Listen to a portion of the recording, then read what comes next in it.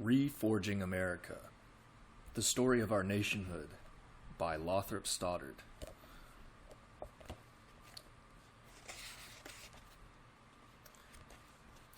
Reforging America, The Story of Our Nationhood by Lothrop Stoddard, first published in 1927. This is the 2010 edition by Ostara Publications, O-S-T-A-R-A. You can find them at austerapublications.com. Start with the back cover. Written just after the passing of the 1924 Immigration Act, this book by one of America's most prominent racial thinkers is an in-depth analysis of the racial developments which led to the American Revolution, the Civil War, and the mass immigration of the late 19th century, which disrupted the until then almost entirely northwestern European colonization of North America. Delighted that the 1924 law effectively stopped all further mass migration, Stoddard devoted the rest of this work to discussing solutions to what he called the existing racial dilemmas facing America, namely the threat of illegal Mexican immigration, the growth in black numbers, and unassimilable European immigrants. Although the 1924 Act was repealed in the 1960s, this book contains many observations on race and the implications of mass migration, which are more applicable than ever before. Direct quote from the book. Despite what some disgruntled aliens assert, the fact remains that the American people has never shown a spirit of dislike for the foreigner as such. What Americans do dislike, and dislike most heartily, is the alien, either the low-grade alien who disrupts our living standards, or the aggressive alien who dislikes our ways and wants to change everything here to suit himself. Nothing is more certain than that the fathers of the Republic intended America to be a white man's country. They showed this unequivocally by restricting naturalization to free white persons. Okay. Start with the preface. To us Americans of today, there has been vouchsafed what is at once a high duty and a high privilege, for we are able to share in the greatest enterprise since independence, the reforging of America. Clear and strong athwart the tumult of our present discords sounds the call to national unity. Firm and stanch is the national will to become again what we once were, a truly like-minded people. This book essays the story of American nationhood. It tells how, on the deep foundations of the long colonial past, there arose a splendid young nation. It goes on to tell how the bright promise of our early days was darkened by the disaster of the Civil War and by the blight of alien factors. Lastly, this book tells how, after more than half a century of deepening confusion which threatened to destroy our ideals, our culture, our very nationhood itself, we awoke to the peril and are today engaged in the inspiring task of fulfilling the early promise of American life. The problems of national reconstruction are many. The closing of the gates to mass immigration is merely a first step. Alien elements in our population must be assimilated. Political and cultural dissensions should be harmonized. Above all, our great Negro problem must be realistically and constructively dealt with. The dilemma of color, at once the most chronic and the most acute of American issues, has long been regarded with despairing pessimism. In these pages, we have suggested at least a tentative solution, which we have termed biracialism, the key to social peace. The task before us is thus long and arduous, but the heart of the American people is sound, its courage is high, and its eyes are opened to the challenge of the times. With knowledge and vision, we may have faith that we shall overcome our present difficulties and shall continue to tread the upward path toward a greater and better America. By Lothrop Stoddard, Brookline, Massachusetts, March 3rd, 1927, dedicated to my son, he says. Chapter 1. The Foundations of Old America. Strong and deep, bolded, are America's foundations. Long and stanch was their laying, as befits that which should endure. From the first settlement at Jamestown to the Declaration of Independence, 1607 to 1776, more time elapsed than has passed from independence till the present day. That long colonial period of almost 2 centuries which preceded the beginning of national life must never be forgotten. It is the basic fact in American history. America arose from the coming of a picked stock to a splendid and virgin land. The heart of a continent usurpassed in climate, soil, and natural resources lay empty to the advent of civilized man. The few red-skinned aborigines who roamed its vast forests and illimitable plains had set no real mark upon the country and were foredoomed to melt away. What the future was to be thus depended upon the character of the European newcomers. America was a clean slate on which its possessors could write virtually at will. Under these circumstances, the nature of the first comers was a matter of paramount importance. Fortunately, America's beginnings were made under highly favorable auspices. Practically all of the first colonists along the Atlantic seaboard were of the same general type. To be sure, there were some national differences. The two primary blocks of English settlement in Virginia and New England were at first sundered by Dutch and Swedish footholds along the lower Hudson and Delaware. Furthermore, the English colonists brought with them homeland divergencies displayed in contrasts like those between Puritan New England, Cavalier Virginia, Catholic Maryland, and Quaker Pennsylvania. However, none of these differences were insuperable. The Dutch and Swedes were racially so akin to their English neighbors that when their small settlements were annexed by the dominant English power, no lasting grievance was felt, and no political feud perpetuated. Contrast what might have happened if real antagonists like Frenchmen or Spaniards had intruded. Then, indeed, the Atlantic seaboard would have witnessed ferocious colonial wars. But the French settled far away in the Canadian north, while the Spaniards remained in the remote south. Indeed, such hostile pressures as the French and Spaniards did eventually exert served the useful purpose of giving the young colonies common enemies, thereby making them tend to forget their domestic bickering before the menace of foreign foes. Thus, long before the year 1700, it was clear that the Atlantic seaboard of North America, the nucleus of the future United States, was to be settled by a population essentially one in blood and outlook, and welded into an embryonic unity by the predominance of English speech, institutions, and ideals. This early English predominance is another point of capital importance. Not only was the Atlantic seaboard inhabited from the first by closely allied northern European stocks, it was also from the very outset saturated with Anglo-Saxon civilization. The Anglo-Saxon stamp was so deeply impressed upon this virgin land that the other cultural elements were either entirely absorbed or relegated to mere local significance. Thus the influx of large non-British elements like the Palatine Germans and the French Huguenots during the later colonial period never really disturbed the Anglo-Saxon mold into which America was first cast from the very beginning, and which she has always basically retained. The widespread belief that colonial America was a hodgepodge of races and cultures is as erroneous as the twin notion that modern America is a heterogeneous mass, still in the making, and with no predominant blood, culture, or ideals. Both these false notions represent mainly the emotional protests of dissatisfied, unassimilated elements. A glance at early population data is enough to dispel the idea of a polyglot colonial America. To begin with, the colonists were so prolific that the early settlers, who were of course mainly English, got a long start over later arrivals. For example, the 20,000 Puritans who landed in New England between the years 1620 and 1640 had by the beginning of the next century increased fourfold to something like 80,000. Both New England and Virginia, together with Maryland, the two earliest centers of English colonization, remained English in the strict sense of the word right down to the Revolution. A few Scotch, Irish, and French Huguenots represent virtually all the newcomers to New England during the later colonial period, while in Virginia and Maryland there is hardly a trace of anything save English immigration. The middle colonies, New York, New Jersey, and Pennsylvania, and the far south, the Carolinas and Georgia, received the bulk of the non-English elements, albeit even these were mainly from other parts of the British Isles, and were thus of British, if not of English, stock. The most numerous of these elements was the Scotch-Irish, who arrived during the 18th century.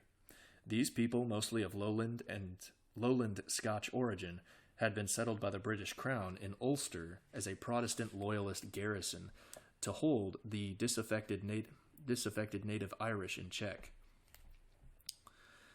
The decline of its industrial prosperity brought hard times to Ulster and caused a mass migration to America. Whole villages and towns came over, headed by their ministers, and settled thickly in Pennsylvania, New York, and the southern colonies. Nearly 200,000 Scotch-Irish had entered America before the Revolution. In the later colonial period, another Scotch migration, this time of Scotch Highlanders, took place, the merciless flailing of the clans, after Culloden made them restless and brought more than 20,000 Highlanders to America. Mostly to New York or the far south. To Pennsylvania likewise came a considerable body of Welsh. These, together with a sprinkling of Celtic Irish and a small but steady stream of lowland Scots, made up the tale of British migration to colonial America. It must of course be remembered that England continued to send a heavy influx to all parts of the colonies except self-contained New England, down to the Revolution. Of the non-British elements in colonial America, the oldest were, of course, the Swedes and Dutch. Unsupported from home, the small Swedish settlement was soon absorbed by its Dutch and English neighbors. The more numerous Dutch, however, preserved their identity and set an ethnic and cultural imprint upon the Hudson River Valley and adjacent districts which still persists. Curiously enough, New Amsterdam from the first foreshadowed its future as the great cosmopolitan city of New York. Established, not like its neighbors from religious or political motives, but frankly for trade and commerce, New Amsterdam soon became a strikingly polyglot port town. During Dutch days, no less than 18 different languages were spoken on Manhattan Island, the population containing such then exotic elements as a contingent of Italians and a community of Spanish and Portuguese Jews. English rule modified the situation somewhat, yet New Amsterdam, renamed New York, continued throughout colonial times to be the only really cosmopolitan spot in America. In New York Colony and in New Jersey, the Dutch elements steadily grew by natural increase until at the Revolution it numbered from 50,000 to 60,000. The only really numerous non-British element in colonial America was the Germans. The German influx began with the founding of Pennsylvania toward the end of the 17th century. Invited by William Penn, persecuted German Protestants entered Pennsylvania in a stream which soon swelled to notable proportions. These refugees came not merely from what is now Germany, but also from parts of Austria and Switzerland. Fully 60,000 entered Pennsylvania alone during the colonial period, settling so compactly that they retained their ethnic and cultural identity and today survive as the so-called Pennsylvania Dutch. Other lesser streams of German immigration turned to the south, to New York and New Jersey. The total number of German-speaking immigrants to colonial America was probably from 90,000 to 100,000. The only other noteworthy non-British element in colonial America was the French Huguenots. They totaled at the most 10,000, but their significance was quite out of proportion to their numbers. Largely persons of education and good breeding who had left their homeland solely for conscience' sake, the Huguenots scattered widely over the colonies and everywhere made their mark in American life. Unlike the Germans, the French Huguenots assimilated rapidly and were soon absolutely incorporated into the cultural fabric of Anglo-Saxon America. From the figures above quoted, we were able to form a fairly close estimate of the national origins of the colonial population. Since the total white population at the outbreak of the Revolution in 1775 was about 2 million, we find that fully 1.5 million were of straight English blood, with perhaps 300,000 of other British stock and somewhat less than 200,000 of non-British elements. In other words, more than 90% of the white population was of British origin, the non-British elements totaling not much over 8%. And what was true of national was equally true of racial origins. The colonial population was overwhelmingly of North European, or as it is generally termed, of Nordic stock. English, Scotch, Dutch, and Swedes were alike Nordic race brethren, and were thus temperamentally predisposed to harmonious understanding and complete fusion. Even the French Huguenots were mainly of Nordic blood. The only considerable non-Nordic element was found among the Germans. Apparently about 1/2 of the German immigrants during the colonial period were of Central European Alpine stock. This probably accounts in large measure for the aloofness and slow assimilation of the Pennsylvania Dutch. Even more striking than national and racial similarity was the high level of vigor and ability possessed by the population of colonial America. The colonial population was, in very truth, a chosen people, rigidly selected by a whole series of ordeals which killed off the weak and worthless and left the fit to sire the Americans of the morrow. To begin with, the colonists were largely religious refugees, men and women of unusual character who had exiled themselves for conscience's sake, seeking in a new land the fulfillment of their ideals. This was particularly true of the New England Puritans. As one of them phrased it, God sifted a whole nation that he might send choice grain into the wilderness. Many of the Puritans were men of standing, learning, and high culture, who left comfortable homes and assured careers for the hardships and dangers of a pioneer life in a bleak and untamed land. The same was eminently true of the French Huguenots. In fact, it is these two stocks which, in relation to their numbers, have contributed the largest proportion of eminent men to American life. Even those colonists who sought America from less idealistic motives tended to be persons of exceptional courage and enterprise. In these days of mighty ocean liners, we can scarcely conceive what crossing the Atlantic meant in colonial times. The average voyage was from 6 weeks to 2 months. The ships were small and often old and ill-found. The food and water were bad. Sanitary conditions were unspeakable. Under such conditions, the crowded immigrant ships were scourged with typhus, smallpox, scurvy, and other dread diseases, so that sometimes 1/2 or even 3/4 of the passengers died before the vessel sighted land. These conditions were well known in Europe and sufficed to daunt weak and cowardly souls. What wonder that English convicts, given the choice of transportation or the gallows, often prayed to be hanged. Many thousand convicts were, however, shipped to America, and constituted the seamy side of immigration in colonial days. During the later colonial period, the British government systematically dumped its criminals upon America. The colonies bitterly resented the practice, but all attempts at restriction were overruled by the Crown. This was, in fact, one of the many colonial grievances which led to the Revolution. The southern colonies were the worst sufferers, and the descendants of these human dregs constitute the majority of the poor whites, sandhillers, hillbillies, and other degenerate communities so often met with in the barren districts of the South.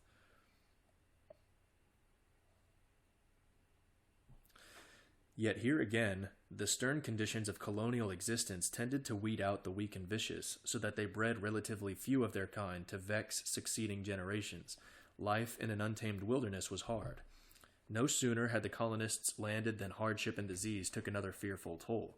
The harsh New England winter and the fever-haunted swamps of the South alike slew the unacclimatized newcomers wholesale.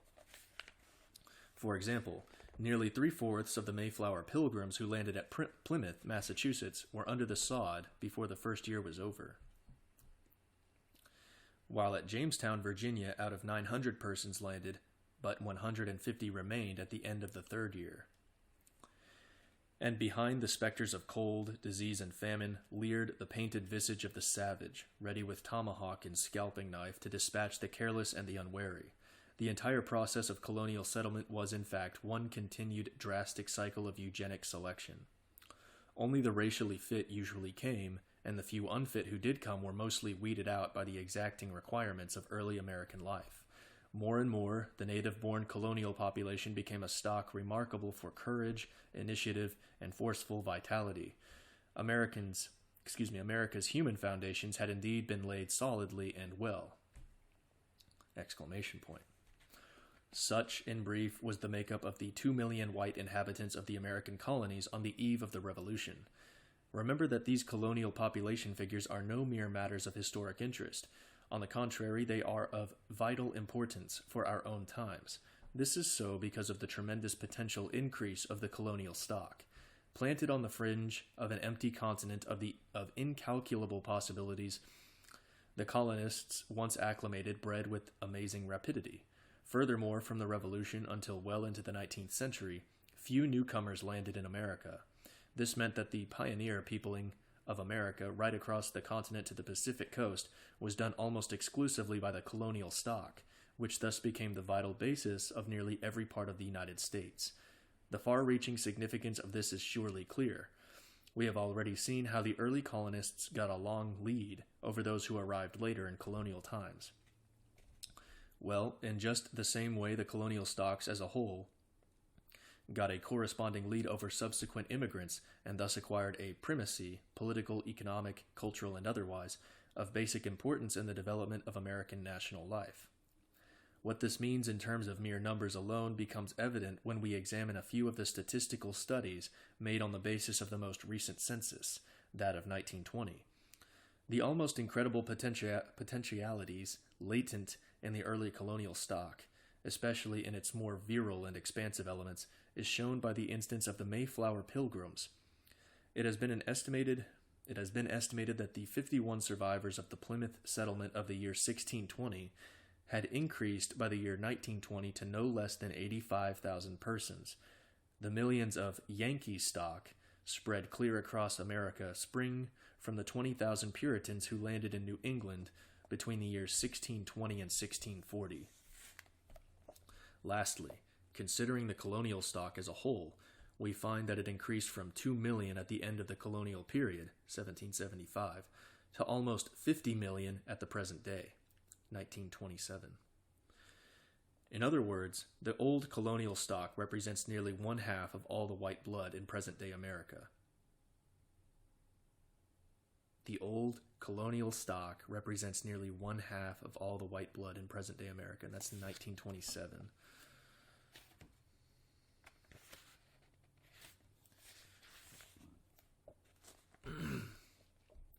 In our survey of the American people in colonial times, we have purposely omitted one element, the Negroes.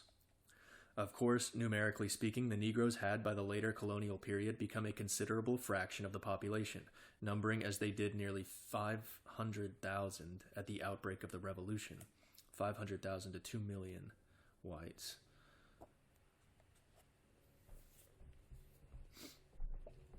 But the Negroes then formed a servile caste, fenced off from the white majority by a strict color line, and had no direct influence upon the times. The Negro was destined to be the cause of our worst disaster, the Civil War, and he is today the gravest of our national problems. But all that was far in the future. On the eve of the Revolution, the Negro was a negligible factor. Thus, the Negro need not detain us when surveying America's colonial background. We will therefore defer considering his beginnings in America until he emerges as an important factor in the course of events. Returning to our survey of the white colonial population, we may ask, what was the temper and what the tendencies displayed by this hardy and vigorous folk which had taken root on the eastern fringe of the great American wilderness? At first glance, it might seem as though the colonial Americans could not as yet be called in any sense a people. Divided politically into 13 colonies strung along the Atlantic seaboard for 1,000 miles, from cold New England to semi-tropical Carolina and Georgia. The American colonists were sundered by obvious divergencies in aims and interests, yet beneath these divergencies, stronger and deeper trends were working for unity. We have already seen that the colonial Americans were virtually all of one blood, that they were steeped in a common culture and tradition, that they were governed by the same basic laws and institutions, and that they acknowledged an undivided allegiance and a common loyalty. The vast majority of colonial Americans considered themselves as overseas Englishmen.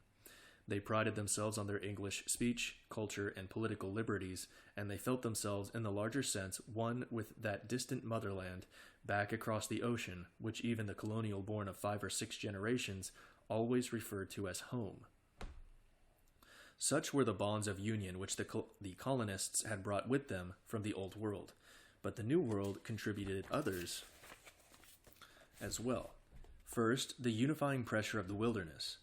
Primeval America, with its vast forests, its brooding solitudes, and its sense of illimitable mystery, smote the first comers from trim, well-ordered England with a sense of fear, almost of terror. They were so few, and the new land was so huge and so untamed, that they instinctively kept in touch for fellowship and coordinated action. Second, the pressure of the Indian. Primeval America was not quite empty. Its gloomy forests were haunted by ferocious and implacable beings. The North American Indian was the most formidable savage ever encountered by the colonizing European.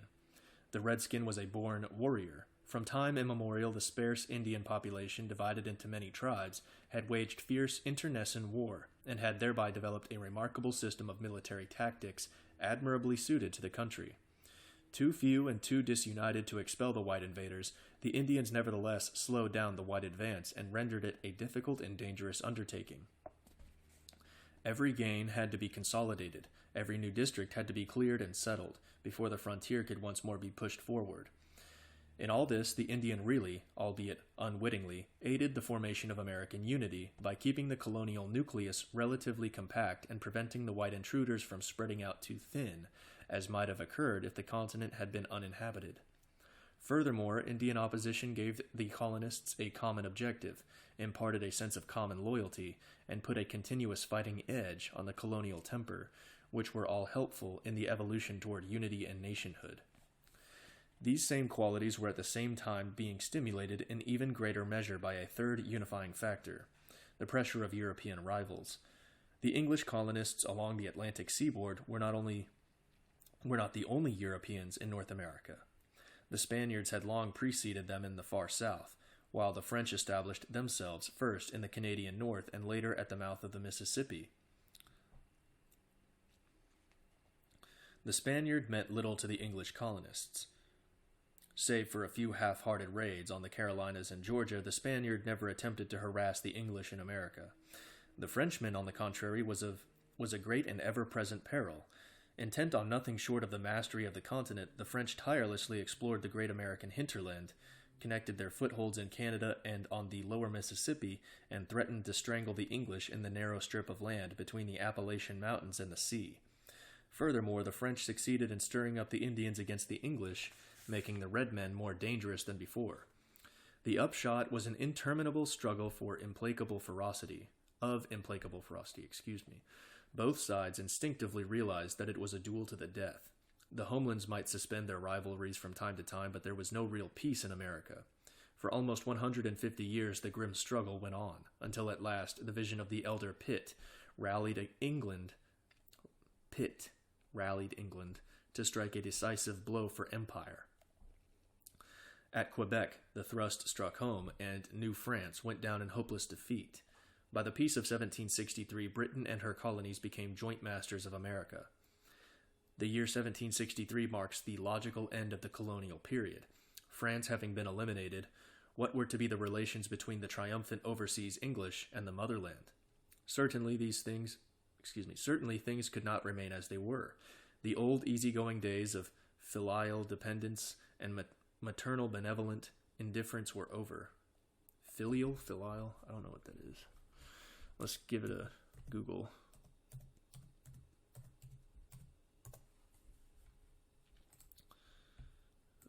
Filial.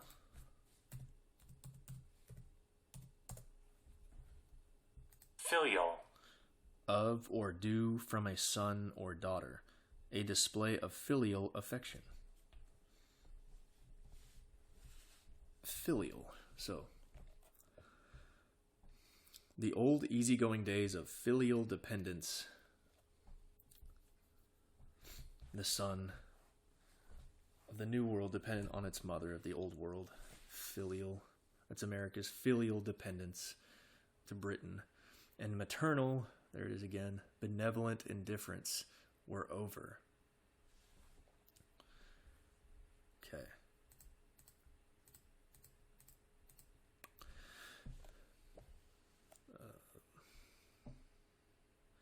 Pitt had awakened Britain to America, and Britain, having spent much blood and treasure, was minded to make something out of the imperial prize she had just won. Not only did British cabinet masters devise taxes to make the colonists pay for part of the recent war debts, British officials likewise began to draw up far-reaching plans for the development and exploitation of Canada and the new western lands. All without consulting the colonists or even ascertaining the state of colonial opinion. Dangerous business, this. For the colonists were in a mood that required careful handling. The destruction of the hereditary foe had lifted a great weight from their shoulders. No longer in need of British protection, the colonists gazed exultantly out over a continent which they had helped to win. One more common tie now bound them together. One more step toward unity had been taken. The last supreme struggle against the French had welded them as never before. During the dark days of 1754, an intercolonial Congress had met, and Benjamin Franklin had proposed to transform this into a permanent colonial council, a proposal hastily vetoed by the home government, which had instantly taken alarm. 6 generations of American birth and American environment. Over 150 years of uninterrupted molding by all the factors which we have above described had done their work. The trend was obviously toward unity, toward the emergence of what could rightfully be called an American people. Already the 2 oldest sections of colonial America, New England and Virginia, had developed a clear-cut self-consciousness and a genuine local patriotism. The middle colonies and the far south were less welded and less articulate, yet even they were, relatively speaking, old and well-established communities.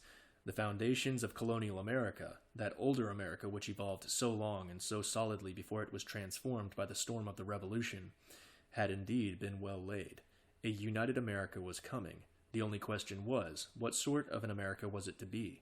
Would it form part of a great Anglo-Saxon confederation spanning the ocean, or would it set up an independent national life? Such was the alternative. Unfortunately, few persons either in America or Britain saw the issue with anything like clarity. The sweeping vision of the elder Pitt, now become Lord Chatham, or Catham, came nearest to seeing the situation as our informed hindsight views it today. Among Americans, perhaps Franklin had the keenest prescience of what was on the cards. But aside from a few far-sighted minds, there was on both sides of the water little but narrow vision, legalistic quibbling, obstinate insistence upon rights, anger, and prejudice in place of constructive thought, and above all, drift. So matters went from bad to worse for a full decade, until the shots on Lexington Green and at Concord Bridge precipitated the Anglo-Saxon Civil War, which was to end in political schism and the birth of an independent America. There's a footnote here, just one. We'll cover that real quick. I'll go back to the line where it came from. Again. Maybe I'll start reading the footnotes as I go, otherwise I'll lose track of them. So I am not. There it is. Okay. In other words, the old colonial stock represents nearly 1/2 of all the white blood in present-day America. And that was 1927. And then the footnote, that comes from the Census Bureau, and it estimates that 49.9% of the white blood in America is of the old stock. By the 1920 census, this amounted to 47,330,000. Since the white population is today slightly over 100 million, the old stock should be conservatively estimated at approximately 50 million. Really? By 1927, white population was 100 million. So it's only doubled since then. And as I'm sure wasn't the case then, most of the people that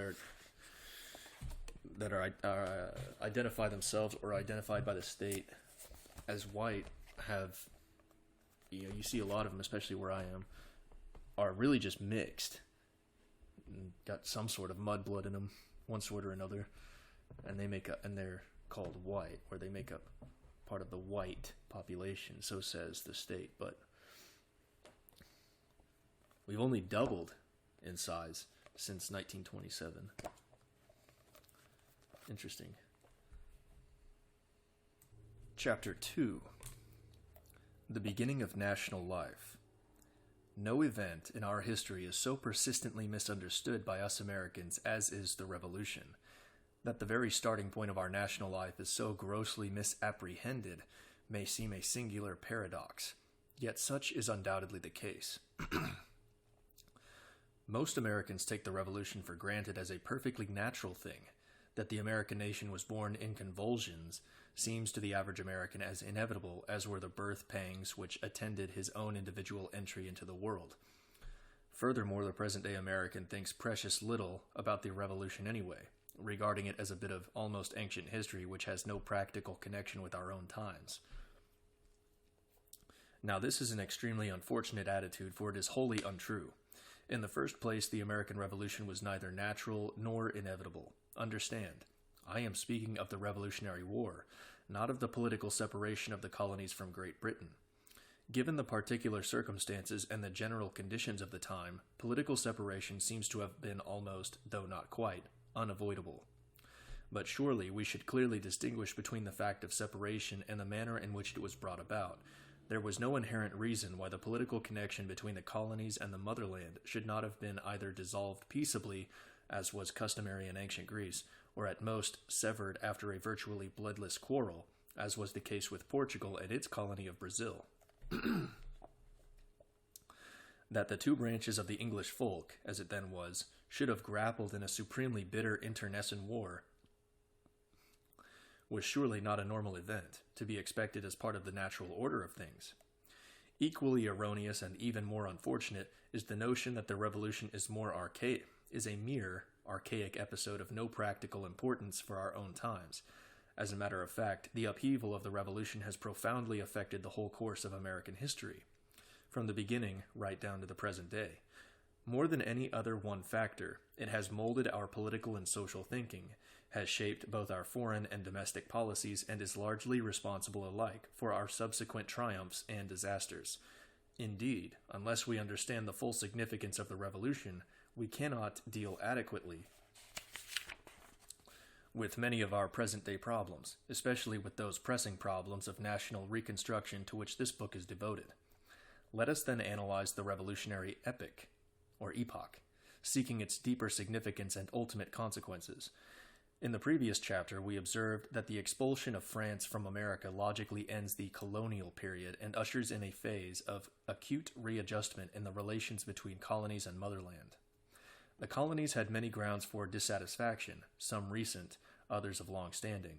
For instance, we have seen how the colonies had vainly protested against the home government's policy of dumping its criminals upon America, and we have also noted British alarm at Franklin's proposal to endow the colonies with an advisory council,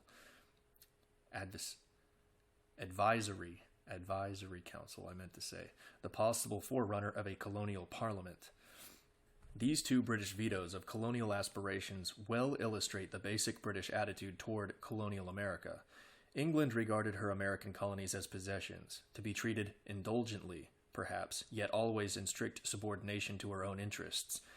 Anything approaching equal consideration, anything like mutual reciprocity, was quite beyond the traditional British point of view. Britain's attitude is best illustrated by the commercial relations then existing with the colonies. The idea was that the colonies should send home their raw products, and that in exchange they should take from Britain everything they required, whether produced in Britain or in foreign countries. All foreign trade was forbidden the colonies.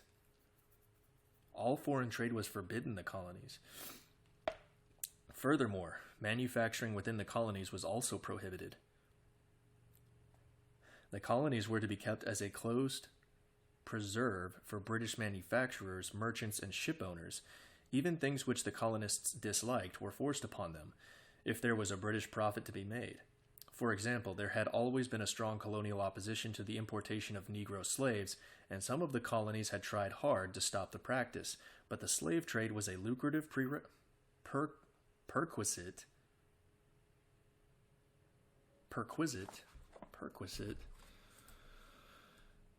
Might as well just keep this dictionary open.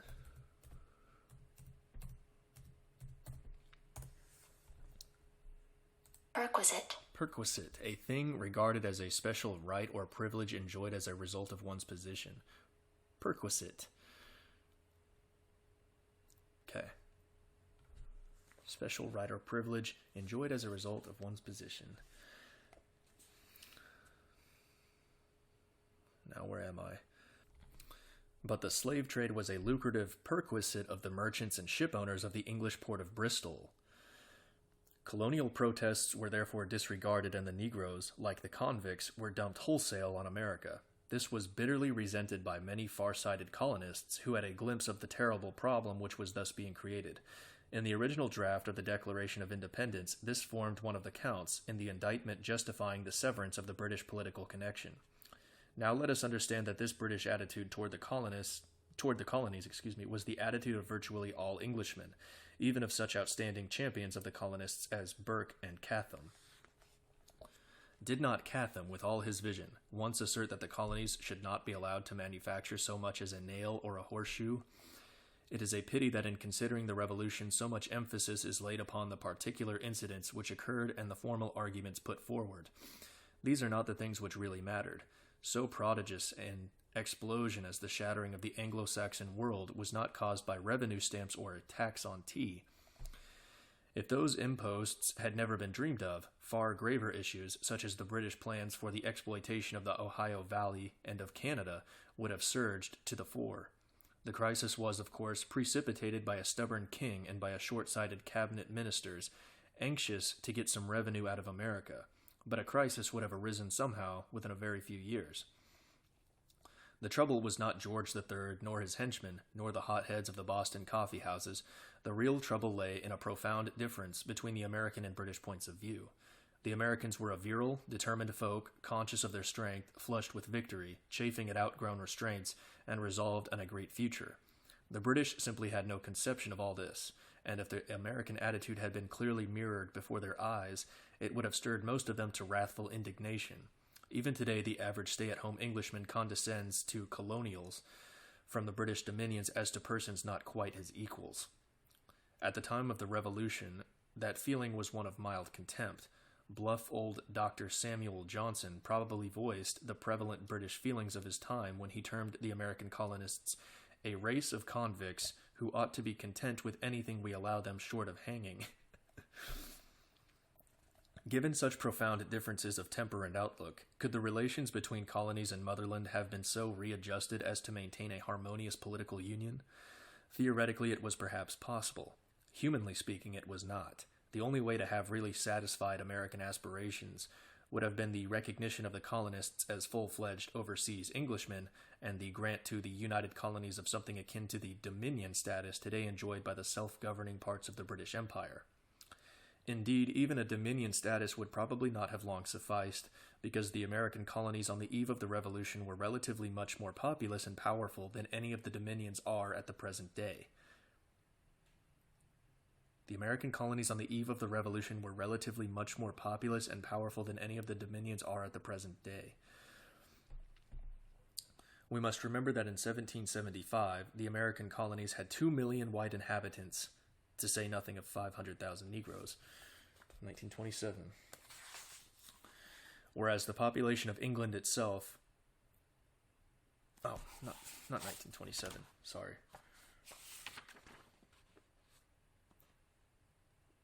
At 1775. Whereas the population of England itself was barely 7 million. We know that the American population was growing at a faster rate than that of England, and we can be almost certain that if the Revolutionary War had not taken place, it would have grown even faster than it subsequently did. We may be sure, therefore, that a united, peaceful, and prosperous British America, presumably including not only the 13 colonies, but likewise Canada and Florida, there's a footnote there, would have made such prodigious strides that within a generation it would have been claiming something like full partnership in the management of the empire. So let's go look at the footnote. We'll do these one at a time.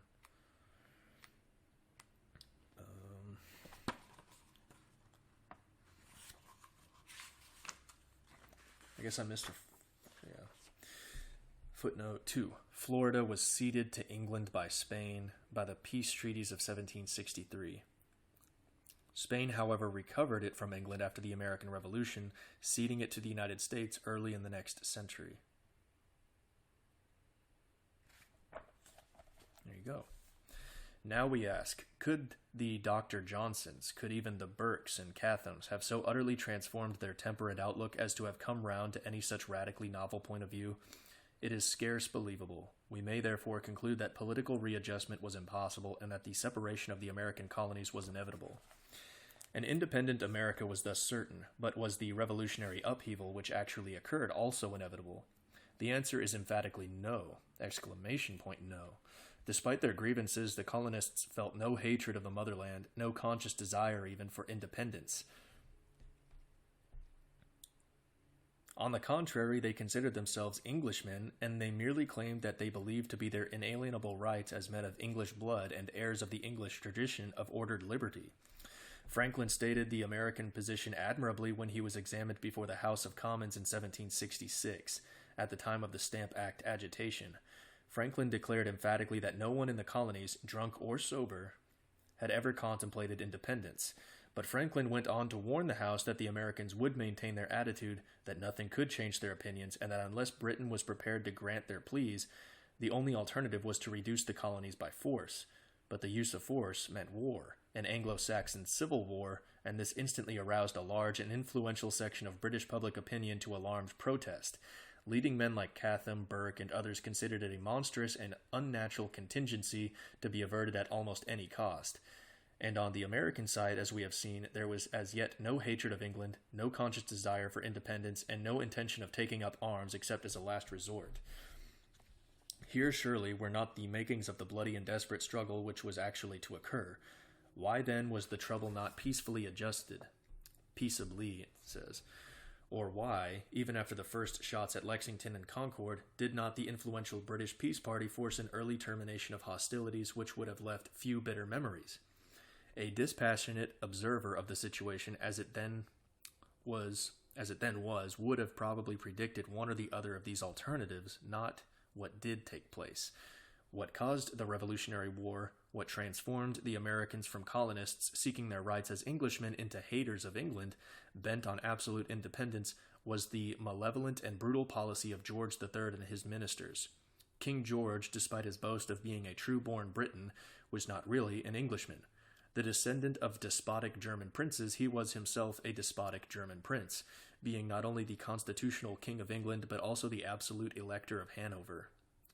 This tended to harden his arbitrary nature and to inflame his anger at opposition. George apparently thought of the American colonists much as he did of his German subjects, as people to be kept in strict obedience.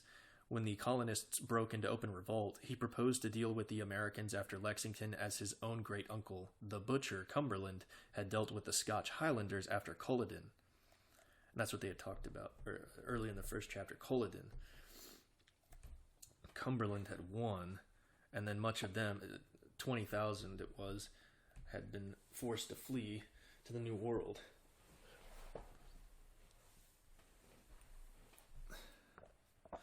Rallying behind him the aroused patriotism of the British majority, George balked the efforts of the Peace Party and undertook the crushing of rebellious America. The plans of George and his ministers were as atrocious as they were fatal to the success of their own cause. They planned to subdue America largely by using foreigners and savages! Exclamation point. Combing Europe for mercenaries, they first tried to get a horde of Russians, but the Tsarina Catherine disdainfully refused to let out her subjects for any such purpose.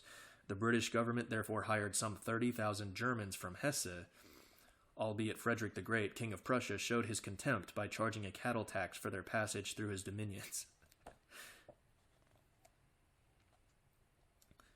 I have his biography too. We can do that sometime as well. Frederick the Great. The Hessians ultimately reached the New World, and their name is still a hateful byword in many parts of America. Hessians. So where is that at? Let's look that up. This is not strictly an audiobook anymore. I'm also learning. Don't forget that. Hesse is a central German state known for forests and Wiesbaden, a Roman spa town and now the state's capital city. Amid the skyscrapers of Frankfurt, the state's largest city in Germany's financial... So Frankfurt is its largest city. Hesse. Okay.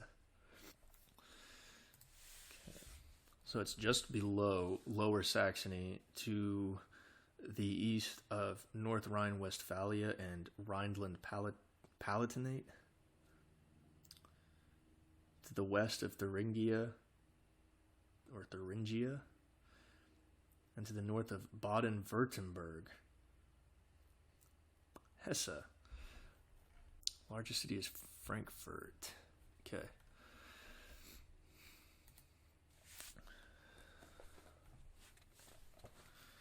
All right. Where were we again?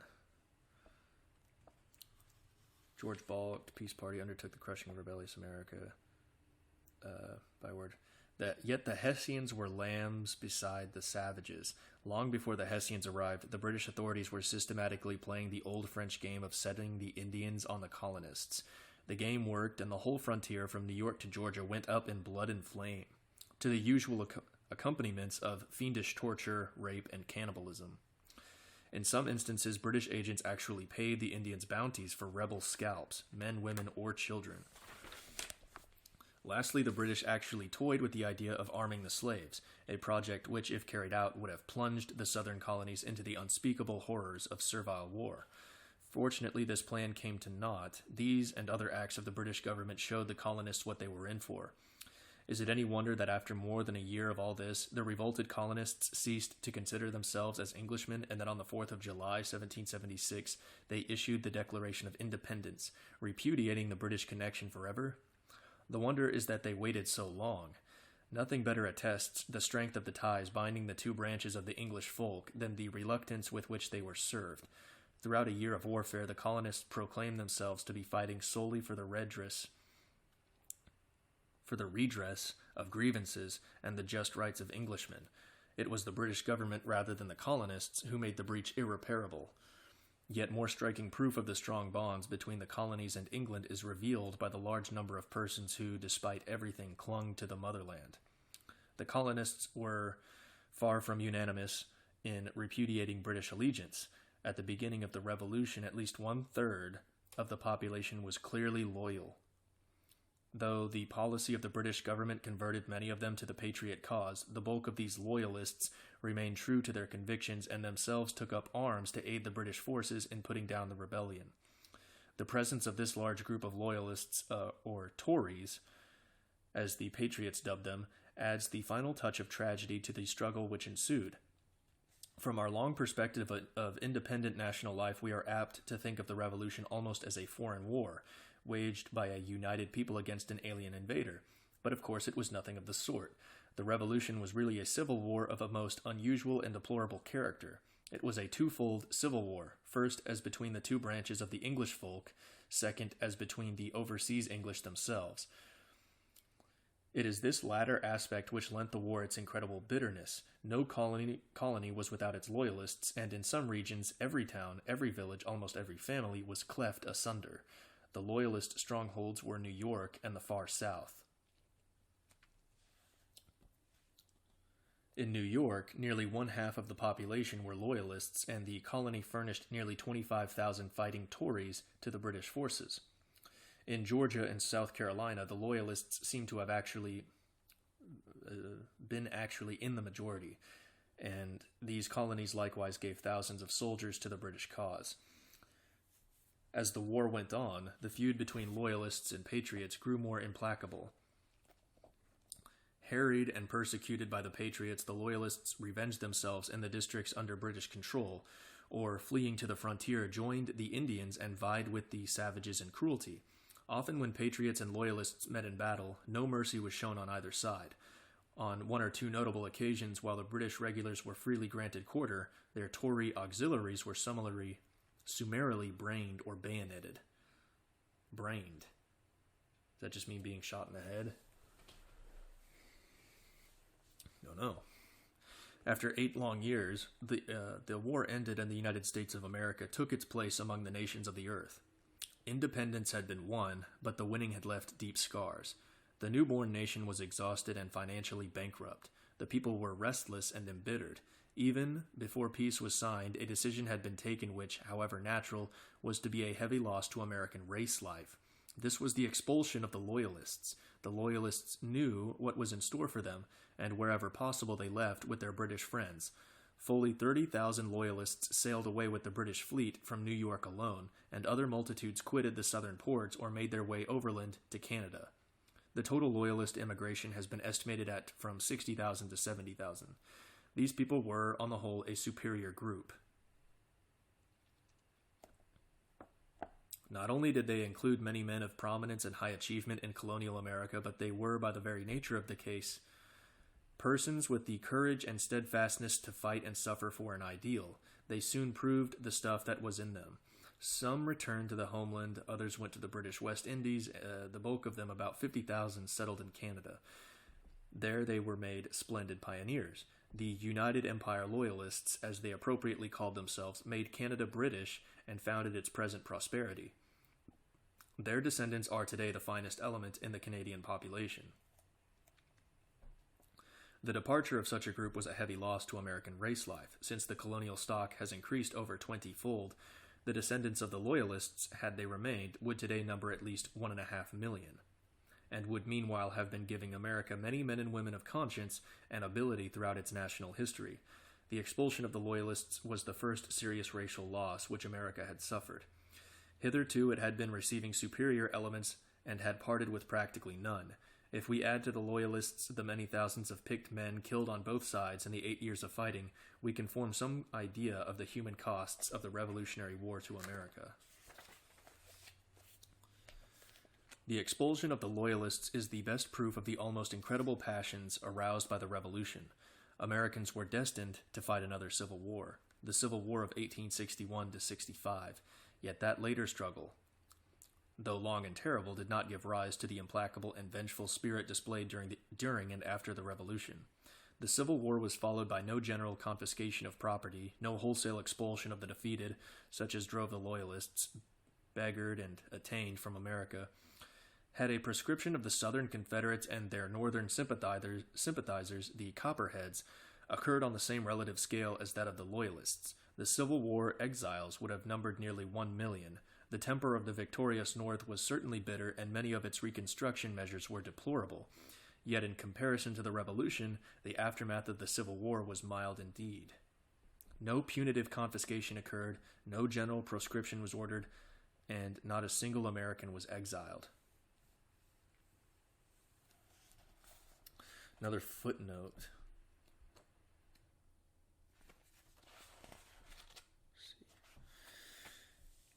So, a few prominent Southerners went abroad after the war, and certain small groups of ex-Confederates attempted to form settlements in Mexico and elsewhere, but these were, of course, voluntary exiles. Furthermore, most of them ultimately returned to America. Okay. So volcanic and upheaval as the Revolutionary War was, bound to exert a profound and enduring influence upon the American national consciousness. That is the real significance of the Revolution. The Revolution's material effects were serious enough at the start, retarding stability and prosperity for more than a generation. Yet in a young country of virile population and limitless natural resources, these were mere temporary difficulties which were soon entirely outgrown. The mental and spiritual effects of the Revolution, on the other hand, have influenced American ideals and policies throughout our history. Let us then observe some of the ways in which the Revolution has affected our national life, for good and for ill. Right here, however, let us once more emphasize the distinction which we have already made between the fact of independence and the manner in which it was achieved. The political separation from England, being both natural and inevitable, was almost wholly for America's good. Since under the then existing circumstances a harmonious Anglo-Saxon confederation was impossible, any continuance of the colonial status would have spelled chronic friction and would have produced a cramping, narrowing effect upon American life. The attainment of independent nationhood acted like a splendid elixir, stimulating thought, quickening the spirit, and clarifying the vision. The epoch of our national birth is truly a great age, and the fathers of our country were not only great men, but men whose great talents were supremely inspired by the challenge of their time. To imagine that this inspiration was caused solely or even mainly by the Revolutionary War is, however, a mistake. The war, of course, intensified the challenge of the times. A life-and-death struggle, with a rebel's doom and the dishonorable subjection of their native land as the price of defeat, naturally nerved the patriot leaders to heroic extremes of thought and action.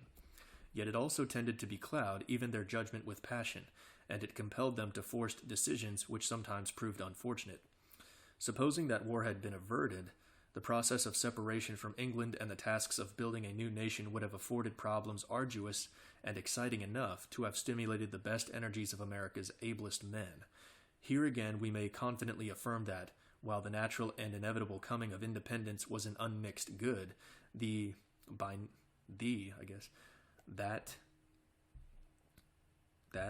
sure it's supposed to say that by no means. Oh, never mind.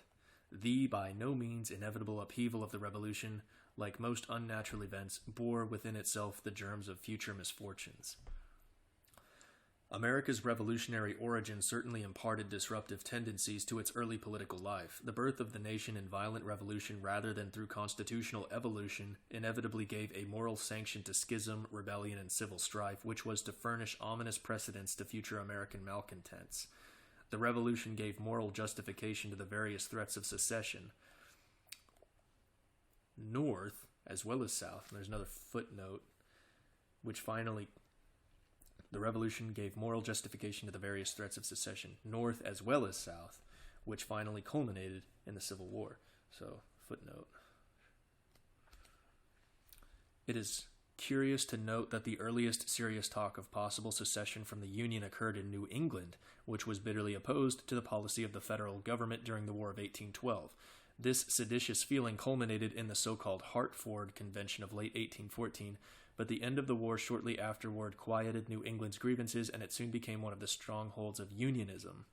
There you go. Like the Revolutionary War, the Civil War was by no means inevitable. If the United States had had a more normal origin, the fine-spun constitutional arguments of Calhoun, however logical, would have lacked the emotional reinforcement of the revolutionary past, and lacking that emotional appeal, the Civil War might well have been averted. Even today, it is interesting to observe how our extreme radicals prime their subversive preaching with good old revolutionary texts. Should a radical upheaval ever take place in America, would not the victorious Reds have in the fate of the Loyalists a splendid precedent for a wholesale confiscation of property and the general proscription of their opponents? Again, may not much of our popular impatience and tendency to lawlessness have their origin in the terrible passions and the breakdown of social controls which occurred during the Revolutionary period?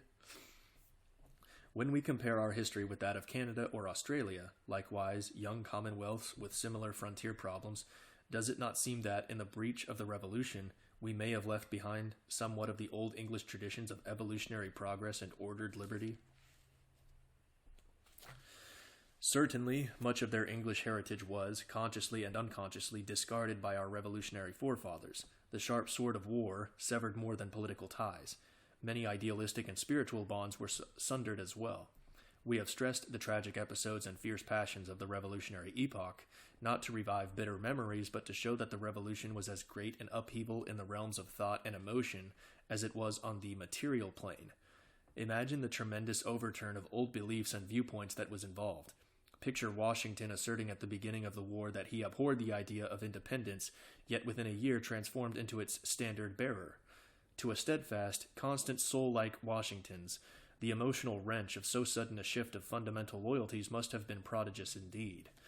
We are therefore not surprised to find the Revolution followed by a general revulsion against things British, a revulsion strengthened by their bad relations with England, which continued for a generation and culminated in the War of 1812.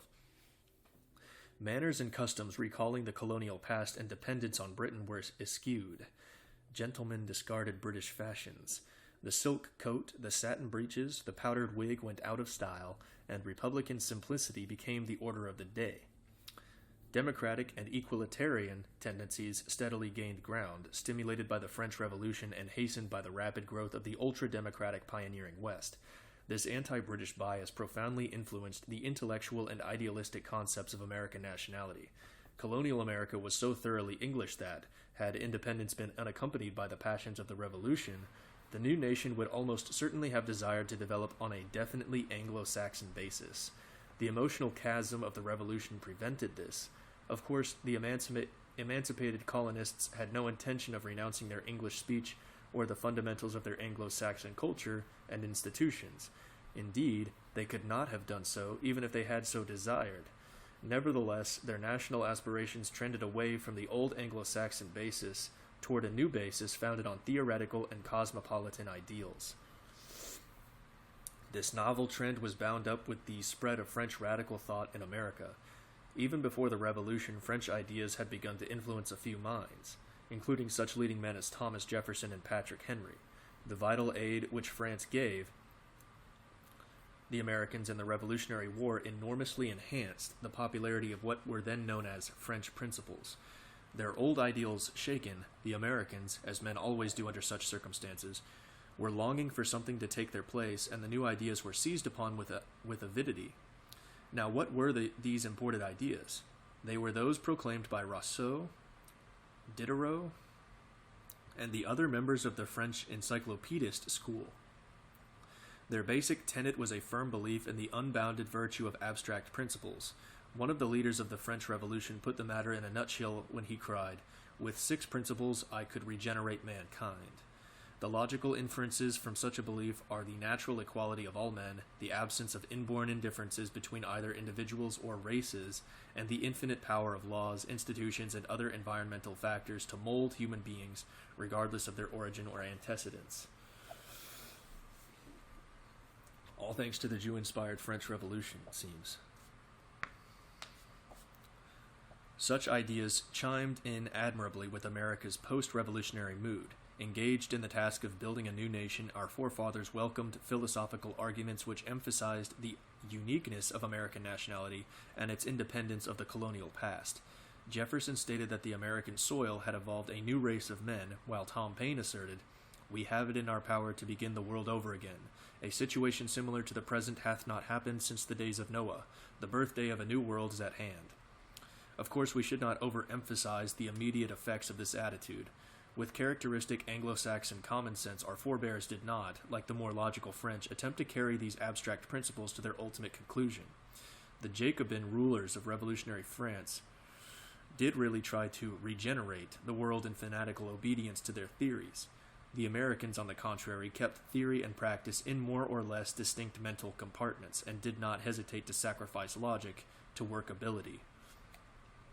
That masterpiece of political architecture, the American Constitution, is an eminently practical document based on a clear-headed grasp of realities. In fact, America's entire legal and institutional framework was erected on the solid foundations of tested experience. The past was not scrapped merely because it was the past, neither were political novelties adopted just because they were new or had an alluring appeal. Notwithstanding their popularity, therefore, the immediate effect of French ideas on America was more apparent than real. Despite the revolutionary breach, the new nation remained fundamentally Anglo-Saxon in its institutions, its culture, its modes of thought, and the temper of its people, who had changed their allegiance but not their blood. Later on, however, the ideas of the encyclopedists were to produce momentous consequences. The handling of our 2 gravest problems, the Negro and immigration, was powerfully affected by the idealistic attitude adopted at the beginning of our national existence. A good instance of this is the changed popular interpretation of that much-discussed phrase in the Declaration of Independence. Everybody already knows, without even having to read it. All men are created equal. When those words were penned, they carried only a limited political significance. What the revolted colonists had in mind was merely the assertion that they were as good as Englishmen as their blood brethren across the sea. It was an effective rhetorical touch in what was essentially a partisan war manifesto. The thought of applying it, say, to Negroes and Indians never so much as entered their heads. Within a generation after the Revolution, however, we find it thus literally applied to the Negroes by a few idealists. These in turn became the nucleus of the abolitionist party, whose leaders not only demanded the immediate emancipation of the slaves, but also asserted that the Negro differed in no essential respect from the white man, and should therefore be regarded as in every way the white man's natural equal.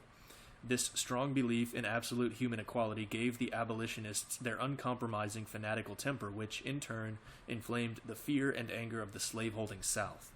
2 irreconcilable groups thus arose, mutually excited one another to an ever fiercer pitch, swept moderate men off their feet by emotional contagion, and plunged America into that civil war of which they were the joint authors. And the trouble did not end there.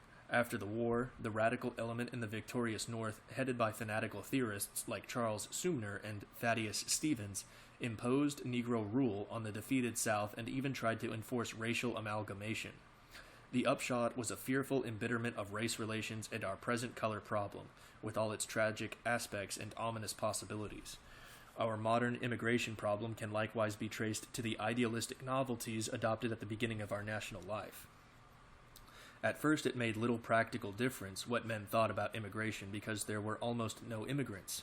For nearly a generation after the Revolution, newcomers averaged only a few thousand a year, and not until over half a century had passed did the numbers swell to notable proportions.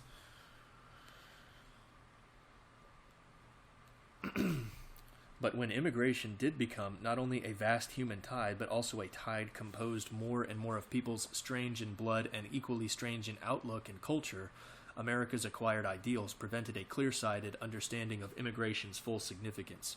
For if all men were potentially equal, and if such differences as did exist were due solely to environment, it followed logically that America, that wonderful young country with its boundless area, limitless natural resources, and peerless institutions, could easily and completely mold any number of immigrants into good Americans, whatever their origins or antecedents. That is unquestionably the way most of our forefathers felt about the matter. A good illustration of the popular temper in America's early days is the so-called liberty and security coins of the year 1795, which bore the oft-quoted phrase, "A refuge for the oppressed of all nations." To be sure, our forebears were not wholly logical, because they limited their invitation to white men, our basic naturalization law admitting to citizenship only free white persons. But with this single limitation, the gates of the young republic stood open to all, even to the pauper, the criminal, and the diseased. For 100 years, no attempt was made to exclude even obviously unfit individuals. As to undesirable or unassimilable groups and racial stocks, any warnings of that kind were reproved by the prevailing mood as un-American. Not until our own days did the ugly facts of mass alienage and aggressive hyphenism awaken the American people to the grim fact that our basic ideals, our culture, our very nationhood itself, were imperiled, and that even at best, a long and crucial task of national reconstruction lay before us. Such were the unpleasant consequences of the egalitarian today, and cosmopolitan doctrines of Rousseau and Rousseau, and his fellows as applied to America. But for our revolutionary forebears, the menace of color and the alien flood alike lay far below time's horizon. The newborn nation was one in blood and consciousness, thrilling to the elixir of independence and confident of a wondrous destiny. Let us now consider the great national forging which occurred between the Revolution and the Civil War, and which is still alike the foundation of the present and the inspiration of the future. All right, continuing with Chapter 3, The First Forging of America. The first half of the 19th century was the springtime of American national life. It was an era of fine achievement and even finer promise. This truly happy epoch saw not merely a prodigious increase in material prosperity and population, but also the welding of that population into a real American people. Such a welding implies far more than political unity or common economic interests. It means, in addition, the achievement of a profound like-mindedness in basic ideals, which is the necessary foundation of a well-defined national character. From this, in turn, evolve those moral standards which determine a nation's institutions and traditions, together with the social mores which guide and control the conduct of its citizens. This foundation also forms the indispensable basis for a genuine culture, flowering in harmonious forms of literature and art. Furthermore, such a well-balanced, distinctive national life can arise only after a period of relative isolation and can fulfill itself only if measurably free from the impact of alien antagonistic forces. Now that was precisely the fortunate situation of America during the first half of the 19th century, especially in the period from 1815 to about 1850. Up to 1815, America was handicapped by the aftermath of the Revolution and was involved in foreign complications which culminated in the War of 1812. But the bonfires and joy bells which welcomed the Treaty of 1815 marked the dawn of a long era of peace and prosperity. Freed from foreign difficulties, America could devote all its youthful energies to national development and consolidation. The amazing material progress which ensued is so well known that it can be briefly summarized. The rapid settlement of the West, the growth of manufacturing industry in the East, and the binding together of the vast national dominion by new methods of transportation like the steamboat and the railroad, are reflected in the tremendous growth of population. We have already seen that at the end of the colonial period, 1775, the total population was only about 2.5 million, 2 million whites and 500,000 Negro slaves. Despite the vital losses of the Revolution, The first national census of 1790 showed a population of 4 million. In 1820, this had more than doubled, standing at 9.5 million, and in 1840 it had again almost doubled, 17 million. So look at that. 1775 to 1790, 15 years, it doubled. And then in 1820, 30 years, it doubled again, standing at 9.5 million. In 1840, it had again almost doubled. In another 20 years, almost doubled. In 1850, just 10 years later, it was 23 million. And in 1860, it numbered nearly 31.5 million, over 12 times the population at the beginning of the Revolution.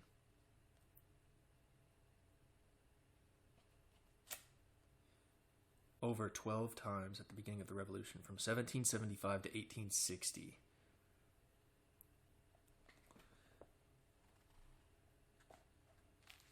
Less than a century, more than 12 times. And then, like he said, when he's writing this, 1927 it was 100 million, and today it's 200 million. It's only doubled.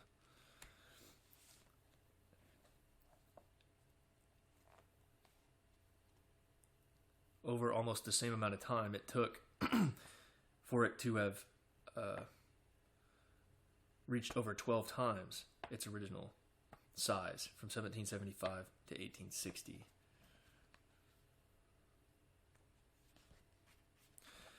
Of course, these figures include the Negroes, who increased from 500,000 in 1775 to 4.5 million in 1860. Furthermore, the year 1847 saw the first great wave of immigration. Nevertheless, the native white population rose from 2 million in 1775 to nearly 25 million in 1860, a 12-fold increase, and was thus in an overwhelming majority on the eve of the Civil War. Such was the prosperous, virile population which was being forged into a nation. As already stated, the most favoring factor was America's isolation. Once the storm of the Revolution had passed, the Americans were left very much to themselves to work out their domestic problems. Already basically alike in blood, speech, and culture, the trend toward true nationhood was irresistible. State and sectional feeling was still strong, but was overlaid with a growing sense of national loyalty and genuine patriotism. Even when the young nation was only a decade old, its welding had progressed so far that Washington could say in his farewell address, "Citizens by birth or choice of a common country, that country has a right to concentrate your affection. With slight shades of difference, you have the same religion, manners, habits, and political principles." It was most fortunate for the stability of American nationhood that no large immigration occurred during this first formative period. Had great numbers of foreigners, even of kindred blood and culture, entered the country before its institutions and ideals had been established, assimilation would have been difficult even in the older settled areas, while if hosts of aliens had pushed westward and established themselves as the first settlers, they might have formed solid blocks impervious to Americanization. Luckily, during America's first formative period, there was almost no immigration. The Revolution had interrupted the steady influx, chiefly from the British Isles, which had kept up throughout the colonial period, and a long time was to elapse before it revived. Previous to the year 1820, when national immigration statistics began to be tabulated, the number of immigrants is not accurately known, but is supposed to have averaged only 5,000 or 6,000 per year. In 1820, the number of arrivals was 8,385, and by the year 1830, 10 years later, the newcomers averaged 20,000. During the 30s, some 60,000 immigrants were annually admitted, while from 1840 to 1846, the average number was about 90,000. The year 1847 witnessed the first great wave of Irish fleeing from the terrible potato famine. 1847. While 2 years later, political troubles in Germany sent a broad stream of Teutonic exiles to America. From 1847 to 1854, immigration ranged between 250,000 and 400,000 a year, dropping sharply thereafter until at the outbreak of the Civil War it sank temporarily to under 100,000 per annum. These figures prove that, previous to 1830, immigration amounted to virtually nothing, and that from 1830 to 1846 it was a decidedly minor factor. Thus, for more than half a century after the nation's founding, the makeup of the population remained unchanged. Racially, the situation was absolutely unaltered. The few immigrants who did arrive were mostly English and Scotch, who fused rapidly with their native-born kinsmen. The vast pioneering tide, which swept over the Appalachian Mountain barrier and settled the empty West, was therefore almost exclusively of the old Anglo-Saxon stock, and they stamped the virgin heart of the continent with the same ethnic and cultural imprint as the early English colonists had the primeval wilderness of the Atlantic seaboard. It was the same story over again. The character of the first genuine settlers was of tremendous and lasting import, fixing the mold to which later arrivals were constrained to adjust themselves. Now let us pause for a moment to consider how the young nation consciously averted what would have been a terrible and probably fatal disaster: the influx of a limitless horde of Negro slaves. We have already noted the opposition to slavery in colonial days, and we also saw how all efforts to check the evil had been vetoed by the British Crown. No sooner had they become their own masters than the Americans took steps to limit slavery and to stop the further importation of Negroes from Africa. In the North, slavery had never really taken root, and the slaves were few. Accordingly, all the northern states extinguished the institution and became free soil. Moreover, at the close of the Revolution, the trend of opinion in most of the southern states was likewise unfavorable to slavery. Nearly all the great Southerners of the Revolutionary epoch were of that frame of mind. Washington and Jefferson, for example, though slave owners, both deplored the institution and looked forward to its ultimate extinction. Only the far south, South Carolina and Georgia, where the culture of semi-tropical products like rice and indigo called for Negro labor, were bent on the continuance of slavery. Indeed, but for the resolute opposition of South Carolina and Georgia, it is possible that slavery would have been extinguished by some gradual process of law. As a matter of fact, slavery was legalized and perpetuated in the states south of Mason and Dixon's line. Footnote. Check it out. This traditional line between North and South included Delaware as slave soil, though Delaware is not usually considered a southern state.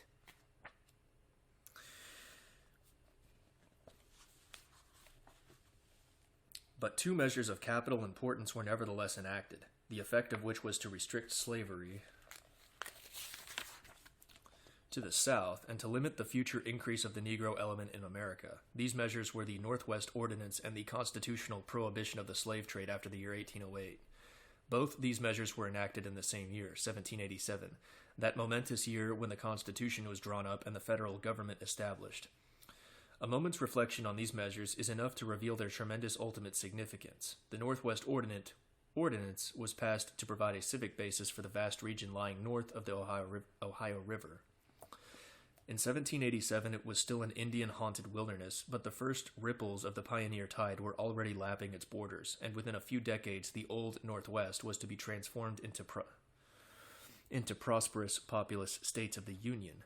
Now the Ordinance of 1787 specifically forbade slavery within the Northwest Territory, thus determining that the whole vast region should be free soil.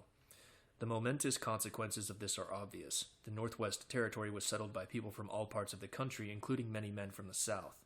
If these had been able to bring in their slaves, the Northwest would have had a large Negro element. Their masters would have remained Southerners in feeling, and when the crisis over slavery later arose, the Northwest would have been sharply divided instead of being almost solid for the Union. Even more momentous was the prohibition of the slave trade embodied in the federal Constitution. We know from the reports of the constitutional debates that not only the far South, but also the new Western lands were calling for slave labor. Indeed, it was an anti-slavery Southern delegate to the Constitutional Convention, Mason of Virginia, who pointed out the potential peril, stating that the West would be filled with Negroes if the African trade was not stopped. In the end, a sop was thrown to South Carolina and Georgia by extending the slave trade for another 20 years, but with the year 1808, it was to be absolutely and finally prohibited. This decision was taken just in the nick of time. Only 6 years after the promulgating of the Constitution, Eli Whitney invented the cotton gin. The amount of labor involved in cleaning the fiber of seeds had hitherto rendered the raising of cotton unprofitable. Whitney's invention solved the difficulty. Cotton growing expanded by leaps and bounds, and with it the demand for slave labor. Slavery was not only fastened firmly on the Old South, but spread to the new lands of the Southwest.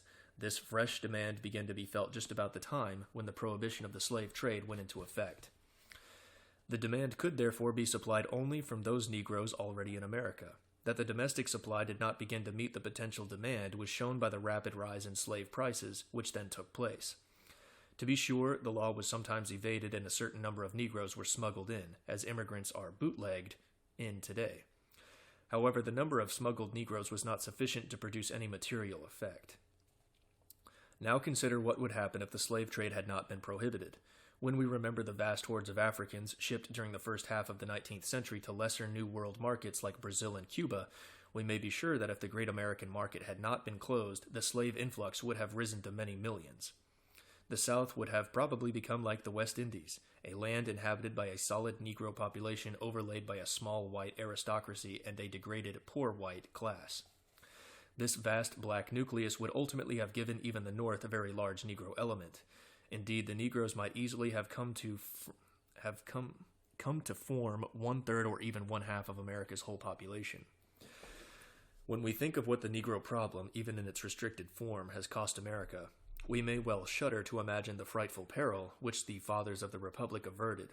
It is not too much to say that those twin enactments of the year 1787 mark a turning point in American race life unapproached in significance until the almost equally important Johnson Immigration Act of 1924, which may go well down in history as the second great turning point in America's racial destiny. The ominous shadow from Africa thus happily averted, let us return to our story of the progress of white America. In our opening pages we saw how the primeval wilderness of the Atlantic seaboard rigidly selected the colonists and evolved a stock unsurpassed for vigor, tenacity, and courage. Well, the inland wilderness imposed the same stern conditions and produced the same splendid racial effects. The pioneers who, accompanied by their wives and children, shouldered their long rifles and followed the sun, left behind peace and security for lives of hardship and peril. The Indians were fierce and cunning, and the savage exacted a toll less costly than that paid to exposure and disease. The almost incredible hardships and dangers suffered by the early pioneers, together with the indomitable spirit which surmounted them, are immortalized in the stern figure of Daniel Boone, the hero of Kentucky. Yet Daniel Boone is merely an outstanding example of the pioneer breed. Consider that heroic band of 380 persons who trekked from North Carolina over the mountains to the site of Nashville, Tennessee. In those days, Tennessee, like Kentucky, was dark and bloody ground. Within a year, hardship and the Indians had reduced their numbers to 134 persons, while after another 6 months, only 70 remained alive. Their situation being apparently hopeless, a ballot was suggested to decide whether to take the desperate chance of staying on or to go back home. Not one voted to return. The settlement survived, and Nashville is today a flourishing city of over 120,000 souls. That was the spirit of the pioneer breed, a spirit displayed generation after generation as the frontiersmen pushed west, ever west, hewing their way through the trackless forests or floating down the rivers on their rafts and broad horns to the Mississippi, crossing the great trans-Mississippi prairies and the vast desert plains to the foot of the Rockies, scaling the towering Rocky Mountain wall and descending the Pacific slope until the waves of the Western Ocean set bounds to their epic progress and bore witness that continental America had been wholly won. Now this persistence of the frontier affected potently the character and composition of the American people. In the first place, it greatly increased the proportion of pioneering strains in the American population, for just as the colonists of the Atlantic seaboard, once acclimated, had multiplied exceedingly, so the hinterland, as fast as it was subdued and settled, provided fresh breeding grounds for the strongest and most forceful elements in the American stock. Where land was for the taking and food was for the raising, many children were a necessity as well as a blessing.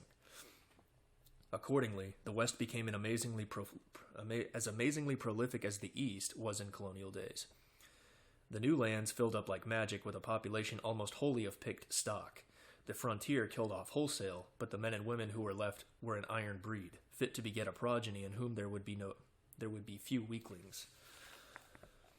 And nationally as well as racially, the winning of the West had important results. All the older parts of the country contributed their quotas of pioneers. In that vast new western land, they met and mingled, all of them basically alike in blood and ideals. No real barriers hindered their rapid fusion. Accordingly, sectional differences were soon discarded. New Englanders and York Staters, Northerners and Southerners, presently discovered that old grudges were fading before the larger fact that they were fellow Americans engaged in a common task, the upbuilding of a greater America. The further one went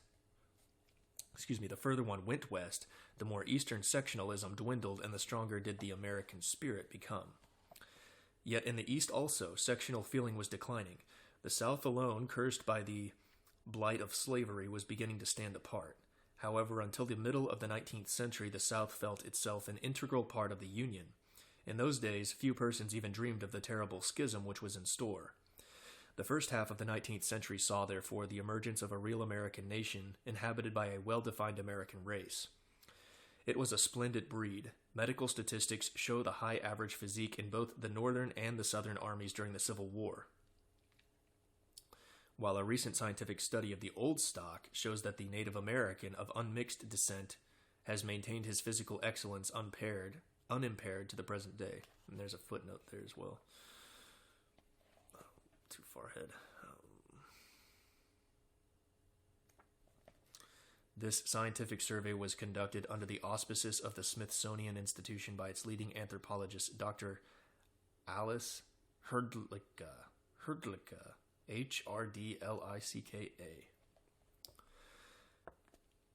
This study shows, among other things, that the old stock is the tallest of any branch of the white race, averaging taller even than the proverbially tall Scotch, and also shows a striking homogeneity of type extending over all sections of the country, whatever may be the differences in climate, soil, and other environmental factors. Thus, by the middle of the 19th century, a new and very superior breed had appeared, evolved from the mingling of closely kindred North European stocks, whose minor variations had been so fused that the Native American might, to borrow Kipling's fine characterization of the Englishman, Native American, be likened to a built-up gun barrel, all of one temper, though welded of different materials. This racial and national forging was accompanied by its natural corollary, the emergence of a distinct civilization and culture. All human history attests the fact that when harmonious racial elements have been blended, and after sufficient time has elapsed to enable the various national factors to become unified and crystallized, we may expect first a budding and then a flowering of a new and distinctive cultural life. Now, this was precisely what occurred in America during the period between the Revolution and the Civil War. And since the racial foundations were of excellent quality, the evolving culture was of a correspondingly high order. The number of great men which America produced during the Revolutionary epoch from a numerically insignificant population of 2 millions reveals the racial treasures latent in the colonial stock, while from the Revolution to the Civil War, the general level of ability continued high and the output of talent remained extremely large.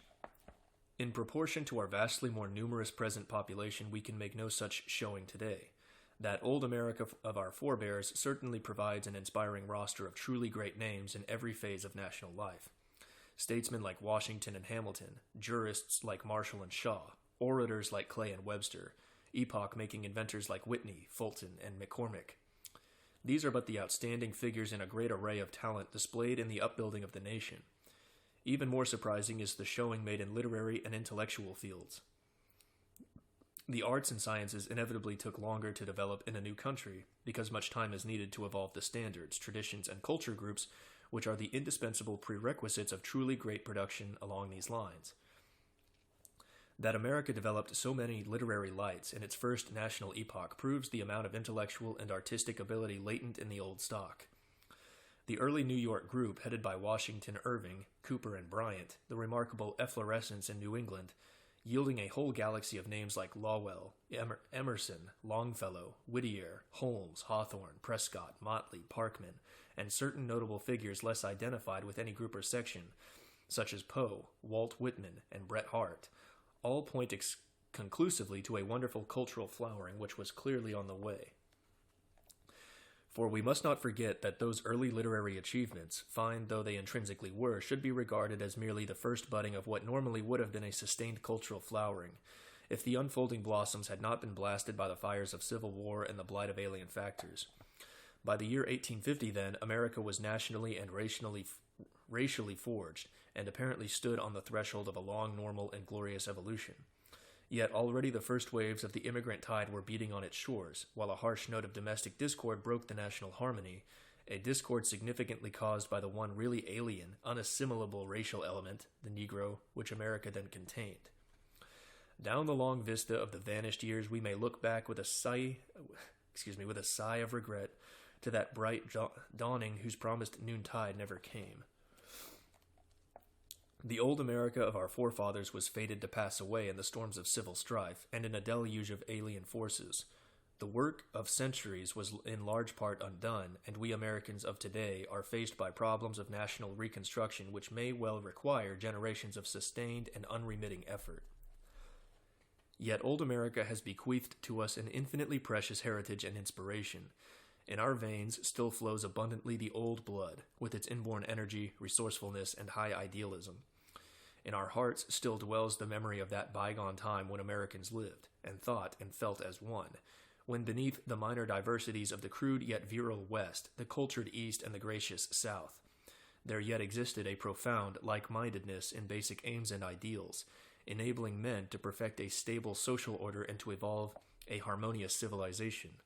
Those old days of national unity and spiritual concord have bequeathed us a high ideal toward which, through storm and stress, we may safely set our course toward the America of the future. Chapter 4.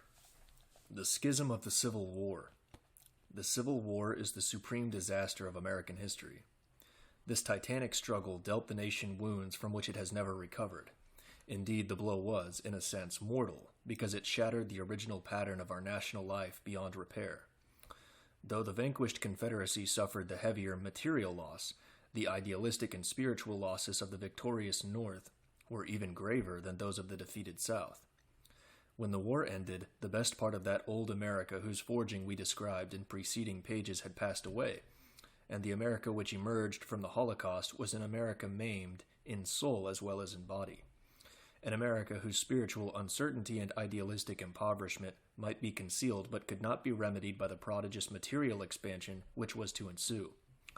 In fact, this very material prosperity long blinded the country to the dangers which were arising to threaten the nation. Not until our own days was there to be an awakening of a new idealistic vision capable of grappling with national problems and infused with constructive zeal for the upbuilding of America's future. A possibility of the disruption of the American Union had been latent from the very start, or latent. We have already noted how America's revolutionary origin provided both a logical precedent and a moral sanction for secession and rebellion. We have likewise noted that threats of disruption had been uttered in the North as well as in the South during the nation's early days. The first generation of Americans still gave their primary allegiance to their state or section rather than to the federal union, which many regarded as an experiment to be judged by results. The results, however, were so splendidly successful and were so in line with the general unitary trend that a true national feeling quickly overlaid those older loyalties and rapidly generated an ardent patriotism. By the year 1820, the ideal of union was firmly established, except in one relatively small section of the country, the far South. It is a grave error to think that secession had its roots in the whole region south of Mason and Dixon's line. The heart of the Old South, Virginia, was one of the first strongholds of national feeling. Washington, Madison, Jefferson, Patrick Henry, and other great Virginians furnished probably the largest and most eminent contingent to the Fathers of the Republic. The presidency was long held by an almost unbroken Virginia dynasty. Throughout America's early history, the Old Dominion was the proudest and most ardently patriotic part of America. But what was true of Virginia and the rest of the tier of states lying just below Mason and Dixon's line was not true of the far South. At first, the far South meant only South Carolina and Georgia. Even before the Revolution, these two had stood somewhat apart from the other colonies. With their semi-tropical climate, Tidewater, South Carolina, and Georgia, then the only settled parts of those colonies, had established slavery in its extreme commercial form. On the great rice and indigo plantations, slave gangs were worked like human machines for big profits, and Negroes were so numerous that they well nigh outnumbered the white inhabitants. With its whole economic life based on commercialized slave labor, the attitude of the far South toward slavery was very different from that of the Old South. where slavery was an easygoing, patriarchal system, not especially profitable. Indeed, we saw that in the Old South, public opinion tended to view slavery with disfavor, and that most of its leading men, such as Washington and Jefferson, hoped to see it extinguished by some gradual process of law. Now all this reacted disturbingly upon the far South. Feeling themselves an imperiled minority, the planters of South Carolina and Georgia banded together to safeguard their interests at any cost. This accounts for the far South's uncompromising policy at the framing of the Constitution. South Carolina flatly refused to join the Union unless slavery were guaranteed under the Constitution, and it was chiefly to placate her delegates that the convention deferred prohibition of the slave trade for 20 years. The aggressive, threatening attitude of the South Carolina delegates in the Constitutional Convention of 1787 is a curiously significant forerunner of the attitude of the extreme pro-slavery leaders in the controversies preceding the Civil War. Secession was, in fact, always latent in the far South. South Carolina especially never unreservedly accepted the Union. Her citizens felt that their state had entered the Union on terms, and they tacitly reserved the right to use their own judgment if what they believed to be the terms of the contract should be transgressed. South Carolina showed plainly what was in the back of her mind by the nullification crisis of the year 1832. The crisis arose not over slavery but over a tariff law passed by Congress, which South Carolina deemed injurious to her interests. A state convention was thereupon called, which passed an ordinance declaring the tariff null and void and of no effect within the state's borders. South Carolina, however, soon learned that if such action had ever been theoretically possible, its time had passed. Outside the far South, the new national patriotism everywhere rose to fever heat, and President Andrew Jackson, himself a Southerner, curtly warned South Carolina to back down or be broken by force of arms. Resistance being hopeless, South Carolina backed down and accepted the federal tariff law. But South Carolina was not converted. On the contrary, her intellectual leaders, Hayne and Calhoun, confirmed her in her attitude. Calhoun, especially with his extraordinarily subtle mind, raised nullification to the dignity of a full-fledged constitutional doctrine whose logical cogency and persuasiveness appealed to the whole of the far South, and the far South was expanding. The invention of the cotton gin had made cotton growing possible and was now spreading both cotton raising and commercialized slavery over a broad belt of territory stretching from the original nucleus in South Carolina and Georgia, westward through Alabama and Mississippi to Louisiana, Arkansas, and the borders of Texas. This cotton belt soon became the richest section of the South, and with economic prosperity came increase of political power. In other words, political primacy was passing from the old to the far South, from the hands of moderate-minded Unionists to disciples of Calhoun. Another point should be noted. Despite its expansion and political prestige, the far South remained uneasy, for if the South was growing, the North and West were growing even faster, and were growing more averse to slavery, especially in its commercialized form.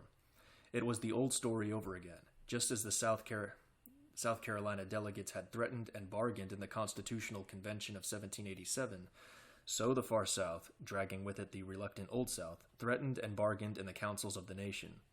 Compromise after compromise was extorted, but the North and West continued to outstrip the South in population and prosperity, and the South came to feel itself more and more an isolated minority with a mortgaged future.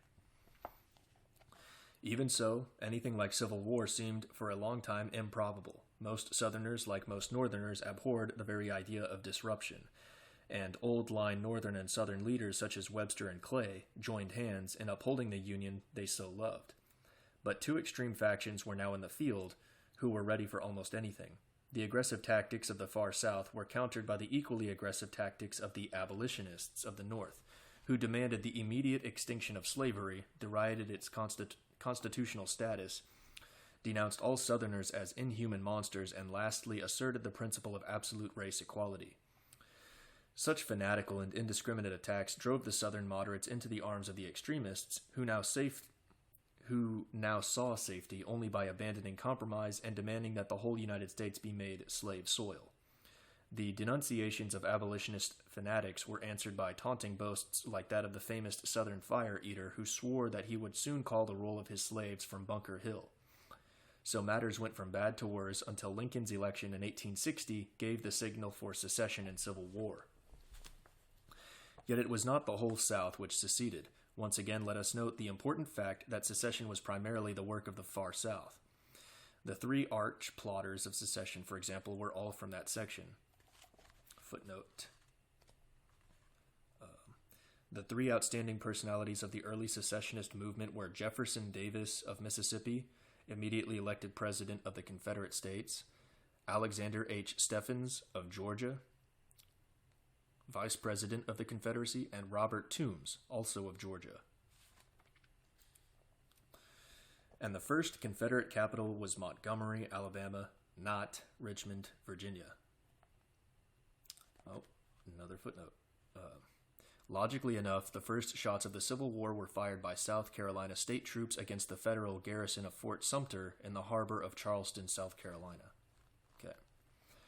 Virginia's subsequent adhesion to the Confederacy and the genius of her generals Lee and Jackson have somewhat obscured the beginnings of the secessionist movement. As a matter of fact, while Jefferson Davis and his colleagues were proclaiming at Montgomery their Confederate States of America, Virginia was splitting in twain over loyalty to the Union. The mountainous northwestern part of the Old Dominion was solidly Unionist, and so strong was the national patriotism of these Virginians that when they failed in their efforts to keep their state in the Union, they broke away and founded a loyal government which became the new state of West Virginia.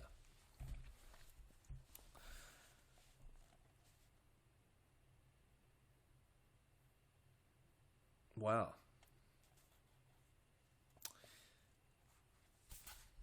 Furthermore, the whole tier of slaveholding states adjacent to Mason and Dixon's line from Delaware and Maryland through West Virginia and Kentucky to Missouri refused to join the Confederacy and maintained their old allegiance. Lastly, the mountaineers of the great Appalachian chain running southward clear to northern Georgia and Alabama were prevailingly Unionist in feeling. In the mountains, slavery had never penetrated, Negroes being rarely ever seen. The individualistic, free-spirited mountaineers had, in fact, always been instinctively averse both to slavery and to the political domination of the slaveholding oligarchy. When, therefore, the planter aristocracy led the South to secession, the mountaineers hung back and, wherever possible, either stood aloof or actively aided the Union cause. The presence of this great wedge of lukewarm or actually hostile mountain country thrusting down through the very heart of the South was one of the Confederacy's chief weaknesses and contributed powerfully to its undoing. The numbers and the patriotism of the Southern Unionists can be judged by the fact that they furnished more than 200,000 soldiers to the federal armies. Indeed, the more we reflect, the more astonishing does it seem that the planter aristocracy was able to mobilize the Southern white masses for secession and then to hold them steadfast to the Confederacy through 4 years of desperate and failing war. For the planter aristocracy was, numerically speaking, an insignificant minority. Out of a total Southern white population of about 8 million, the actual slave owners numbered only some 350,000, and it was this small minority which alone benefited from the slavery. In fact, to the poorer whites, slavery was an actual curse. In the South, as in ancient Rome, the free yeoman, farmer, and the free laborer could not stand against slave competition wherever slaves could be worked in gangs at a profit. This was the reason why the South lagged behind the North and West in the growth of white population. In fact, hundreds of thousands of Southern whites left their homeland and went west, where they ceased to be Southerners and afterward fought against the very slave power which had forced them to abandon their native soil. That, in fact, of all this, the slaveholding oligarchy was able to do what it did is striking proof of its extraordinary forcefulness and ability. No such masterful group has ever been evolved in America before or since. It is sad to think what those gifted strains might have accomplished for America if they had used their talents for national instead of sectional aims. As it was, they mostly perished in the Civil War, and their blood was thus for the most part irretrievably lost to the race. Whatever their faults, those Southern gentlemen proved that they knew how to die. It's exclamation point. Disappointed in their hope of carrying with them the entire South and therefore faced with terrible odds, outclassed in wealth and natural resources and cut off from the outer world by the strangling grip of the federal sea blockade, the Confederacy fought a losing fight with unflinching determination. The Southern leaders had staked their all on a gambler's throw. They lost, but they lost like men. Yet if they lost, it was because the victors were their blood brothers, endowed with the same indomitable spirit as their own. For even with its superiority in wealth and power and population, the North confronted a Herculean task. To conquer a vast region like the Confederacy, large as several European countries and desperately defended, meant a colossal expenditure of blood and treasure. At the beginning of the war, many qualified foreign observers roundly declared the task impossible, and Gladstone probably voiced the prevailing European Union when he stated that Jefferson Davis had founded a new nation. The Civil War was, in fact, a supreme death grapple between the two sections of Anglo-Saxon America. It was a veritable Moloch, devouring in its brazen maw the flower of the race. The war's stupendous material cost, running into many billions of dollars, was insignificant beside the racial losses. The expended billions could be, and were, replaced in a couple of generations. The splendid dead could never be restored. How appalling were the human costs, a few figures will show. The census of 1860, taken on the eve of the war, gave the total white population of the United States as about 27 million. It was this relatively small people which was to engage in a fratricidal struggle of almost unparalleled fury. In the Civil War which followed, North and South each lost about 300,000 fighting men, a total of 600,000 soldiers killed in a battle or by disease. That, of course, does not include the vast number maimed for life or otherwise permanently incapacitated. It also does not include civilian deaths from privation, disease, or other causes due to the abnormal conditions of wartime. The director of the census of 1870 made a careful analysis of the human costs of the Civil War and concluded that it had caused a direct shortage of nearly 1,800,000 souls. He also estimated that the temporary reduction of the birth rate during the 4 war years was something like 750,000. Yet these quantity estimates only partially indicate the loss in quality. As already remarked, the Civil War devoured the flower of the race. In its early stages, it was fought on both sides almost exclusively by volunteers. No compulsion was at first needed to fill the armies with America's finest manhood, and in the 4 years of desperate fighting which followed, it was this picked soldiery which was mostly consumed. Conscription, of course, came later to fill the terrible gaps in the ranks, and draft after draft was made upon the stock, especially in the South, where the merciless Confederate conscription seized practically every white male between 16 and 60 who could possibly bear arms. Thus, in the pungent words of a contemporary, robbing both the cradle and the grave. The racial impoverishment involved in all this is surely plain. The killing of hundreds of thousands of America's best young men was paralleled by the bereavement of hundreds of thousands of America's finest young women, who, deprived of their natural mates, either died childless spinsters or married inferior men who gave them inferior offspring. Thus, the racial level of the American stock was lowered, not only immediately after the war but for subsequent generations. The shattering effects of the Civil War upon the entire fabric of our national life will be analyzed in subsequent pages. We may here briefly summarize the matter by stating that every phase of the post-war period revealed an ominous lowering of tone. Old America before the war had displayed, even in its stormy politics and its rapid material expansion, a certain elevation of feeling and an instinctive sense of proportion, which sprang from a strong underlying idealism. But this idealistic quality seems to have been literally burned up in the fire of civil strife, and America after the war plunged into a veritable orgy of materialism. This new materialistic temper showed scant regard for principle and recked nothing of remote consequences. Politics became extravagant and corrupt to a degree that would have appalled the statesmen of former days. Business and finance developed methods and abuses hitherto almost unknown.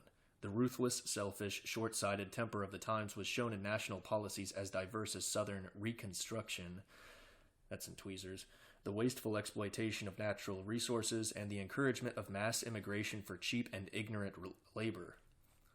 The prevailing materialism also showed in a rapid decline of arts and letters, the decades following the Civil War being culturally almost barren. Now, was not this melancholy epoch due primarily to the premature killing off of the best minds and the loftiest souls of that generation? When we scan the long rolls of honor inscribed on those countless Civil War monuments erected, North and South, to the memory of the Union or the Confederate dead, when we gaze at old... What? Daguerreotypes? Never in my life have I seen that. Hold on now.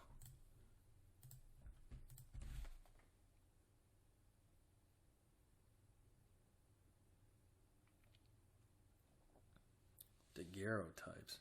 Where was that? Rolls of Honor. D-A-G-U. Daguerreotype.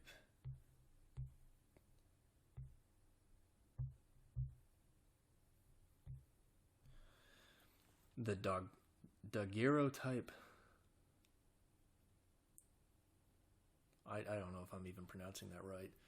Daguerreotype was the first commercially successful photographic process in the history of photography, named after the inventor Louis Jacques Mandé Daguerre. Each daguerreotype is a unique image on a silvered copper plate. The daguerreotype process, or daguerreotypy, was the first publicly available photographic process widely used during the 1840s and 1850s. So there it is.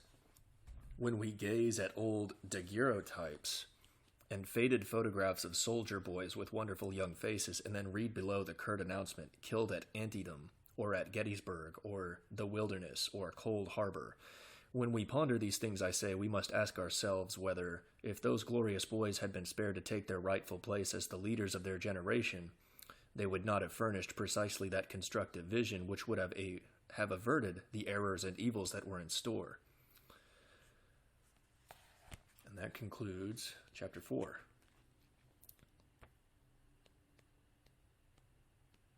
All right. Chapter 5 is quite a bit longer. And we are 2 hours, actually. So I will end it here, and we'll pick up again with The Shattering of Old America. Reforging America.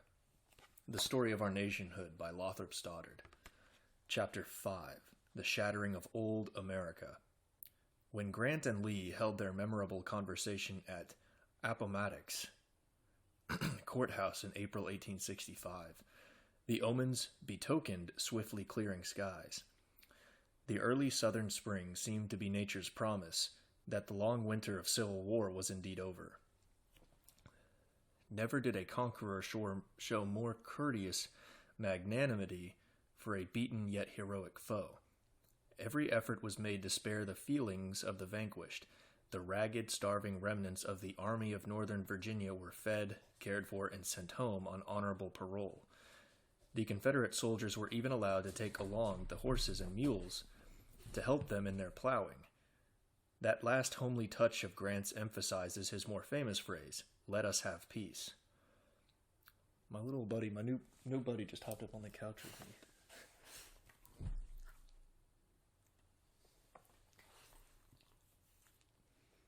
My girlfriend's friends have us watching their dog for the night. It's like a 6-month-old boxer mix. What are you doing? Anyways.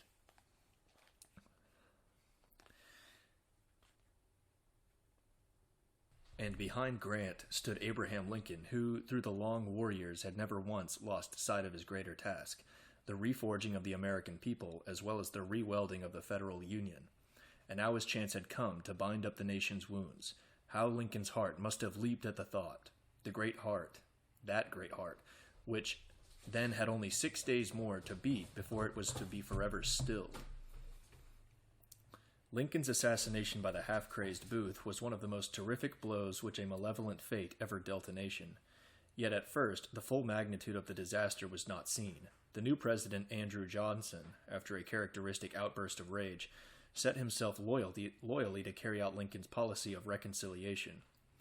Lincoln's plan was to appeal to the goodwill and the good sense of all intelligent, moderate men, and through their united efforts to damp down the fires of hatred, block the vengeful schemes of fanatical extremists, and genuinely weld the South once more to the Union in the shortest possible time. That Lincoln's policy was as sound as it was exalted, there can be no reasonable doubt. A Southerner by birth and ancestry, though a Westerner by upbringing, Lincoln knew the South. He knew that secession was the creed, not of all Southerners, but of a relatively small ruling minority. Furthermore, Lincoln was profoundly American. Consequently, he realized that the war was a civil war between two sections of a people essentially one in blood and basic ideals. Lincoln thus judged, and judged rightly, that by stressing the many things which Americans had in common, the relatively viewpoints on which they differed would no longer monopolize their attention, and the way would be paved for a genuine reconciliation in a relatively brief period. Lincoln's last official act was precisely along this line. On the afternoon of that truly Black Friday, April 14, 1865, Lincoln held a cabinet meeting devoted to the subject of Southern Reconstruction. In it, the president stated confidently that he expected to set up stable and loyal governments in the southern states without too much opposition from embittered Northerners and without too much risk from unreconciled secessionists. As though stirred by some strange prophetic urge, Lincoln spoke with unusual emotion and spiritual exaltation. The final touch to this dramatic moment was given by the presence of General Grant, who evinced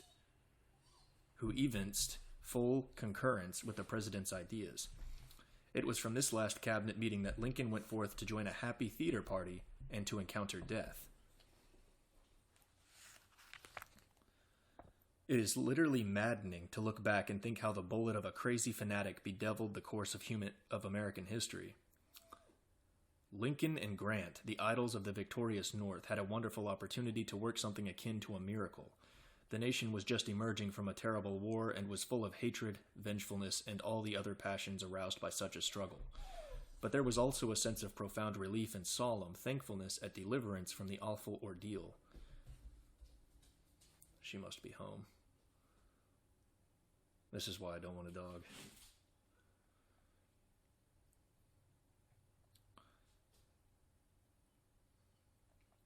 Together with an underlying emotional poise and much good common sense. I'll reread that. Why don't you just settle down? But there was also a sense of profound relief and solemn thankfulness at deliverance from the awful ordeal, together with an underlying emotional poise and much good common sense. America was thus for the moment in a critical state of balance and could be easily swayed for good or for ill. Lincoln's chief obstacle was the coming Congress, elected in the autumn of 1864 and composed mainly of fierce partisans, chosen in the height of war fever. Yet even here fortune favored. The new Congress would not normally convene until December. Since peace had come in early April, Lincoln knew he had more than half a year before him to carry out his Reconstruction policy and thereafter face Congress with an accomplished fact. To be sure, Lincoln would have had a big fight on his hands and would probably have been attacked and vilified by his political opponents worse than Washington was in his second administration. Nevertheless, supported as Lincoln would have been by Grant and by far-sighted moderates everywhere, he could have appealed to the country, and would almost certainly have won through. President Johnson faithfully continued Lincoln's policy, and by December, the South seemed well on the upgrade. Material conditions were of course appalling. Bankrupt and impoverished, the South was economically prostrate, while the presence of over 4 million emancipated Negroes, totally untrained to look after themselves and largely wandering about in irresponsible vagabondage, presented a tremendous social problem. Yet the mood of the white South was, relatively speaking, hopeful. Bitter and sullen though it was over its defeat, the Southern heart had already responded to Lincoln and Grant's magnanimity. Thus President Johnson could count not only on the minority of Southern Unionists, but also on the best and most clear-sighted leaders of the late Confederacy, such as the South's idol, General Lee, men who were ready to face facts and to work loyally for an honorable future inside the Union. Before December, therefore, President Johnson was able to establish Southern state governments which had met his terms by formally abolishing slavery and repudiating Confederate debts, and which likewise enjoyed the confidence of a majority of the white population. Of course, many ex-Confederates held sullenly aloof or muttered wild threats, while a few even left the country in irreconcilable wrath. But the general attitude was to make the best of things and get down to the business of building anew. Certainly there was no likelihood of a second attempt at secession. As a recent writer admirably puts it, the Southern people made up their minds after the war was over that the cause for which their soldiers had fought and died was a lost cause, and was not something which could be revived. It was done with. After Appomattox, General Lee could not be described as anything but a Union man, and he carried the South with him. The velocity and completeness of the change were astounding, and testified to the immense common sense, the political and moral wisdom of the people as a whole. I am frank to say I know nothing like it in history. That is from, check the footnote here, Langdon Mitchell, Langdon Mitchell, Atlantic Monthly, August 1926. Under these circumstances, it really looked for the moment as though America was to give the world the almost miraculous spectacle of a great civil war followed by a speedy reconciliation. Such an event would not merely have re-established political solidarity, it would have also reknit the spiritual unity of the folk, so that substantially complete like-mindedness would have come within a generation, and full cooperation would have been possible on all major national problems. This would have been highly extraordinary, yet it was certainly possible, and it would have been an incalculable blessing for America's future. But alas for the dawning vision of fraternal concord. December 1865 witnessed the convening of that Congress which Lincoln had so justly dreaded, and in the twinkling of an eye the whole situation was compromised. Instead of Lincoln's far-sighted plan, there ensued that most unnecessary tragedy of our entire history, ironically misnamed Reconstruction. And even more than the war, it was Reconstruction which envenomed the war wounds, raised a barrier of bitter misunderstanding between the two chief sections of the American people, and turned the old slave problem into a new race problem, in some respects worse than before. In order to understand the tragic series of events which began with the opening of Congress in December 1865, let us cast a glance at political conditions in the North. The eve of the Civil War had witnessed a general breakup of old party lines. In the presidential campaign of 1860, several tickets had been in the field. The Republican Party, which elected Lincoln, was itself a new organization composed of elements varying from extreme abolitionists to moderate-minded patriots who saw in Lincoln and his platform the best safeguard for the threatened Union. The outbreak of the war had brought fresh accessions to the Republican Party, which during the war was transformed into a general coalition of all strong Union men. The only other political organization which survived was the historic Democratic Party. Deprived of its best and most patriotic personnel, the party fell into the hands of narrow politicians who sought to make partisan capital by catering to the disaffected and even the disloyal elements in the North, these latter elements being dubbed Copperheads. As the war went on, the Democratic attitude became steadily more deplorable. It condoned the terrible draft riots of 1863 and actually waged the presidential campaign of 1864 on the slogan, "The war for the Union is a failure." Justly enough, the mass of Northern voters punished the Democrats not only by overwhelmingly re-electing Lincoln, but also by choosing a Congress manned by a tremendous majority of ultra-stalwart Union champions. The covert disloyalty of the Democratic leaders had, however, done more than discredit their own cause. It had made the whole political atmosphere of the North unhealthy and abnormal. Convinced that they were fighting not only open rebellion in the South, but hidden treason at home, the Union Republicans grew more and more embittered and partisan in their attitude. The most drastic measures of repression were approved, legal and constitutional checks were flung to the winds, and the safety of the North was entrusted to a group of leaders masterful and arbitrary by nature, accustomed to political ruthlessness and fiercely impatient of any opposition to their imperious will. The Congress elected in 1864 was thus composed of an overwhelming majority of fiercely partisan Union Republicans and a small minority of equally partisan and covertly unpatriotic Democrats. Lastly, the hatred and contempt felt by Union men for the cowardly Northern Copperheads inflamed still further their hatred of the Southern Confederates, though the latter, even if rebels, were at least avowed rebels, staking their lives manfully upon the battlefield. Thus had the passions of Civil War poisoned America's political life. Exclamation point. To have confronted such a Congress would have taxed even Lincoln's ability and popularity. His unfortunate successor was totally unable to handle the situation. To begin with, the new president was temperamentally unfit for the task. Opinionated and cursed with an ungovernable temper, Andrew Johnson made many enemies and few friends. Not only had he no popular prestige, but his political antecedents made him suspect to rigid partisans. A Southerner and a former Democrat, Johnson had been put on the ticket in 1864 as vice president in order to strengthen the loyalty of the Southern Unionist mountaineers, of whom Johnson was one. Because of his origin, Johnson could appreciate Lincoln's policy, but he could not win many Northern converts for it when Lincoln was gone and its execution fell into his hands. In fact, Congress came in spoiling for a fight. The Republican leaders in the preceding Congress had already shown what was in their minds by trying to enact a stiff Reconstruction bill while the war was still on, and when Lincoln vetoed the measure, he had come in for much congressional criticism, some of it decidedly bitter in tone.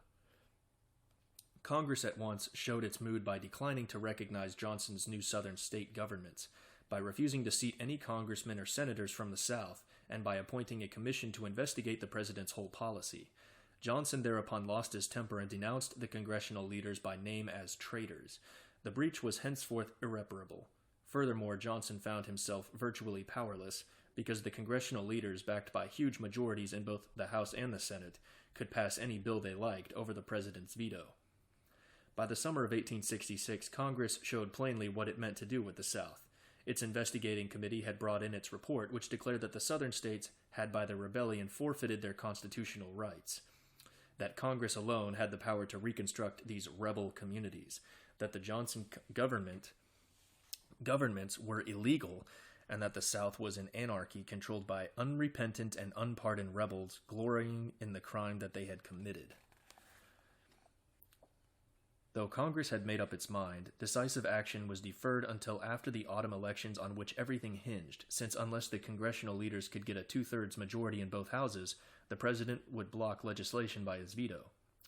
The political campaign of 1866 was the most vitriolic that America has ever known. Vitriolic. What does that mean? Vitriolic. Filled with bitter criticism or malice. Sweet. Determined to win at any cost, the congressional leaders recklessly inflamed war passions and partisan hatreds. As for the president, he unwittingly played into his opponents' hands by adopting the same violent tone. Taking the stump, Johnson ranged the country like a wild man, roaring out coarse abuse and personal invective, thus disgusting those moderate elements who were his natural supporters. The upshot was that a Congress was returned with safe two-thirds majorities for the Republican Party leaders. When Congress reopened in December, it was in a truly ominous mood. The temper of its leaders was one of mingled triumph and apprehension. Triumph for the present, apprehension for the future. They had got their requisite majorities and therewith 2 years more of absolute power. But afterward, the elections had shown that the Union League of the war years was dissolved. War Democrats were drifting back to their old allegiance, the Democratic minority in the coming Congress being distinctly larger than it had been. Furthermore, many moderate Republicans, uneasy over Reconstruction, were beginning to murmur or openly to criticize. Veteran politicians that they were, the congressional leaders realized that the popular tide was beginning to turn against them. If, then, the white South were allowed to vote, it would vote Democratic. And in the presidential elections of 1868, a Democratic victory was far from impossible. An intolerable idea. To those stern party chiefs who had devoted themselves so passionately to saving the Union, the passing of political power into the hands of opponents whom they regarded as copperheads and irreconcilable rebels seemed nothing short of treason. Let us be fair to the men of the Reconstruction period. Though they wrought evil, the basic fault was not in themselves but in the times. One golden opportunity had been vouchsafed America to avert the hateful aftermath of Civil War. That divine hour had passed with Lincoln. Thenceforth, blind fate took the helm, and events pursued their course with the relentless logic of a Greek tragedy. The congressional leaders who headed the Republican Party in its narrow post-war sense now proceeded with ruthless and implacable determination. They even tried to remove the president by impeachment. Herein they failed, because 7 Republican senators could not stomach such a partisan stroke at future constitutional stability, and impeachment was lost by 1 vote. The 7 senators were politically ruined, yet their memory should be honored as that of stanch patriots who averted what would have amounted to a radical dislocation of our constitutional balance by subjecting the executive to the legislative branch of government.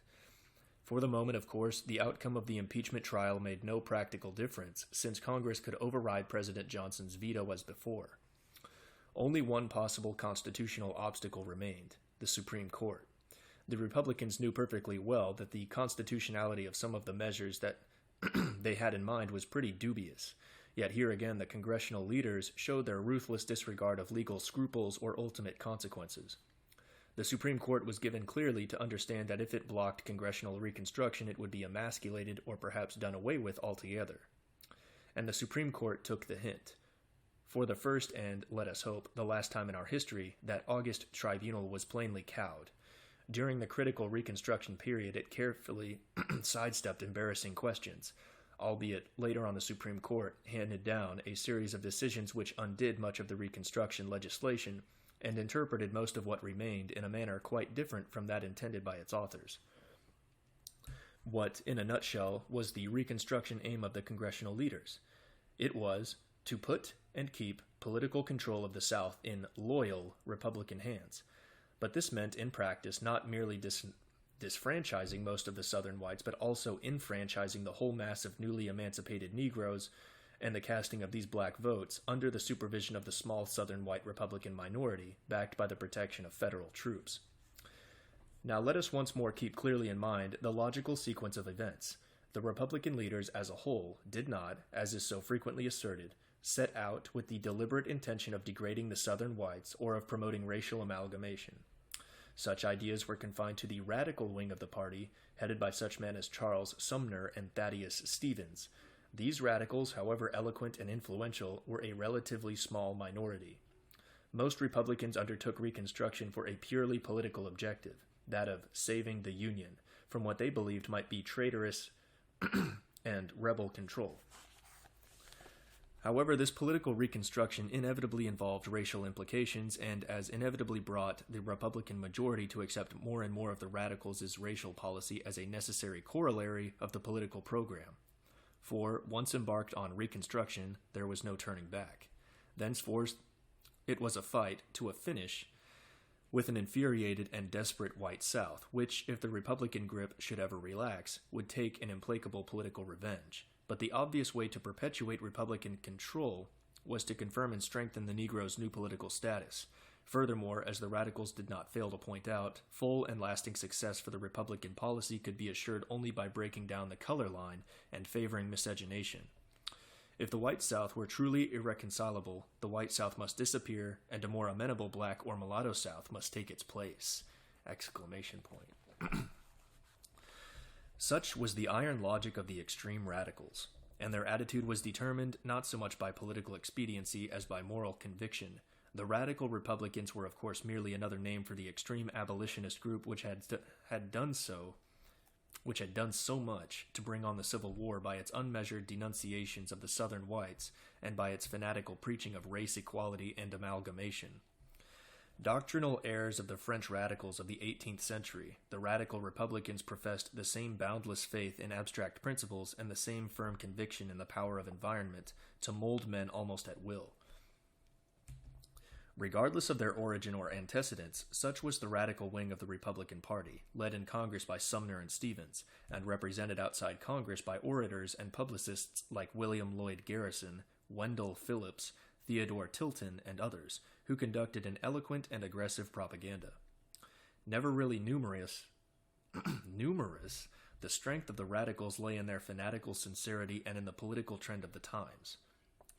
The radical attitude toward the Negro was as naively simple as it was severely logical. Denying innate race distinctions, the radicals looked upon the Negro as an unfortunate white man, deeply tanned by the tropic sun.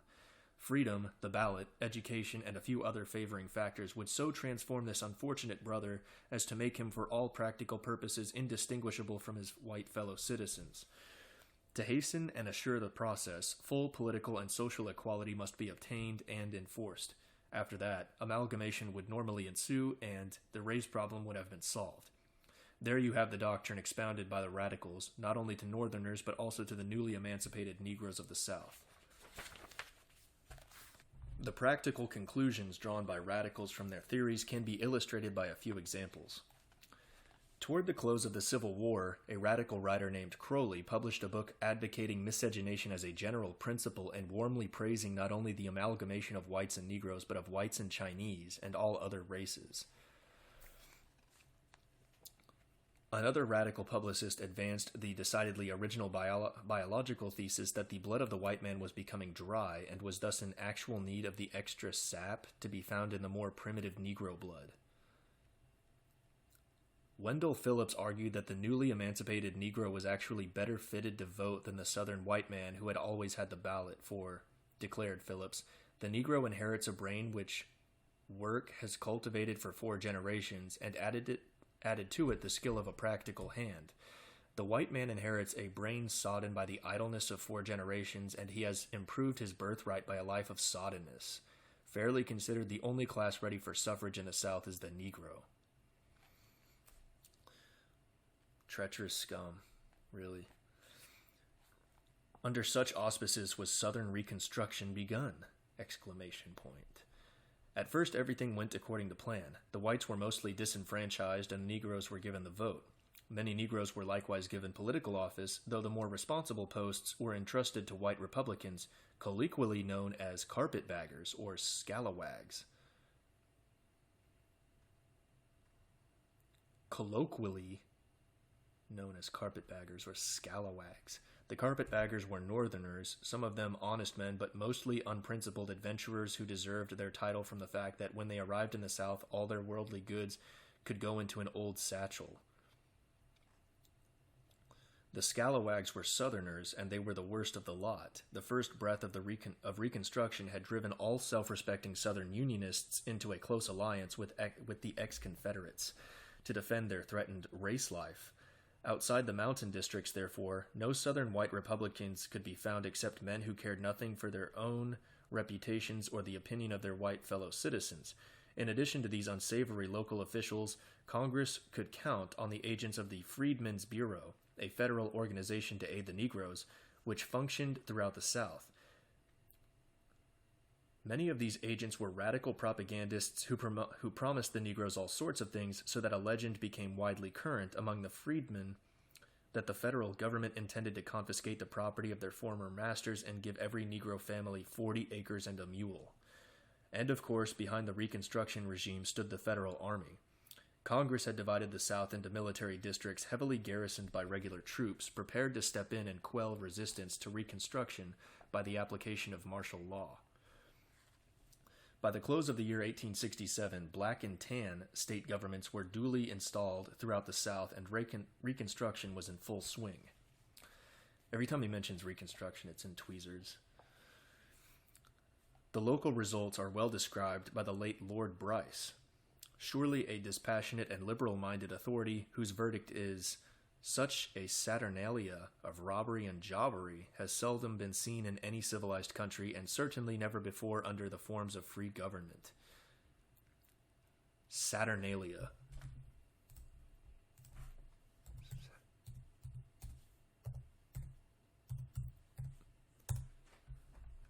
The ancient Roman festival of Saturn in December, which was a period of general merrymaking and was the predecessor of Christmas, an occasion of wild revelry. Such a saturnalia of robbery, such a merrymaking of robbery and jobbery has seldom... What is jobbery even?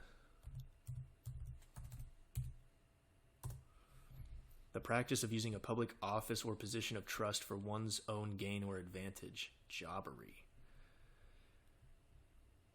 Has seldom been seen in any civilized country, and certainly never before under the forms of free government. Okay, Lord Bryce. There's a footnote. James Bryce, The American Commonwealth, Volume 2, page 498, second edition, 1911. Okay.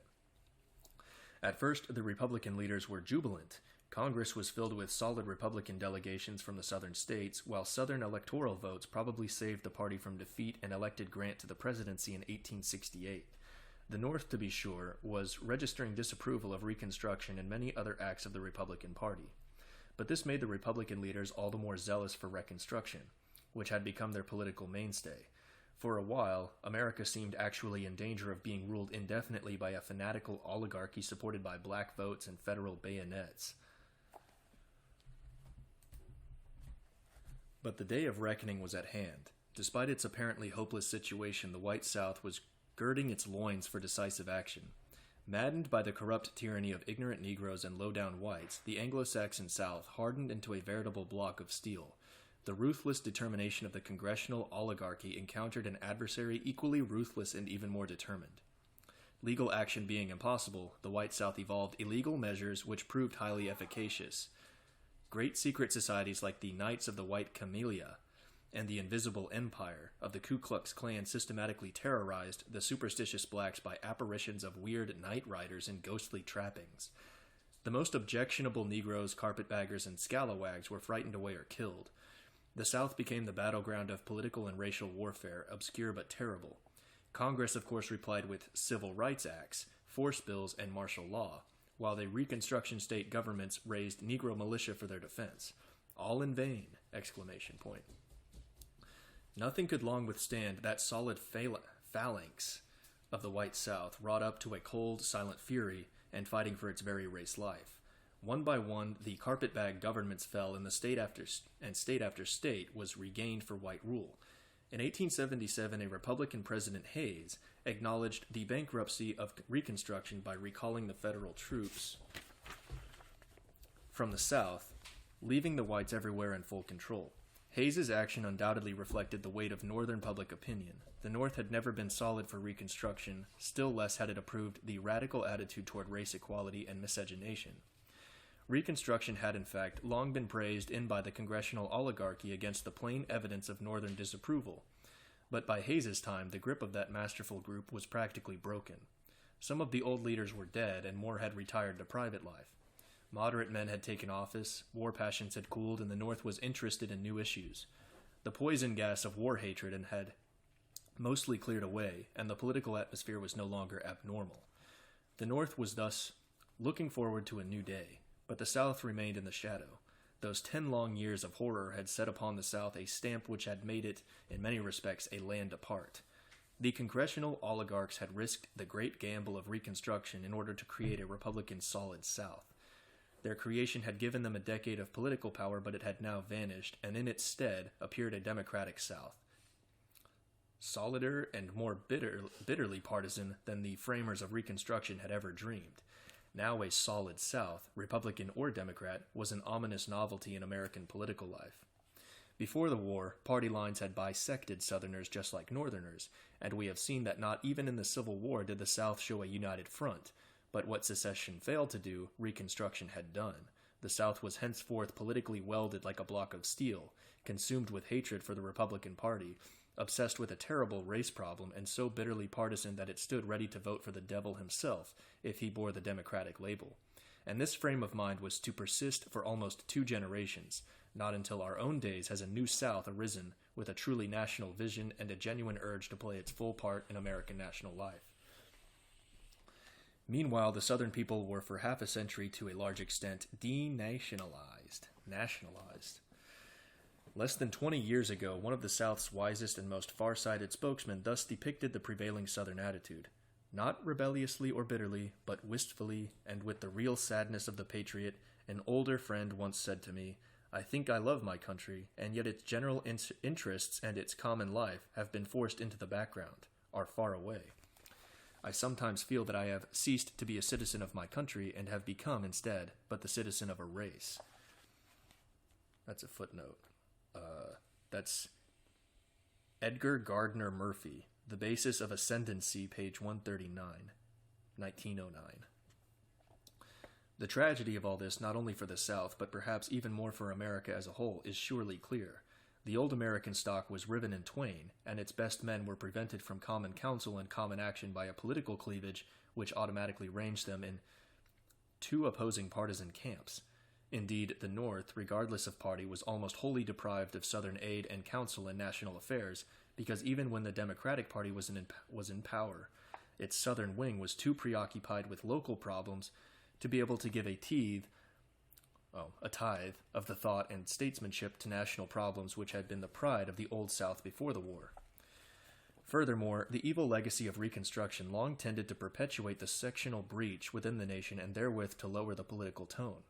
War passions were burned out, but a few embers still smoldered beneath the ashes, and professional partisans on both sides industriously raked the ashes for sordid purposes.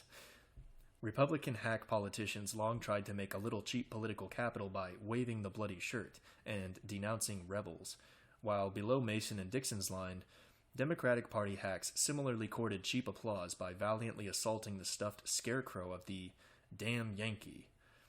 It was a Southern wit who aptly characterized these professional Southerners by saying that they lived by the sweat of their exclamation points. Reconstruction was, of course, the crowning disaster of the Civil War period, yet Reconstruction was itself merely the outstanding symptom of the ominous trend of the times. In every phase of national life, the war's shattering effects were disquietingly revealed. Everywhere there was the same loss of constructive vision, the same degradation of sane idealism into blind partisanship, the same replacement of patriotic devotion by a rampant and reckless egoism. Political life became increasingly characterized by extravagance and corruption. One political party was as bad as another. If the Republicans were disgraced by colossal scandals like the Crédit Mobilier, or Credit Mobilier, possibly, and the Whiskey Ring, the Democrats were smirched by the brazen effrontery of Boss Tweed and the gigantic peculations of Tammany Hall. To this period also belonged those sinister liaisons between politics and finance, epitomized by the figures of Jim Fisk and Jay Gould. The wholesale spoliation. What is that? Spoliation.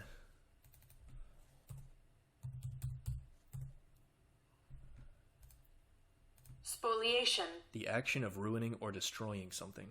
Okay. Where was I? The wholesale spoliation of natural resources by predatory interests and the public be damned attitude of the big corporations which then arose. America's growth in wealth and prosperity was, to be sure, amazing, but it was a growth accompanied by crass materialism and by that same reckless disregard of consequences which the politicians were showing in the handling of their affairs. The post-war epoch was thus a critical transition period. The old America of pre-war days lay shattered, and a new America was not yet forged. For a sound, constructive forging, the best possible situation would have been one of relative isolation, like that after the storm of the Revolution. But America was to be vouchsafed no such boon. At the very time when the national fabric was perilously tattered, America was confronted with a new problem in the shape of an endless deluge of immigration. At the moment when its assimilative powers were thus at a low ebb, it was faced with the necessity of assimilating as never before. To America's domestic problems of sectionalism and color, there was superadded an alien problem of incredible magnitude. Chapter 6. The Alien Flood. Migration to America is the most stupendous human mass movement in the world's history. Nothing even faintly approaching it, either in volume or variety, has ever been known.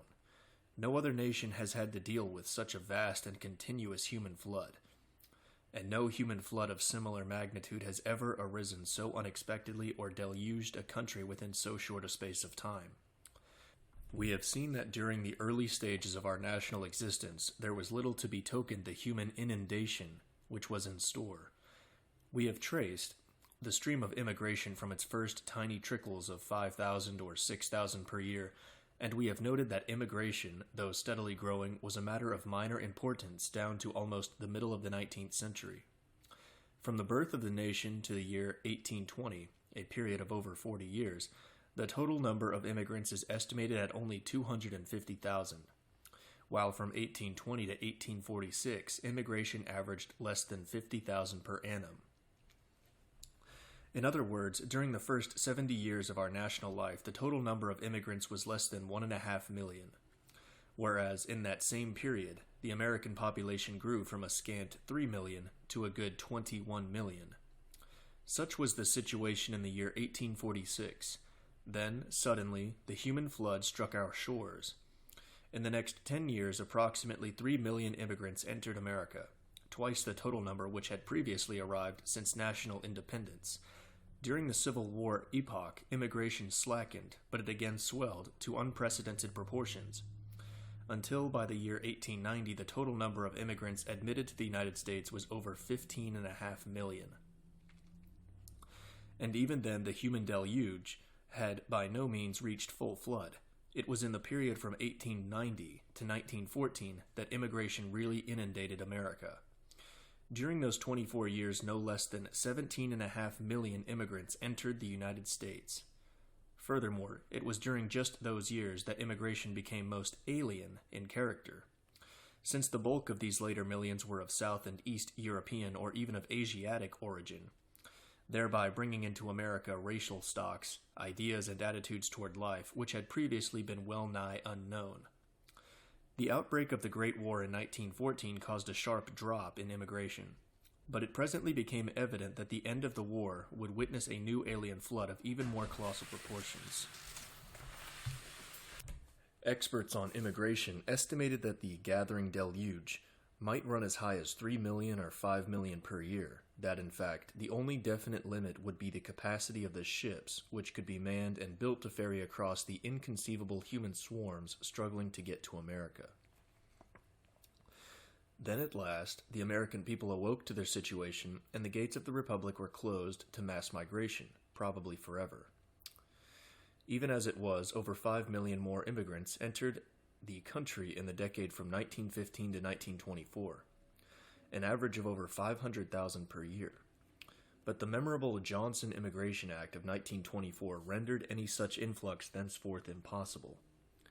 By that law, immigration from the Old World was reduced to an annual maximum of 165,000 persons, while by the provisions of the same act, this figure was to be later cut still further to 150,000 per year. With some minor exceptions, the gates had been closed against future immigration perils. Yet even though the gates were now barred, a century and a half of virtually unrestricted immigration had produced domestic problems of adjustment and assimilation bewildering in their complexity and scope. Under our traditional policy, some 37 million immigrants had entered America, nearly 22 million of them since the year 1890. To be sure, many millions of immigrants had been birds of passage, returning sooner or later to their homelands. Yet the majority had remained in America, so that out of a total population approximating 110 million, almost 40 million were either foreign-born or of foreign or mixed parentage. These foreign millions were of every race and nationality known to Europe and Western Asia, besides large contingents of people from various parts of the New World and smaller contingents from Eastern Asia and even from Africa. Footnote.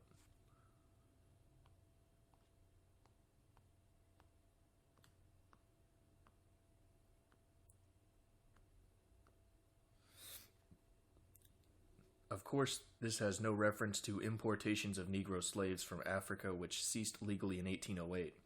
Since then, Negro immigrants from Africa have been negligible. The chief source of modern immigration from Africa is the Cape Verde Islands, off the African coast, whence came the black Brava Portuguese. Such was the situation in the year 1924 when the closing of the gates to the alien flood gave Uncle Sam a chance to take stock and think things over. Viewed from every conceivable angle, immigration is of tremendous importance. In the first place, entirely apart from questions of quality, let us consider the significance of such purely quantitative matters as mass and time. Contrast the difference between a relatively small foreign element, arriving gradually and scattering among a large native population, and a huge foreign mass, 20 or 30 times as numerous, coming in an endless series of waves, literally piling on top of one another, and all in so short a time. Remember that the whole cycle of mass immigration, which began in 1847 and ended in 1924, covered a period of less than 80 years. What is 80 years in the life of a nation? It is scarcely more than the span of life normally attained by robust individuals. Indeed, there are thousands of persons still living who were born before the alien flood began, at a time when immigration excited little popular interest. Think of the profound transformation of America which such persons have seen. One thing is certain: immigration is, in the most literal sense of the word, a supremely vital problem. For immigration signifies not merely business or politics or dividends. In the last analysis, immigration means men and women and their children and their children's children, in other words, the nation's blood and soul.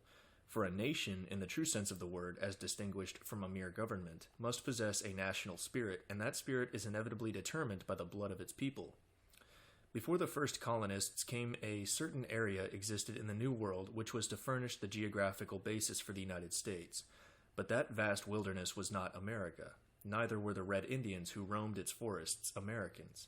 The same soil and climate which we now enjoy were there, together with an untouched store of natural resources, but the Indians made virtually no use of these splendid possibilities and affected the country scarcely more than the wild animals they hunted for a livelihood. It was the white colonists who endowed the virgin land with a true civilization and who ultimately breathed into it a distinctive national soul. Then and then only did our America come into being, and should that creative blood vanish or be radically altered by alien infusions, our America would pass into the limbo of dead nations and peoples, just like ancient Egypt and Hellas and Rome and many a forgotten folk entombed in the dust of ages. For every phase of national activity is as much the result of a nation's racial makeup as human activity is a consequence of the blood and temperament of a particular individual. Laws, institutions, ideals, the whole fabric of national life, these are but the outward manifestations of the creative racial spirit within. But if the nation's racial makeup changes, the national fabric can no longer fit people of different temperament and outlook. Consequently, the laws, the institutions, the ideals, and all the rest of it are either radically transformed or done away with altogether. Unlike an individual, a nation is potentially immortal, yet there is one sure way of killing a nation, to destroy or fatally to dilute the blood of its creators. Whatever takes its place may, to be sure, assume the same name, but it is not the same thing. Turn page. Any factor which affects the blood of the nation is therefore of vital concern, and can we conceive of any factor which has more profoundly affected America than the mass migration of the past 80 years? It is simply amazing to think that until recent years, immigration was looked at mainly from the economic viewpoint, its vital aspect being almost wholly disregarded. Yet, surely the admission of aliens should be regarded just as solemnly as the begetting of children, for the racial effect is essentially the same. Immigration is, from the racial standpoint, a form of procreation, and like individual procreation, it may be either the greatest blessing or the greatest curse.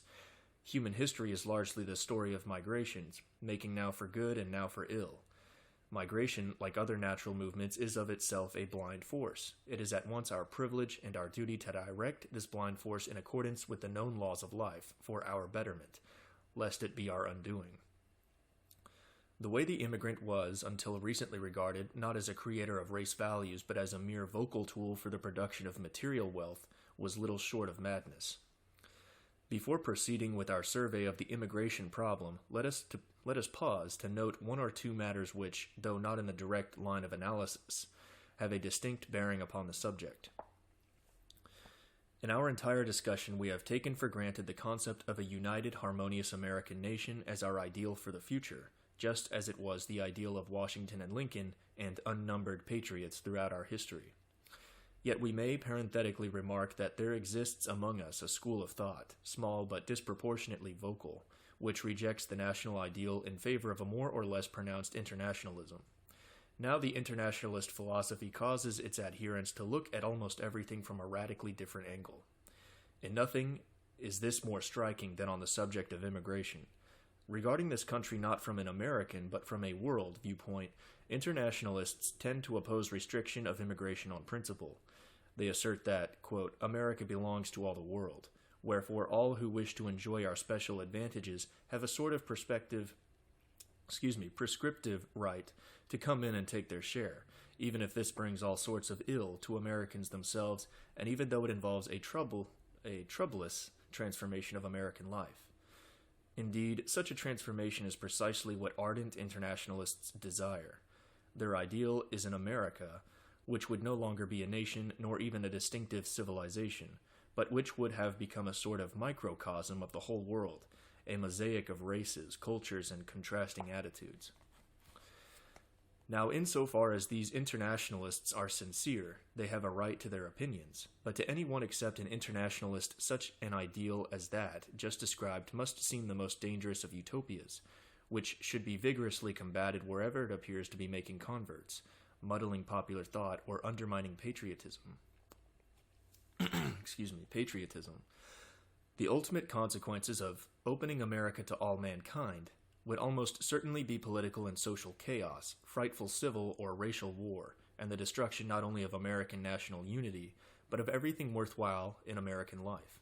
No worse fate could possibly be imagined for our country than an internationalized America.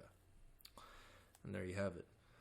In our discussion, therefore, we shall frankly consider the national ideal to be axiomatic. Axiomatic.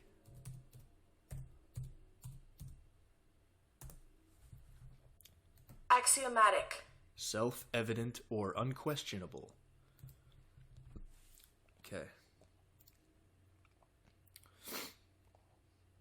Oh, this happens every time. Okay. In our discussion, therefore, we shall frankly consider the national ideal to be axiomatic, unquestionable, and we shall not turn aside to engage in any philosophical argument over the abstract merits of the national versus the international idea. In fact, we might not have mentioned the subject at all, were it not for the propagandist uses to which internationalism is being put by people who are not humanitarian idealists at all, but who have quite other aims in view. The genuine humanitarian internationalists are so few, and their doctrines are so visionary that, of themselves, they could never make much headway. Unfortunately, they lend respectability and furnish camouflage arguments to other elements by no means so innocuous in character. The first of these is the aggregation of revolutionary radicals typified by the communists, the believers in Russian Bolshevism. These radicals are, it is true, internationalists, but their internationalism is something very different from that of the humanitarian idealists above described. Communist internationalism embraces not humanity, but a definite class. Its objective in America is not a loosely federated mosaic of races, ideals, and cultures, but an iron dictatorship of the proletariat, the banning of all ideals except the gospel of Marx, and the replacement of our existing culture by that proletarian culture, which in Soviet Russia is yielding such dubious fruits. Another aggregation which uses humanitarian internationalism for its own ends is the cluster of unassimilated alien elements. These elements may or may not be revolutionary radicals, but even those who are in no sense internationalists often use humanitarian phrases as a cloak to conceal their own aims. Many alien groups want to break down our immigration restriction policy to get more of their kinsmen into this country, and try to clothe their special interests by high-sounding humanitarian principles. These same alien groups employ similar arguments to conceal another aim of theirs. Disliking an America to which they are not adjusted, they long to break the traditional American pattern in order to remold it according to their own desires. Later on, we shall examine more closely these unassimilated aliens and their activities. The point to be here noted is the added strength which they derive from a pretense of high idealism. Finally, humanitarian camouflage is often used by a third group wholly unconnected with those just mentioned. This group is made up of hard-boiled businessmen and big employers eager for cheap labor. The harm done by camouflage of this sort was especially great in the past, when the sob stuff, ladled out wholesale by paid propagandists of big corporations, steamship agents, and other vested interests in unrestricted immigration, did much to blind the public to the true situation. Today, damage from this source is much less because public opinion is too aroused and too well informed, and also because many big employers have come to realize that the political and social perils of mass immigration far outweigh the temporary profits from cheap, ignorant alien labor. America's good should, therefore, be the criterion by which every phase of the immigration problem should be judged. The idea of all genuine Americans can be simply and briefly defined. That ideal is a united, harmonious American nation. Whatever furthers the attainment of that ideal should be warmly supported. Whatever hinders it should be sternly opposed. The test governing the admission of all applicants, whether they be individuals, groups, or races, should be just this. Does the weight of evidence show that these applicants will fit normally into the fabric of American life, accept our basic ideals, and come to form an organic part of a harmonious national whole? Unless our common sense verdict on this question is yes, the applicant should be excluded. For, remember, no foreigner has any right whatsoever to enter America. His admission is a privilege, extended to him solely because we think he can benefit America. The burden of proof is thus upon him to show why he should be admitted, not upon us to prove why he should be kept out. Let us remember also that the national ideal is based not upon abstract theory, but upon good common sense. No theoretical questions of superiority or inferiority need be raised. Footnote. Let me find it.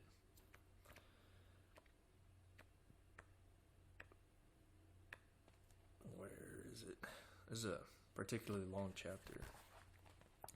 Okay. The question of the relative standing of racial groups is one of great importance. The weight of scientific evidence shows that races not only differ widely from one another, but also that they can be qualitatively graded. Races can be qualitatively graded. However, we need not discuss the latter point because it does not basically affect the matter which we are here considering. It is perfectly true that our present immigration policy does and should favor North Europeans over people from other parts of Europe, while it discriminates still more rigidly against the entry of non-white races. But the basic reason for this is not a theory of race superiority, but the most fundamental and most legitimate of all human instincts, self-preservation, rightly termed the first law of nature. We want, above all things, to preserve America. But America, as we have already seen, is not a mere geographical expression. It is a nation whose foundations were laid over 300 years ago by Anglo-Saxon Nordics, and whose nationhood is due almost exclusively to people of North European stock. Not only the old colonists and their descendants, but also many millions of North Europeans who have entered the country since colonial times and who have, for the most part, been thoroughly assimilated. Despite the recent influx of alien elements, therefore, the American people is still predominantly a blend of closely related North European strains, and the fabric of American life is fundamentally their creation. Now this national and cultural fabric, whatever its shortcomings, has one outstanding merit. It fits the temperament and general outlook on life of its North European creators, who constitute the great majority of the population. Of course, most Americans draw from this the conclusion that our nation and our stock are the best in the world. All peoples, even Eskimos and Andaman Islanders, feel just the same way about themselves. But that is not the issue at all. The really important point is that even though America, abstractly considered, may not be nearly as good as we think it is, nevertheless it is ours. We realize that it is not perfect, but we love it, we live it, and most of us would defend it to the last drop of our blood. Our national ideal is not static. We know that readjustments should be made, but we are resolved. Good Lord. Something caught in my throat. But we are resolved that whatever changes are made shall be evolutionary changes in accordance with our basic ideals. Furthermore, we have recently become awakened to the fact that harmonious national evolution will be possible only if the blood of the nation remains predominantly of North European origin, because only thus will the existing fabric of American life continue to fit the temperament of the population. Thus it all comes down to sheer self-preservation, and however theorists may rail, self-preservation is the first law of nature. The cardinal point in our immigration policy should, therefore, be to allow no further diminution of the North European element in America's racial makeup. Diminution, like reduce the size of. This does not mean that immigrants from Northern Europe have any prescriptive right to admission. It does, however, mean that their origin is strong.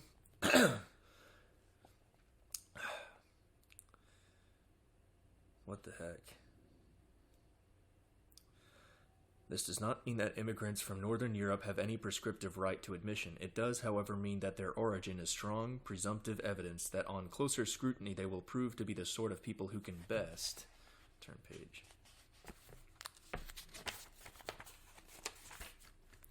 Become real Americans. To get down to cases, a pure-blooded English criminal or moron should be barred as rigidly as any other criminal or moron, and a 100% Nordic Scandinavian intellectual who turns out to be a red agitator should be expelled as summarily as be-whiskered Bolshevik from Moscow. As a be-whiskered Bolshevik from Moscow. Yet, while all applicants should, of course, be personally examined on their individual merits, it is, nevertheless, true that, generally speaking, North Europeans are to be frankly preferred because they normally qualify much better as potential American citizens, which is the only valid reason why we should allow any immigrant to enter America. Can anyone who knows the facts honestly deny that Englishmen, Scotchmen, and Scandinavians come to us with an inborn temperament and a social upbringing which predispose them to true assimilation vastly more than is the case with, say, Russians, Sicilians, or Yugoslavs? That is the meat of the matter, and when we discuss immigration, we had better stop theorizing about superiors and inferiors and get down to the bedrock of difference. America welcomes diversity, but diversity within limits. America should not encourage differences so great that assimilation is difficult or impossible. In other words, we want people who can understand us, accept our ways, and become wholehearted partners in the great task of perfecting our America. But we most emphatically do not want people, no matter how industrious or how intelligent, who don't like us, don't fit into the national fabric, and instinctively want to change our America into something different, based upon different ideas and attitudes toward life. There is the whole thing in a nutshell. In later chapters, we shall discuss its wider implications on various phases of national reconstruction. At present, let us keep it carefully in mind during the analysis of immigrant elements which we shall now essay. The outstanding fact in the story of migration to America is that it falls into two great streams, profoundly unlike in character. These two human streams are usually termed the old and the new immigration. The terms are well chosen, for they accurately describe the difference between them. The old immigration is that from Northern Europe. The new immigration is that from Southern and Eastern Europe and adjacent parts of Asia, which began about 40 years ago. It is the old immigration which we will first consider. The chief sources of the old immigration are Great Britain and Ireland, Germany, the Scandinavian countries, Norway, Sweden, and Denmark, and a few minor sources like Holland, France, and Switzerland. Now, the chief point to note about the old immigration is that it has in it nothing really new. All the countries of Northern Europe, which we have just mentioned, had furnished sizable quotas to the colonial population. When, therefore, the immigrant stream rose rapidly toward the middle of the 19th century, it was essentially the same stream which had flowed since early colonial days. Of course, the stream was vastly larger. The quotas from the various countries had shifted their ratios, and the average quality of the immigrants differed considerably from that of the colonial period. All these factors produced economic, social, and political effects on American life, which were often disturbing and which frequently hindered assimilation.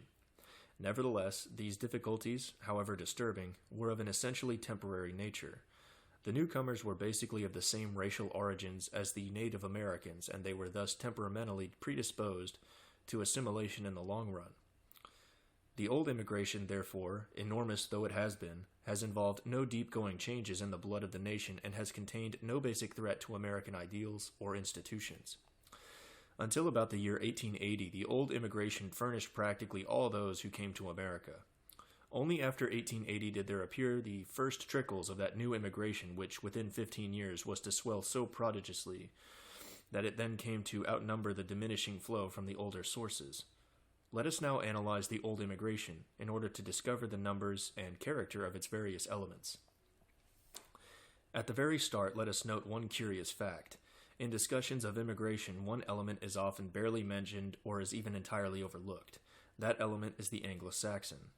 Yet this element, comprising as it does the English, the Scotch-Irish, Ulster Protestants, and the English-speaking Canadians, forms the most numerous and the most constant single stream of immigration which has ever entered America. It has flowed steadily from the very beginning to the present day. Its volume may be judged by the fact that the Anglo-Saxon immigrant stock today constitutes between 11 million and 12 million of our population. There's a footnote. Okay. Let's see.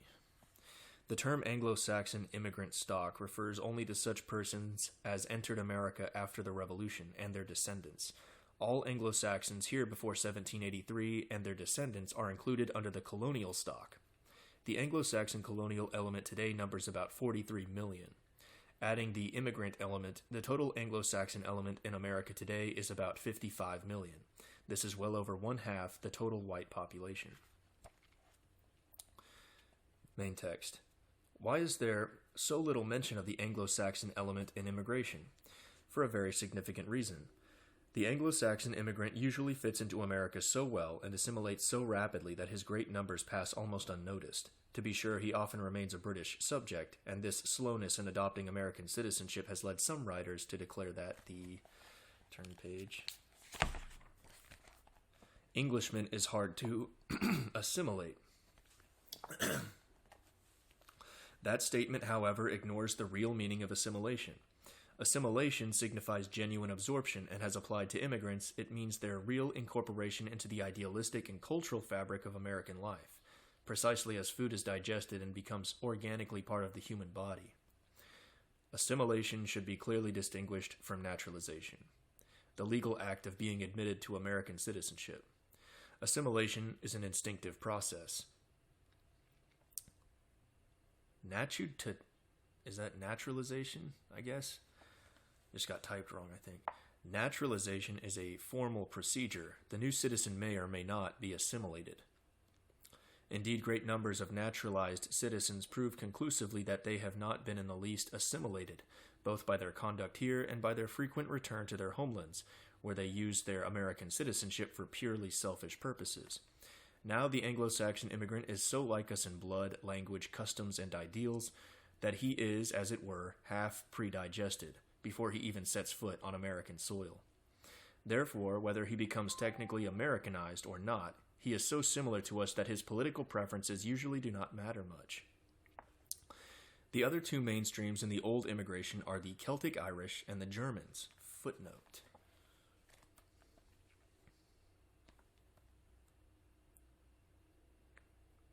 Find it. Okay. The term Celtic Irish is the term generally employed to distinguish the older Irish population, mainly Catholic, from the newer Scotch-Irish element settled in Ulster by the British Crown as a Protestant loyalist garrison. Having now made the distinction clear, I shall henceforth refer to the Catholic majority as Irish, the prefix Celtic thus becoming unnecessary. Okay. Mainly Catholic. All right. Both the Irish and the Germans have entered America in vast numbers, though neither element is quite so numerous as the Anglo-Saxon immigration. The Celtic Irish stock in America today numbers about 9 million, while the German immigrant stock contributes between 10 million and 11 million to our present population. Footnote.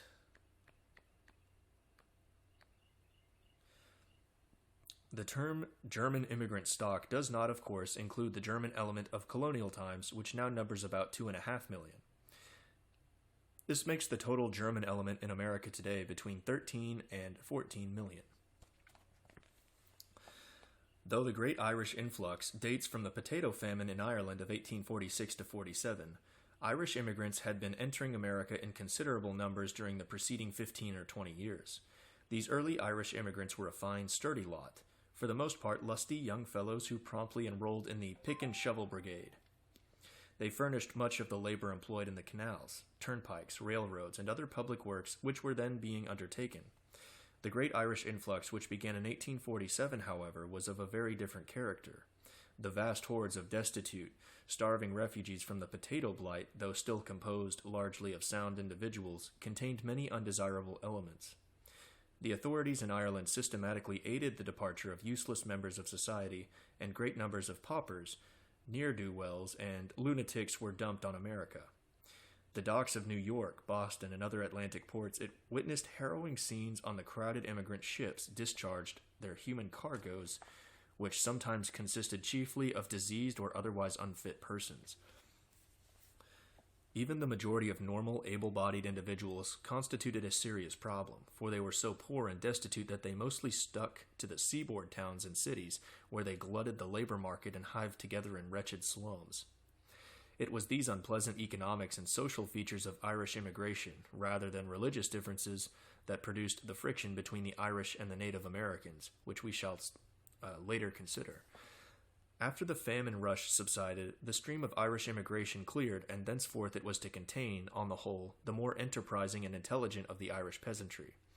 However, it has apparently never averaged so high in physical vigor as it did during the early period before the famine.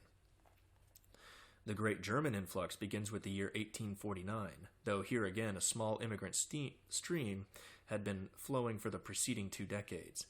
Those early arrivals were mainly members of peculiar religious sects, who settled in agricultural colonies and, like the Pennsylvania Dutch of colonial times, kept pretty strictly to themselves.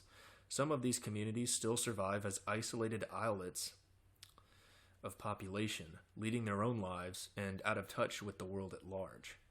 Very different in character was the great stream of German immigration which began in 1849 and which, except during the Civil War period, flowed mightily for over 40 years. The failure of the German liberal movement of 1848 drove multitudes of political exiles to seek freedom in the New World. These 48ers were mostly of a high type.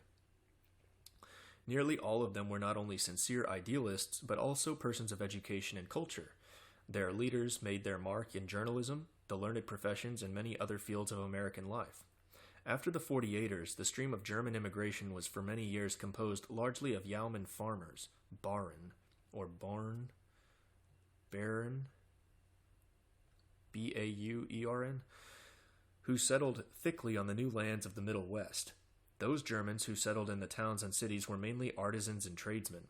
Down to 1890, German immigration contained very few undesirable elements. After that date, the German stream rapidly dwindled. Germany had become prosperous while most of our public land had been occupied.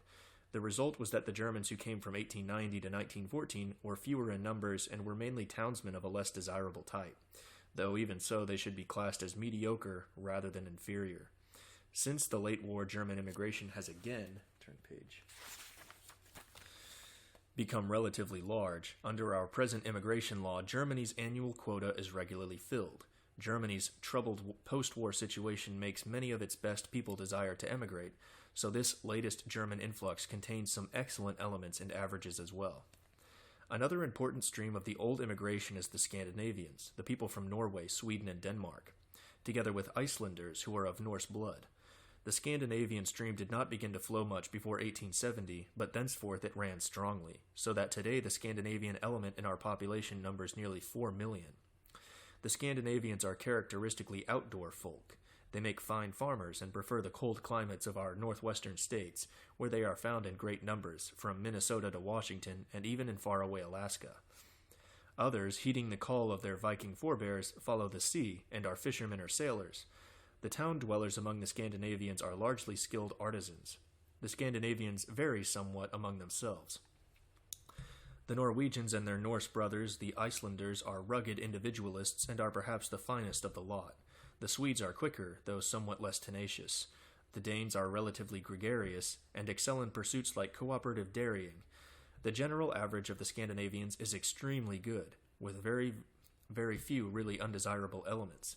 They are a most valuable addition to our population, especially since they assimilate better than any other element except the Anglo-Saxons. This is just what might be expected because the Scandinavians are not only Nordic in blood, but have political traditions, social ideals, and a general outlook on life very similar to those of the Anglo-Saxon stock. The only other stream of real importance in the old immigration is the Dutch.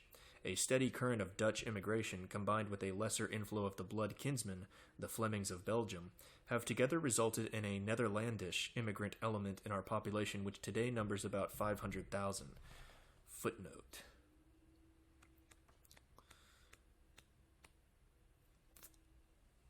Adding the Dutch colonial element, the total Netherlandish element in America today is nearly 2 million. Okay. Like their predecessors of colonial times, these Dutchmen are sturdy folk, somewhat slow to assimilate, but making good citizens in the long run. So ends our survey of the old immigration. Its tremendous importance is self-evident. Apart from any consideration of quality, its sheer mass is profoundly significant, for the 5 major elements of the old immigration which we have just analyzed furnish nearly 38 million of our present population. In other words, well over 1/3 of all the white blood in present-day America. Footnote. There are a few minor sources of the old immigration, especially France and Switzerland, but immigrants from these minor sources are so few, relatively to the chief sources above discussed, that they need not be treated in a general survey like ours. Of course, immigrants from France should be clearly distinguished from immigrants from French Canada. The two elements are very different in character.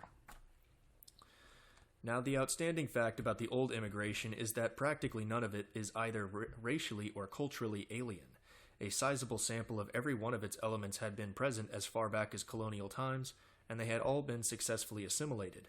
It could therefore be safely assumed that none of the later installments would prove refractory to assimilation or would present any permanent obstacle to the evolution of the America established by the colonial stock. That is probably the underlying reason why, despite the disturbance and friction undoubtedly caused by its first mass influx, the old immigration aroused no general alarm in American public opinion. Instinctively, most Americans then felt that the economic advantages from this immigration outweighed the more or less temporary social and political problems which it raised. There was thus no growing sense of real peril, culminating in a conviction that the gates must be closed, such as was later aroused by the new immigration and which culminated in the decisive Johnson Act of 1924. However, if we are to strike an accurate balance on the old immigration, we should not fail to note certain less obvious consequences. To begin with, the very fact that most of this immigration was sound and assimilable made people minimize its undesirable elements and delayed the passage of laws banning unfit individuals. It was not until 1882 that such legislation was really undertaken by Congress. Before that time, such obviously bad elements as paupers, morons, criminals, and diseased persons could enter America practically at will. We have already noted how the governmental authorities and local charity boards in Ireland used the famine exodus as a fine opportunity to dump their undesirable wholesale on America. And this was merely the most striking example of a policy pursued deliberately by most European nations until we stopped the practice by laws forbidding the entry of such persons. Meanwhile, a lot of low-grade humanity had entered America even from those countries which normally form our best sources of immigration. For we must not make the mistake of looking at even the most advanced nations as a unit. A moment's reflection shows us that just because a certain country is inhabited by a generally high-grade population is no reason for believing that population to be universally high-grade. Every human stock, no matter how good, has its dregs. Therefore, the good general average of a population is no guarantee that in its emigrants it is sending us a fair sample of itself. For instance, Scotland grows mostly a fine breed of men and has usually sent us a fine lot of emigrants. But if suddenly Scotch immigration should be made up largely of paupers and jailbirds, Scotland would cease to be a desirable source of immigration and would have to be regarded as a highly undesirable one. Here again, throughout the 19th century, American public opinion failed to grasp the essential fact that immigration is a very complex problem which needs careful watching, lest new or unsuspected phases catch us unaware and work havoc before they are remedied.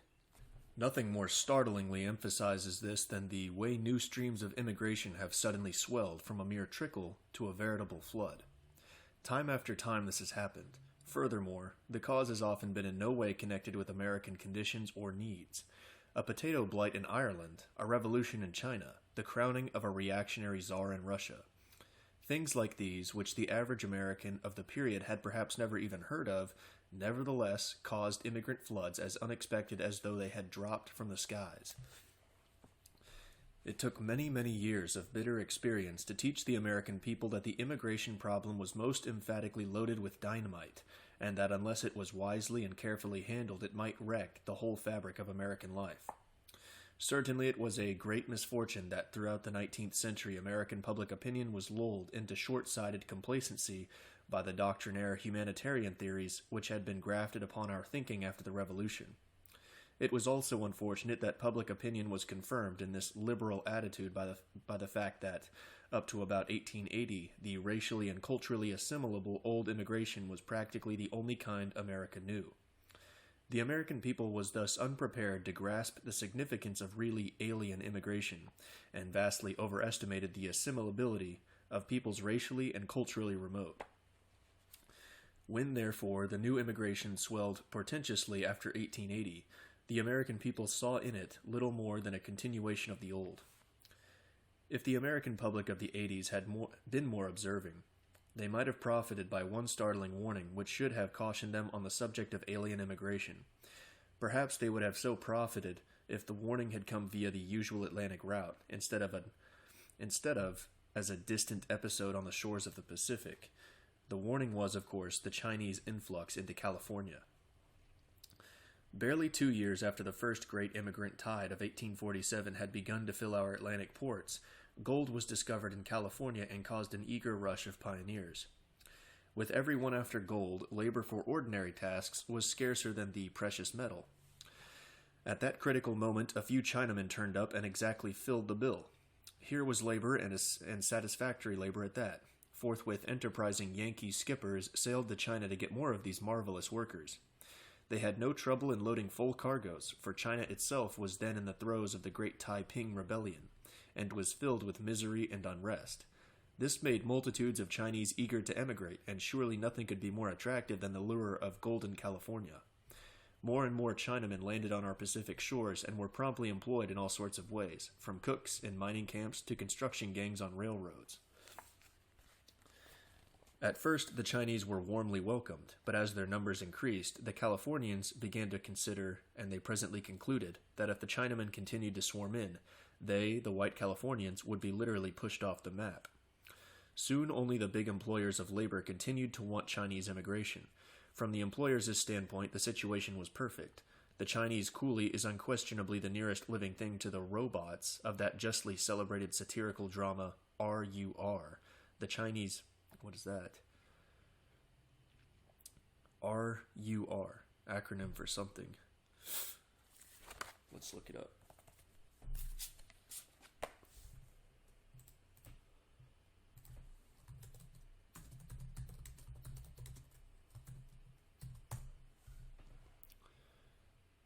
In R.U.R., the robot, an idea Capek was first to invent, gradually takes over all aspects of human existence except procreation. So the play is called Capek. No. By Capek? Yeah. And then R.U.R. is the science fiction play by the Czech writer Karel Capek. And R.U.R. is an acronym for Rossum's Universal Robots. The insect play is a satirical fable in which beetles, butterflies, and ants give dramatic form to different philosophies of life. Interesting. Okay. Main text. The Chinese coolie can do more work on less food for less money than anyone else in the world. The Chinese coolie can do more work on less food for less money than anyone else in the world. The employer can hire coolies in blocks from Chinese contractors who handle all the details and guarantee satisfaction so long as the price is paid. It is perfection for the employer. But how about the rest of the community? Let us see. Unluckily, the coolie is not quite a machine. In fact, he is a man, with ideas and desires and aims of his own. He saves his wages and stops being a coolie. He buys a little shop or a small farm, and still displays the same tremendous economic efficiency. As a coolie, he had cut the native workman out of a job. Now as a trader or farmer, he proceeds to put those native classes out of business. Having thereby made still more money, he climbs yet higher and becomes a big merchant, a banker, or a great landowner. And all this time he has been sending home for his kinsfolk, men and women. These women produce children, many children. The Chinese element expands by leaps and bounds. Chinese villages, Chinese city quarters grow like mushrooms. Ultimately, the land is transformed into something like a new China, and the native is, for the most part, no more. Such was the nightmare possibility which flashed before the Californians' startled eyes, a nightmare which they promptly swore should never become a reality. As a matter of fact, it did not happen, but it would have happened if the Californians had not stopped the Chinese influx. They stopped it by drastic means, but this was because Congress for a long time refused to give them legal protection in the shape of an exclusion law, so the Californians, fighting for their very race life, used violent, extra-legal methods. Chinese were mobbed, beaten, and killed, and Congress was frankly warned that if something were not done, there might be a general massacre. Congress still hesitated because American public opinion was, on the whole, indifferent or disapproving of the California attitude. Humanitarian liberals spoke eloquently of America's duty to give the Chinaman a chance. But the situation in California was so tense that Congress reluctantly passed the Chinese Exclusion Act, and our Pacific coast was preserved as a white man's land. The Chinese were kept from doing to California what they threatened to do at that same period to other white lands like Australia, and what they are today actually doing to Asiatic lands like Malaysia, where the native inhabitants are being literally crowded off the earth by Chinese peaceful penetration, quote unquote. There's a footnote here.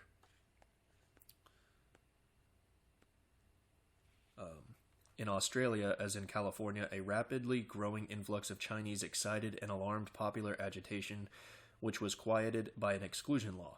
No non-white immigrants of any kind are permitted to enter Australia. The cornerstone of Australia's immigration policy is that Australia shall be kept a white man's country. Interesting, is it? Is it not? We know today that the Californians were right, and we have extended Chinese exclusion to Hindus, Japanese, and all those other vast Asiatic reservoirs of potential immigration, aggregating fully 900 million people, and who would swamp the whole of America if they were given the chance. That the poor Chinese in California were brutally and unjustly treated is unquestionably true. But who is really to blame? In the immediate sense, it was Congress. In the last analysis, it was nature. Deprived of the legal protection they sought, the Californians were roused to desperation by the most imperious of all passions, self-preservation. After Congress had passed the Exclusion Act and the Chinese no longer flocked in, there was no more trouble. The Chinese episode teaches several very useful lessons. In the first place, it shows us that, when confronted by a new situation, we should look at the facts of that situation and should not be blinded by cherished theories. Secondly, when public opinion becomes aroused and alarmed over what it believes to be a pressing and vital issue, legal relief should be promptly given, lest public feeling grow desperate and turn to desperate means of self-defense. And there is yet another point which the Chinese episode drives home. It is, as already stated, that any sound immigration policy must be based on the bedrock of difference. The Chinese, for example, are in many ways a wonderful people. They are hardworking, temperate, likable, intelligent, and much more besides. But the Chinese are different! Exclamation point. They are so different from us in blood, culture, ideals, and general outlook on life that they cannot be assimilated, and we know that if they came to us in vast numbers they would either destroy us or hopelessly mongrelize us. Therefore, no matter how intelligent or industrious or anything else they may be, we do not want them and we will not have them. And this applies to any race or nationality that is so different from us that its presence among us would threaten the harmonious evolution of our natural life. We are unalterably resolved that our America shall survive. And any theoretical arguments against that resolution, however high-sounding or eloquent, are so much waste of breath. They are worse than useless. Thank heaven that is today the attitude of the great majority of Americans, and their conviction is embodied in our present wise and sound immigration laws, which are our best guarantee for a happy national future. But alas, those immigration laws were passed only after 40 years of the new immigration, which has resulted in the presence of some 14 million people of diverse South and East European or West Asiatic origins, who are for the most part massed in our northeastern states. Many of these new elements, northeastern states,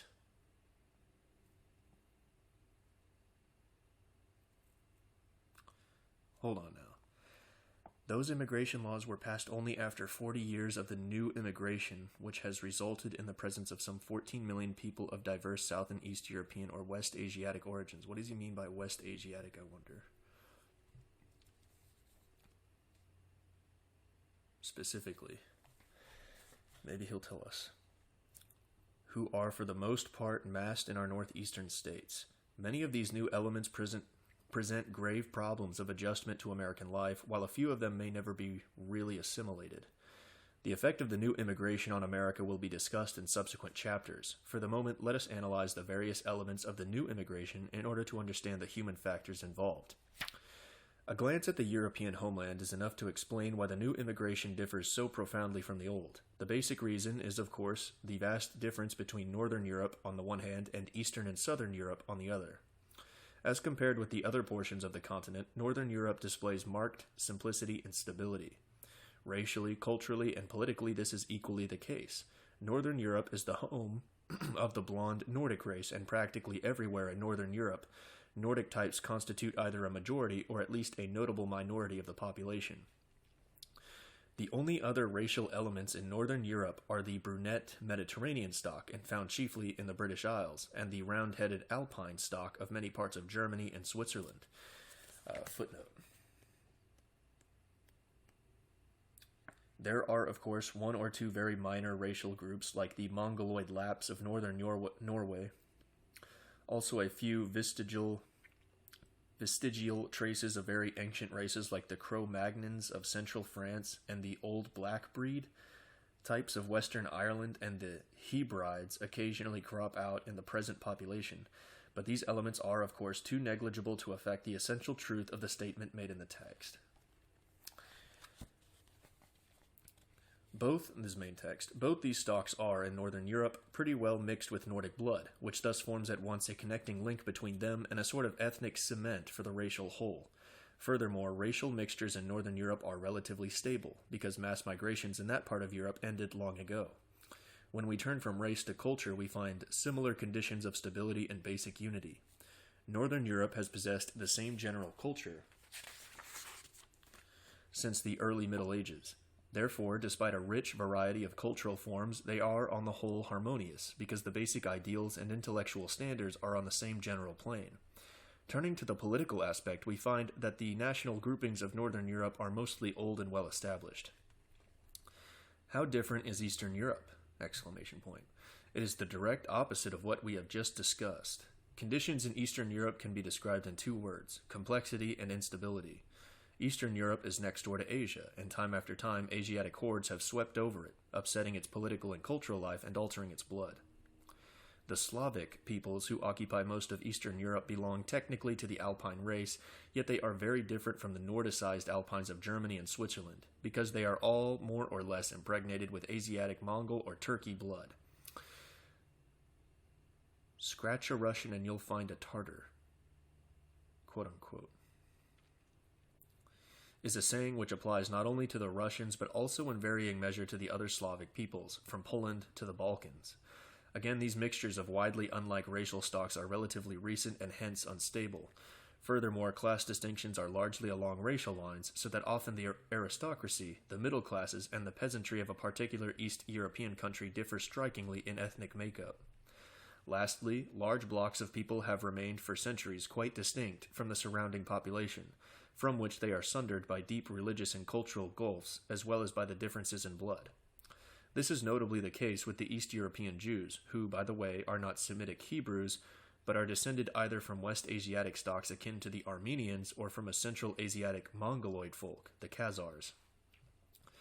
Eastern Europe thus presents a bewildering complexity of races, creeds, and cultures, which reaches its climax in the Balkans, that unhappy abode of jarring, half-barbarian peoples.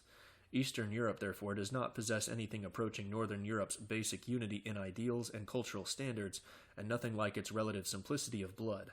On the contrary, in Eastern Europe there is neither unity nor simplicity of any kind. In Southern Europe, conditions lie midway between the extremes of the North and East. Italy, Spain, and Portugal, which are the chief Southern European nations, possess old, well-established, kindred cultures, and thus have basic ideals and standards quite as stable as those of Northern Europe.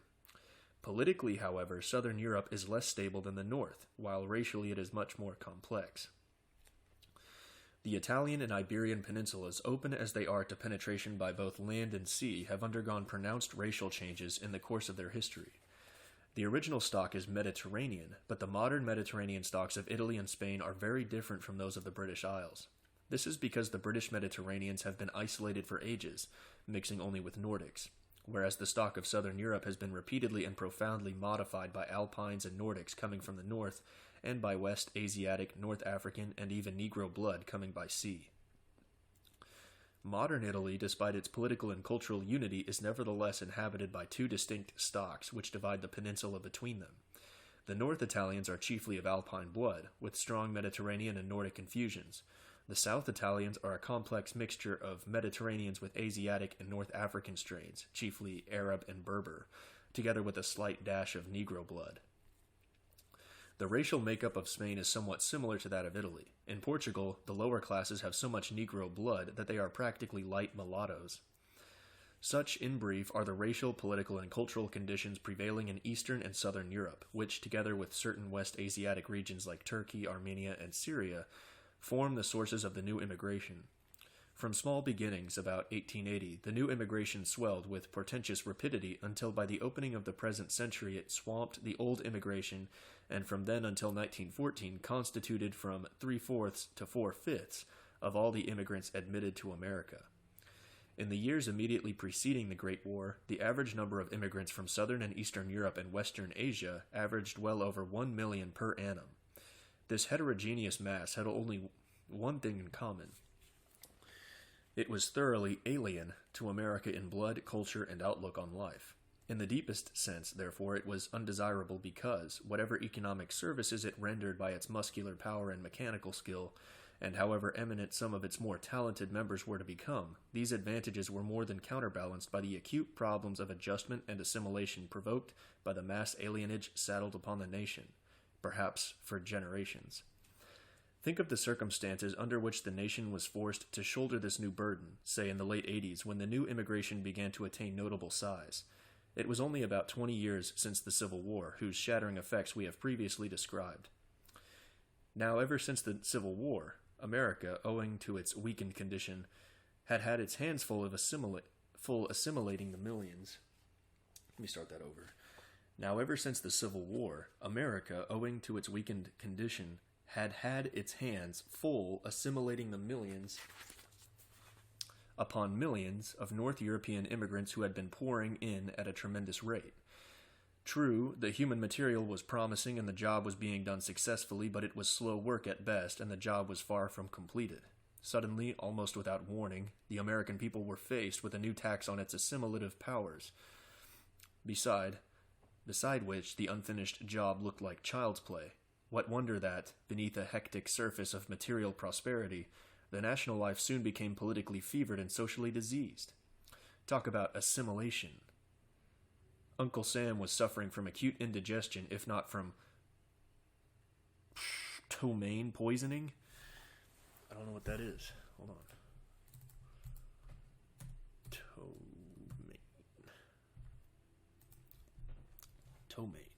Ptomaine. But with a P in front.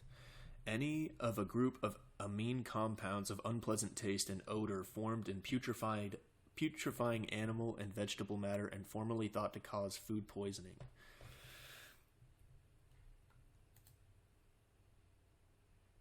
Ptomaine poisoning, a term for food poisoning that is no longer in scientific use. Food poisoning was once thought to be caused by ingesting ptomaines.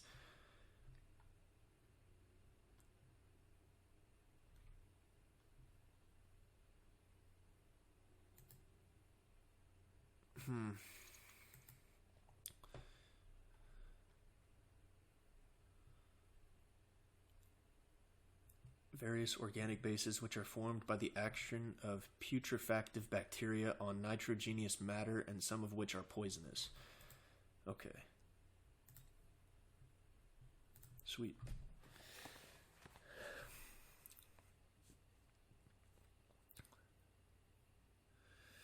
Where is it? Okay.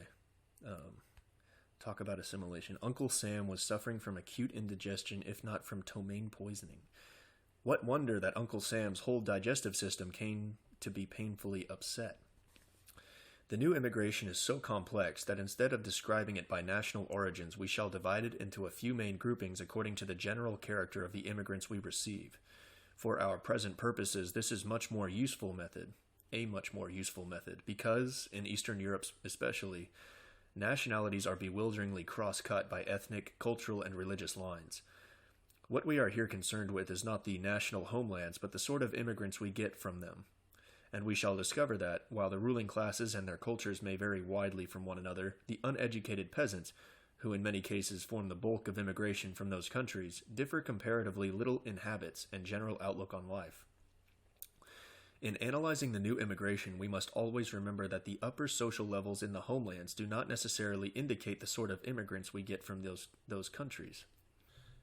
In Eastern Europe especially, a particular nation may possess an able, cultured, and progressive ruling class wherein that same nation the peasantry, perhaps of a different racial stock, will still be in the Dark Ages, and the lower class townsfolk will be almost equally ignorant and backward. Therefore it is quite beside the point to argue, as is so often done.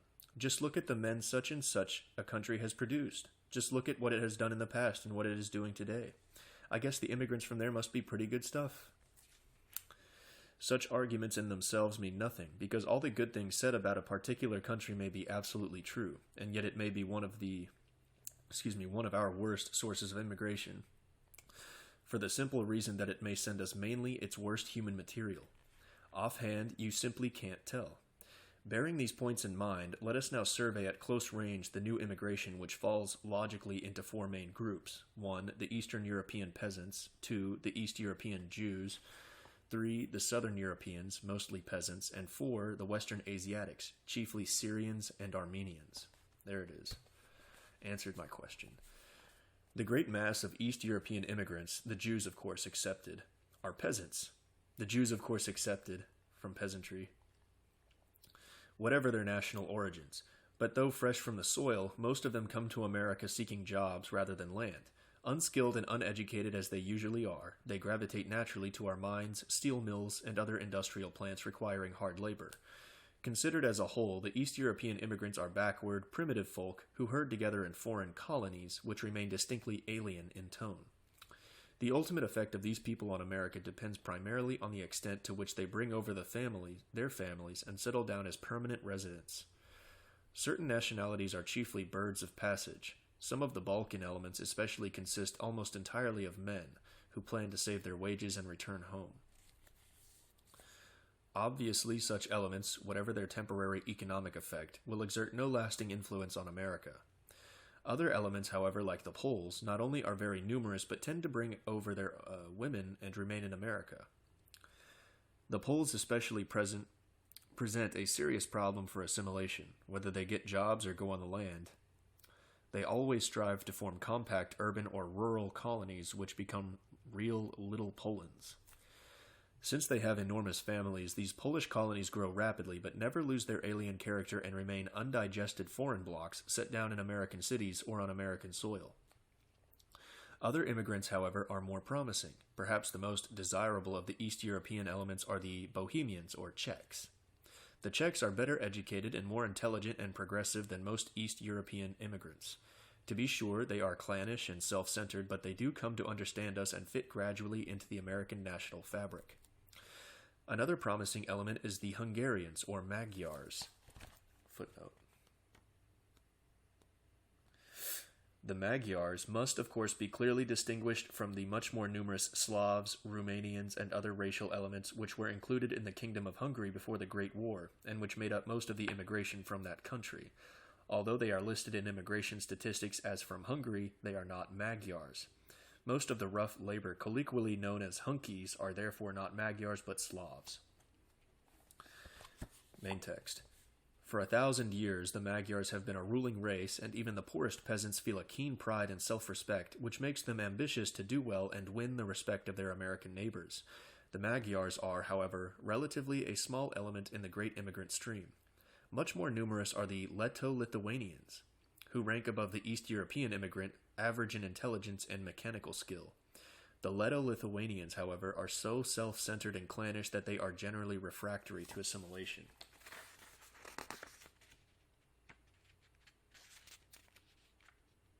Pages are stuck. There we go. Reviewing the East European immigrant group as a whole, we find that it consists mainly of backward peasants decidedly alien to American ideals and American ways. Their average intelligence seems to be considerably below that of North European immigrants. Thus, save for the exceptions above noted, the East European immigrants do not appear to be very promising material for harmonious incorporation into American national life. The East European elements in America today total somewhere between 5 and 6 million, massed almost wholly in our northeastern states. Let us now consider the second main group of the new immigration, the East European Jews. Right here we should note one point which underlies the whole matter. The Jews are not a race. Well, he messed that up pretty bad, didn't he? Considered as a whole, the Jews are a religious and cultural group, divided into at least two absolutely distinct racial branches. Okay, never mind, he's getting into it. These are 1. The Sephardim, or Mediterranean Jews. 2. The Ashkenazim, or Eastern Jews. Racially and temperamentally, they have about as much in common as Christians of Western Europe have with the Christians of Syria and Armenia. Now the East European Jews, who have come to America only since 1882, are Ashkenazim, and it is they who alone constitute that Jewish problem which today undoubtedly exists in America. This is 1927 he's writing this. Jews of a different sort have been in America since early colonial times. We noted quite a group of Sephardim way back in old Dutch New Amsterdam, long before the town became New York. But these Sephardic Jews were no problem. On the contrary, they were well esteemed and proved a valuable addition to the population. Some of these old Sephardic colonial families are deservedly prominent in New York today. A second Jewish element to enter America were the German Jews. In blood, they were partly Sephardim and part Ashkenazim, but they likewise constituted no problem. The German Jews formed part of the great German stream of immigration which began in 1849. In culture and ideals, they were practically Germans, and they soon adjusted themselves to American ways. Mostly small tradesmen, they scattered broadcast over the country and seldom raised any real friction between themselves and the rest of the population.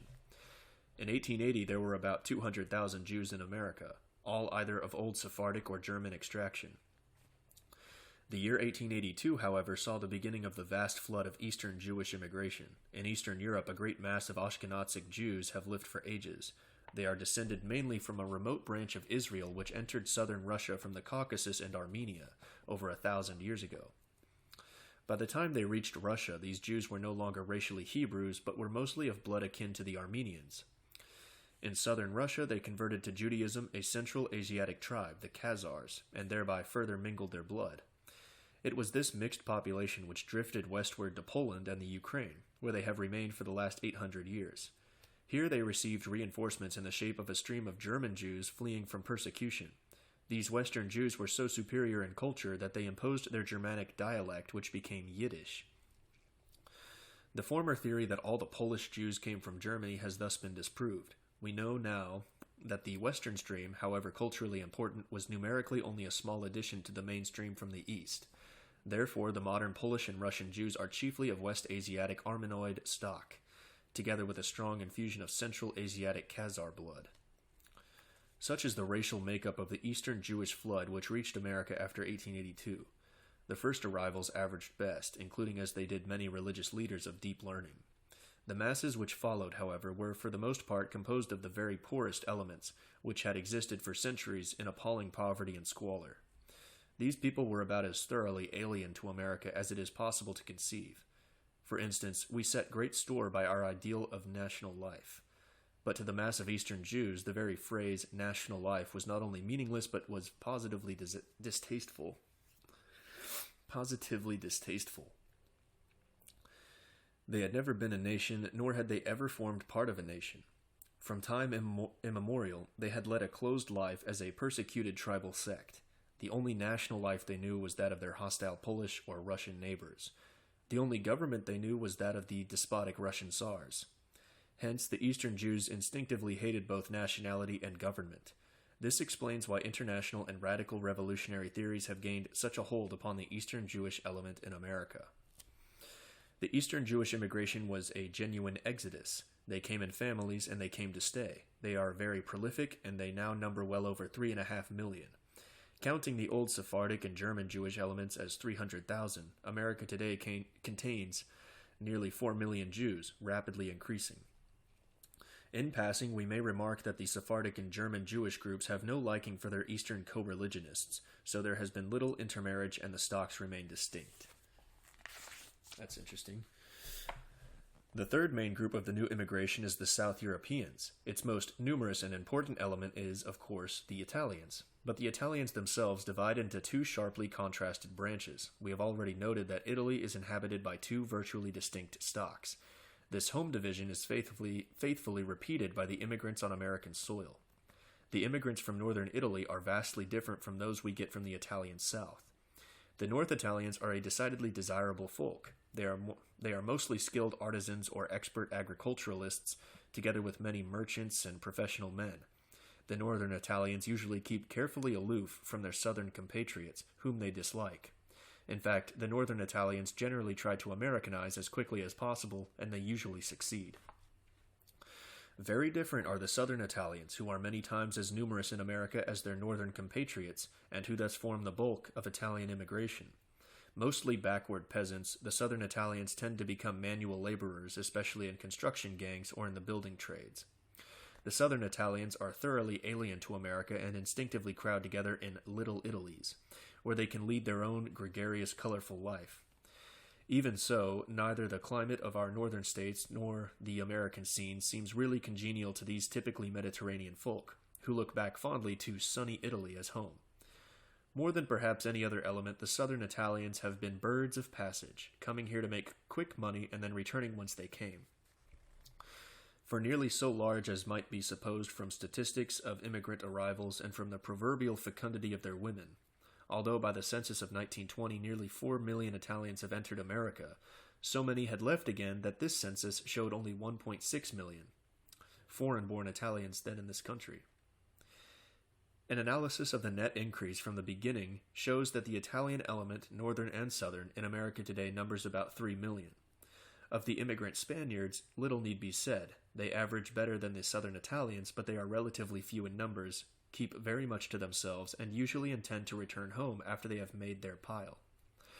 As for the immigrant Portuguese, they are an undesirable element. Most of them come not from Portugal itself, but from the Azores Islands.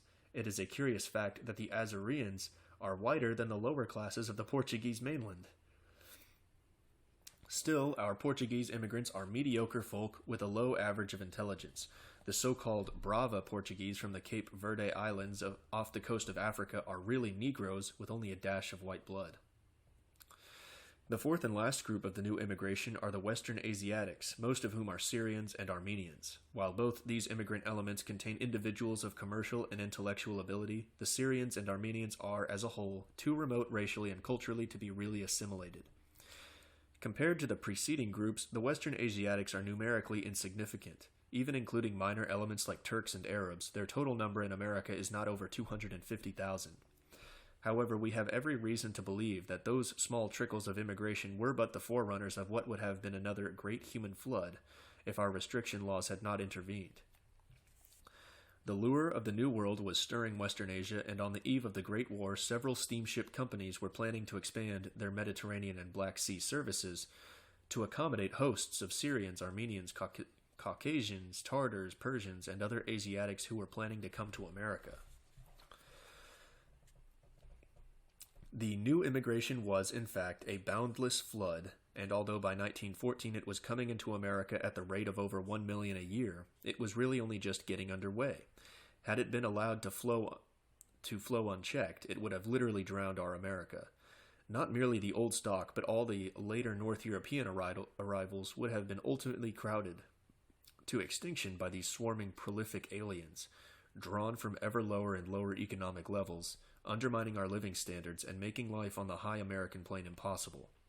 In President Roosevelt's vigorous words, America would have become a polyglot boarding house, the crowded abode of a jostling throng of alien peoples.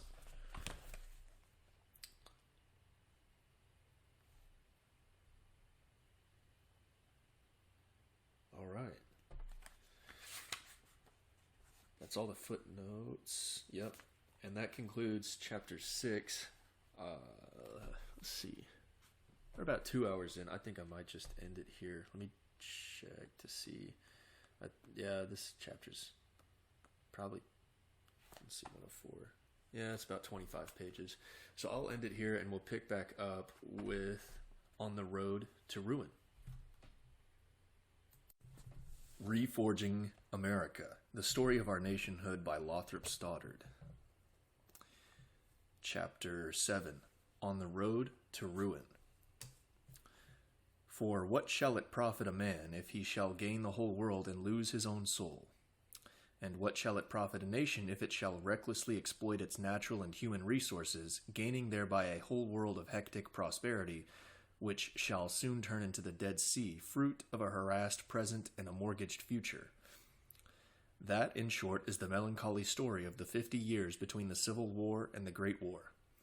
That entire period of over half a century is characterized by an ever-increasing materialism, a deflection of constructive vision into short-sighted egoism, and a blunting of instinctive poise and sense of proportion by a ruthless lust of immediate gain, coupled with a reckless disregard of ultimate consequences. With the fabric of its national life badly tattered and with its idealism burned away by the cataclysm of the Civil War, America plunged into a materialistic orgy which so careful an authority as Carver roundly terms an economic and social nightmare. Footnote.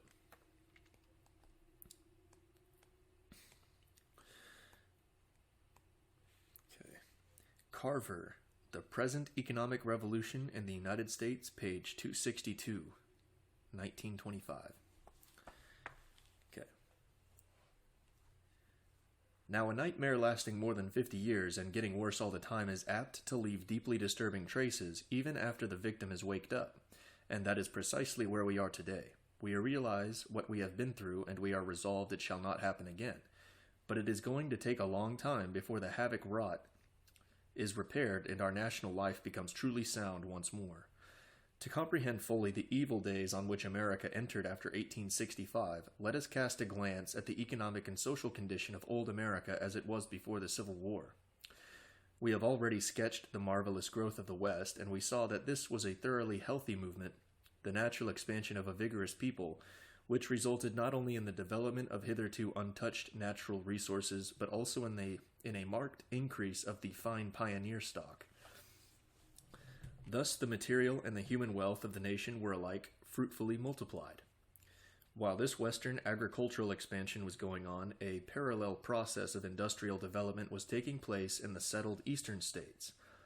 Almost from the hour of independence, New England had begun to harness its water power for mills of various kinds, while the advent of steam power tapped the vast coal and iron deposits of Pennsylvania and adjacent regions. By the middle of the 19th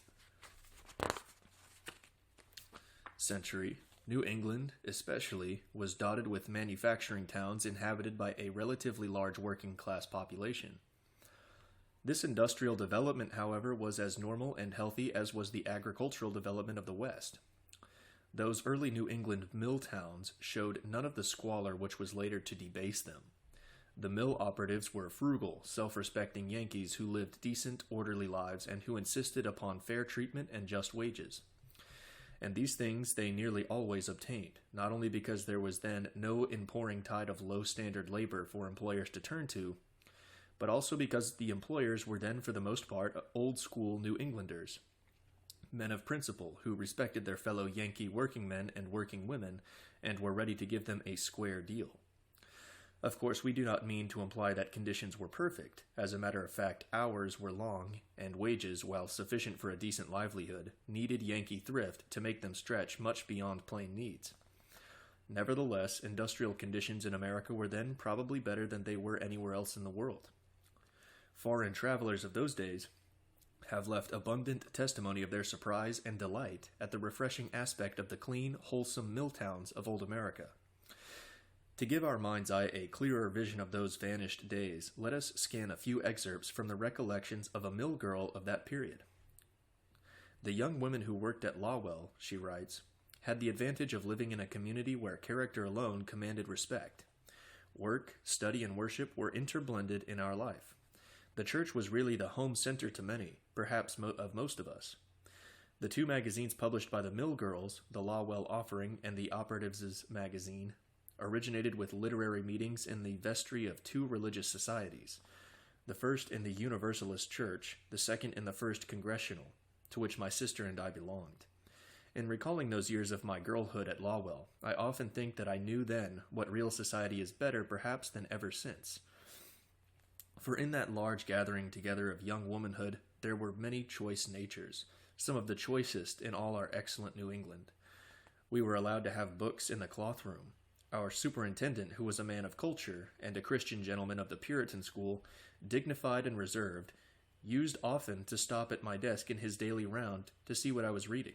It was a satisfaction to have a superintendent like him, whose granite principles, emphasized by his stately figure and bearing, made him a tower of strength in the church and in the community. He kept a silent, kindly, rigid watch over the corporation life of which he was the head, and only those of us who were incidentally admitted to his confidence knew how carefully we were guarded. Footnote. Larcom, so Lucy Larcom, that's Larcom, A New England Girlhood, 1889. Main text. Another resident of the same city, a minister whose long pastorate enabled him to see both the good old days and the darker days which were to follow, thus contrasts the changes wrought by the years. Quote, "There are still those in Lawwell who remember the former days and pine for their return. The happy days when life was homogeneous and all were one in their loyalty to the new mill town on the Merrimack, when the Yankee girls worked leisurely 13 hours a day in the mills and wrote poetry at night. It is a far cry indeed from the city of more than 100,000, made up of 50 or more nationalities, with 50% foreign-born and 80% foreign parentage, to the days of Auld Lang Syne." What is that? Auld Lang Syne. Not sure. "When all knew each other, thought the same thoughts, spoke the same language, and worshipped in the same way." And that is from G.F. Kengott, Kennngott, The Record of a City, 1912. Now, the conditions just portrayed in Lawwell, Massachusetts apply in the broad sense to industrial conditions throughout old America. In the early days, even the lower paid ranks of manual labor were not squalid or degraded. Poverty, of course, there was, and many individual cases of destitution, usually the result of too much hard liquor. Again, the waterfronts of the port towns harbored tough and criminal elements, mainly of foreign origin. But even the largest cities of old America had no real slums before 1840. Just as the medium-sized cities of the far west, inhabited as they are almost exclusively by descendants of pioneers and the best of the old immigration, have no real slums even today. We must always remember that if slums make slum people also make slums. In the absence of low-grade, pauper, or degenerate elements, slums simply do not arise. These happy social conditions were first disturbed by the great immigrant influx which began in the late 40s. We have seen that the old immigration, while sound in the main, contained undesirable elements which congested the cities and towns of the Atlantic seaboard. The market for manual labor was temporarily glutted, the relatively high standards of the Native American laborers were upset, and in time this immigrant labor worked its way into the mills, disturbing the economic and social status of the native factory operatives in New England and adjacent regions. The old immigration thus produced a milder phase of the unfortunate consequences which the new immigration was later to produce in vastly aggravated form.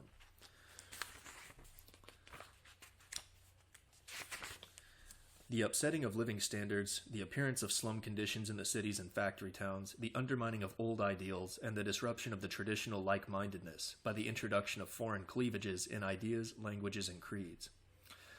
Another consequence of even more profound and lasting significance was the downright replacement of a large portion of the Native American population by the immigrant newcomers and their children. Driven from many lines of labor, the displaced American workmen either went west, or, even if promoted to better jobs at home, limited the size of their families, refusing to raise children unless these could be so educated that they could enter the more desirable occupations, and could thus avoid competition with low-standard foreigners under working conditions which, in American eyes, had become degrading. This social sterilization of the native stock revealed itself by a rapid decline in their previously high birth rate, this decline in fecundity being everywhere exactly in proportion to the intensity and character of the immigrant influx. Indeed, nearly all students of the problem now agree that even the old immigration, especially where it stayed in the East and competed directly with the established native stock, was essentially a replacement of a certain portion of the Native American element, that every such immigrant prevented a Native American baby from being born, and that if there had been no immigration at all, we should today have just about as large a population, but entirely of Native American blood. However, we need not stress unduly this replacive aspect of the old immigration because, considered as a whole, it did not involve any marked alteration of the nation's racial makeup or any basic threat to American ideals. The eastern seaboard states did unquestionably suffer a certain lowering of human quality, because it was there that almost all the undesirable elements in the old immigration stuck. Yet these undesirable elements, after all, formed but a small portion of a sound and assimilable total. Especially was this true of the vast hosts of North Europeans who came seeking not Eastern jobs, but Western land. These people did not stay east, but usually went directly west to settle the areas as yet but thinly occupied by the Native American pioneers. And those immigrants, whether British, Irish, German, Scandinavian, Dutch, or other nationality, were nearly all of good quality and exerted no injurious influence on existing living standards. They therefore did not socially sterilize the native stock and were thus a genuine addition to the population instead of a mere replacement. Surveying the old immigration as it reached its peak in the early 80s, we find that in the West, both its temporary and its permanent results were favorable. In the East, it had caused temporary economic and social disturbances, and it had introduced some undesirable elements which were to be a permanent burden. Yet even in the East, the bulk of the old immigration was of sound, assimilable stock. If the new immigration had never come, America would, by now, present about the same racial and social aspect as Australia. Like America, Australia was settled mainly by people from the British Isles, but unlike America, Australia had the wise foresight to welcome only immigrants from North European sources. This immigration did, to be sure, contain some undesirable elements, just as we got undesirable elements mixed up with the good in our old immigration. In its early days especially, Australia was afflicted by the convict stream which the British government had previously sent to its American colonies. Although that muddy human stream ceased long ago, Australia is still paying the price because the descendants of the worst elements today infest the slum quarters of Sydney and Melbourne. However, this slum element is practically confined to Australia's two chief cities. The rest of the Australian population is a high-grade homogeneous people. Now, that would have been about the situation in America today if we had adopted Australia's immigration policy. New York, Boston, and a few other big cities would have had bad slums with a vicious criminal element. But these would have been exceptions to the general rule. The rest of the country would have been inhabited almost entirely by a high-grade North European population, which would have been pretty thoroughly Americanized in a couple of generations. That indeed was what seemed most likely to happen in the early 80s.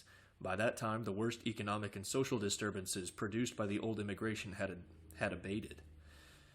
The tremendous industrial development which set in after the Civil War had taken up the slack in the formerly congested Eastern labor market, and with higher wages and better living conditions, the Northern European working men were being rapidly Americanized. The mill towns of New England recovered from the first slump and improved in tone, while the coal regions of Pennsylvania, purged of criminal foreign elements like the Molly Maguires, showed decent villages inhabited for the most part by self-respecting Cornish, Welsh, and Irish miners, often owning their own homes and usually rearing their children under proper surroundings. But already the first trickles of the new immigration were seeping into the eastern states, and within a decade, the whole industrial trend was going from bad to worse. These strange newcomers were not only alien in blood, but equally alien in living standards and social ideals. Accustomed to existence on an economic plane much lower than that prevailing in Northern Europe and infinitely lower than that of America, the first Slav and South Italian peasants who landed found America almost as much an economic paradise as had the Chinese coolies in California. Poor and hungry, these South and East Europeans were only too glad to work for wages and under living conditions which North Europeans, as well as Native Americans, indignantly rejected as impossible and degrading. Snapped up eagerly by America's expanding industry, the new immigrants saved good money where the old immigrants and Native Americans would have literally starved, and the glowing tales sent home stirred fresh multitudes in far-off lands to quit their cramped, pinched existence for the wonderful El Dorado across the sea. By the early 1890s, the new immigration was fairly underway, and Anyone with half an eye could see that unless checked by restriction laws, it would rapidly attain vast proportions.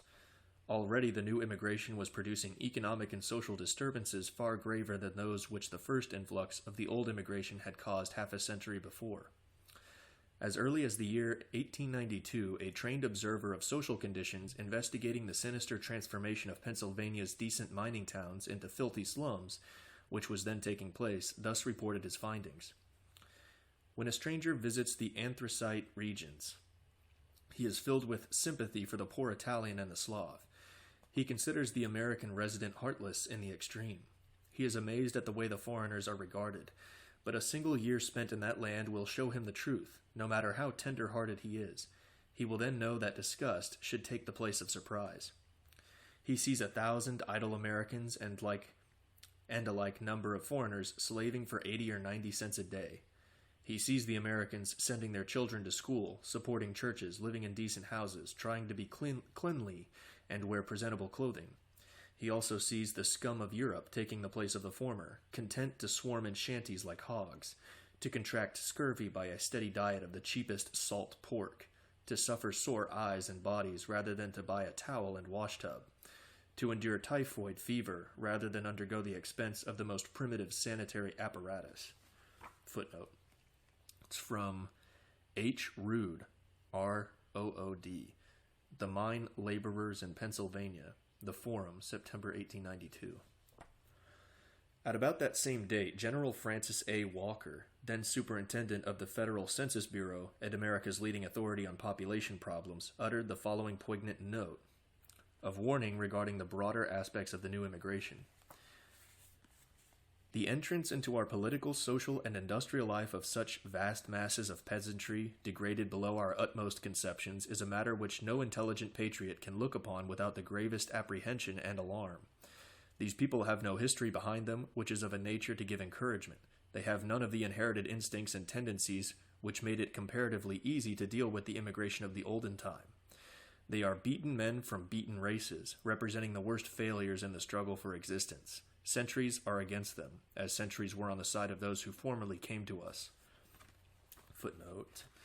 That is General Francis A. Walker, Discussions in Economics and Statistics, Volume 2, page 446. Thus, from the very start, clear-sighted observers were warning the American people of the perils which the new immigration involved. But those warnings were more voices crying in the wilderness. For the most part, American public opinion in the 90s was indifferent or even complacent to what was taking place.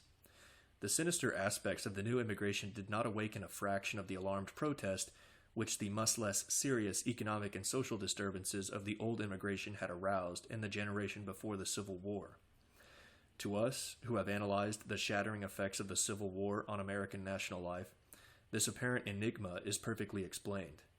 Sunk in materialism and lusting after quick profits, the America of the 90s was in no mood to forego present prosperity to avert future consequences. Indeed, what little idealism did remain was of the old doctrinaire, liberal variety which still proclaimed America to be the refuge for all the world and was supremely confident that we could easily Americanize the most unpromising human material by the simple virtue of ideas and institutions. Thus, idealism joined hands with materialism in blinding the American people to the grim realities of the situation. And in consequence, public opinion gave the captains of industry free rein to drive the industrial machine as fast and as far as they desired. The leaders who directed American industry after the Civil War indeed typified the spirit of their times. How different they were from their predecessors of former days! Exclamation point. The founders of American industry in the early 19th century, exemplified by such outstanding figures as Lowell and the Lawrences, were men who combined daring and determination with high intelligence and vision. Possessing an instinctive poise and sense of proportion, they looked at industry not as a thing in itself, but as part of a larger whole, to wit, America. And they did this not only because they were good patriots, but also because they were good businessmen, regarding their enterprises not as a gamble for quick profits, but as a sound investment for continuous returns. They took the long rather than the short view and built up plants intended to operate successfully for generations. Now these industrial pioneers of the early 19th century realized that the best guarantee of industrial progress and stability is intelligent, contented labor. And they also realized that the only way to get and keep such labor is to pay fair wages and give just treatment. Accordingly, they looked after the physical and moral welfare of their employees and tried to enlist their loyalty as sharers in a common enterprise. And those old industrial pioneers not only succeeded in getting intelligent, loyal workers, but made good money as well. Understand, they never dreamed of being philanthropists. They were there for business, but they showed themselves actually better businessmen than most of their successors, because they knew how to make good money without recourse to the ruthless methods which were afterward employed. Thus they not only had clearer vision, but also better business brains. To put the thing in a nutshell, they were hard-headed, but not hard-boiled. The captains of industry who came after the Civil War were, on the contrary, mostly of the hard-boiled type. Now a hard-boiled man is nearly always a short-sighted, narrow-minded man. Wherefore the captains of industry of the last half of the 19th century were usually as lacking in true insight and broad understanding as the industrial leaders of the first half of the century had been conspicuously possessed of those qualities. Therefore, the captains of industry displayed the same ruthless concentration on immediate aims in reckless disregard of ultimate consequences that we saw the politicians of that period displaying in their handling of their affairs. Yet what we remarked about the makers of Reconstruction applies substantially to the captains of industry. Though they wrought great evil, the basic fault lay not in themselves but in the times. Those industrial leaders were as much selected for their temperament and outlook by their business constituents as the political leaders were by the majority of the voters. If they had run counter to the prevailing national temper, they would have been quickly curbed or retired to private life, precisely as was to happen later on, when the popular mood had changed. What then was the policy of the industrial leaders of the later 19th century? It was precisely that of their colleagues, the lumber kings, who were then stripping our noble forests from Maine to Michigan and from Michigan to Oregon, leaving behind a scrubby second growth, to be perhaps devastated by forest fires which would reduce the whole area to worthless barrens. Why did the lumber kings do this? Because they were after quick profits, regardless of consequences. Well, just so did the captains of industry strip our mines and factories of high-grade Native American or North European labor, replacing it with a scrubby second growth of cheap alien labor, regardless of the possibility that those mines and factories might ultimately be destroyed by the fires of class hatred or social revolution. Little did the industrial leaders of that period bother their heads about such remote possibilities. They were there for business in its narrowest and most immediate sense. The future could look after itself. The upshot was that American industry entered upon a veritable rake's progress, which needed the caustic pencil of a Hogarth, I believe, to portray its sordid and dreadful realities. For a quarter of a century, 1890 to 1914, the new immigration was in full swing, degrading living standards and replacing Native Americans and North Europeans by ever-cheapening alien labor drawn from ever lower economic levels. The industrial leaders had made the, to them, delightful discovery that immigrants freshly arrived from homes surrounding of chronic poverty and semi-starvation would eagerly accept pitifully low wages and would live under the most sordid conditions, especially since many of them were mere birds of passage, intent on saving every cent and then returning home to live rich for the rest of their lives. These greenies, as the new immigrants were called, could be herded like cattle in filthy bunkhouses, sordid boarding shacks, or old railroad cars. A mobile labor army, ready to go anywhere and do anything. Of course, these ignorant backward peasants, straight out of the Dark Ages, were, man for man, not nearly as efficient as the Native American or North European workmen. Nevertheless, under skilled direction, these low-paid, low-living aliens left the employer a big margin of profit. And that settled the matter. The Native American or North European workman was curtly given the choice of holding his job by degrading his living standards or of going down the road. The American and North European workmen did not go without a fight. Throughout the 90s and the opening years of the present century, America's industrial life was frequently convulsed by great strikes, but in most cases the strikes failed and merely hastened the alienizing process. Fresh hordes of greenies were always on hand to take the jobs and send yet more Americans down the road. Where did they go? Some stayed in their home localities and got better jobs, calling for intelligence and skill above what the alien could supply. Others went west, where the alien had not yet penetrated and where American standards still prevailed. A great host of unfortunates, however, continued to go down the road. This was the chief source of that veritable plague of hobos which afflicted America during the 90s and continued into the opening years of the present century. Those hobos were usually of a type quite different from our vagrants of today. The present-day vagrants are nearly always either restless rolling stones who can't or won't keep even a good job, or they are bums and petty criminals who will not work at all. Of course, such vagrants existed a generation ago. Nevertheless, the typical hobo of the 90s was usually a decent American workman who had been squeezed out of his job by alien competition, had lost his grip, and was going down the road. Down and out. These unfortunate victims of circumstances must have numbered hundreds of thousands, perhaps millions, if we survey that entire period. When we think of all the American homes broken up or never founded, and all the American children who were never born, we begin to get some conception of the sterilizing effects of the vast alien tide sweeping into America, million after million and year after year, undermining standards and drowning out older populations as relentlessly as the incoming waves of the sea. And, mark you, the tide of ocean ebbs after it flows, but to that alien tide sweeping into America there was neither ebb nor end. Source after source yielded its swirling human floods. In Eastern and Southern Europe, potential immigrants could be numbered by the tens of millions, while beyond Europe's eastern marches lay teeming Asia, ready to pour forth its incalculable supply. The one sure thing about the new immigration was that the longer it lasted, the more alien became its character and the lower it sank in the economic scale. We have just seen how it was ruining American and old immigrant workmen, and how it was killing American children by preventing them from being born as effectually as though the alien immigrants had been embattled barbarians cutting American throats. But the sterilizing process did not end there. As the new immigration increased, it literally dried up the old. For ambitious, self-respecting North Europeans, America ceased to be a land of promise.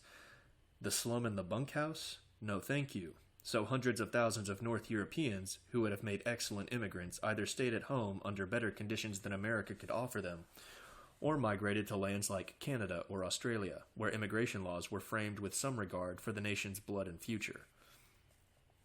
Lastly, as the human tide lowered in quality, it kept out the better elements of even the new immigration, who likewise discovered that America's degenerating living standards had lost some of their whole whilom charm. What is that? Let's look it up. Willem. I don't know. Whilom. Formerly, in the past. Okay.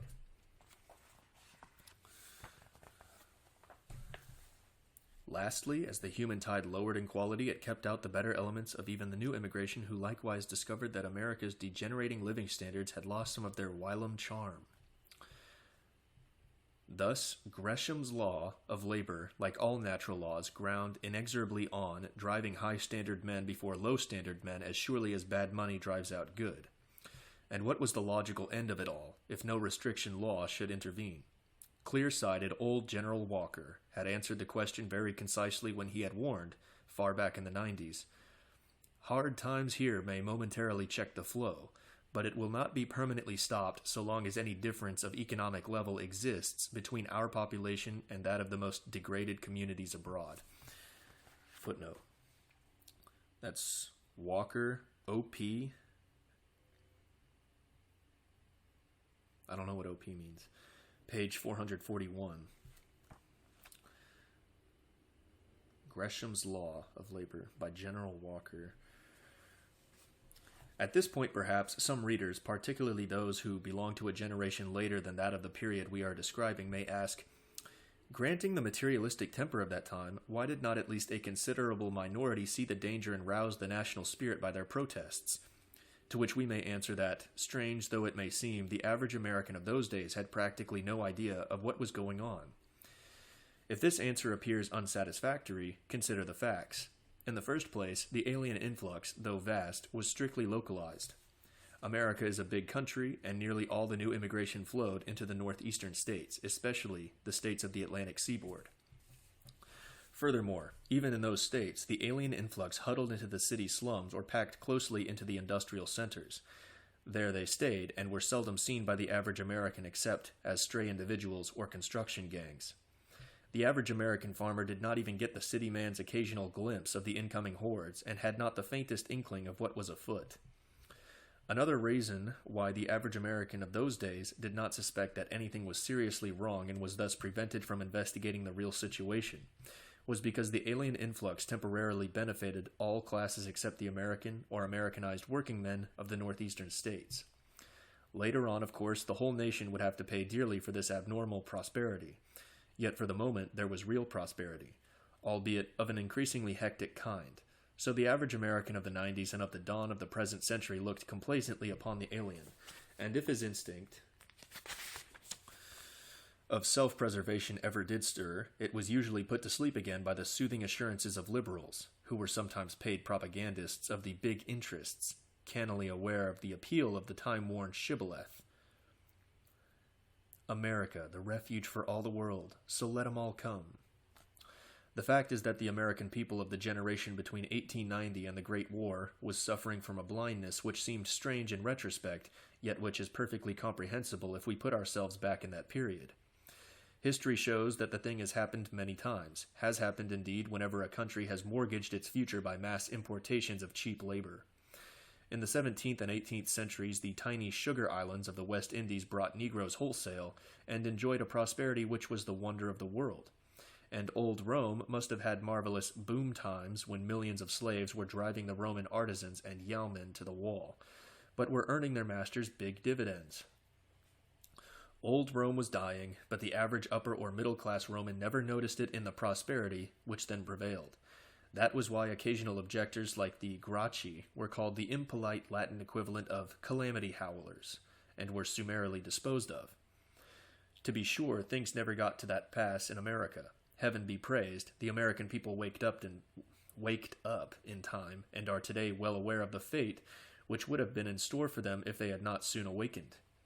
Nevertheless, the grim fact remains that for more than a quarter of a century, America, with the smiling blindness of a sleepwalker, was following old Rome and the Sugar Islands and her own hobos down the road to ruin. How utter the eventful ruin would have been if the alien flood had not been stayed, a few further reflections on the new immigration will clearly show. Up to this point, we have treated the alien influx as though it were a natural flow. It was that in the beginning, but it soon became more and more an artificial process stimulated by a variety of special interests. In its later stages, the new immigration was the exact opposite of the old. We have seen that the old immigration was fundamentally like that of colonial days, consisting as it did chiefly of enterprising persons who had to undergo some hardship and expense to reach America at all, and who came here mostly with the intention of living an independent life on the land. The new immigration, on the contrary, was from the first made up chiefly of job seekers, and as the kinds of available jobs deteriorated, so did the quality of the applicants. However, the great vacuum of American industry, now basing itself more and more on greeny labor, sucked up almost anything that could work. And about this central nucleus, a whole group of interests developed to satisfy industry's insatiable demands. The most prominent of these interests were the great steamship companies, which made enormous profits from the immigrant traffic, and which, being virtually all foreign-owned, had absolutely no interest in what the immigrants they transported might do to America. The steamship lobby was one of the many selfish interests which long blocked effective immigration restriction laws. These steamship companies had thousands of agents, and the agents had many more thousands of runners who systematically combed the remotest parts of Europe and even Western Asia, drumming up business by every artifice they knew. Since these agents and runners were after mere immigration fodder, that's in tweezers, quality was not considered. A ne'er-do-well, a moron, or a criminal had to have a ticket and yielded the same commission as the sturdiest peasant lad or the most skilled artisan. Thus the festering Purlius, Purlieu.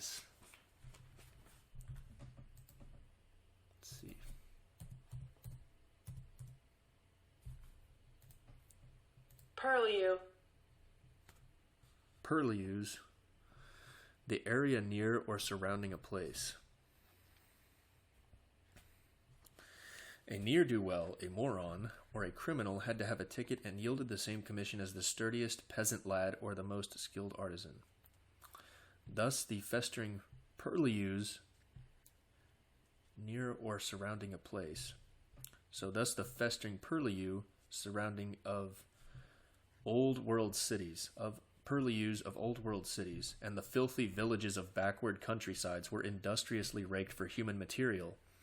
Any old stuff that could possibly get by our then almost wide-open immigration regulations. Consequently, vast hordes of poor, mongrelized creatures were gathered for shipment to America to furnish the cheap, ignorant, docile labor which American industry had learned how to use. These masses of low-grade humanity were way-billed, like so much freight, right through from their native towns or villages to some boarding boss or saloon keeper in distant America, who kept them until a labor broker finally delivered them to a contractor, a mine, a packing plant, or a mill of some kind. The transportation charges on this kind of freight were very moderate, even though the amount handled assured the steamship companies good profits. During the period between 1890 and 1914, immigrant transatlantic rates averaged between $20 and $35, and they occasionally sank to absurdly low figures. During the rate-cutting war of 1904, certain steamship companies carried immigrants from Liverpool to New York for $8.75, while the rate to Philadelphia went as low as $7.50.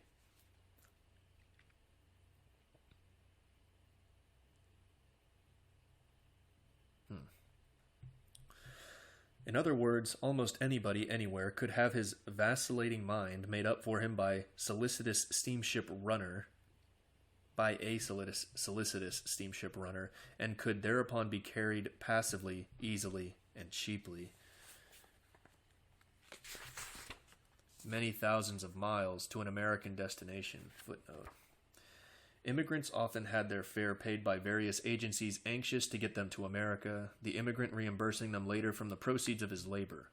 When Congress imposed a head tax and required a minimum sum of money to be shown, etc., such monies were likewise often provided the immigrant by the same agencies on the same terms.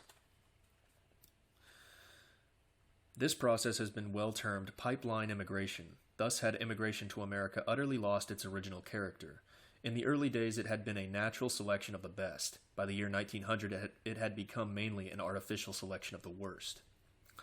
One of the most ominous aspects of the prevailing trend was a revival of that assisted immigration of paupers and criminals, which we have previously noted in earlier periods.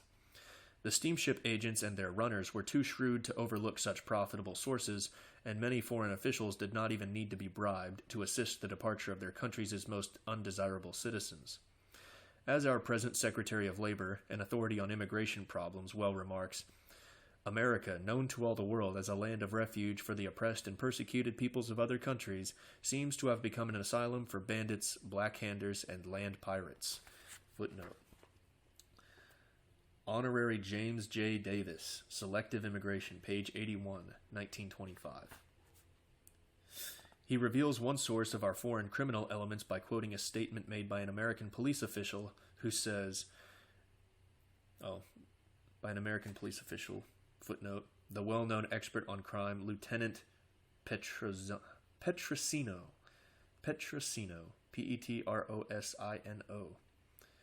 expert on crime, an American police official, expert on crime, who says, the United States has become a refuge for all the delinquents and bandits of Italy, Sicily, Sardinia, and Calabria.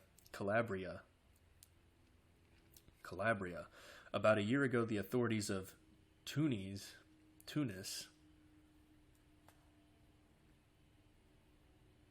decided to cleanse the Italian quarter of that city where there were a great number of crimes.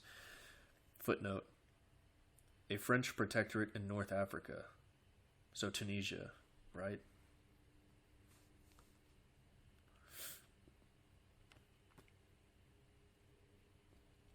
The French government proceeded to make a rigorous inquest which resulted in the expulsion of 10,000 Italians from that country. Where did that flower of manhood go? They were welcomed with open arms by Uncle Sam. Footnote. Quoted by Davis, O.P. pages 80 through 81. Still don't know what OP means. Perhaps at this point some reader may arise to remind us that after 1882 Congress passed a series of laws prohibiting the entry of criminals, paupers, etc., to all of which we will answer that, given the unholy alliance of vested interests in liberal immigration which then existed, ranging as it did from big corporations and steamship companies down to innumerable shady labor brokers, boarding bosses, saloon keepers, and white slave agents, there was tremendous pressure to get undesirables in, and nothing but a small body of overworked immigration inspectors to keep them out. Wherefore the immigration laws were mostly a joke, and the alien tide flowed in practically at will. We have just mentioned white slavers, those infamous panderers to sexual vice. But to be candid about the matter, was not the whole system of pipeline immigration something very like a modern revival of the old slave trade? The wretched creatures who were shipped in batches to consignees, usually foreigners themselves, only recently domiciled in America, sometimes fared as ill as the Negroes shipped from Africa 100 years before. Those delivered to big corporations were frequently the lucky ones. Others were turned over to small employers of foreign origin who exploited them mercilessly. The padrone and sweatshop systems, both run exclusively by foreigners, were nothing but slavery, from which the green immigrants, ignorant of their legal rights, did not know how to escape. Many corporations were almost as bad and held their immigrant workers in a thinly disguised form of servitude known as pennage, or peonage. Here again, we see how the new immigration was breaking down wage scales and living standards, and how impossible it was for American labor to compete with the semi-servile hordes which were pouring into the country. Thus, in the northeastern states, as formerly in the South, slave methods were working their immediate effects and were preparing their ultimate consequences. On both these points, the sociologist Ross warningly wrote, "Our captains of industry give a crowbar to the immigrant with a number 9 face on a number 6 head. Make a dividend out of him and imagine that is the end of his..." Hold on now.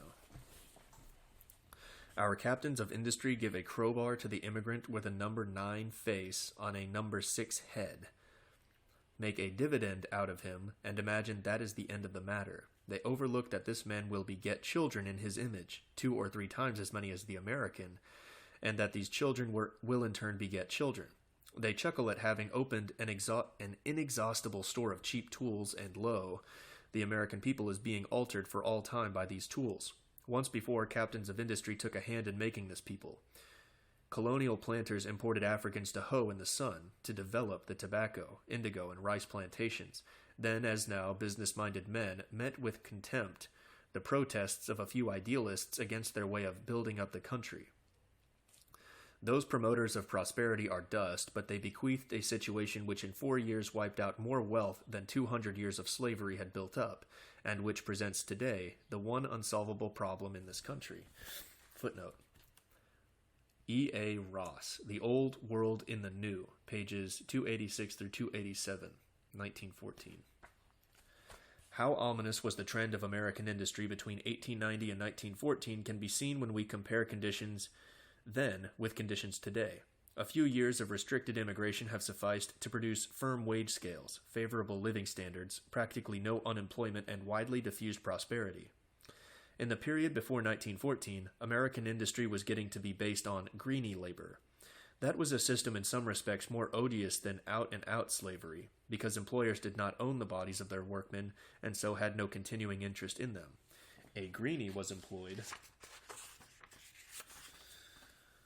until he got wise and demanded better pay and better laboring conditions, whereupon he was fired, another greenie was hired, and the process was repeated.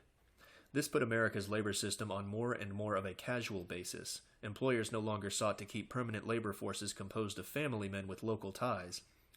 Instead, they went on a hire and fire basis, scrapping workers without compunction because they were largely homeless greenies to whom one job or one town was about as good as another. The labor turnover in that period was enormous. In many lines, it averaged over 100% a year. All this explains the chronic unemployment problem of those days. In the hard times of 1896 through 97, an average of 6 million persons were unemployed. Of course, this meant enormous social losses, but the losses fell not so much upon industry as upon the community. which had to care for unemployed and pauperized workers by public and private charity. Cheap labor also held back industrial progress by retarding the introduction of labor-saving machinery and efficiency methods. These are making great strides today, when labor is a high-priced commodity which cannot be ineffectively used. One of the most refreshing results of our present immigration restriction policy is the way it is reviving the traditional dignity of American labor. Before the new immigration began, some grades of manual labor were badly paid. Nevertheless, there was no general stigma attached to labor as such. Nothing better reveals the essentially servile character of the new immigration than the way it degraded every line of work it touched. It was not merely a matter of wages, it was also a question of dignity and self-respect. The Native American and Americanized workers simply would not stand for the bad conditions, rough driving, and cursing out, which went with greenies, even where good wages were paid. Such lines were abandoned to WAP, or hunky labor, and were as much taboo to American workmen as lines given over to nigger labor, or taboo to white workmen at the present time. How refreshing it is to note that today the tendency is all the other way. Now that the supply of greenies has been cut off, greenie standards are fading as well. Of course, in those industrial centers where aliens are thickest, it is going to take a long time to get back to anything like the traditional American attitude, but we are moving that way just the same. This time, element must be frankly faced in all our problems, and we need not be discouraged if improvement is slow. We must remember that effects are inevitably proportioned to their causes. Thus, even at best, our social system will long bear the scars of the terrible blows dealt it during the melancholy period between 1890 and 1914. The alien blight on our eastern cities and factory towns, for example, is too sadly familiar to us present-day Americans to need detailed description.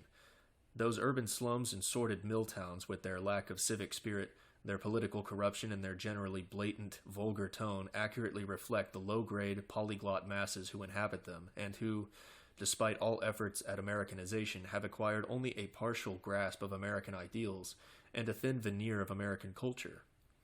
We shall discuss those aspects later on when we come directly to consider present-day problems. Here let us note that those problems which now so vex us were imported for the most part as recently as a generation ago. We are meeting the first installment of the price which we must inevitably pay for the lack of foresight which the past generation displayed.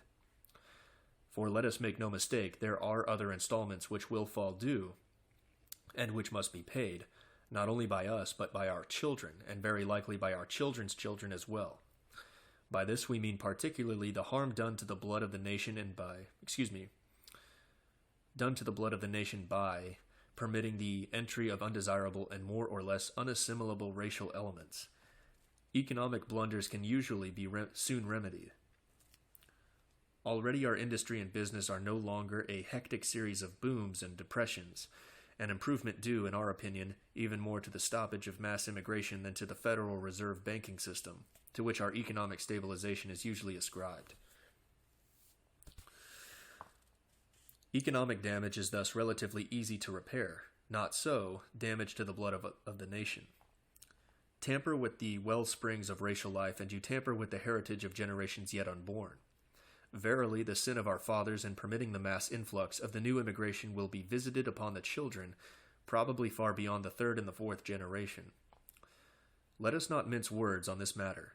Considered as a whole, the new immigration is for America a disaster comparable only to the disaster of the Civil War. Indeed, for aught we know, the future may show that the new immigration, rather than the Civil War, is the supreme disaster in American history. Understand, we pass no sweepingly undiscriminating judgment. In the previous chapter, we reviewed the new immigration in detail, and we found that it contained some elements of excellent average quality, while we also found that many individuals, even from the most unpromising immigrant sources, had proved themselves highly desirable American citizens or Americans in the making. We recognize with joy and thankfulness that a large fraction of the new immigration deserves well of the Republic. But we should likewise honestly face the unpleasant fact that those desirable elements, while unquestionably a considerable minority, are nevertheless a minority, and that the majority of the millions who have come to us from the new immigrant sources are frankly undesirable. Below the better elements who are being who are being genuinely and harmoniously incorporated into the fabric of American life, there lies a polyglot mass of undigested and indigestible material, refractory to assimilation, which already causes us much trouble and which will continue to be a burden, a weakness, and a potential menace, probably for generations to come. Understand again, this is no mere personal opinion or prejudice. It is a deliberate statement of fact, proved beyond all reasonable doubt by the careful investigations of competent authorities, who have approached the problem from many angles and have conducted their studies with scientific accuracy. The best general source of information for the inquiring reader is the immense collection of data to be found in the hearings before the Congressional Committee on Immigration, which framed the Johnson Act of 1924. Those hearings have been published as official documents, and if the reader will study the thousands of pages packed with information, he will find that the overwhelming weight of expert testimony shows unequivocally that the vast alien mass which congests our northeastern states is, on the whole, of an undesirable character. To cite merely one out of many authoritative statements, Dr. H. Laughlin, or Laughlin perhaps, recognized as being one of America's leading specialists in his field, made a careful study of the mental capacity of immigrants, as a result of which he testified before the Congressional Committee that between the years 1900 and 1923, we had admitted over 6 million immigrants who ranked so far below the average intelligence of our white population that they must be graded as either inferior or very inferior. Think of it! Exclamation point. 6 million individuals led into America who must be considered not only as undesirable from the special American viewpoint of assimilability, but also as inferior or very inferior from the general scientific standard of mental soundness and capacity. Under decent immigration regulations properly enforced, not one of all those 6 million and more gross undesirables should have ever been allowed to pass our gates. Over 6 million inferiors and very inferiors. That is about 2/5 of all the immigrants from all sources who entered America between 1900 and 1923. And since the evidence shows conclusively that the proportion of inferiors is much greater among new than among old immigrants, it follows that fully 1/2 of all the new immigration admitted during those years was of an inferior character. Now add to the original inferior immigrants the millions of children that they have already produced, often at a rate several times that of the birth rates of Native Americans or North European immigrants in the districts where these low-grade aliens settled. Now add still other elements of the new immigration which, while not inferior, must be considered as being below the general average of our population, and add to those original immigrants their very numerous progeny. Finally, add still other immigrant elements which, while mentally at or even above the general mental average, are yet so different in blood and ideas that they do not fit into the national fabric and instinctively dislike American ideals and institutions. Now add all these elements and their rapidly multiplying progeny together. Can any unprejudiced reader honestly assert that we exaggerate when we state that the bulk of the new immigration has been thoroughly undesirable, and that those inferior alien elements above enumerated will long constitute a hindrance, a weakness, and a latent peril to American national life? Without stressing further the harm which we saw the alien influx doing to living standards and social conditions in our northeastern states, let us here consider the far more profound and lasting damage which those aliens have already indirectly done to the blood of the nation by socially sterilizing the older stocks. There can be no question that every low-grade alien who landed prevented a Native American baby or a North European immigrant baby from ever being born. Furthermore, there can equally be no question that the new immigration prevented hundreds of thousands of better-grade potential North European immigrants from ever coming to America. And of course, this indirect damage is only the prelude to the direct damage to the blood of the nation which low-grade aliens will do by injecting inferior or discordant strains into the nation's ethnic makeup. The replacive and lowering effects of the alien masses are already plainly visible in many parts of our northeastern states, especially in New York, New England, and the industrial districts of Pennsylvania. A recent book, significantly entitled The Conquest of New England by the Immigrant, footnote, by Daniel Chauncey Brewer, 1926. The Conquest of New England by the Immigrant by Daniel Chauncey Brewer, published in 1926, exposes with terrible clarity the inexorable thoroughness and the appalling rapidity with which the alien deluge, entering a geographically small and industrial urbanized area, has in the space of a single generation racially conquered New England, in the sense that alien elements now form an actual majority of its total population. This book also tells in ominous detail how the alien influx has so sterilized the old Yankee stock that it is a dwindling minority, failing even to reproduce itself, and the book further shows that old immigrant elements, like the Irish, have also been so sterilized that they are barely holding their own. Lastly, the book shows that the alien elements are multiplying with great rapidity. Now, of course, unless novel factors arise to reverse the present trend, there can be but one end to all this.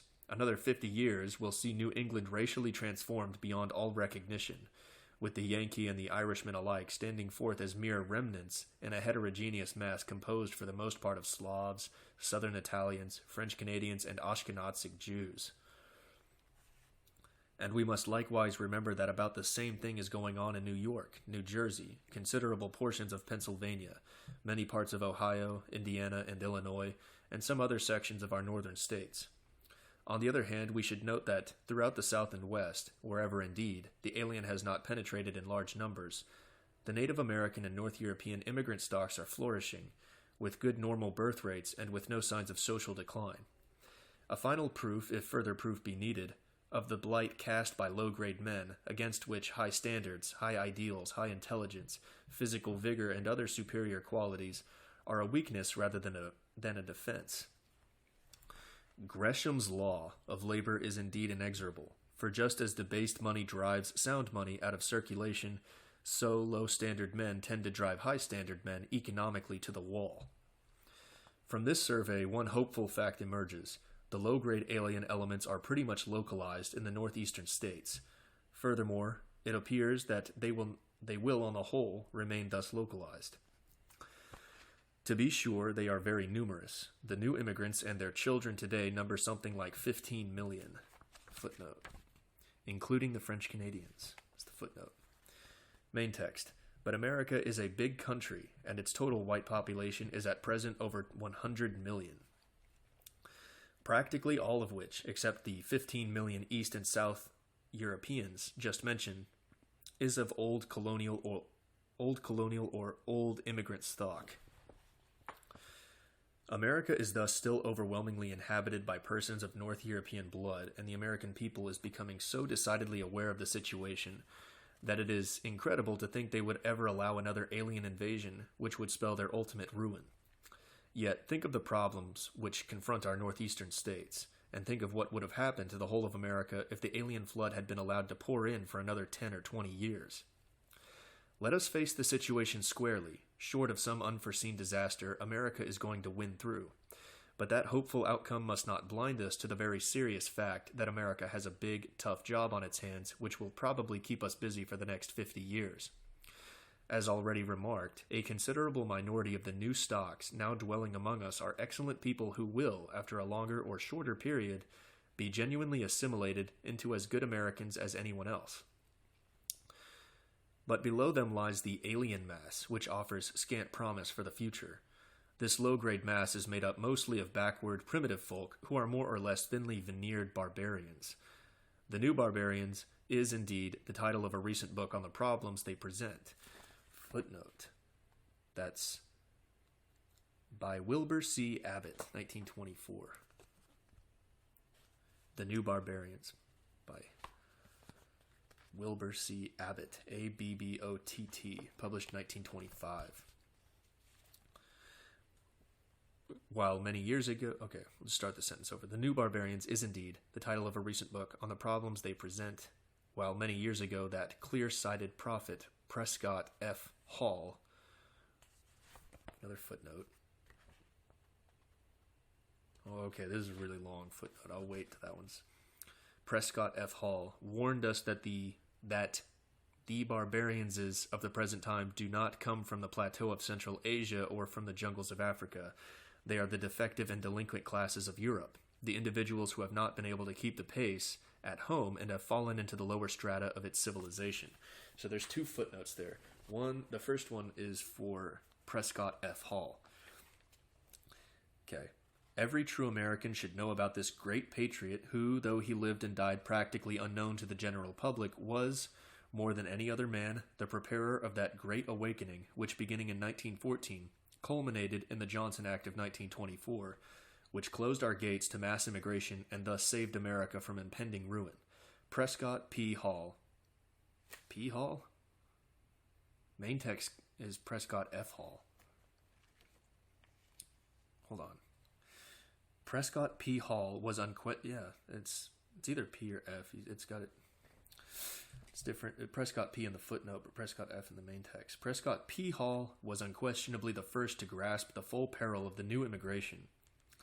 He came to this conclusion as far back as the late 80s, when he was barely grown to man's estate. Once his keen vision had pierced to the heart of the matter, he devoted his whole life to this supremely vital cause. At first he stood quite alone. Gradually he gathered about him a small group, mostly young men of Boston and vicinity, like himself, who founded the Immigration Restriction League in the year 1894. From then on, this little band fought a discouraging fight, apparently making scant headway against the prevailing temper of the times, but in reality sowing seeds which were to produce a rich harvest of success. Of course, it was always the leader, Prescott Hall, who bore the brunt of the battle. Renouncing a brilliant legal career, he is the author of standard legal textbooks and was considered one of the ablest minds of the Massachusetts bar. Prescott Hall devoted his modest means and delicate health to the patriotic cause with an intensity which unquestionably shortened his days. His untimely death, early in the year 1921, prevented him from witnessing the triumph of the Johnson Act of 1924. Yet he died in the serene conviction that the tide had definitely turned, and that victory was nigh. It was the author's deep privilege to have personally known this great spirit, though only in his last days. Perhaps when future generations come to realize the debt they owe him, Prescott F. Hall, now it's F. Hall, Prescott F. Hall will be remembered as he surely was, one of the saviors of our country. And then the other footnote at the end of what I'd read you from the main text about the delinquent classes of Europe being the new barbarians is Prescott F. Hall, The Future of American Ideals, North American Review, January 1912. Okay. Main text. Consider this vivid description of the incoming barbarians, written in the days just before the Great War, when the alien tide was at full flood. It is fair to say that the blood now being injected into the veins of our people is subcommon. To one accustomed to the aspect of the normal American population, the Caliban type shows up with a frequency that is startling. Observe immigrants not as they come travel wan. Observe immigrants not as they come travel wan up the gangplank. What? Not as they come travel wan up the gangplank, nor as they issue toil begrimed from pit mouth or millgate, but in their gatherings washed, combed, and in their Sunday best. What?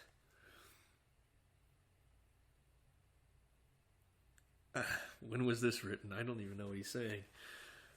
Observe immigrants not as they come travel wan up the gangplank, nor as they issue toil begrimed from pit mouth or millgate, but in their gatherings washed, combed, and in their Sunday best. You are struck by the fact that from 10 to 20% are hirsute. What?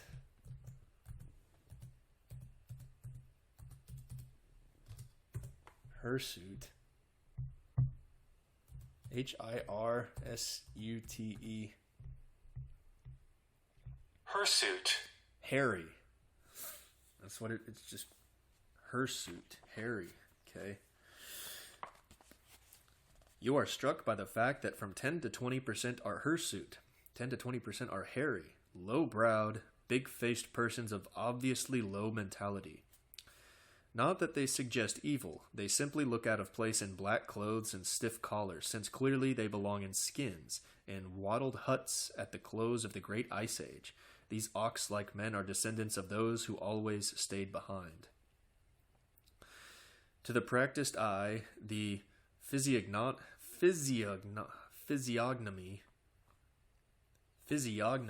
physical appearance. I don't know.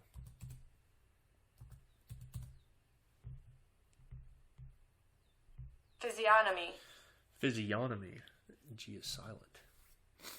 A person's facial features or expression, especially when regarded as indicative of character or ethnic origin. Okay.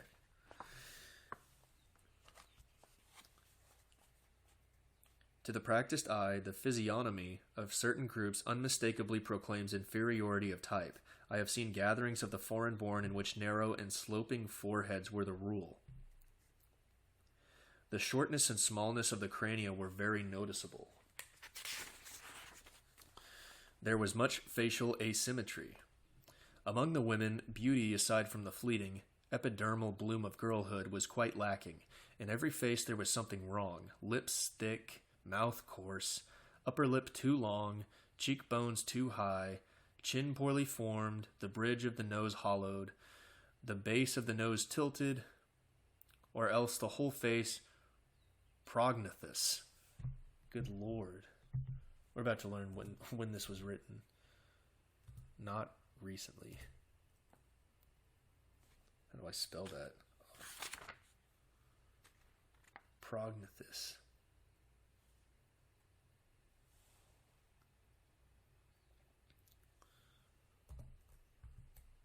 Okay. Prognathous. Adjective, especially of a person having a projecting lower jaw or chin. So, the projection of a jaw or chin.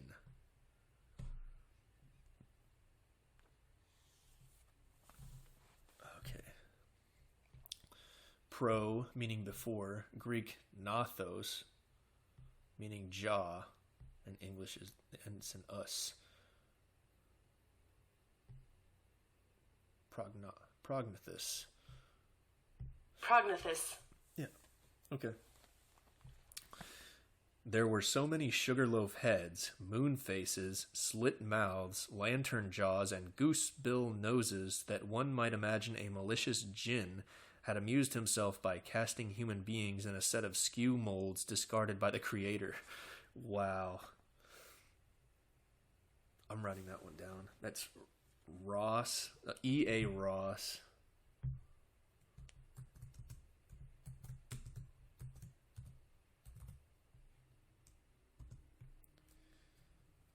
And that's, again, OP, I still don't know what that means. Cited from pages 285, 286. Okay. I got one page left here. Such was the nondescript mongrel tide which, for more than 30 years, poured in ever-increasing volume into America. Yet despite everything, the American people delayed decisive action. The captains of industry were still obsessed with cash surpluses and big dividends, while the well-to-do classes generally were as yet content with hectic prosperity. So materialistic and short-sighted was the temper of the times that a reputable economist could actually write, "The cost of rearing children in the United States is rapidly rising. In many, perhaps in most cases, it is simpler, speedier, and cheaper to import labor than to breed it." Stoddard inserts his own exclamation point there. While another economically minded writer could complacently say, "A healthy immigrant lad of 18 is a clear $1,000 added to the national wealth of the United States." And of course, all this time the liberals were chanting their parrot-like refrain, "America, the refuge for all nations." So the American people, blinded alike by false prosperity and false ideals, quickened its pace down the road to ruin. Well might an observer of those days who, though an economist, was likewise a clear-sighted patriot, thus despairingly forecast America's future. Quote, "Already America has ceased to allure, as of yore, the British, the Germans, and the Scandinavians, but it strongly attracts the Italians, Greeks, and Slavs. By 1930, perhaps, the opportunities left will have ceased to interest them, but no doubt the Kivans, the Bokharians, the Persians, and the Afghans will regard this as the promised land. By 1950, even they will scorn the chances here. But then perhaps the coolies from overpopulated India will be glad to take an American wage. But by the last quarter of this century, there will remain possibly no people in the world that will care for the chances left in America, when the blood of the old pioneering breed has faded out of the motley, polyglot, polychrome, caste-riven population that will crowd this continent to a Chinese density. The footnote is from American Economic Review, Supplement Volume 2, Number 1, March 1912. This despairing patriot did not exaggerate. That was just where America was headed when he penned those lines in the year 1912. It was indeed the darkest hour. But it proved to be the darkest hour before the dawn. Yet a little farther down the road, and the roar of Armageddon was to shock the American people wide awake, not only to possible perils abroad, but to certain perils at home. The story of that great awakening will be the subject of our next chapter. And I will end it there so I can actually make it to the gym today. It's already quite late. Pick up Chapter 8, The Great Awakening, next time. Chapter 8, The Great Awakening. August 1914. Who that then had eyes to see can forget the awe, the strangling terror which gripped us as we watched the old world suddenly burst into a flaming hell of war? So incredible was the cataclysm that in those first days, with one accord, we termed it Armageddon.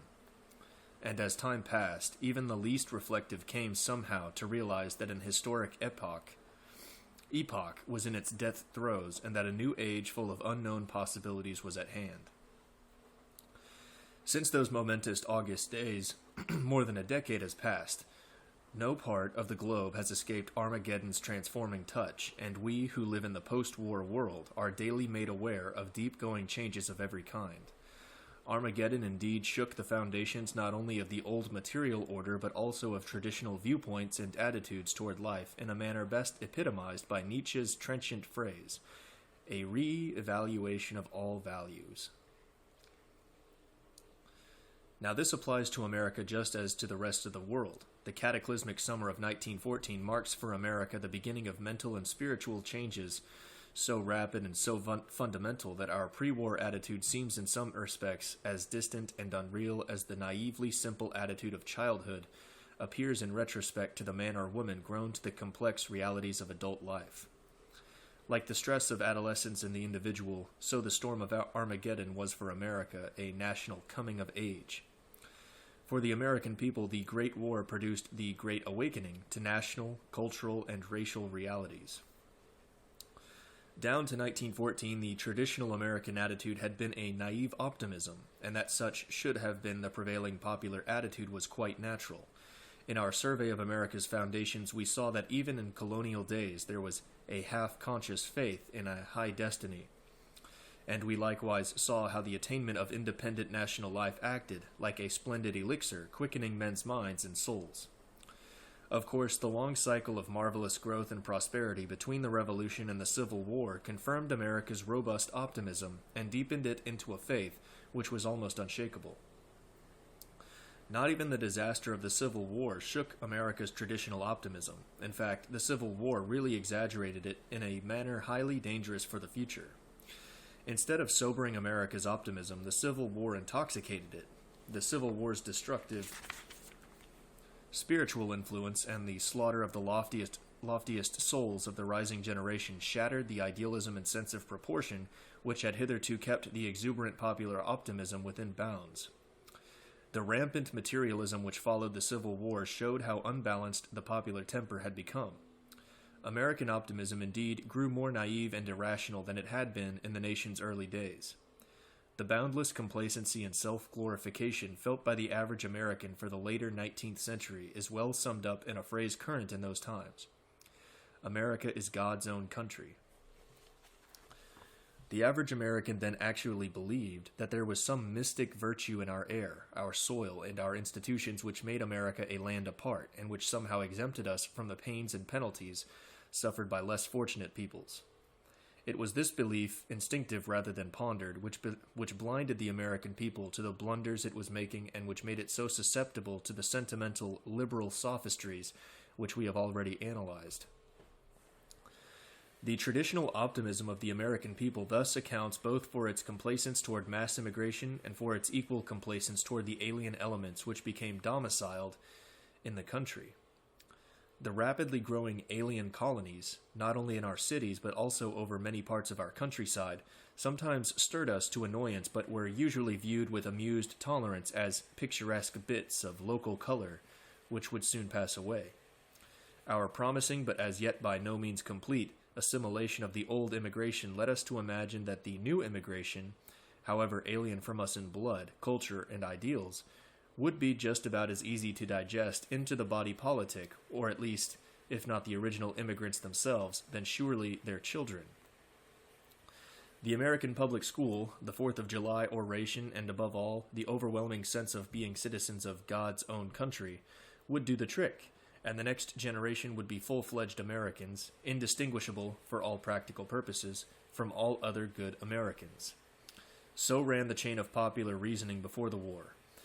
Wherefore, although the little Italies, the little Polands, and the little ghettos swelled into big Italies, big Polands, and big ghettos, and although the next generation which grew up in these foreign colonies neither looked nor acted like other Americans, still, the American people, generally speaking, refused to read the signs of the times. Then came the Great War, and thereupon something happened. America woke up. As a lightning flash illumines a dark landscape, so the flare of an exploding old world revealed the perils obscurely present in the new world overseas. Whatever loss it was to inflict upon us, the Great War certainly did America one inestimable service. It aroused us in time. Even before the war, America was showing signs of awakening. The warning voices of its seers and painful symptoms of social ill health had begun to rouse a growing minority to alarmed protest. In the course of time, America would have awakened anyway. But time was precisely the essence of the situation, with a mass alienage pouring in at the rate of nearly 1.5 million per year. A relatively brief delay would have rendered conditions so bad that a disastrous convulsion in our national life would have become practically inevitable. The Great War telescoped what would perhaps have been a long process of education into a brief course of intensive enlightenment as to national and racial realities from which the American people emerged, not only with open eyes, but also with eyes open to a situation which had not yet gone out of hand. In other words, America had waked up just in the nick of time. So fully have the realities which we then learned become part of our general outlook that we often find it difficult to realize what a shattering of old illusions took place in our minds and hearts during those hectic war days. The Great Awakening has never been more vividly portrayed than in the following pungent lines. We have chattered about the asylum of the oppressed, and wake up to find we live in Bedlam. We have prattled about the melting pot, and have waked to find the stomach of the body politic filled to bursting with people swallowed whole, whom our digestive juices do not digest. Wise doctors have compounded a prescription called Americanism, which we are assiduously pouring down our throat, in the hope that it will disintegrate those knots that give us such pain and allow us to absorb the meal we have gorged ourselves with. We hold numerous consultations to determine what Americanism is doing to these alien bodies. But what are the aliens doing to America? Footnote. French Brother, The Immigration Peril, World's Work, October 1923. What are the aliens doing to America? That was a question which the average American never asked himself before the war. His thought had reached no further than speculation upon the rate at which the various immigrant groups would be assimilated. That the immigrants might dream of changing his America never so much as entered the average American's head. That the American-born sons of immigrants might actually try to alter his America was simply beyond the bounds of his imagination. The average citizen visualized America either as it had been before 1860 or as it had been before 1880. To the Westerner or the Southerner who knew of mass immigration only by hearsay, America still appeared the homogeneous nation of 1860. To the Easterner who experienced mass immigration at first hand, America seemed about as it had been in 1880, a nation with such solid American foundations that the immigrants, however numerous, were bound to be ultimately absorbed. Then, athwart this inveterate complacence, there suddenly shot the lightning flash of Armageddon, and in its searching glare, Americans, north, south, east, and west, were alike faced with hard realities. Instead of the united nation of their fancy, they saw an America in which even the North European elements of the old immigration were in many cases imperfectly assimilated, while the bulk of the new immigration was either passively or actively alien. Indeed, the America of 1914 bore a certain ominous resemblance to President Roosevelt's warning description of a polyglot boarding house. The war thus dramatically showed up what really was, in place of that with which Americans had been fondly deluding themselves. To his horrified amazement, the average American learned that the real America was merely a large nucleus, shading off through more or less Americanized elements until it encountered solid alien groups refractory to Americanization, or even downright hostile to everything distinctively American.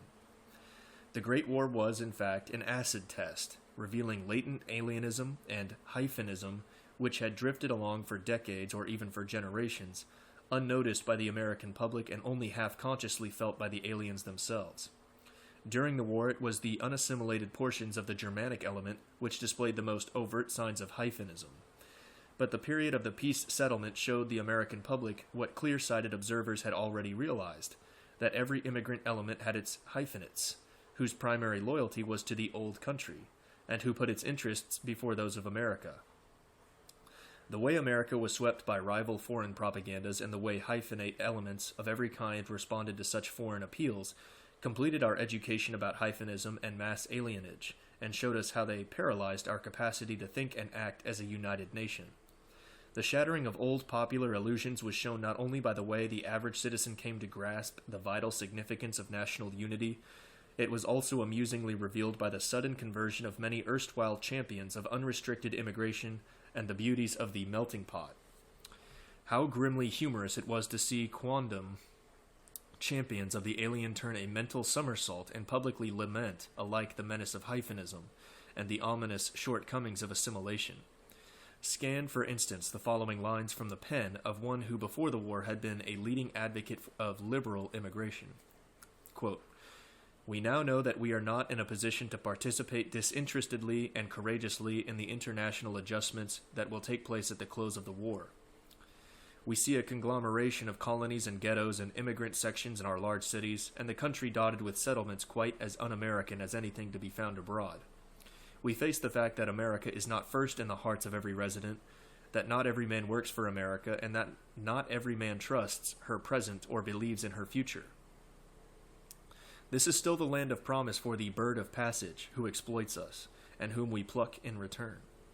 Thanks to the war, we have been freed from the delusion that we are a united nation, marching steadily along an American highway of peace, prosperity, common ideals, beliefs, languages, and purpose. Security and prosperity have blinded us to the fact that we do not all speak the same language nor follow the same flag."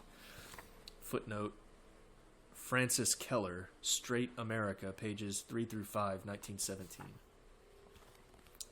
Just so.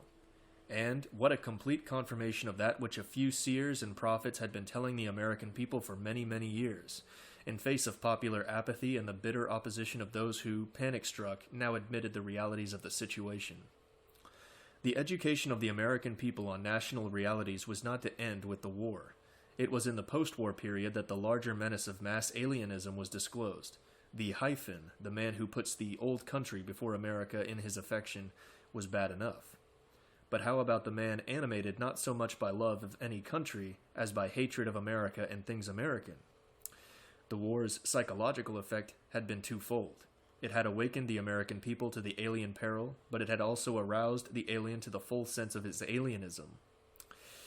In the easygoing liberal days before the war, when the immigrant could be as alien as he liked, and when he was swarming in so fast that he obscurely sensed he might ultimately possess the land, he had been quite satisfied with the trend of the times.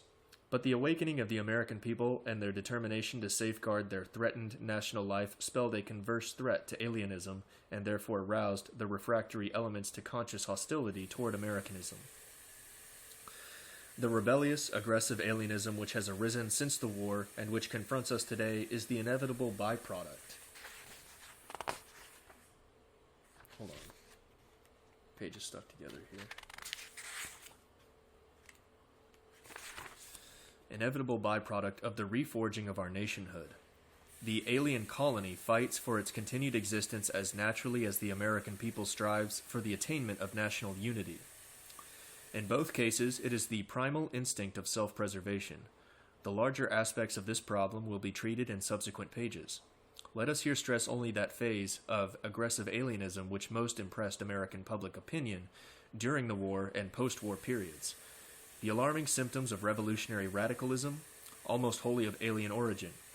Revolutionary radicalism, in its extreme sense, a fierce hatred of the entire existing order and a wild desire to smash the whole framework of our national life, has never gained any real foothold either among old-stock Americans or among Americans of old immigrant origin.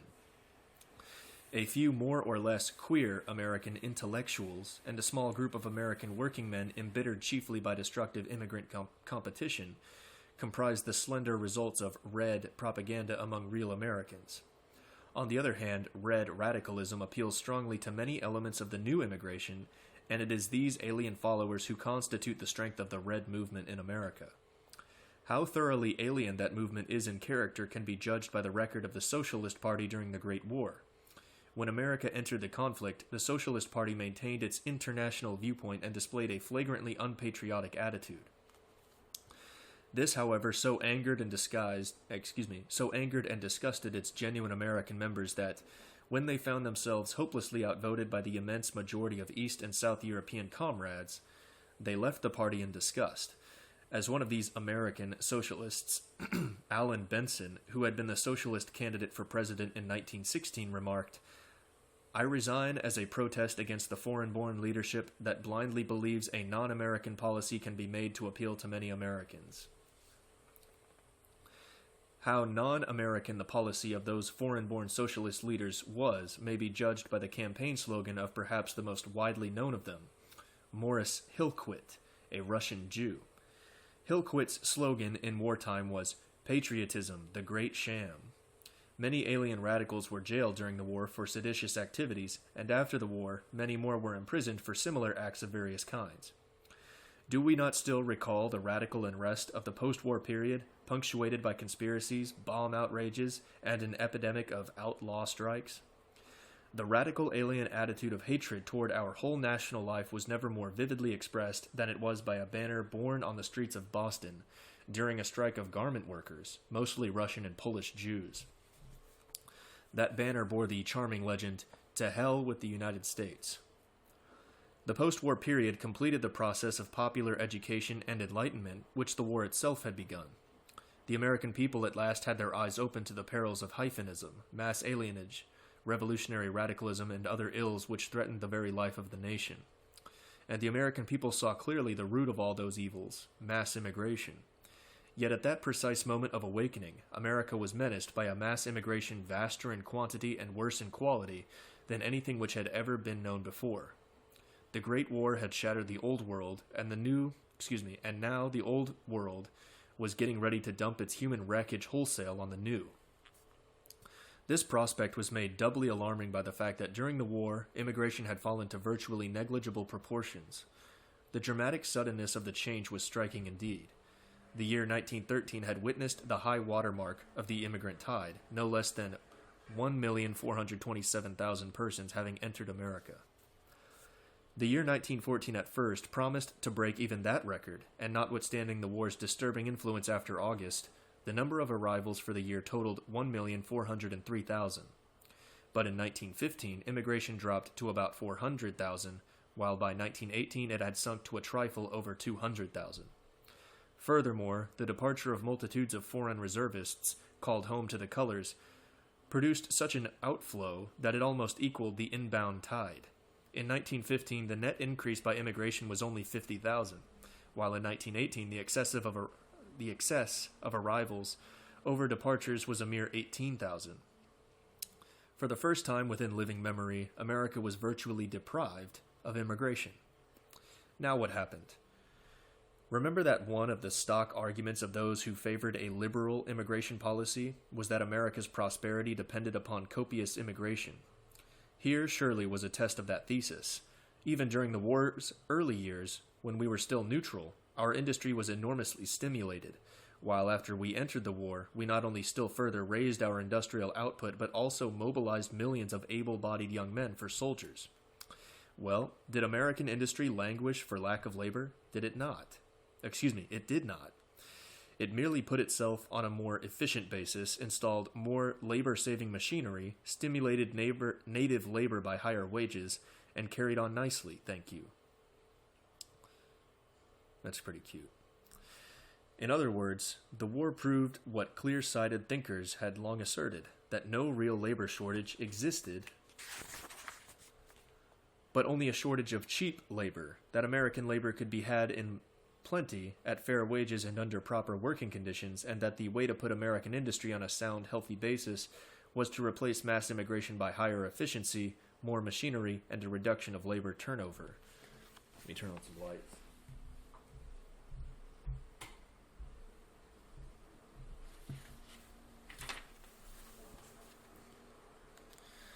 Thus, even from a purely business standpoint, mass immigration was shown to be unnecessary. And of course, on social and patriotic grounds, the stoppage of the alien flood proved an unqualified blessing. Every charity board and settlement worker was astonished at the improvement of slum conditions, the subsidence of unemployment, and the generally better social tone which even the brief immigration stoppage of the war years sufficed to produce. Such was the situation at the end of the war, and then at the very moment when America was engaged in deflating its war industries and finding jobs for millions of demobilized soldiers, it was faced with an alien deluge of limitless proportions. Immigration, which had almost ceased during the war, swelled portentously once more. In 1920, over 600,000 immigrants arrived. In 1921, almost 1 million persons entered the country, and all signs showed that this was merely the beginning of a human flood of inconceivable proportions. Every report of our consular and diplomatic agents, every survey of special investigators abroad, emphasized the crisis with which America was faced. As the Immigration Commissioner for the Port of New York then put it, all records are going to be shattered from January on. Whole races of Europe are preparing to remove to the United States. Never since the early days of barbarian Europe has there been such a wholesale migration of people as to that which is now in contemplation, with the United States as the destination. Competent students of the problem estimated that, unless promptly checked, the mass migration might easily reach 3 million or even 5 million per year. That, in fact, the only practical limit was the capacity of the ships which could be manned and built to ferry across the human swarms eager to quit war-wrecked Europe and Western Asia for the New World. Such a situation had never before confronted us. This was not normal immigration, not even pipeline immigration. It was a frenzy, a panic, a stampede, a mob, without calculation, without sound judgment, a seething mass of humanity with but one idea, America. And this threatened deluge was as bad in quality as it was huge in quantity. The immigration which threatened us was literally a poisoned immigration, consisting as it did mainly of the offscourings of the old world. The harassed, debt-ridden governments of post-war Europe saw in mass migration a golden opportunity to lighten their burdens by dumping their worst elements on America. A high official of one of the East European nations frankly stated that his country's sole concern with American immigration was the hope to get rid of the old men and rubbish. The report drawn up by the Immigration Committee of the House of Representatives, based on confidential consular and diplomatic reports, and submitted to Congress at the close of 1920, was of a truly alarming tone, stating as it did that a majority of these prospective immigrants were physically deficient, mentally deficient, of low standards of living, and economically and socially undesirable. The huge horde of low-grade humanity which was then on the march for America is vividly described by an expert American investigator who had studied post-war conditions in Eastern Europe and thus reported his findings. These emigrants are, as far as the great majority of them are concerned, the weakest and poorest man material of Europe. They are the defeated, incompetent, and unsuccessful, the very lowest layer of European society. They are paupers by circumstance and parasites by training and inclination. They are expedited out of their countries by governments who do not want them. They are assisted to America by the largest and best organized society that ever assisted and unconsciously stimulated immigration to America or to any other country, and they invariably travel on money they have begged or demanded from America. Nor do these people consider that they are going to the uncertainty of a new life in a new land. They are going from countries where business is rotten, taxes are high, food is scarce, money is hard to get, military service is apt to seize the menfolk, and armies are likely at any time to start marching and simultaneously begin seizing all the cattle and poultry and other edibles in sight. They are going to America, the world's greatest sure thing, America where all the money in the world comes from, America who has so much money that she sends her sons all over the world to give it away to people who often don't need it, America where conditions at their worst are better than conditions in other countries at their best. These are the universal opinions of the emigrants. Suggest to them that they are going to the uncertainty of a new life in a new land, and they will wonder privately whether you are weak-minded. The land to which they are going is no uncertainty. It's a lead pipe cinch. The only Europeans who are taking a long chance today are the ones that stay at home. Footnote is from Kenneth L. Roberts, Why Europe Leaves Home, pages 52 through 53, published 1922. Main text. But only the advance guard of that sinister horde was destined to reach our shores. The American people was at last thoroughly aroused to the peril which threatened the very foundations of national life. So the voice of an aroused American called a stern halt to the oncoming alien hosts, and the gates of the Republic closed to mass migration, probably forever. That concludes Chapter 8. Chapter 9... Chapter 9 will be another 20 pages or so I think that'll do it for this recording, and we'll pick up again in the next recording on Chapter 9, The Closing of the Gates. Thanks for listening. Chapter 9, The Closing of the Gates. The Immigration Act of 1924 is unquestionably the second great turning point in American national life. No such momentous and far-reaching decision had been made since the prohibition of the slave trade, embodied in the Federal Constitution by the Convention of 1787. That first decision, taken by the Fathers of the Republic, averted a fatal mass influx of unassimilable Negroes and thereby kept America a white man's country. The second great decision, taken a century and a half later, averted an almost equally disastrous mass influx of low-grade aliens who would have undermined the national foundations and would have thus either disintegrated or shattered the nation. The two chief personages in this great decision were well aware of its epoch-making importance. Representative Albert Johnson, chairman of the Immigration Committee of the House of Representatives and the primal framer of the Act, termed it a second Declaration of Independence, while President Coolidge, whose signature made it law, stated with characteristic terseness, "America must be kept American." America must be kept American. Those few words sum up the whole situation. The Johnson Act of 1924 embodies the awakening of the American people to national and racial realities. It is the natural culmination of a long process of education and enlightenment which had exposed the fallacy of traditional illusions by the stern logic of facts. Practical experience, confirmed by scientific discoveries, had for years been opening the eyes of intelligent, patriotic Americans to the grim fact that our institutions, ideals, and culture could be maintained only if the blood of the nation continued to be predominantly the blood of the stocks which had created those institutions and which had evolved our ideals and culture as instinctive expressions of their racial temperament and attitude toward life. Since the preservation of that America is supremely precious to all true Americans, it needed only the awakening of the American people to the dangers which beset them to assure prompt and decisive action. The Johnson Immigration Act therefore reflects not a passing popular mood, but a firm national conviction, which will endure. The year 1924 is thus one of the decisive dates of American history, marking, as it does, the beginning of a new epoch of national reconstruction and racial stabilization that should normally culminate in a reforged America. We of today live too close to the event to grasp its exalted significance. But future generations looking back athwart the years will see the great decision of 1924 rising like a lofty mountain peak across the plain of time. Those future Americans will also better appreciate its dramatic aspect.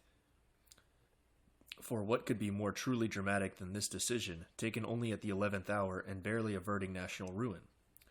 For nearly half a century, alien mass immigration had been steadily undermining America's foundations.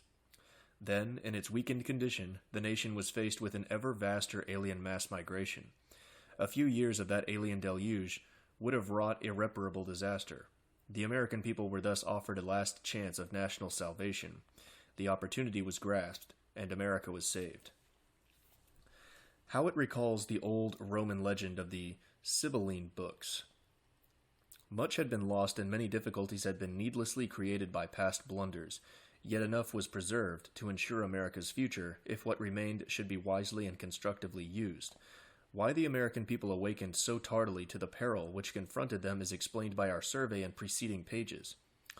The evolution of America's immigration policy is well summarized by the present Secretary of Labor, who describes it as having passed through three sharply contrasted phases. 1. The ideal of asylum.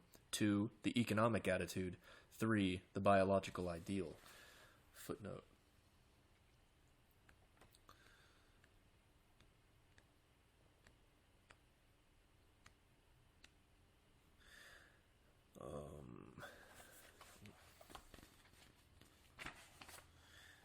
Honorable James J. Davis, Selective Immigration, pages 27 through 29. In our second chapter, we explained how the idea of American as a refuge for all peoples, at least within the limits of the white race, was grafted upon American thinking by the popularity of the humanitarian internationalism of Rousseau and his followers, relying as they did upon abstract principles and political institutions to mold men almost at will. However, we should note that this popular attitude characterized the generation after the Revolution much more than it did the actual founders of the nation. The fathers of the Republic had pondered deeply on the problems of national construction, and they had a much better grip on basic realities than did their successors. It is a highly interesting fact that the most eminent of the fathers foresaw dangerous possibilities in immigration. That is a remarkable proof of their vision, because at that time immigration was negligible and no likelihood of mass migration of any sort had appeared. Nevertheless, the pronouncements of Washington, Jefferson, Madison, Franklin, and others have a startlingly up-to-date ring, forecasting as they do all the main problems with mass migration was to raise generations afterward.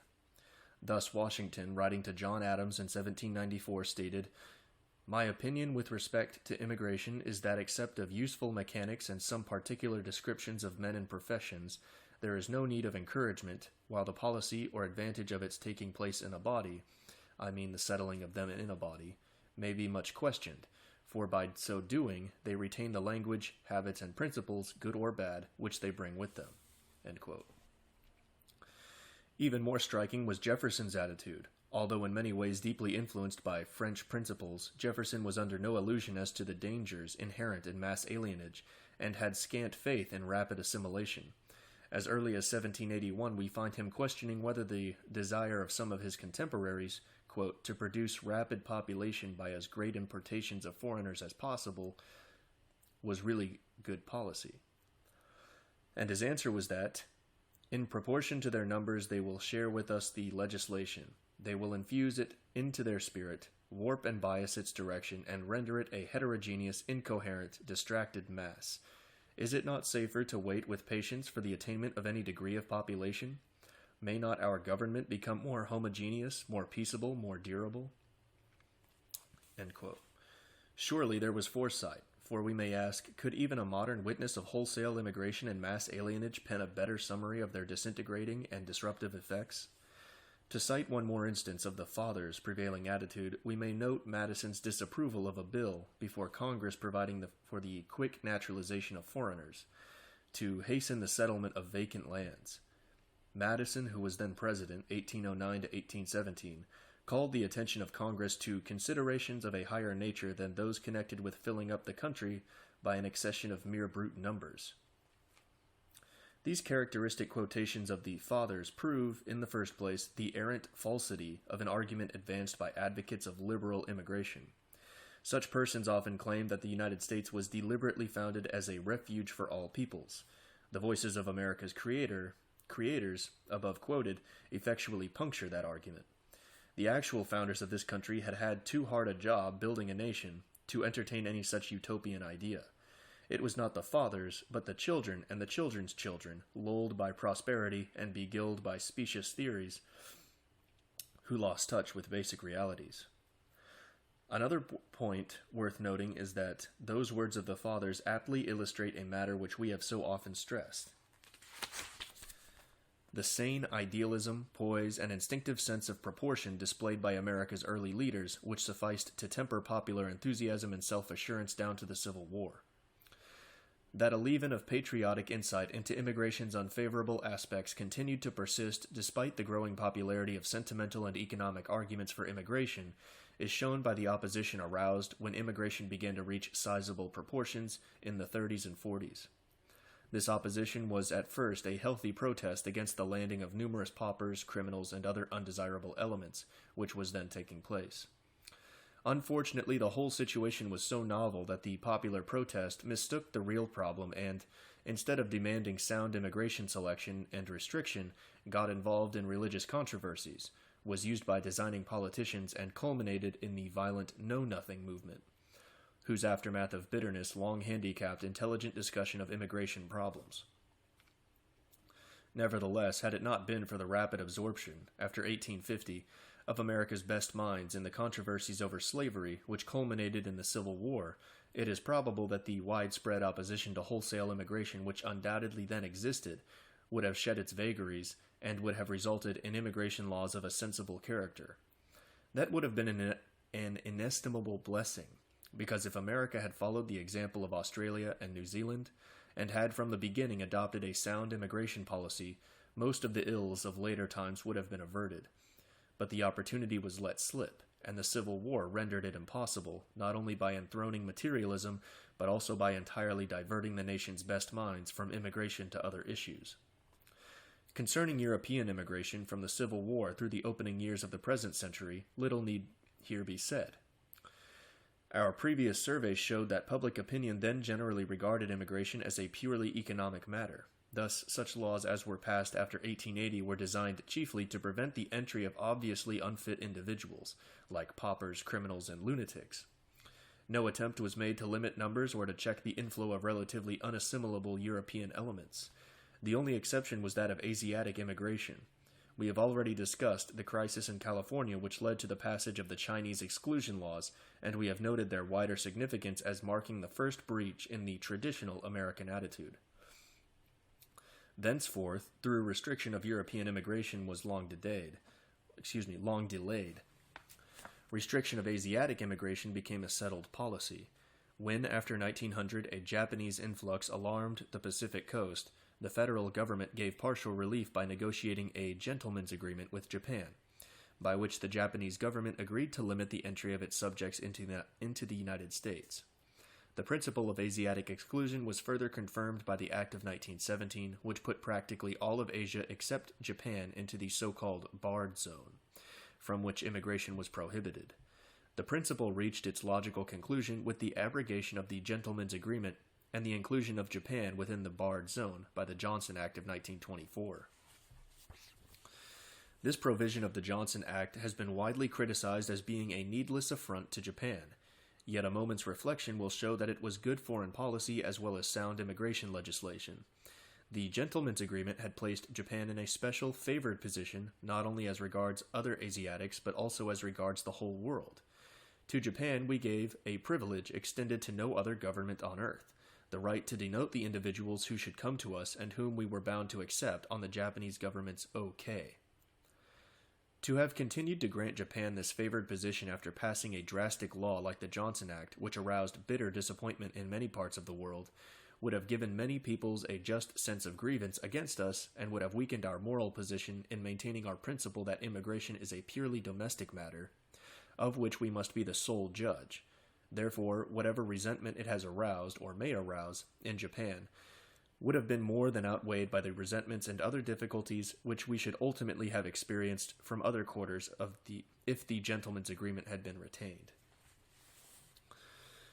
Returning to our main theme, European immigration, let us now trace the rise of the modern restriction movement, for we should remember that, while the war greatly hastened the conversion of public opinion, the public was being steadily converted to the need for restrictive legislation during many years before 1914. The beginnings of a restrictionist movement can be clearly traced back to the early 80s, when the appearance of the new immigration instantly alarmed a few far-seeing minds.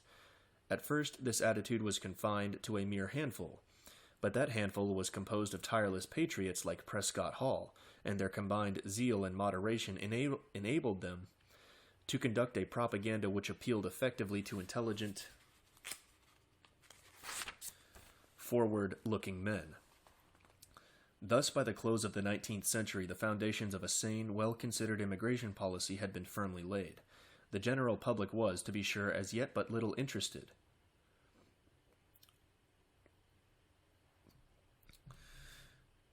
Nevertheless, the existence of an ably led and well-considered restriction movement was of capital importance, because when public opinion should be stirred on the immigration question, it would find a literature and leaders able to direct popular feeling along proper channels instead of letting it fly off the track, as it had in the Know-Nothing movement of half a century before. Besides the movement just described, there existed another restrictionist force, organized labor. The new immigration's destructive effects on wage scales and living standards had thoroughly aroused both Native American and North European working men to the peril of mass immigration, and the organized strength of American labor lined up almost solidly for restriction legislation. The combined strength of these two restrictionist elements was increasingly shown as time went on. President Roosevelt greatly aided the movement by appointing a government commission authorized to make a complete survey of the problem. In 1910, the commission turned in a 41-volume report packed with material which threw a great light on every phase of the question. This report had an enormous effect. It proved to unbiased, patriotic citizens the urgent necessity of decisive action. The Commission's verdict that immigration restriction was demanded by economic, moral, and social considerations received the hearty endorsement of most thinking Americans. That verdict indeed marks the end of the purely economic attitude toward immigration. The social, political, and moral aspects of the problem were now clearly recognized, and the whole question was raised to a higher plane. Furthermore, the swelling tide of mass migration was opening the eyes of the general public as nothing else could have done. The year 1907 had witnessed the arrival of almost 1.3 million immigrants, mainly from Southern and Eastern Europe and Western Asia.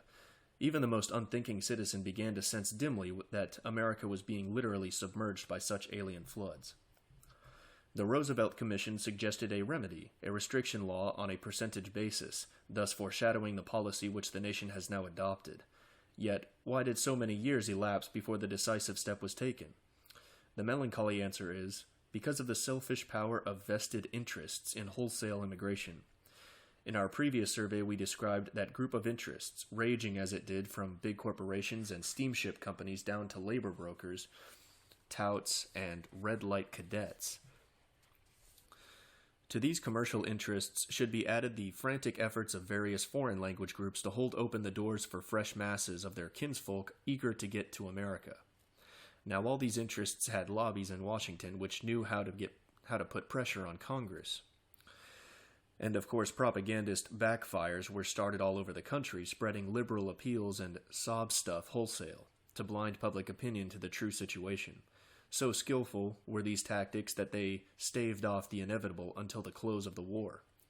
But the post-war crisis put lobbies and propagandists to rout. Before the commanding voice of an aroused American people, the interests went down in defeat. In 1921, Congress passed a stopgap restriction measure which checked the alien flood and gave time for the working out of a permanent, constructive immigration policy that was embodied in the Johnson Act of 1924. This epoch-making law combines the idea of restriction with the ideal of national conservation. In the first place, it recognizes that mass immigration of any kind is undesirable and so assigns a temporary maximum limit of about 160,000 to the number of European immigrants to be admitted in any 1 year, that number to be ultimately reduced to 150,000 per annum. Footnote. Including, of course, also immigrants from a few West Asiatic sources like Turkey, Armenia, and Syria. The Johnson Act does not, however, disturb the barred zone principle of the law of 1917, but rather logically completes it by putting Japan under that category. The theory is that, since no members of the non-white Asiatic races can become American citizens, as has been definitely decided by the Supreme Court, such Asiatics should not be admitted as immigrants, though provision is made for the entry of travelers, students, and merchants engaged in bona fide international trade. Lastly, the Johnson Act omits countries in the Western Hemisphere from the quota provisions.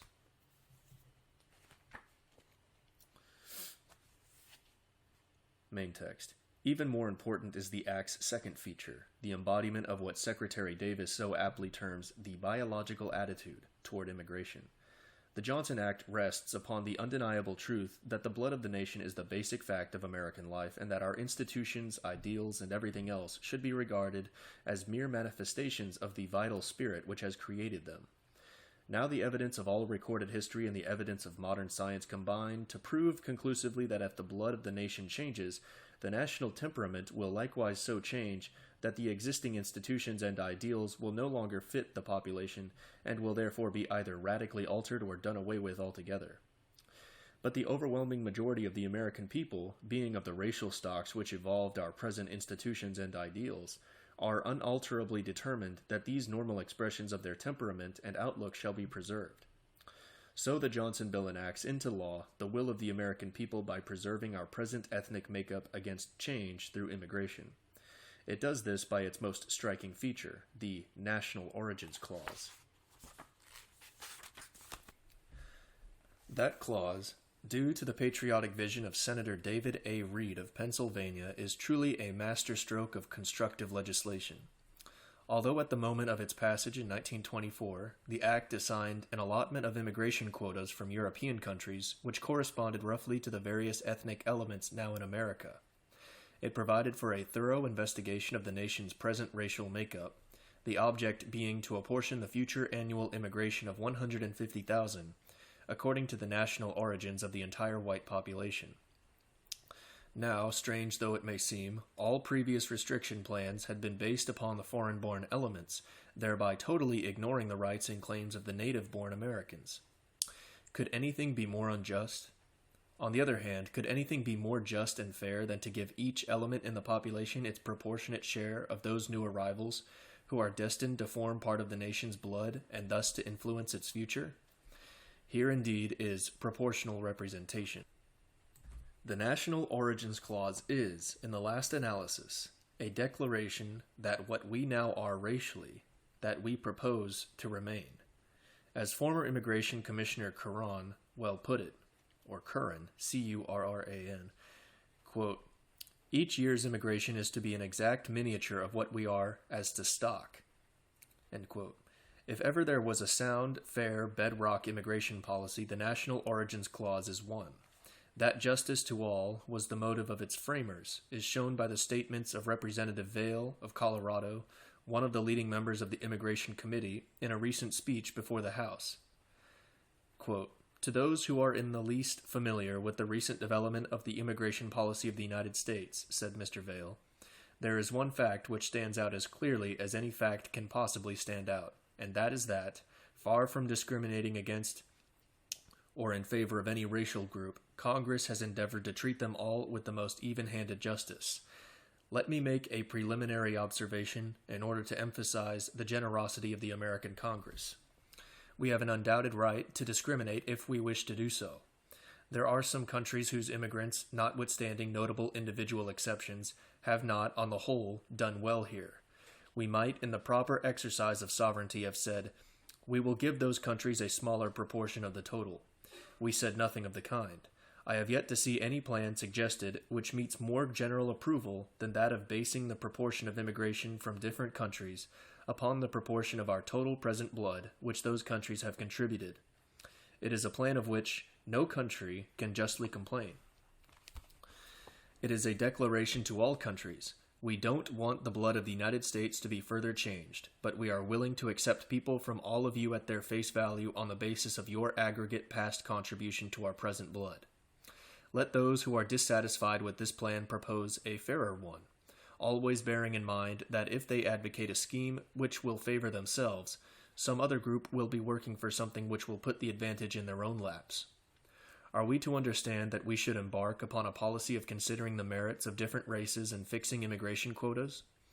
There is much to be said in favor of it, if matter of opinion could readily be reduced to matter of fact in an applicable form. But as already stated, we rejected that plan in favor of an absolutely non-discriminatory law. Let those who have a fairer plan propose it, but remember, any plan which involves leaving out elements which founded this country, won its independence, and established its government, elements which were here since the very beginning, will be out of court before its case is submitted. The National Origins Plan is fair to all. It avoids completely all racial discrimination, and it will preserve the blood of the United States in its present proportions. End of quote. That's footnote 46. Let me find it.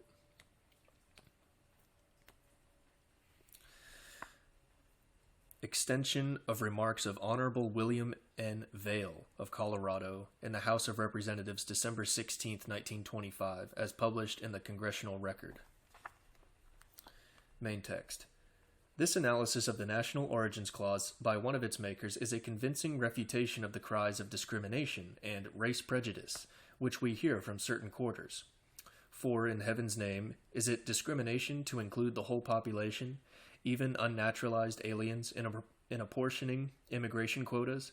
And is it race prejudice to allow even those elements which have proved least assimilable and least desirable their proportionate share in contributing to the blood of the nation? Surely, every fair-minded person must acknowledge that such accusations are inspired either by blind passion or by designing propaganda. America's immigration policy is based not upon theories of race superiority or inferiority, but upon the bedrock fact of difference. As President Harding well said in 1920, quote, "There is abundant evidence of the dangers which lurk in racial differences. I do not say racial inequalities, I say racial differences." End quote. To sum up the matter, the American people have come to realize the fundamental fact that no country can be a true nation without a spirit of unity, and that no such spirit can exist without a basic like-mindedness among its citizens, which in turn can arise only through basic similarity in blood. The American people look back longingly to the unity and like-mindedness that existed down to the middle of the 19th century, and they are determined that the nation shall be welded anew. They know that the only way to accomplish this is through race stabilization. The Johnson Act is thus the first step in the reforging of America. Many other steps, of course, remain to be taken, but the great thing is that we are now on the right track, and that a promising beginning has been made. When we remember that the Johnson Act has been in operation only 3 years, the results achieved are truly astonishing. Even under the provisional quota schedule, the new law instantly accomplished its main purpose, the apportionment of immigration according to the ethnic makeup of our present population. And there's another footnote there for even under the provisional quota schedule.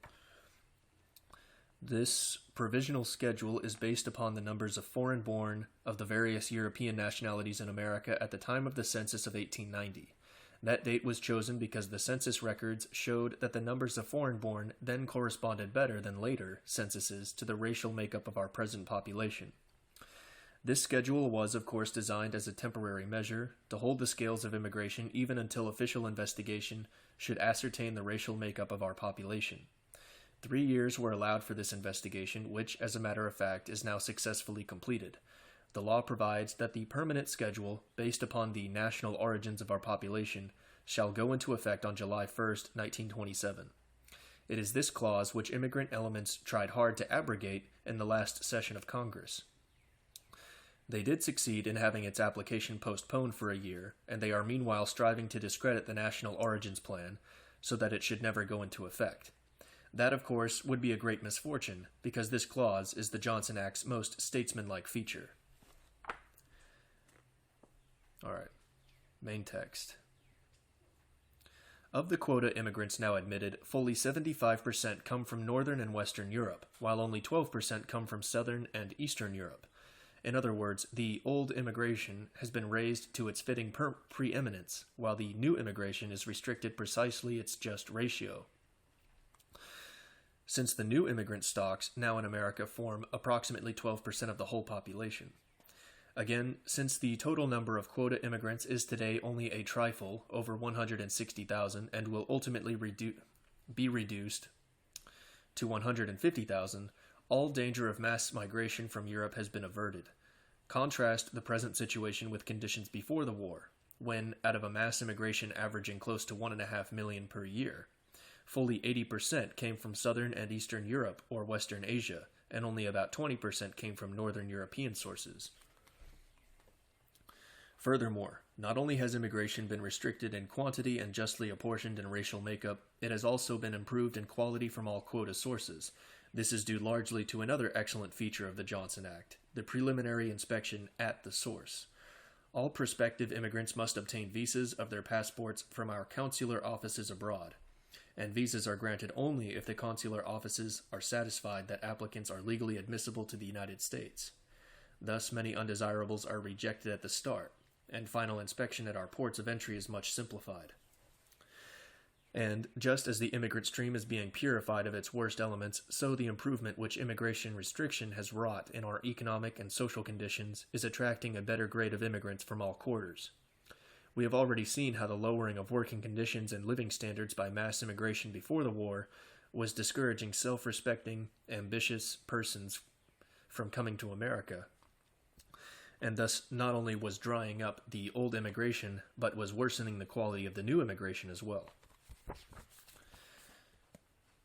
Now that the trend is reversed and wage scales and living standards are on a healthy basis, America attracts the right sort of people once more.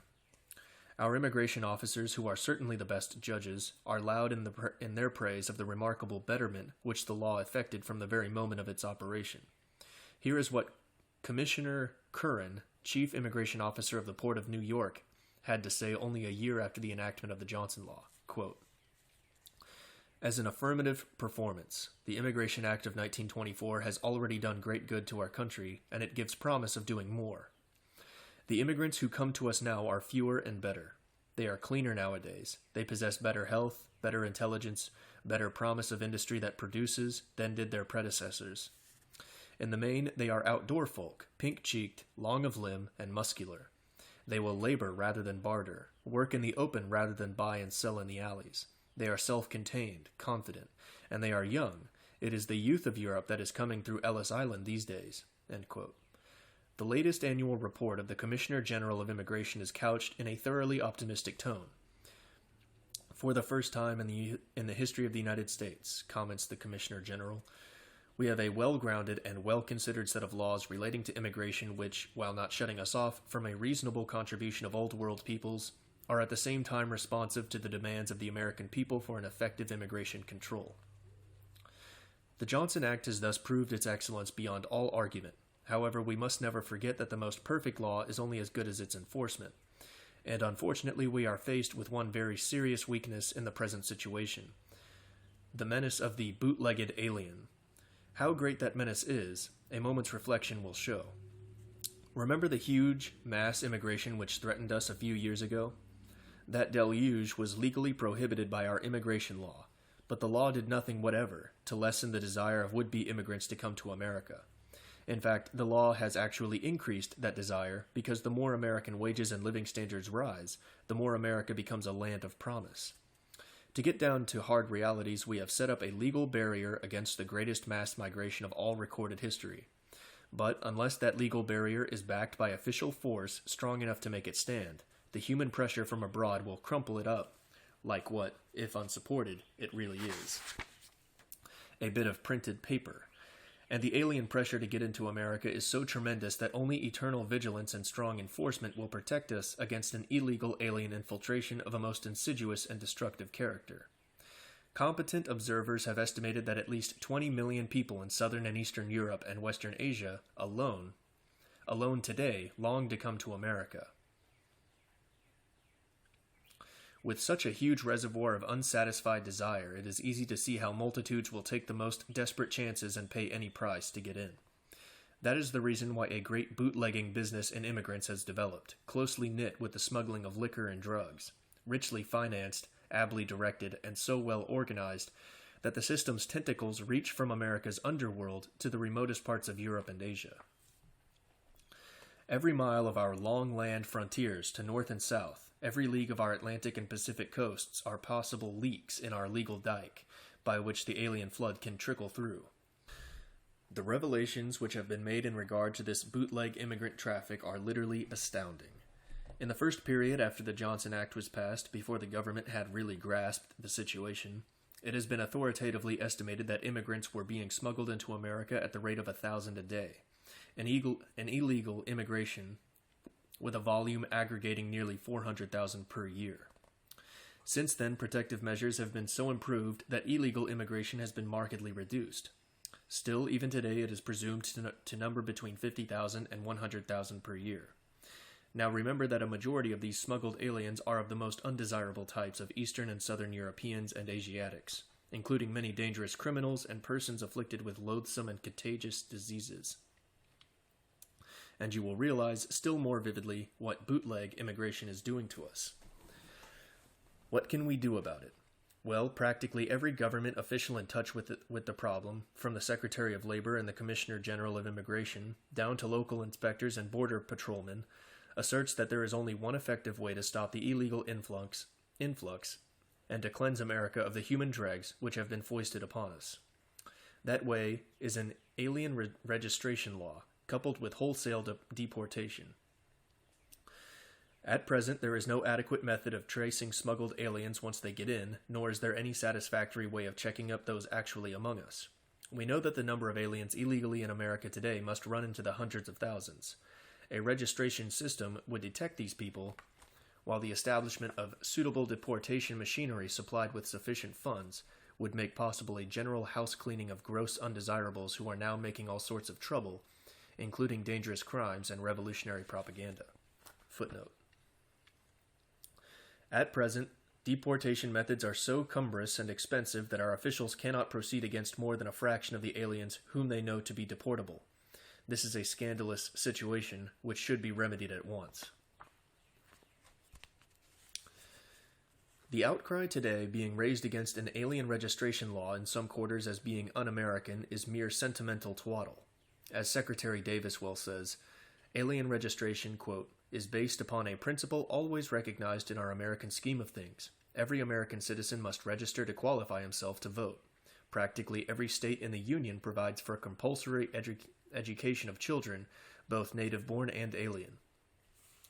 This system would enable us to weed out the alien who has entered the country in violation of this law, or who is here to preach the downfall of our institutions, the overthrow of all law and order. It would provide help for the alien who seeks to become a real American, and would check the activity of the alien who is here for no good purpose. These proposals are put forward in the interests of the immigrant who comes to us from abroad, the alien who is within our gates, and all American citizens today and in the future. Footnote. That's from Honorary James J. Davis,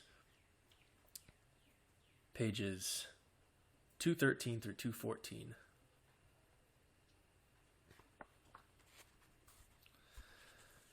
Another step which must soon be taken is the putting of the Western Hemisphere on a quota basis. When the Johnson Act was framed, New World countries were not limited as to numbers of immigrants. This was done to facilitate neighborly relations. At that time, it was not believed that New World immigration would be likely to become troublesome.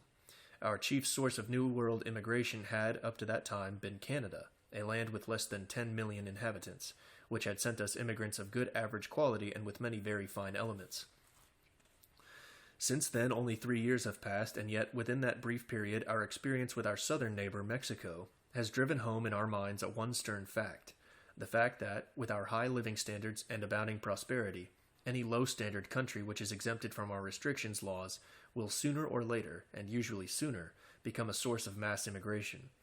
Mexico has a population of nearly 15 million, mostly low-grade Indians and mixed breeds. That Mexico possesses an intelligent, cultivated upper class is entirely beside the point. because the immigrants which Mexico sends us are the poorest, lowest elements of the population. Down to the stoppage of low-grade European labor, Mexico was not an important source of immigration.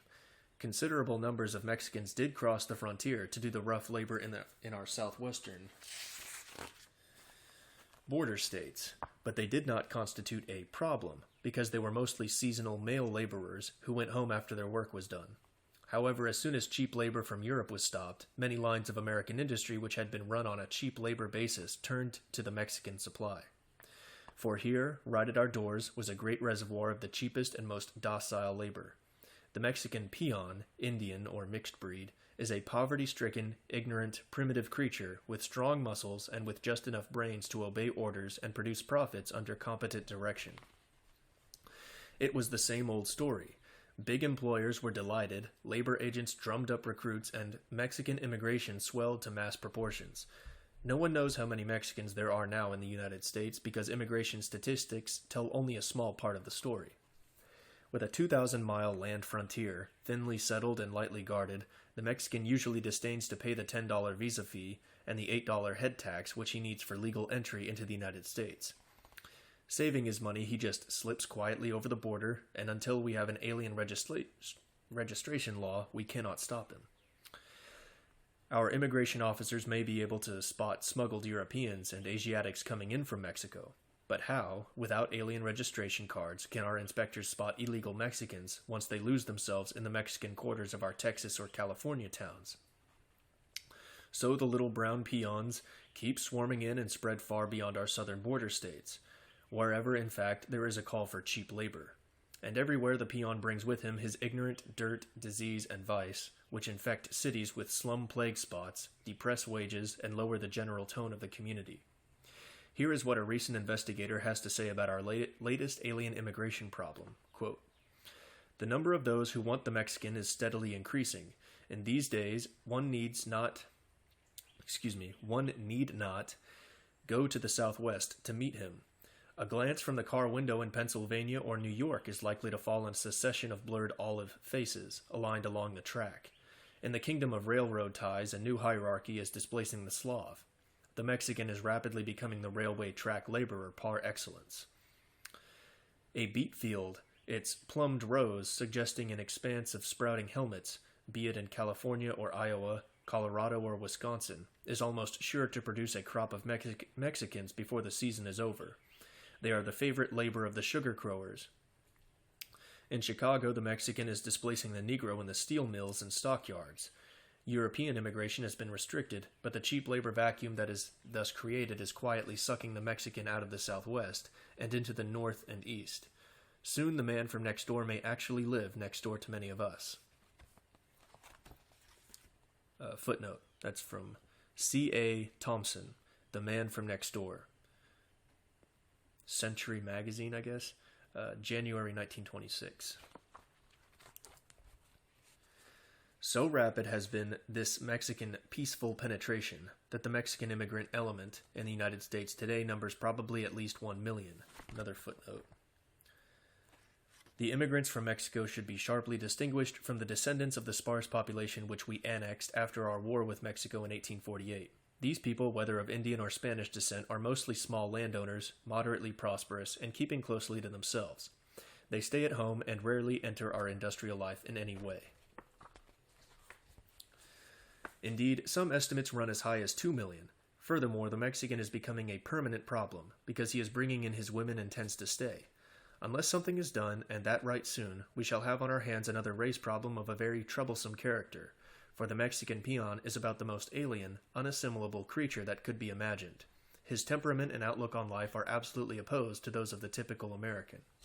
Low in intelligence and almost devoid of individual initiative, the Mexican Indian is likewise splendid potential revolutionary material, because he is a born communist. Private property, in our sense of the word, he has never really known.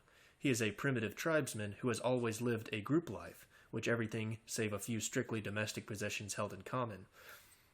Such a being, profoundly alien in blood, ideals, and outlook, can be only a destructive element in our national life. The Mexican must be kept out if grave dangers are to be averted. Yet the Mexican is merely the nearest of several potential New World immigration problems. There are the West Indies, with several million inhabitants, mostly Negroes and mulattoes. Already our West Indian Negro immigrants have furnished a large proportion of our most troublesome Negro agitators and revolutionary radicals, as we shall see in later chapters devoted to the Negro problem.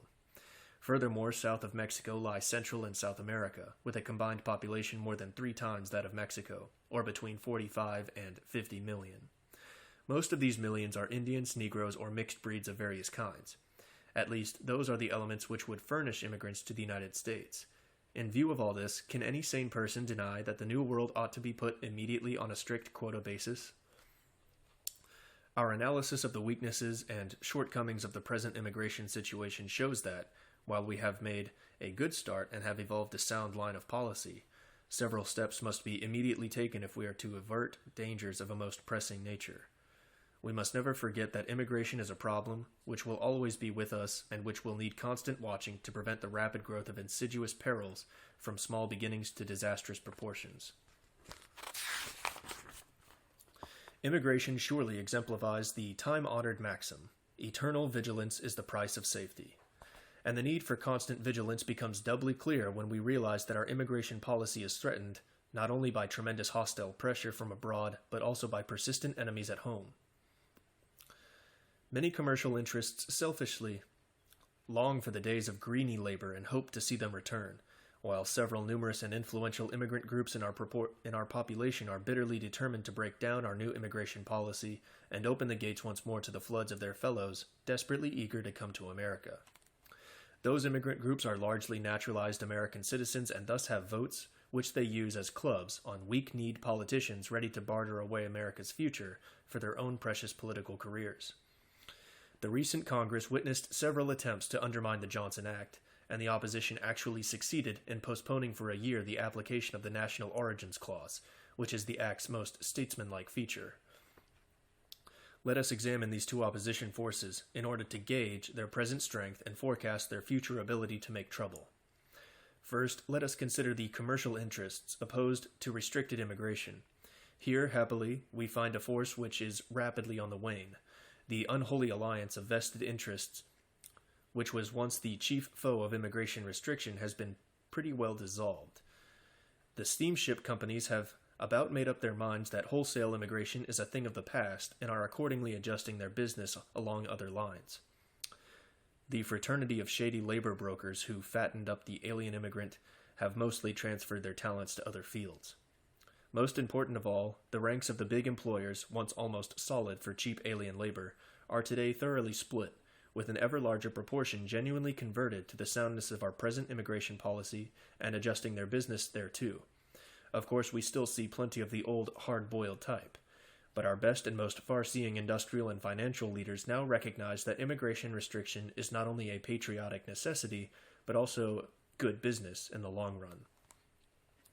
The war and post-war period opened the eyes of American employers as nothing else could have done.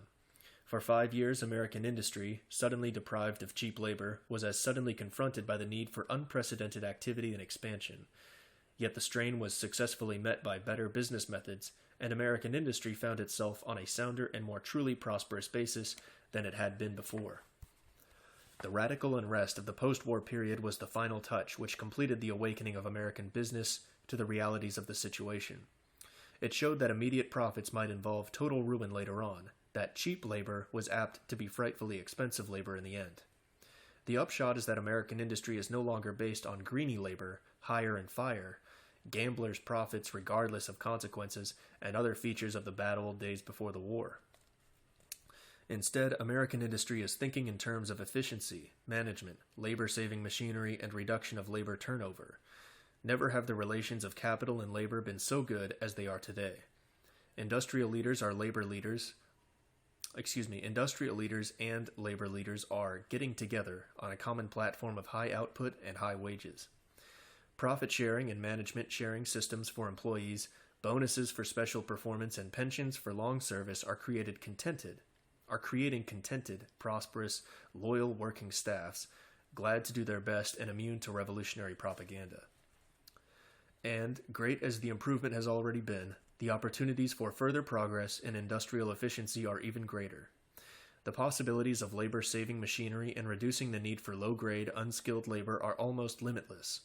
How great the progress along this line has already been can be judged by a recent survey of 2 competent experts who state that the work today done in the United States by mechanical power would otherwise demand the toil of 3 million hard-driven slaves. Oh, wait. 3 billion hard-driven slaves, it says. In other words, a servile mass nearly 30 times as large as our entire present population.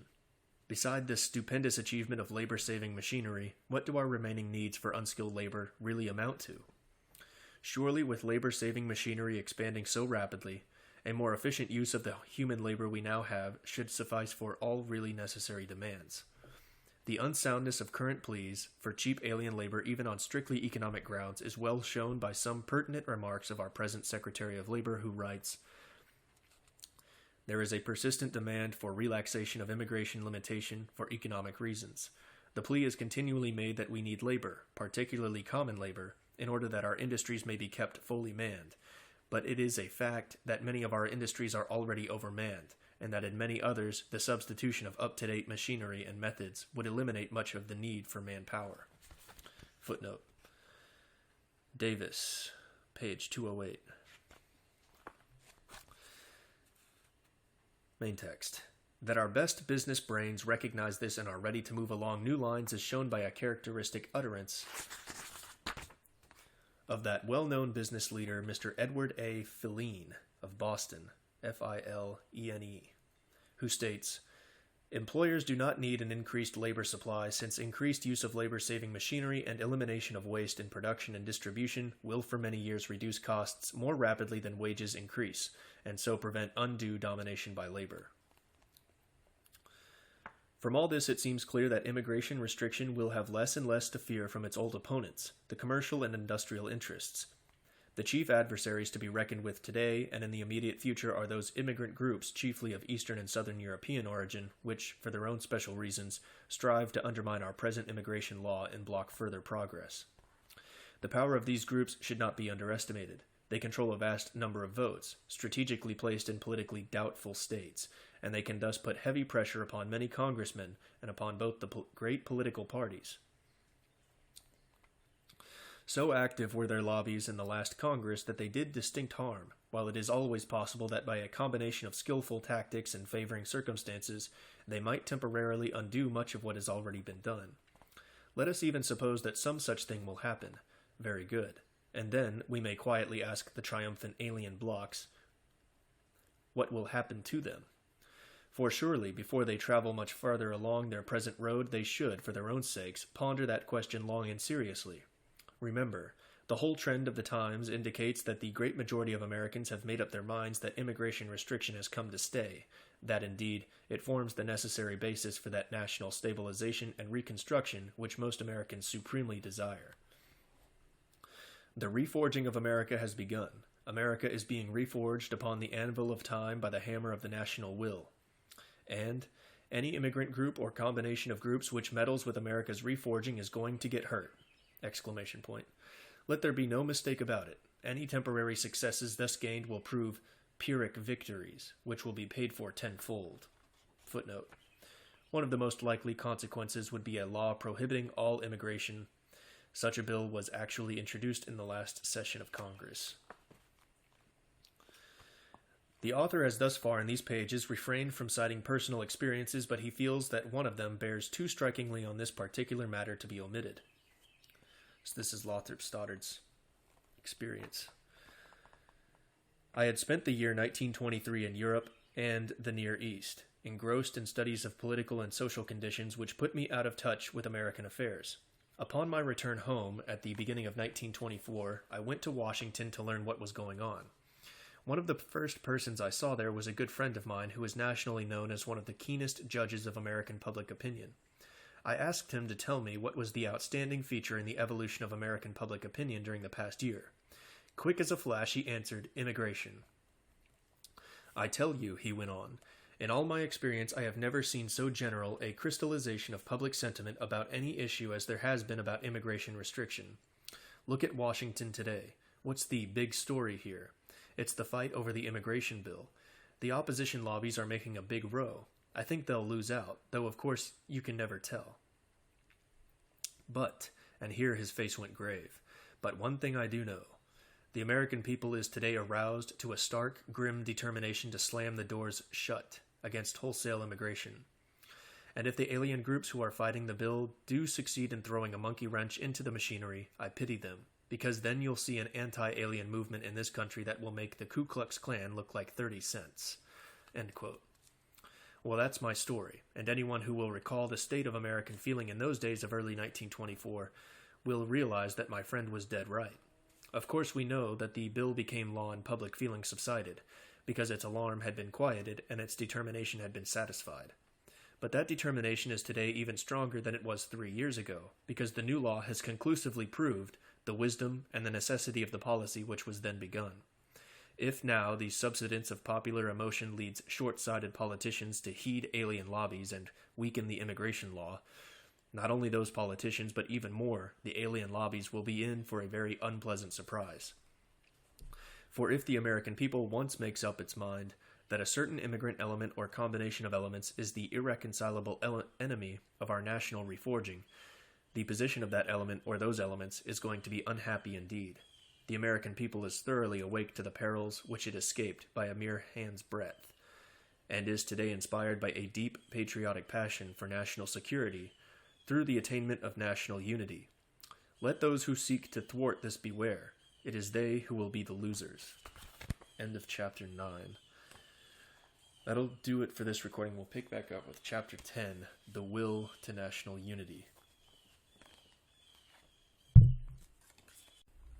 Reforging America, the story of our nationhood by Lothrop Stoddard. Chapter 10, The Will to National Unity. Thinking America is today in a mood of sober exultation. Gone is the naive popular optimism of former times. Gone, likewise, are the dark forebodings of reflective minds before 1914, and the dread alarms which beset us during the war and post-war periods. The American people today stands, chastened by a realization of past errors and present difficulties, yet inspired by a further realization that it has found the way to a splendid future. The road before us may be long, but the eye can already glimpse the goal of national security upon the far horizon.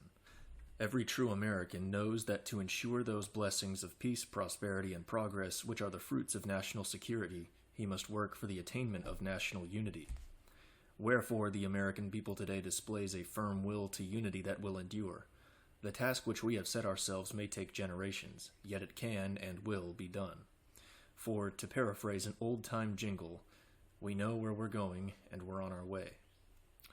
The Great Awakening which came with the Great War has aroused a profound longing for national unity in American minds and hearts, not merely political unity in the formal sense, but even more that solidarity of ideals and culture which are the necessary foundations for real and lasting political stability. As President Coolidge well says, we have a great desire to be supremely American, and the President significantly continues, that purpose we know we can accomplish by continuing the process which has made us Americans. We must search out and think the thoughts of those who established our institutions. Footnote 54. Let me find it.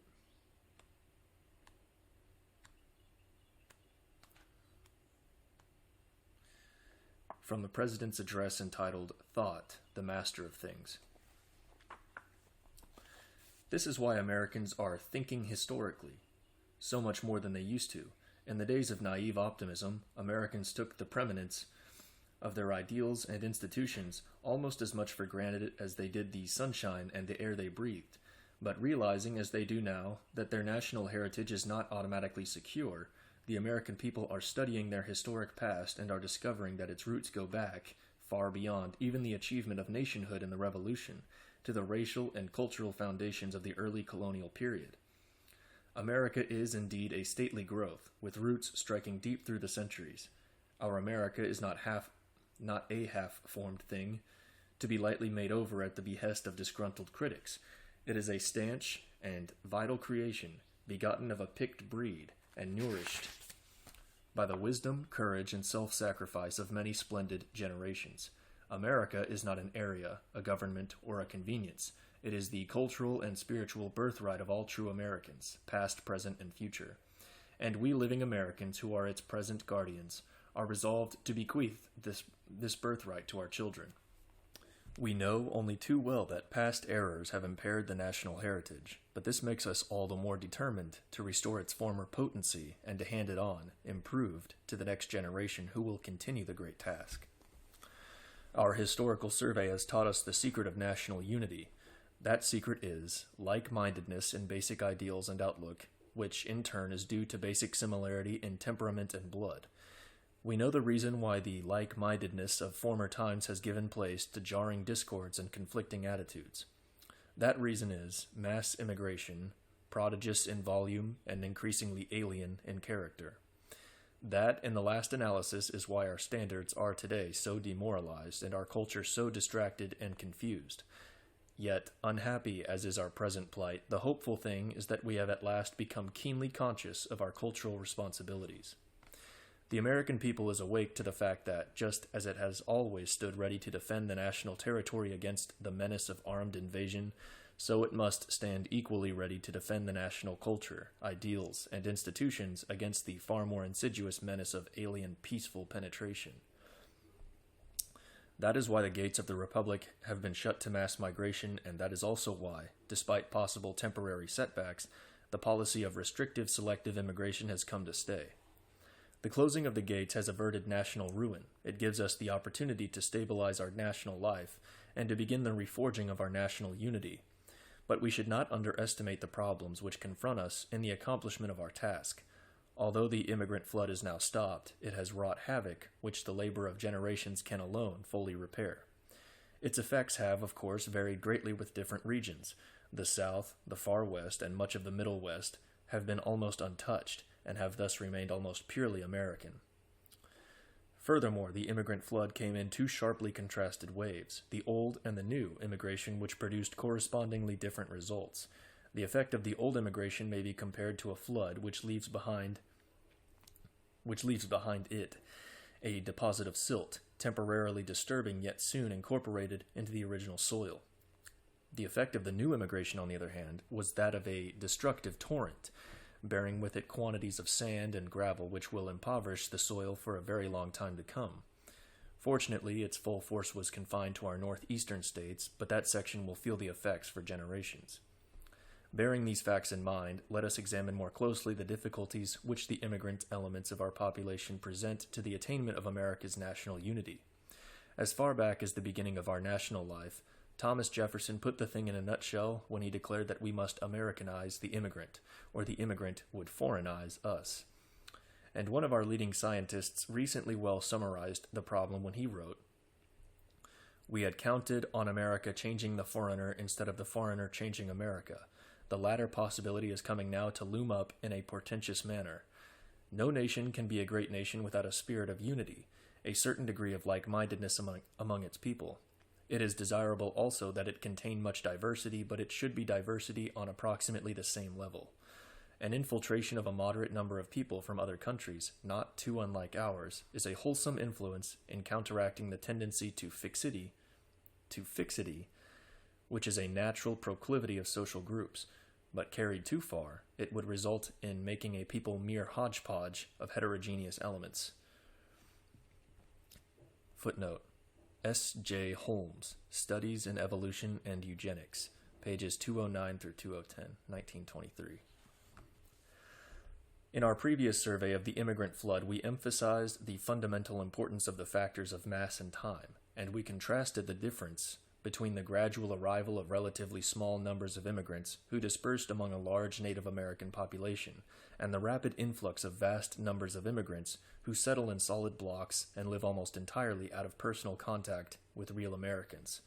These factors of mass and time apply to all immigration and account for the slow assimilation of certain old immigrant groups, like the German and Scandinavian population blocks of Wisconsin and Minnesota. Even though those groups are similar to us in blood and ideals, and are thus predisposed to Americanization, as is shown by the rapid assimilation of Germans and Scandinavians in other parts of the country where they live among American surroundings. Furthermore, individuals, even of more distantly related European stocks, assimilate easily when they live among Americans and are anxious to identify themselves with their American neighbors.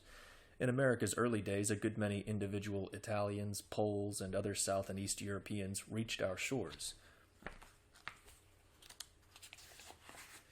These individuals were, however, usually persons of education and intelligence, who were able to understand their new surroundings and appreciate what America had to offer them in other than merely material ways.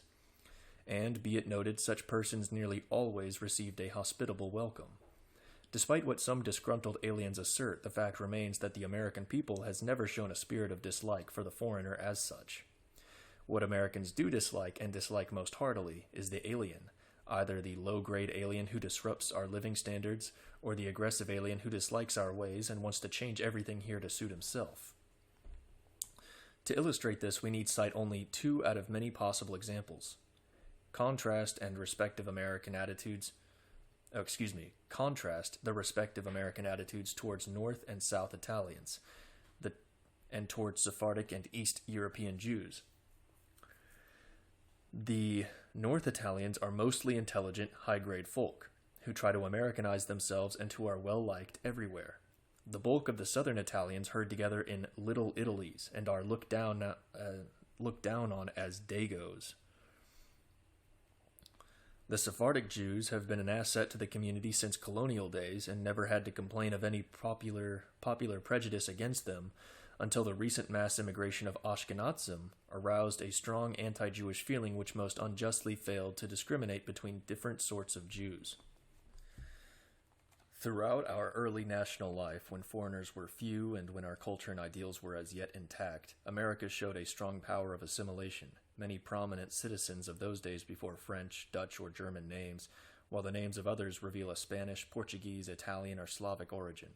Yet these men were all thoroughly American in their actions and outlook, and would unquestionably have been as indignant as any other Americans at the hyphenism and aggressive alienism which many immigrant groups today display. As Brander Matthews well puts it, this process of satisfactory assimilation persisted up to the middle of the 19th century. There were, in the United States, only a few compact settlements of immigrants from any one country, and most of the newcomers, no matter whence they came, were soon scattered in American communities. The various stocks intermarried, and whatever the parents, the children were Americans, often with little sentimental affection for the remote land from which their fathers had migrated. Even where a given foreign element was numerically strong, the immigrant was likely to abandon his native language and to speak by preference his acquired English. These people had been subdued by what they lived in, and they were anxious to assert their solidarity with the older stock of Americans. They wanted to be like us. They accepted our traditions, they acquired our folk ways, they shared our opinions and even our prejudices. Footnote 56, quoted from the Literary Digest, September 9th, 1922, pages 31 and 32.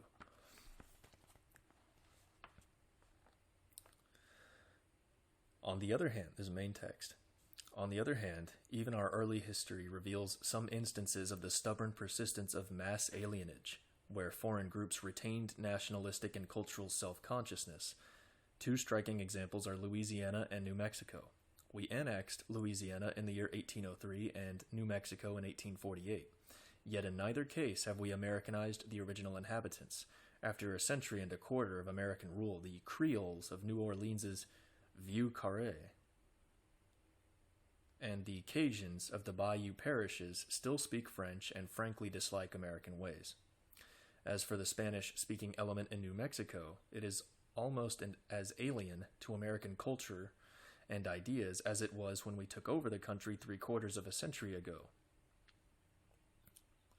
These two long-standing failures of Americanization may give us useful hints as to what we are likely to encounter in efforts to assimilate some of the immigrant colonies which have established themselves so thickly and so firmly in various parts of our northeastern states, particularly those of South and East European origin, which have practically no natural affinities with American life. For let us frankly face the unpleasant truth, America's assimilative power has long been on the wane. Let us not deceive ourselves. For many, many years, the vast flood of variegated humanity which poured into America has not been really incorporated into the national life. Of course, great numbers of immigrants have been genuinely assimilated, and many of these new citizens have risen to an honored eminence which reflects their stanch Americanism and their high value to America. Yet such things, though encouraging, should not blind us to the ominous fact that alienism, which in America's early days was exceptional, has become so widespread that today a majority of the recent immigrant stocks, native-born as well as foreign-born, have not been genuinely assimilated and are not Americanized, save in a superficial, formal sense. For the past half-century, America has been suffering from a rapidly growing hyphenism and mass alienage, and only our fatuous optimism kept us from seeing this until the Great War took us by the scruff of the neck and forced us to look the situation squarely in the face. Now that we see things as they are, let no Pollyanna optimists delude us into playing the silly old game of drawing up lists of eminent new stock citizens and then jumping, turn page, to the conclusion that millions outside those lists are equally good Americans. That is just plain bunk. Everyone who has honestly faced the facts knows that the immigrant masses which congest our industrial centers or have settled in blocks upon the land are, generally speaking, not good Americans. They are still essentially aliens, who are, for the most part, either indifferent or hostile to American ideals and institutions. America is today confronted with a mass alienage which is not merely passive, but which is becoming increasingly aggressive and seeks, frankly, and even exultantly, to attack the existing fabric of our national life. Furthermore, the reflex effect of this alienism has weakened the morale of many old stock Americans and has thereby still further lowered America's assimilative power. That is the plain, ugly truth of the matter, and all real Americans, old stock and new stock, who love our America, should close ranks and get together on a common policy and program of action. The problem of mass alienage in its wider aspect has nowhere been better analyzed than in the writings of Mr. Gino Speranza, one of those new stock Americans whose wholehearted patriotism is the most hopeful aspect of what is in many ways a dark situation. So excellent is his analysis that we would do well to consider it at first hand. Mr. Speranza begins by emphasizing the short-sightedness of our fathers regarding wholesale immigration. This nation, he writes, in all the essentials of its life and character, was grafted upon a historically definite and distinguishable North European or Anglo-Saxon stock, and upon that graft there was developed a definite and distinguishable racial type, the historic American people. This does not mean that there is no room within the Republic for peoples whose views, beliefs, and antecedents differ from those of the historic American stock. It does mean, however, that when, by the sheer weight of numbers, these peoples bear down too heavily with their cultural differences upon the structure of the democracy, they become a distinctly denationalizing element within the Republic. It does mean that when, by combining and solidifying their unlikenesses and divergences from the American civilization, they attempt to impose their dissentient social and political ideas, and habits, they then become a distinctly disrupting element within the democracy. They are then political and cultural disturbing factors akin to those racial minorities which have threatened, and today still threaten, the life and peace of some of the states of Europe. The effect of mass, so obvious and impressive in nature, was not considered at all in its workings and consequences upon a distinct civilization and political system developed by a homogeneous people. That is from Gino Speranza. That's Speranza. Race or Nation, pages 14, 17, and 20.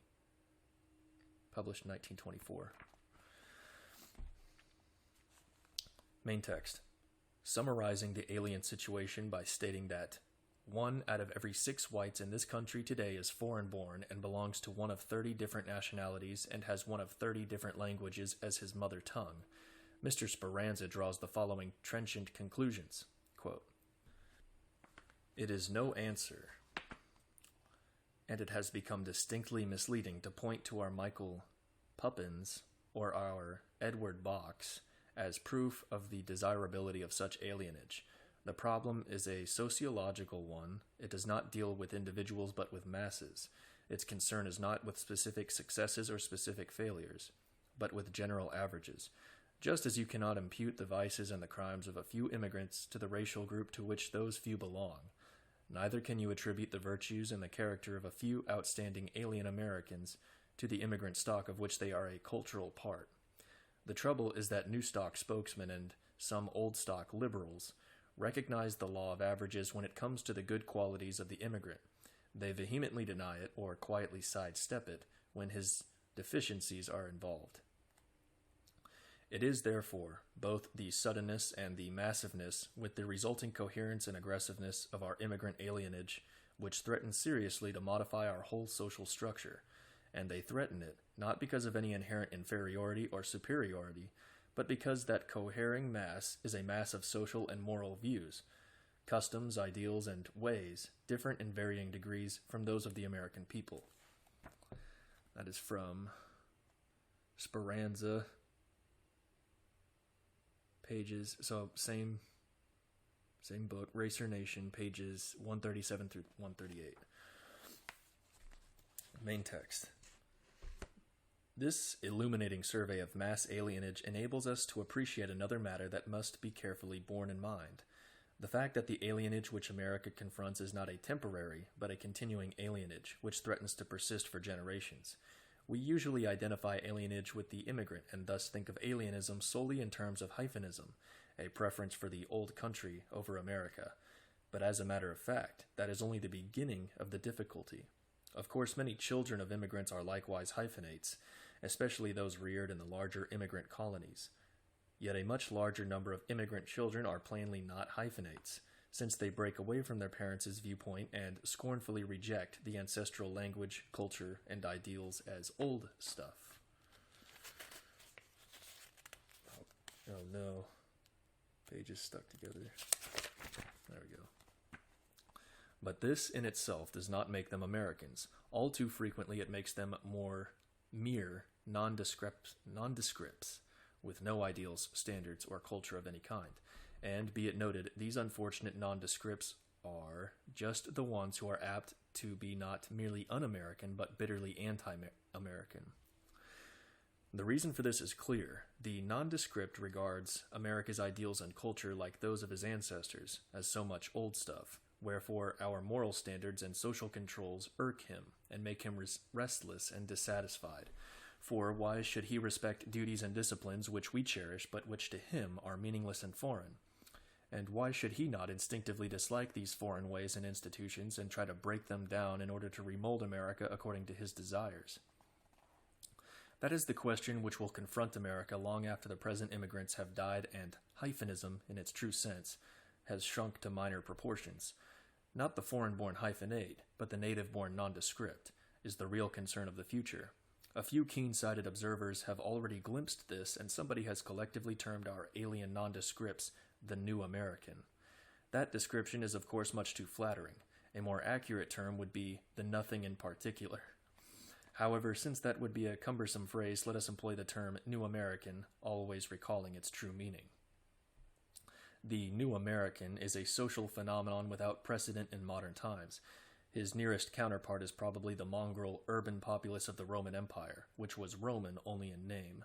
A clever journalist has aptly described the nondescript elements of our eastern cities and industrial centers as American citizens but not Americans. That is just what they are, and so far as the more unassimilable immigrant stocks are concerned, that is just about what many of their children and grandchildren will be, 1 or 2 generations hence. We will deal with the New American more fully in our concluding pages when we come to survey future trends and policies. Let us here note the New American as an increasing factor in that challenge to our national ideals, institutions, and culture, which America today unquestionably confronts. This challenge is at present not so much a definite movement as it is a complex emotional trend, raging all the way from a slight distaste for certain aspects of American life to a deep-seated, malevolent hatred of everything characteristically American. The milder phases of this anti-American tendency are harmless signs of temporary maladjustment on the part of elements destined to harmonious assimilation. Other phases, however, are symptoms of really dangerous alien antipathies which must be carefully watched. We must remember that the Great War increased the self-consciousness of all our immigrant groups, while the success of foreign propagandas here during the war and post-war periods has led several European governments to continue their propagandist activities. The distinctly hyphenate attitude of certain immigrant stocks and their persistent efforts to influence American foreign policy in favor of their homelands are too well known to need detailed comment. Such hyphenate activities are of course most annoying, but they need not really alarm us, because they inevitably work at cross purposes, and so tend to cancel one another out. What we should watch, however, is the attitude of unassimilated elements on domestic issues, because the alien groups tend to sink their old world differences and line up solidly for common ends. A good example of this is the way that groups which are hereditary enemies in Europe combine in efforts to break down our immigration restriction laws. Each of these groups would be glad to see the others kept out, if it could get its own kinsmen into America. But since this is impossible, they pool their interests in a common log-rolling program, and we witness an alliance of diverse alien elements on the immigration issue, which could not be formed for any other purpose. The crux of the whole problem is, however, not specific alien activities, but the general spirit of alienism, which includes not only the hyphenated groups, but also the denationalized mass of new Americans. This alien spirit is hostile to the very foundations of our national life. Alienism reveals itself in a general attitude of mind, which systematically belittles our past, sneers at our present, and hopes for a future when our America shall have been destroyed. Alienism is America's irreconcilable foe. That is the plain, ugly truth of the matter, and the sooner we realize it, the better for us. Let us watch alienism at work. The first thing we notice is the way its spokesmen deny our very nationhood. Some readers may raise their eyebrows at this statement, but if they will read on, they will discover that we are stating sober fact. Of course, our entire history testifies to the truth that America is a nation with roots deep in the past, with long-established institutions and with distinctive ideals and culture. But all this, the spokesmen of alienism blithely sweep aside. Turn page. With amazing effrontery, they vehemently assert that America is not a true nation, but that it is a sort of inchoate mass. Let me look that up. Inchoate, I believe.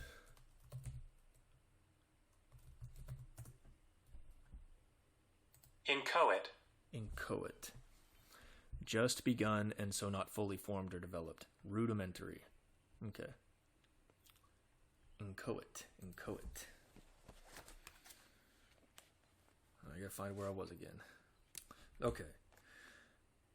With amazing effrontery, they vehemently assert that America is not a true nation, but that it is a sort of inchoate mass still in the making. Some alienist writers try to make out that even in colonial days, America was a mere hodgepodge of many races, and they further imply that America has never been much more than a fluid mixture of immigrant elements. One phrase especially popular with alienist orators is that the only real Americans are the Red Indians. That bright remark has been used numberless times by hyphenated speakers, and it never fails to bring a good hand from an alien audience. A bird just smacked right into my window. That scared the hell out of me. Alright. But think of the mental attitude which such a statement implies! Exclamation point. Logically, it means that America is nothing but a stretch of land, and that the instant a person sets foot on it, he is as much an American as anybody else who happens to be here. Why then bother about a needless formality like citizenship? Indeed, carrying the idea to its logical conclusion, can there ever be any real Americans except Red Indians, since persons of other stocks, though domiciled here for centuries, are as much hyphenates as persons who landed only yesterday? To hear some alienist spokesman, one might think that America had no history, no traditions, no institutions, no coherent fabric of civilization, but that all of us had been dumped down together at Ellis Island a few short years ago. Of course, the idea behind all this is that America is a sort of no man's land, or rather every man's land, to which people from every part of the world have a right to come and develop a separate group life along any lines that they may see fit. Why can I say that? That they may see fit. As for American objections, they are instantly stigmatized as race prejudice and un-American. Americans unacquainted with alienist writings cannot imagine the amazing fables which are today being planned off as American history. So grotesque are some of these effusions that to most Americans they might seem to be the work either of madmen or of burlesque humorists. There's a footnote here. He's going to give us an example. What was that, 59? Okay. For some almost incredible examples, see Gino Speranza's amusing and enlightening article entitled Playing Horse with American History, World's Work, April 1923, pages 602 through 610. Okay. Either of madmen or of burlesque humorists, yet they are neither. They are written with a very practical purpose, and they are gladly received by large circles of readers who want to hear just such things. What such writings do is, of course, to satisfy balked emotions by portraying in an unreal past what authors and audience alike long to see actually happen in the future, the replacement of our America by an alien America. Accordingly, our past is garbled into a glorification of this or that racial element, even where only a few representatives of a stock can be specifically identified in earlier times. Those few worthies are magnified until they almost monopolize front stage. And of course, where a group was really present in considerable numbers, they are made out to be nothing less than the whole show. Last but not least, the villain of the piece is always the Native American, or as alienist writers usually term him, the Anglo-Saxon. It is he who thwarts their separatist aspirations and crushes them into a mold of national and cultural uniformity. Wherefore the alienist cry is one of revolt against the Anglo-Saxon aristocracy which rules America. This picture of the Anglo-Saxon element as a small ruling upper class does not square with the census figures, which report the colonial and British immigrant stocks as together forming well over 1/2 of the entire white population of the United States. But what are census reports to the alienist? Is not the Census Bureau probably a propaganda organ of the Anglo-Saxon aristocracy? Alienist writers have therefore compiled their own statistics, which are certainly interesting since they usually magnify the size of their respective groups from 2 to 5 times as much as the official figures. Indeed, if we consider these private statistics as a whole, we arrive at some startling results. The author has tabulated the numerical claims of a number of spokesmen for non-English speaking elements, and finds that these claims total a trifle, more than the entire white population. This gives a paradoxical America containing not a single individual of English or Scottish blood, to say nothing of the Irish. Indeed, this would logically resolve the Anglo-Saxon into a myth, since he must be as extinct as the dodo. Of course, the exaggerations and extravagances which we have been narrating are found mainly in foreign language publications not intended for American eyes. When alienism employs the English idiom, it is usually less crude and more careful of its facts. But the alien spirit is there just the same, and the same general arguments are used. America is described not as a true nation, but as a geographical area inhabited by a more or less fortuitous collection of people, which is still in the making. Above all, our past is systematically belittled and assailed. American history is muck-raked, in good, lusty fashion. The colonial period is either ignored or is turned into a racial medley, while the Revolution gives the Anglo-Saxon fathers of the Republic a splendid chance to buttress their special privileges by erecting such annoying barriers to progress as the Constitution and the Supreme Court. Our winning of the West is likewise taken severely to task. The pioneers, it seems, were rude fellows who messed up matters badly, and who destroyed better things than those they brought into being. Such things, we presume, including the infrequent clusters of Indian teepees, and the occasional river shacks of half-breed French-Canadian voyagers, which typified the culture encountered by our pioneers. Lastly, to bring the picture down to date, the present-day American is caricatured either as a sour-faced Puritan or as a banal member of the Rotary Club. Over against this unflattering portrait stands the alien, overflowing with exuberant vitality and cultural possibilities. And of course, the best thing about the alien is his alienism. It is highly significant to note how alienist spokesmen have soft-pedaled their former slogan of the melting pot. so long as that slogan could blind Americans to realities and keep the gates open to mass immigration. It was worked over time. But now that the melting pot argument is hopelessly cracked, the alienist throws it contemptuously on the scrap heap and no longer disguises his real feelings. Wherefore the alien is today warmly patted on the back for his reluctance to melt and for his retention of old world particularisms even unto the third and the fourth generation. This viewpoint is well expressed in a recent volume devoted to the various foreign colonies scattered so thickly over parts of America. Footnote. What is this recent volume? Conrad Berkovici, On New Shores, 1925. The book states that after a brief period of bewilderment in which many American ways are adopted and the immigrant becomes superficially Americanized, a reaction sets in and the newcomers begin to look with critical eyes at everything. They compare, weigh, and measure, and 9 times out of 10 they return to their own life, accepting only reluctantly what they must. Footnote. That's from page 15 of On New Shores.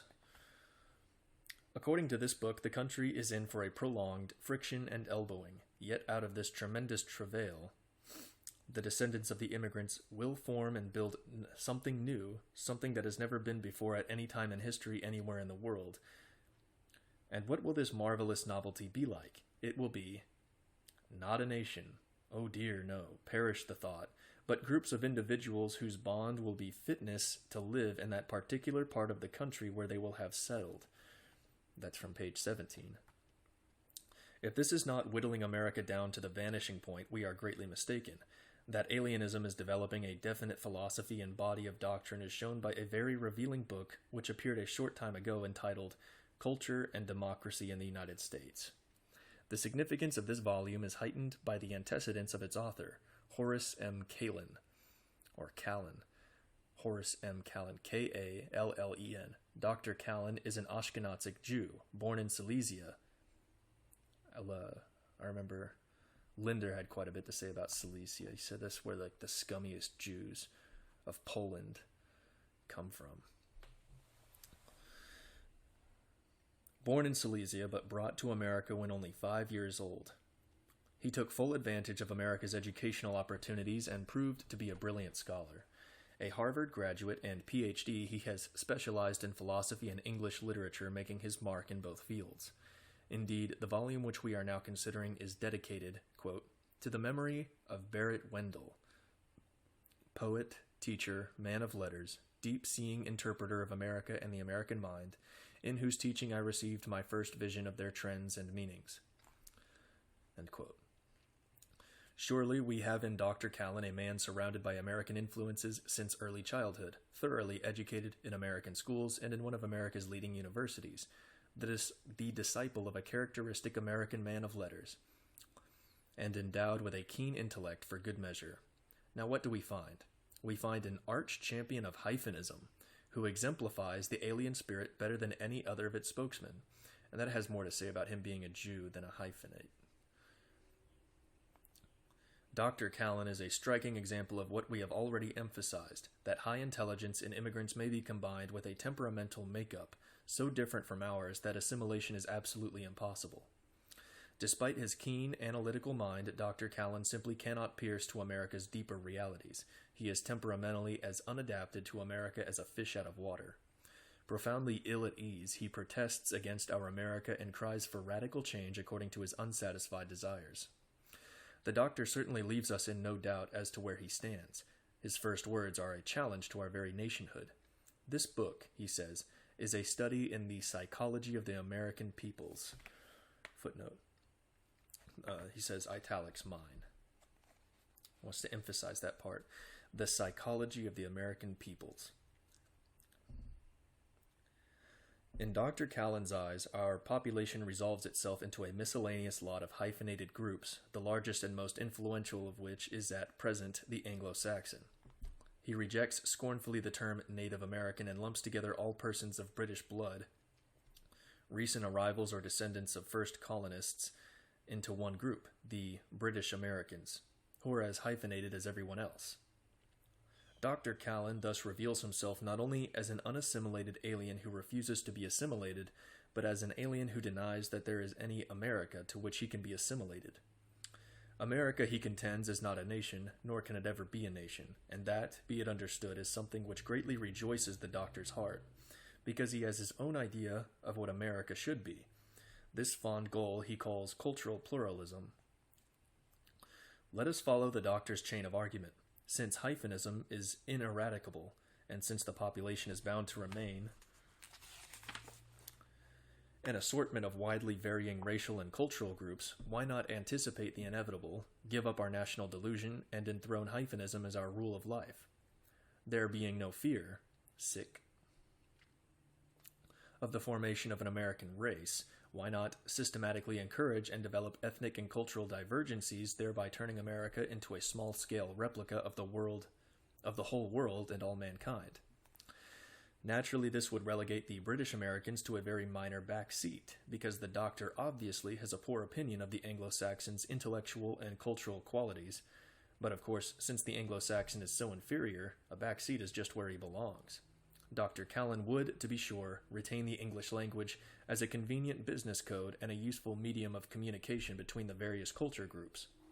But English would be merely a convenience, since each group would cherish its own language and would have no further use for anything characteristically American, except as our old traditions and ideals might be preserved inside the humble culture group of British Americans. The English idiom, debased to a sort of lingua franca, and a loose, ill-defined administrative union, would be the only vestiges surviving from our America, if Dr. Callan could have his way. And in place of our vanished America, there would appear the majestic outlines of the doctor's pluralistic America. Let us describe it in his own words. Quote, "Its form would be that of a federal republic, its substance a democracy of nationalities, cooperating voluntarily and autonomously through common institutions in the enterprise of self-realization, through the perfection of men according to their kind. The common language of the Commonwealth, the language of its great tradition, would be English, but each nationality would have for its emotional and involuntary life its own peculiar dialect or speech, its own individual and inevitable aesthetic and intellectual forms." After a bit more description, the doctor sums up his pluralistic America as, quote, "a multiplicity in a unity or an orchestration of mankind." That is Callan's page 124. Page 124 of Pluralistic America. Now understand, gentle reader, that we are here dealing not with an isolated crank, but with a highly intelligent man who unquestionably voices thoughts and feelings shared, in greater or less degree, by several million persons living among us today. Dr. Callan's book is a frank expression of that aggressive alienism which is mustering its forces and formulating a clear-cut challenge to our national life. Furthermore, we must also realize that alienism is sympathetically regarded by certain so-called American elements, such as mushy sentimentalists, half-baked liberals, extreme internationalists, and revolutionary radicals eager to welcome anything which tends to upset the existing order. That the challenge of alienism strikes at the very vitals of American life there can be no doubt, for surely the disintegration of national unity into anything like a pluralistic America would mean, not an orchestration of mankind, but a hellish bedlam. As Brander Matthews aptly remarks in his review of Dr. Callan's book, quote, "The United States would become a racial ragbag with a linguistic crazy quilt. If the United States were to recognize legally the free diversification of groups no less than of individuals, centrifugal force would soon shatter the Union, and chaos would come again, as it has in the Balkans, where the cultural groups are forever flying at each other's throats." That's Brander Matthews, Making America a Racial Crazy Quilt. Literary Digest, International Book Review, August 1924. Now, in the light of all this, it must be clear that we need a well-considered, effective policy toward the alien problem, and we should formulate such a policy not because there is today any real likelihood of alienism's triumph, but because we ought to solve this vexatious problem with as little disturbance as possible to America's progress and with as little pain as possible to the alien elements themselves.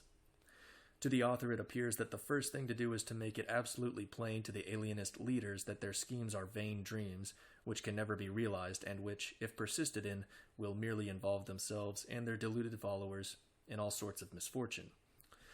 Alienism had only one real chance: mass immigration. The alienist leaders know this, which is the reason why they are today fighting desperately to break down our immigration restriction law, or at least to prevent an alien restriction law that would enable our government to detect smuggled aliens and expel undesirable intruders. The American people is, however, so alive to the situation that the alien campaign against our immigration policy will almost certainly fail. As yet, the alienist leaders have not quite given up hope. But when they do have to admit to themselves that our gates are finally shut, half the fight will ooze out of them and they will be in a much more amenable mood. With the supply of recruits cut off, the aggressive alien elements, even though fully organized, would bulk small beside the balance of our 100 million white population, and could therefore never make more than local trouble. Local troubles there surely will be. Some of our northeastern states may be in for serious times. Page stuck together. Oh, there we go. Yet such difficulties will be localized and will not stop the reforging of America as a whole. In fact, those local alienisms may serve a useful purpose. By keeping Americans consciously to their task, the Great Awakening roused the American people to keen national consciousness and gave them their present will to national unity. The persistence of alienism here and there should be enough to prevent the American people from being lulled into false security that would result in fresh misfortunes. We Americans have today come to realize through bitter experience that there is no substitute for patriotism. That sentiment of solidarity, that passion for common action, that love of the things which are our own and the life we live with and among our fellows, the custom and habit of everyday existence, and those deeper springs of action, self-sacrifice and devotion to something greater than ourselves, greater indeed than the sum of us all. That is from Wilbur C. Abbott, The New Barbarians, page 240, 1925. And in the exalted realization of these truths, our will to unity should deepen with time, and grow more resolute from the very oppositions that it may encounter. Yet the will to unity, however indispensable as the vital basis for national reconstruction, is not of itself enough. This emotional force must be wisely guided and must express itself in intelligent action according to existing realities. We must avoid a recurrence of anything like wartime hysteria, with its panic fears and its program of instant 100% Americanism. That hysterical phase, however regrettable, was probably inevitable, because to the excitement of foreign war there was added a sudden popular awakening to the hitherto unrealized menace of hyphenism and mass alienage at home. With scant opportunity to think or plan, it is not strange that public opinion thereupon jumped to measures of crude repression and equally crude Americanization. Such methods, however, are not only silly, they tend to defeat their own objective as well. An alien browbeaten into taking out citizenship papers, or an alien-minded American citizen forced to kiss the flag and buy Liberty bonds, may thenceforth adopt an outward semblance of 100% Americanism. Yet at heart he will probably be more bitterly alien than ever, and he will be confirmed in that large category of persons who are American citizens but not Americans. What we need, therefore, in order to accomplish our task of national reconstruction with maximum efficiency and minimum friction, is a well-considered policy, informed by an exact knowledge of facts and pursued with full realization of the time factor involved. Alienism should be regarded not as an organic unit but as a complex grouping of elements, some of which are merely temporary, while others are deep-seated. Obviously, our policy should be flexible enough to deal with these various elements according to their respective natures. Furthermore, what their natures really are can be better ascertained with time and experience. The time factor cannot be too strongly emphasized because we Americans are apt to be impatient and want quick solutions. We must realize that in alienism we are confronted by a problem that cannot be quickly solved. To incorporate into our national life the millions of unassimilated aliens who now dwell among us is a task which, even at best, will take 2 or 3 generations. Indeed, it may be that certain elements can never be genuinely absorbed, but that is something which time will prove and which can then be specially dealt with in the fuller light of experience. Detailed discussion of national reconstruction will be deferred to our concluding chapters. Here let us confine our attention to the national will to unity and its attitude toward alienism. The keynote of our policy toward the alien problem should be frankness and firmness, combined with patience and sympathetic understanding. The alien should be convincingly told that our will to unity is inflexible, that aggressive alienism will be effectively combated, and that anything savoring of sedition will be sternly dealt with. But the alien should also be assured that we neither intend nor desire to force him into an artificial Americanization, or to persecute him because he clings to ancestral ways, and we ourselves must never forget that alienism is, in the last analysis, a state of mind, which cannot be suddenly abolished, even by the alien himself, but which can gradually fade to the extent that the alien is temperamentally fitted to absorb our viewpoint and appreciate our ways. Finally, let all parties realize that the problem is, at bottom, one of difference, for which no one is morally to blame. We Americans have built up our America, and we cherish it so supremely that no one should honestly blame us for our resolve that it shall be kept American. Of course, that is no reason why the alien should like our America, and no moral turpitude. Hold on now. Turpitude.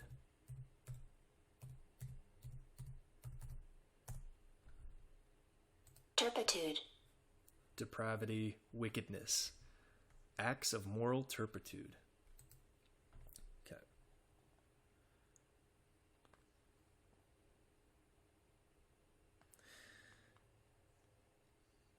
We Americans have built up our America, and we cherish it so supremely that no one should honestly blame us for our resolve that it shall be kept American.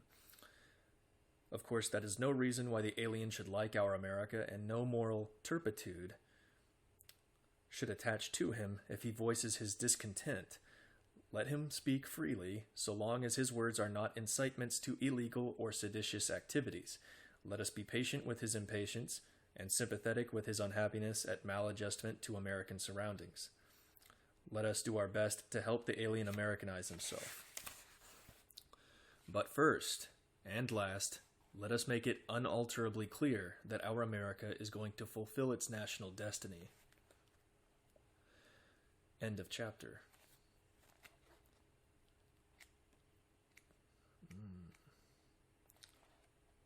So chapter 11 starts on page 153, and the book ends.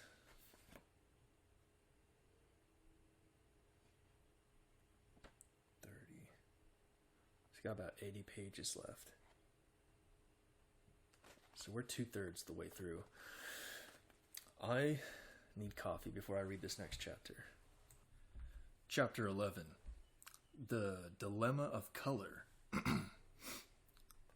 No question has been more beclouded by abstract theorizing than that of the relation between nationality and race. And nothing is more encouraging than the way public opinion is coming to a truly realistic attitude, based upon knowledge of facts. What has furthered this attitude is, of course, modern scientific discovery, especially in biology, psychology, and sociology. Today, as never before, we possess a clear appreciation of the basic realities underlying both nationality and race. We are, therefore, in a position to deal wisely and constructively with the problems presented by the interaction of these two factors. What is the test of nationhood? It is unquestionably the sense of belonging together as a nation. Without such an instinctive community feeling, you may have a government, but you will not find a true national life. Now let us carry the matter one step farther. What causes this community sense? It is what sociologists term consciousness of kind, an instinctive recognition that we are the same general sort of people, with the same basic ideals and attitude toward life. Only thus does a population possess that like-mindedness which is necessary for mutual agreement and harmonious cooperation. But, to carry the matter still farther, like-mindedness springs from similarity of temperament, which in turn depends on similarity in blood. Here, then, is the connecting link between nationality and race. Our survey of America's past has already strikingly revealed the need for a racial basis to true nationhood. We saw that America was founded by a blend of closely related North European stocks, who evolved institutions, ideals, and cultural manifestations which were spontaneous expressions of their ethnic temperament and tendencies. And the overwhelming weight of both historical and scientific evidence proves that only so long as America remains predominantly North European in blood will its institutions, ideals, and culture continue to fit the temperament of its inhabitants, and hence continue to endure. We analyzed the disturbing influence produced by the influx of other European stocks and saw that immigration restriction was vitally necessary to our national and cultural self-preservation. Despite the serious consequences produced by this immigration, however, our survey left us optimistic regarding America's future. It did so for two reasons. One, because America is still mainly European in its racial makeup. Two, because most of the immigrant stocks are racially not too remote for ultimate assimilation. The East and South European elements now among us aggregate less than 15% of our total white population. And, for reasons which we shall later discuss, it seems unlikely that they will increase relatively faster than the North European elements. Therefore, it is probable that most of them can eventually be absorbed into the nation's blood without such alteration of America's racial makeup as would endanger the stability and continuity of national life, our national life. But what is thus true of European immigrants, most of whom belong to some branch of the white racial group, most emphatically does not apply to non-white immigrants, like the Chinese, Japanese, or Mexicans. Neither does it apply to the large resident Negro element, which has been a tragic anomaly from our earliest times. Here, ethnic differences are so great that assimilation in the racial sense is impossible. The non-white elements in our population thus constitute a special problem which requires separate treatment, for surely, if we desire to retain that like-mindedness which is the true basis of nationhood, we should absolutely refuse to spread through the blood of the nation racial strains so different that they would undermine our ethnic foundations. At the very start of our discussion, let one point be understood. Here as elsewhere in these pages, we shall not go into the question of racial superiority or inferiority, but will confine ourselves to the matter of difference, and we do so because, for our present purpose, the question of relative racial values is not really involved. This book deals with a specific problem, the maintenance and the harmonious evolution of our America. For the great majority of Americans, that is an issue of vital importance. Hence, even though it could be conclusively shown that a certain stock was superior to us in some ways, nevertheless, if that stock is so different from us in temperament that its incorporation would threaten to disrupt our America, we should still refuse to receive it on grounds of self-preservation. That is likewise the reason why we should not only exclude non-white immigrants, but should also forbid the intermarriage of resident non-white elements with our white population. For even if we entirely disregard the weight of scientific evidence, which clearly tends to show that crosses between white and non-white races are biologically undesirable, we must be guided by one fact which has been scientifically determined beyond all doubt, the fact that such crosses produce highly disruptive effects. The great racial divisions of mankind are very old and well established. Each race, despite wide internal variation, forms a generalized type, possessing a complex pattern of closely linked physical, mental, and temperamental characteristics which have evolved through long ages of natural selection that have eliminated disharmonic variations and produced a relatively smooth-working psychophysical whole. Now, the interbreeding of such widely differentiated racial types disrupts both patterns and produces a hybrid offspring, who are more or less disharmonic. Again, the subsequent interbreeding of these first hybrids disrupts still further, breaks apart more and more of the linked characteristics, and ends in a population which displays an almost infinite range of variation instead of the relatively restricted, harmonious range which occurred in the original racial types.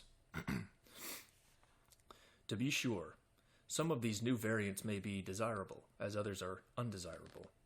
But one thing is certain, stability and harmony are hopelessly gone, and in their place reign bewildering variety and uncertainty. The effort of such biological changes on national life is surely obvious. The results are clearly shown in the chronic political and social instability of Mexico and the Caribbean republics, whose populations are largely hybrid mixtures of whites, Indians, and Negroes, in varying proportions. And the example of our southern neighbors has been enough to convince most Americans that such hybridization in the United States must be prevented, since none of the difficulties involved in maintaining white race integrity can outweigh the national and social disruption which hybridization would certainly entail. Thus, national self-preservation, rather than abstract considerations of race values, underlies our traditional policy of white integrity, usually known as the color line. A good proof of this is the way persons with a clear perception of race values endorse the marriage ban against all non-white races. Few well-informed Americans today consider the Chinese or Japanese as inferiors. Yet, well-informed Americans are almost as much a unit against free intermarriage with Chinese and Japanese as they are against intermarriage with Mexican peons or Negroes, who are usually classed as inferior stocks. The reason for this general marriage taboo is that, consciously or instinctively, most Americans realize that, in either case, such racial changes would ensure that our America would be foredoomed to pass away. The color line will therefore not be abolished, but will be resolutely maintained as a cardinal principle of our national life.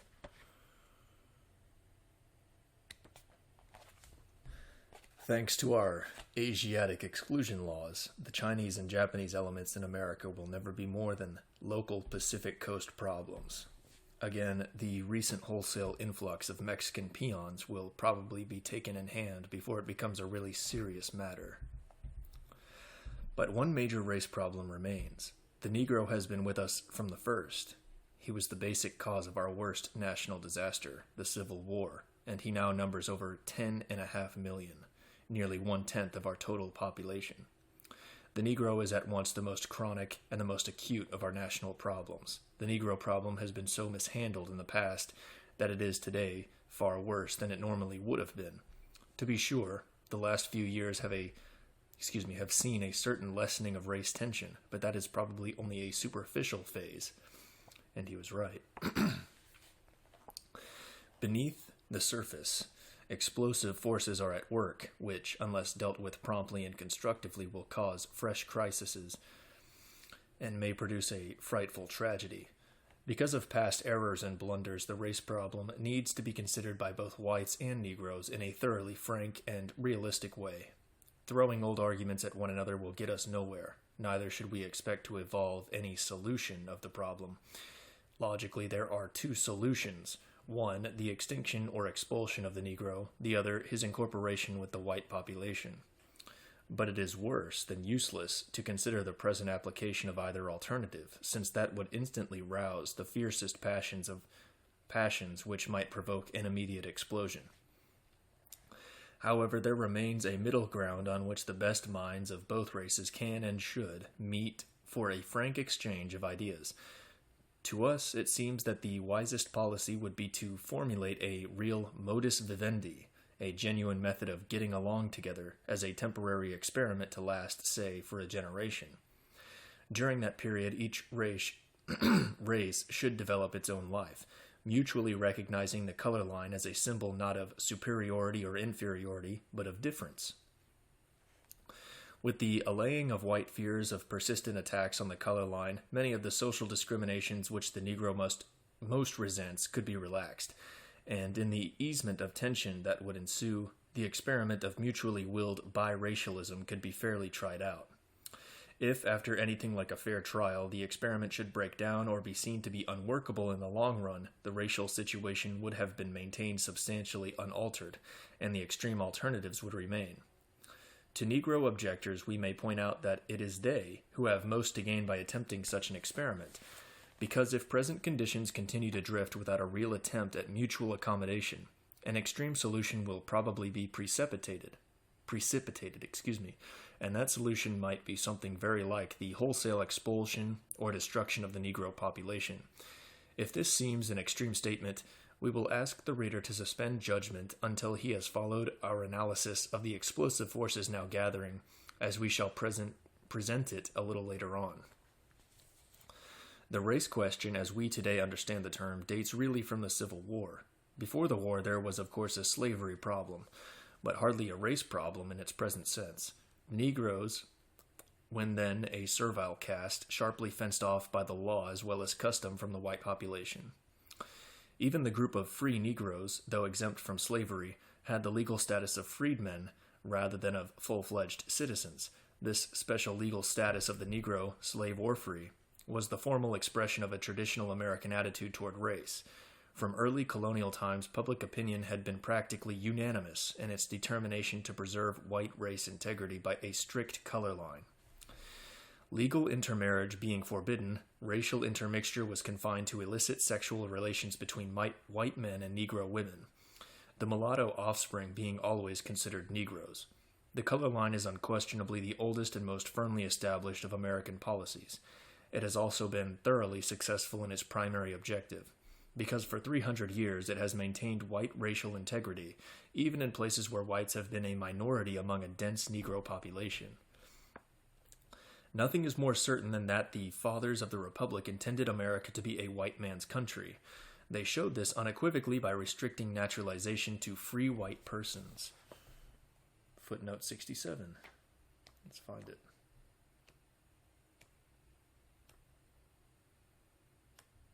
Kind of a long chapter here. All right.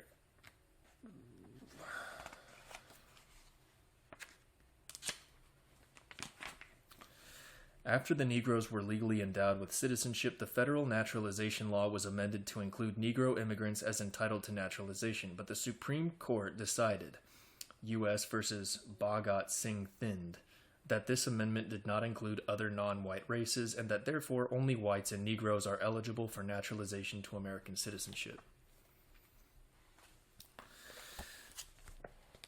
We must clearly distinguish between the fathers' attitude toward slavery and toward race relations. We have previously observed that most of the revolutionary leaders deplored slavery and hoped to see it extinguished by some gradual process of law.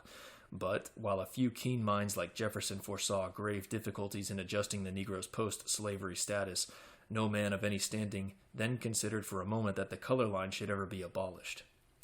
In previous chapters, we saw how the equalitarian principles of French radical thought gradually engendered an American radical group which not only demanded the immediate abolition of slavery, but also denounced the color line and championed race amalgamation.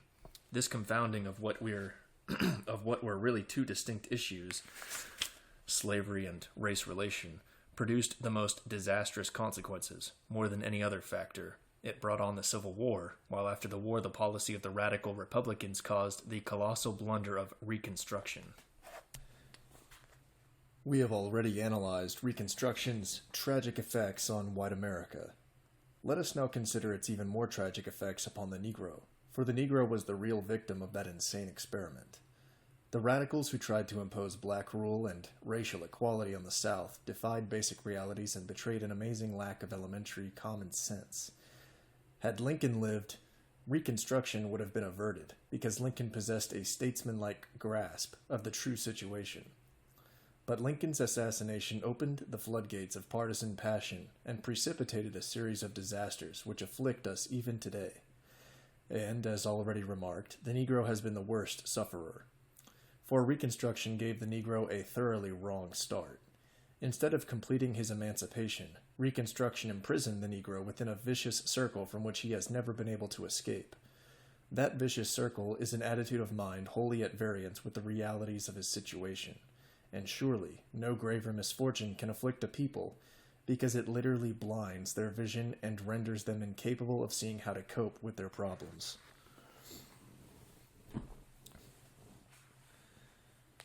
What the newly emancipated Negroes needed above everything was a wise and kindly friend to show them where they then stood and whither they should go. Abraham Lincoln would have been just the man for the task, because the Negroes worshipped him as their liberator and would have held his word as law. That great mass of freedmen was as helpless as a pack of children set down in a strange world. How they should be started was, therefore, of paramount importance, because, once started, sheer momentum would carry them wherever they were headed, whether toward good or ill. The position of the freedman would, at best, have been a difficult one. These primitive folk suddenly realized from slavery possessed only two really valuable assets: good health and the goodwill of their former masters.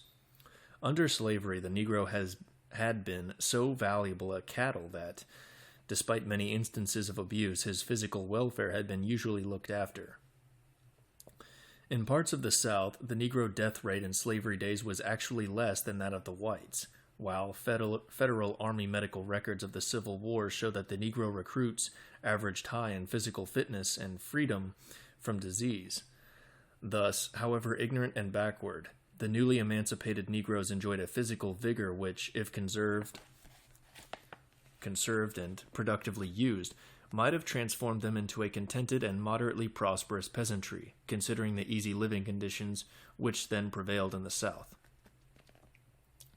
What would have aided such a transformation more than anything else would have been the goodwill of their former masters, and this the Negro at first possessed, because most owners had felt a personal as well as a pecuniary interest in their slaves, and because these kindly feelings had been quickened by the loyalty and good conduct of the slaves on the plantations during the Civil War.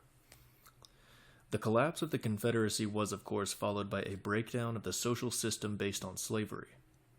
The emancipated Negroes generally quit work and wandered about in irresponsible vagabondage, yet the situation at first had in it nothing of a menacing character.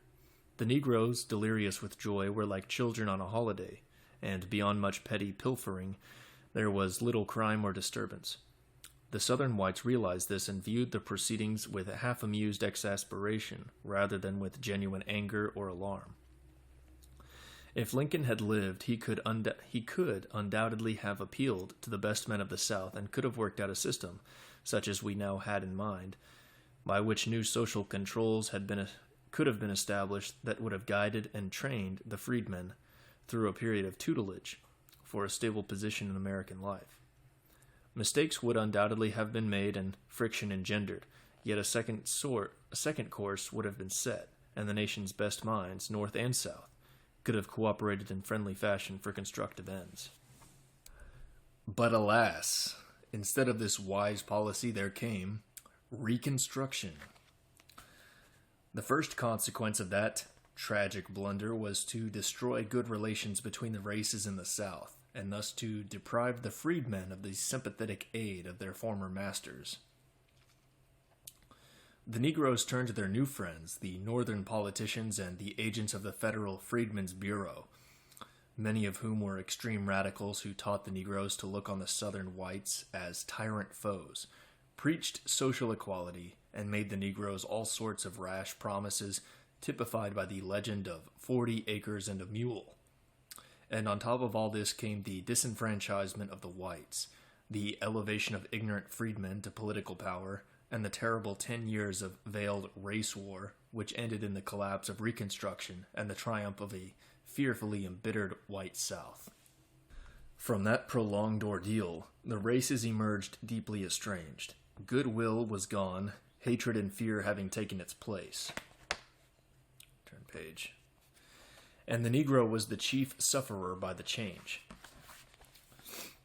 Those first formative years after emancipation, which might have set him on the upward path, had been worse than wasted.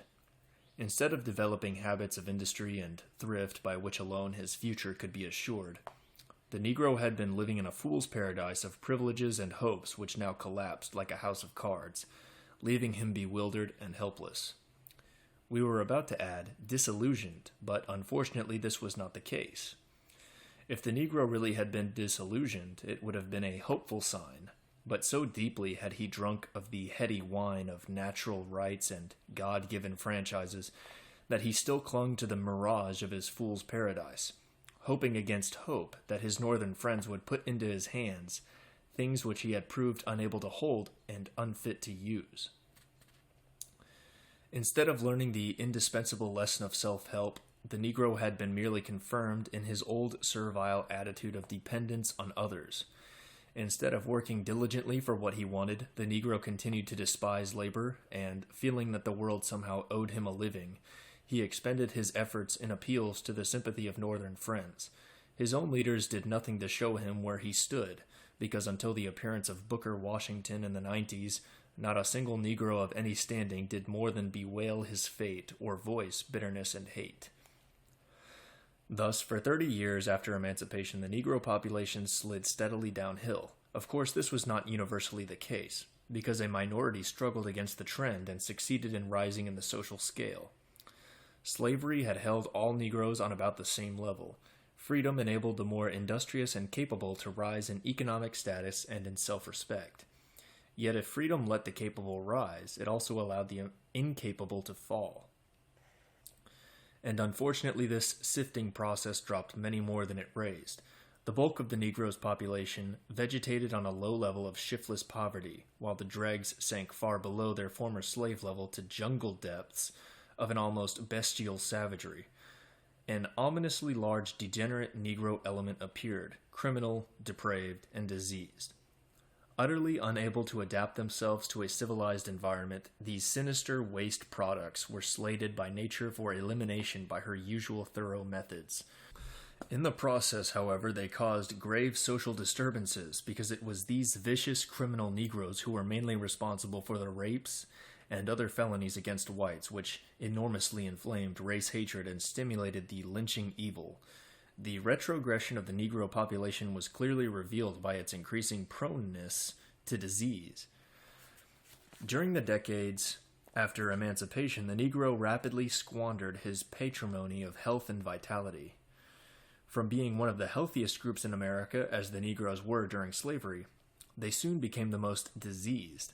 Bad living conditions and widespread sexual promiscuity scourged the Negroes with many grave ailments, especially tuberculosis and venereal diseases. Their waning vitality presently showed in a startling reduction of their rate of increase. At the close of the Civil War, the Negro population numbered about 4.5 million. For a while, the emancipated Negroes bred with tropical fecundity, so that by 1880 they had increased to over 6.5 million, a gain of nearly 34%. But by 1890, their rate of increase dropped to 14%. By 1910, it had dropped still further to 11%, while the last census, 1920, showed a gain of only 6.5%.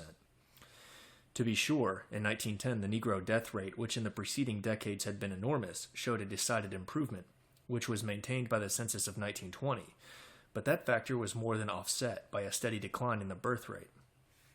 Everything seems to portend that the Negro's former high fecundity will not return.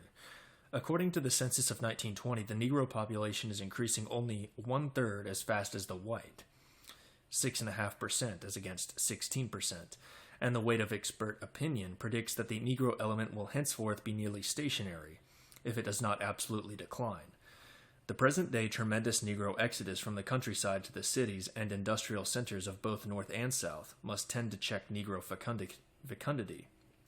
In almost all American cities, Negroes die faster than they are born. Since the city word tide is composed mostly of young Negroes, or Negroes in their early prime, the sterilizing effects of city life on the race as a whole should become more and more pronounced as time goes on. Few competent observers consider the prospects of the Negro population taken as a whole to be particularly bright. The sifting process which began with emancipation is continuing inexorably. A minority of Negroes have so adjusted themselves to their environment that they have attained economic well-being, or even wealth. But the bulk of the race is still shiftless and improvident, while the vicious criminal residue is distressingly large.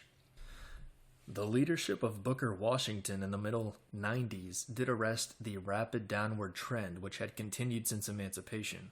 Booker Washington's gospel of self-help and self-respect through honest work did an enormous amount of good. He told his people frankly that unless they got busy and made the most of their opportunities, they would find even their present chances gone, and would end in hopeless racial bankruptcy. Booker Washington's soulman warning that the Negro must save himself and must adjust himself to American life or be inexorably scrapped by nature, as she scraps all organisms which cannot adapt themselves to their environment, produced an immediate effect. Someone has said that Booker Washington changed a crying race into a trying race. Certainly from the mid-90s to the present day, the number of successful Negro farmers and artisans, which before then had been actually declining, has been increasing in a most hopeful way. Yet the results of the Tuskegee movement, headed by Booker Washington until his death, and now ably continued by his successor, Dr. Moton, should not be overestimated. What the Tuskegee movement did was to rouse the able minority to a sense of reality, and give them a gospel of hope which enlisted their best efforts. It is this minority, and it is a large minority, which has been making real progress. But the majority of the race seems to have continued to drift, still immersed in its old delusions, and today tends to listen to false prophets of violence and race hatred whose call, if followed, will lead the Negro to destruction. The fate of the American Negro will probably be decided within the next 20 or 30 years. If the Negro hearkens to his revolutionary leaders, race tension will rapidly increase and will culminate in an explosion which must end in the Negro's defeat and probable ruin. If race relations improve, the next few decades should show whether the Negro can make a place for himself in the fabric of American life. One thing seems clear. The Negro is not going to die out by natural causes in the near future. Even if the bulk of the race should so fail to meet the increasingly exacting requirements of our strenuous age, that it must eventually be weeded out, the process of elimination would take several generations.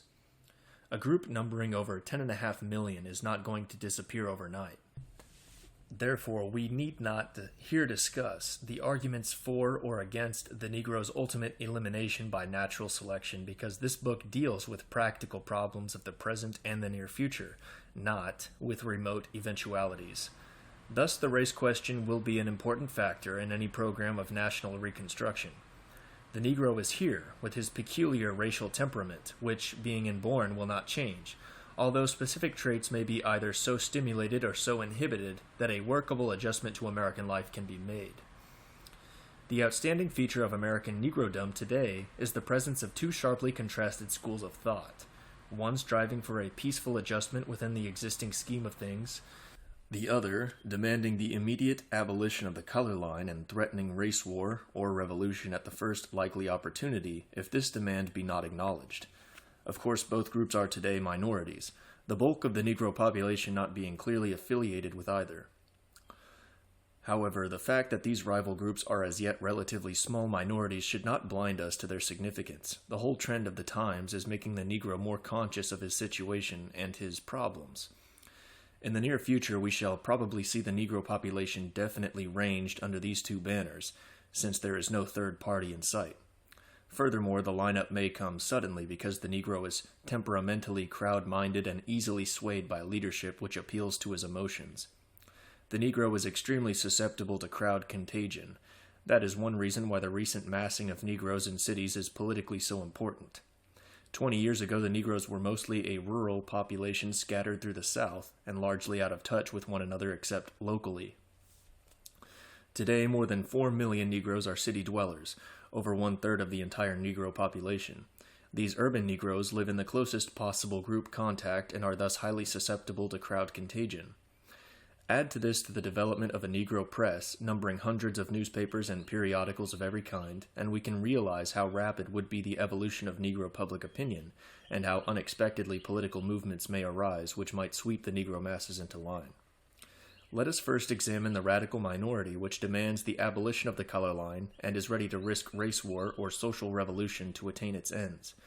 We have no desire to be alarmist, but we believe that, today at least, the radicals are getting far more recruits than the moderates are obtaining for their program of a peaceful evolutionary adjustment of race relations. Who then are the Negro radicals, and on what elements can they especially rely? Today, as formerly, the strength of the Negro radicals is in the North. There is nothing new about the present radicals. They are the lineal successors of those northern free Negroes who in slavery times sat at the feet of the white radical abolitionists and there imbibed the doctrines of racial equality and amalgamation. Since those free Negroes were largely mulattoes, they were peculiarly susceptible to the appeal of such doctrines. During Reconstruction, many of them went south to be leaders to the freedmen, and they in fact often held political office and played an important part in the Reconstruction regime. The downfall of Reconstruction sent them promptly north again, accompanied by many Southern Negroes who had been politically active politically active and who had, turn page, therefore become marked men to the victorious Southern whites. Bitter and disillusioned at the failure of their hopes, these exiles kept up an agitation which, however vain as regards the South, did enlist most Northern Negroes in their ranks, and thus maintained an organized radical group. For many years this radical group declined in importance. Until the great northward migration of recent times, the Negro population of the North was small, and was economically losing ground before the competition of European immigrants, who ousted the Negroes from many lines of work which they had traditionally held. The appearance of Booker Washington in the mid-90s dealt the Northern radicals a heavy blow. The Tuskegee movement appealed so strongly to the more able Negroes of the South, anxious to find some way of adjusting themselves to the realities of their situation, that they turned away from radical insistence upon abstract rights, which could not be obtained, to Booker Washington's hopeful gospel of self-help and good relations with their white neighbors for the furtherance of mutual economic interests. The Northern radical Negroes were furious. They denounced Booker Washington as a traitor to his race and called the supporters of the Tuskegee movement white folks' niggers, and other unpleasant names. The Northern radicals kept up an organized opposition headed by a number of leaders of oratorical and journalistic ability, including such well-known radicals as W. M. Trotter and Dr. Du Bois. Nevertheless, down to the Great War, their influence was confined mainly to the relatively small Negro population of the North. In the South, where dwelt the great majority of the race, articulate Negro opinion tended to favor Booker Washington and his moderate counsels. The Great War, however, dramatically changed the situation and led to an acute crisis in race relations. The stoppage of immigration caused a tremendous demand for native labor, and a vast migration of Negroes from the South to the northern industrial centers soon produced a large Negro element in the North, earning good wages and thus laying the economic foundations for a prosperous group life. Unfortunately, bitter friction arose between the newcomers and the white resident workers, while the sudden expansion of Negro quarters in northern cities led to further race friction and social disturbances of the gravest kind. Meanwhile, the wholesale drafting of Negroes into the army and their shipment to France, a country with no color line, produced a new aggravation of the racial situation. Finally, the general unrest and the wave of revolutionary agitation which marked the close of the war completed the embroilment of race relations. The upshot was a racial crisis throughout America of unparalleled magnitude, culminating in terrible urban riots and in serious agrarian disturbances in parts of the South. Now all this was grist for the radical mill. Accordingly, the war and post-war periods witnessed a rapid growth of radical influence and prestige. The death of Booker Washington in 1915 had been a heavy loss to the moderates, and though they managed to hold their ground, the radicals not only established their ascendancy among the Negro newcomers in the North, but also made notable gains in the South. The growing strength of the radicals is shown by the widening circle of their leaders. Before the war, the radical Negro movement was essentially a mulatto movement. Of this, Dr. Du Bois is a good example. Dr. Du Bois is a light mulatto, and he typifies the intense resentment felt by such persons at the color line, which debars them from full incorporation with the white race. Since the war, however, many full-blooded Negroes have joined the radical camp, not merely from desire for social equality, but also because they believe the breakdown of the color line would remove economic handicaps to the Negro's material advancement. Another factor which should be noted is the role played by foreign-born Negroes in the radical movement. Claude McKay, known for his poetry and his Bolshevism, is a Jamaican. From Jamaica, likewise, came Marcus Garvey, who started out as a believer in race war, but who later became convinced that this would mean the American Negro's annihilation, and so evolved his dramatic Pan-African idea for the return of the Negroes to their ancestral homeland. To the radical Negroes and mulattoes we must also add certain white radicals, especially the communists, and other revolutionary agitators. Moscow sees in the Negro a useful tool for its plans of Bolshevizing America, and is therefore doing everything possible to bring on a racial explosion here. Such is the officers' corps, which is today mobilizing the Negro radicals into what they hope will be an efficient army for the grand assault on the color line. Only those who read the Negro press and periodicals can have any idea of the violent and inflammatory propaganda that has been going on since the war. A few Negro radical publications are well edited, notably The Crisis, the organ of Dr. Du Bois, who is a highly educated man of genuine literary talent. Most radical publications, however, descend to mere rant and diatribe. Yet, whether expressed in polished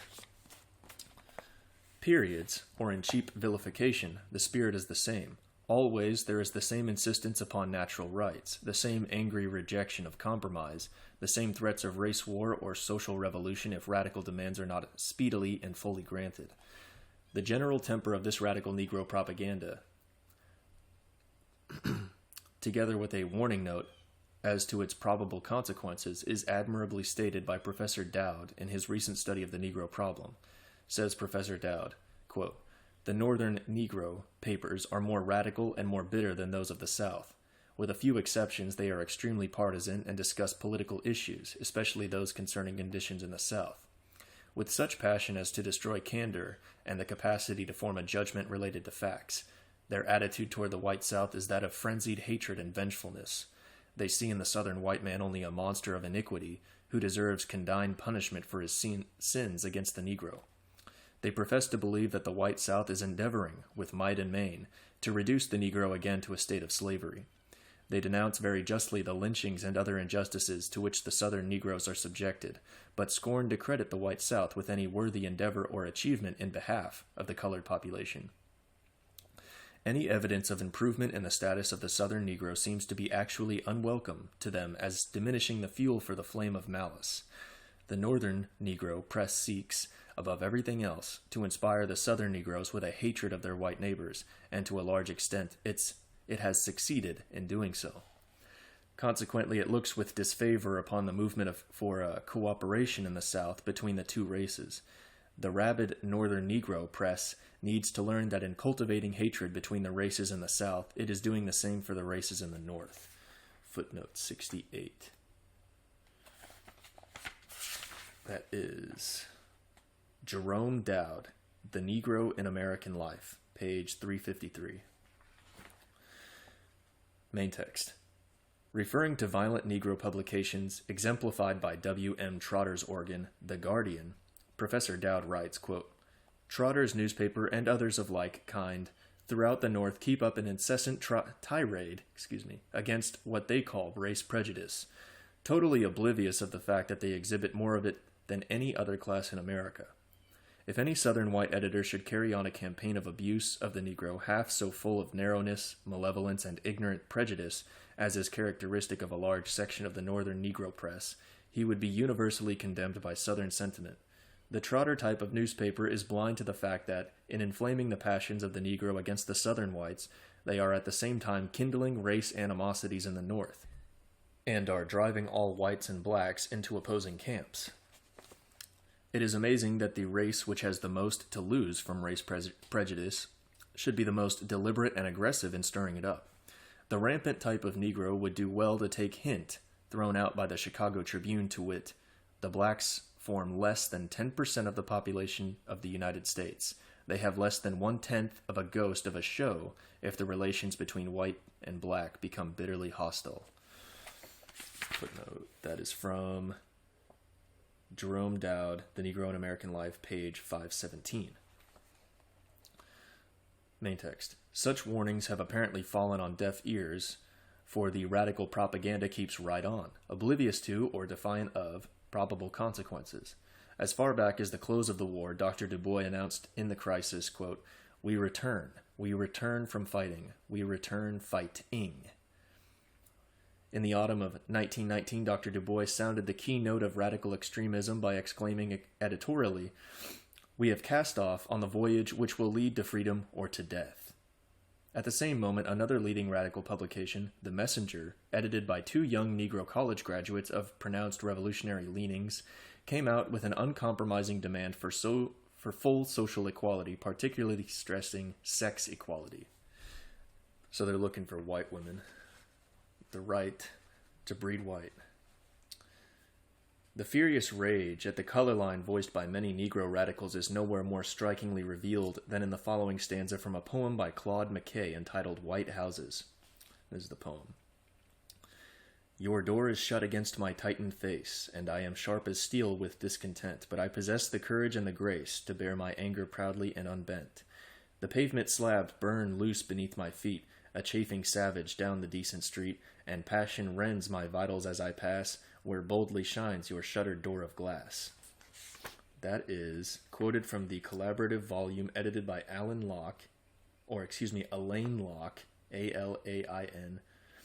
entitled The New Negro, page 134, 1925. Claude McKay is the most notorious member of that group of firebrands who are today busy spreading the sparks of a racial conflagration. Stigmatizing the United States as a cultured hell, McKay has expressed the wish that the whole white world might be swallowed by the earth or go up in smoke. Accompanied by a notorious white radical, Max Eastman, who has made a pilgrimage to Moscow where he received a tremendous ovation and, amid scenes of wild enthusiasm, made the most incendiary speeches against America. Other Negro radicals have gone to Moscow and have returned here. One of them recently organized a communist Negro labor group. There also exists in America an ultra-radical Negro secret order called the African Blood Brotherhood. Undoubtedly Bolshevik money, and plenty of it, has been and is being spent in America for revolutionary propaganda among the Negro population. At the present moment, a number of young American Negro radicals are in Russia, where they are being carefully trained as Bolshevik apostles to their race. Such is the radical Negro movement, a movement not only supported by a considerable portion of American Negrodom, but also stimulated by foreign-born Negroes, by certain white revolutionary radicals, and by the powerful Bolshevik propaganda directed from Moscow. Now, we do not wish to be alarmist, and in our next chapter we shall show that notable factors of conciliation exist which, by the wisdom and good sense of the best elements of both races, may well evolve a compromise program that will ensure social peace for at least a generation, and that may evolve into a lasting system of racial adjustment. But peace will not come of itself. Clear thinking and constructive action on both sides can alone check these malevolent forces today preparing a great racial explosion. For the good of both races, therefore, let us speak plainly and not mince our words. First and foremost, the color line is going to stay, and every attack upon it will merely result in its being made stronger, and stricter in its details. To threaten white America as the Negro radicals are now doing is useless, because no disasters which white America could possibly undergo would, in its opinion, outweigh the supreme disaster which white America would certainly undergo by the loss of its race existence. There are enough Negroes in America to tinge us all with black blood.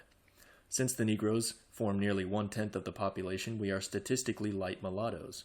The only thing which keeps us from being biologically mulattoes is the color line, and the overwhelming majority of white Americans, North, South, East, and West, will risk anything and will do anything rather than see white America become a mulatto America. With a few exceptions, white Americans would prefer to die, to see their children dead, and to have their race perish from off the face of the earth, rather than jeopardize the birthright of even their remote posterity. Such being the practically unanimous attitude of white America, the agitation and menaces of the Negro radicals are nothing short of madness for themselves and their race. At present, the average white man either knows little about them or declines to take them seriously. But the stronger and more successful their propaganda becomes, the more the Negro radicals are awakening among the whites a passion of racial self-preservation that, if thoroughly aroused, will stop at nothing.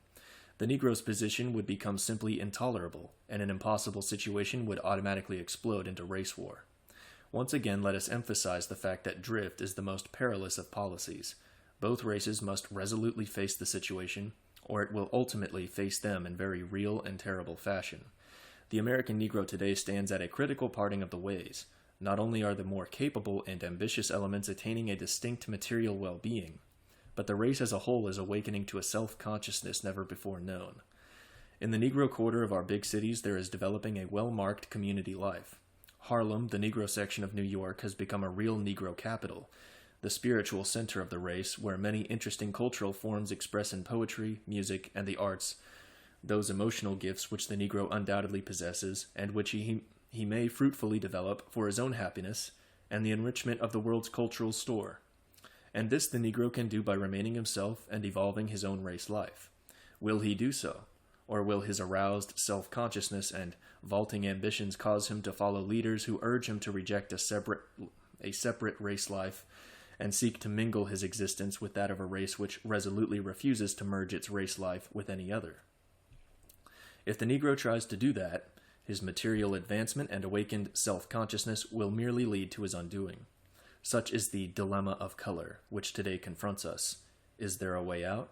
Let us see. That concludes chapter 11, The Dilemma of Color. We'll pick back up with a new recording on chapter 12, Biracialism, the Key to Social Peace.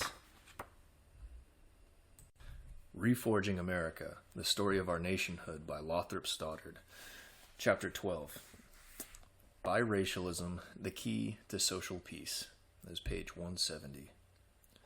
In the preceding chapter, our analysis of the dilemma of color led us seemingly to most pessimistic conclusions.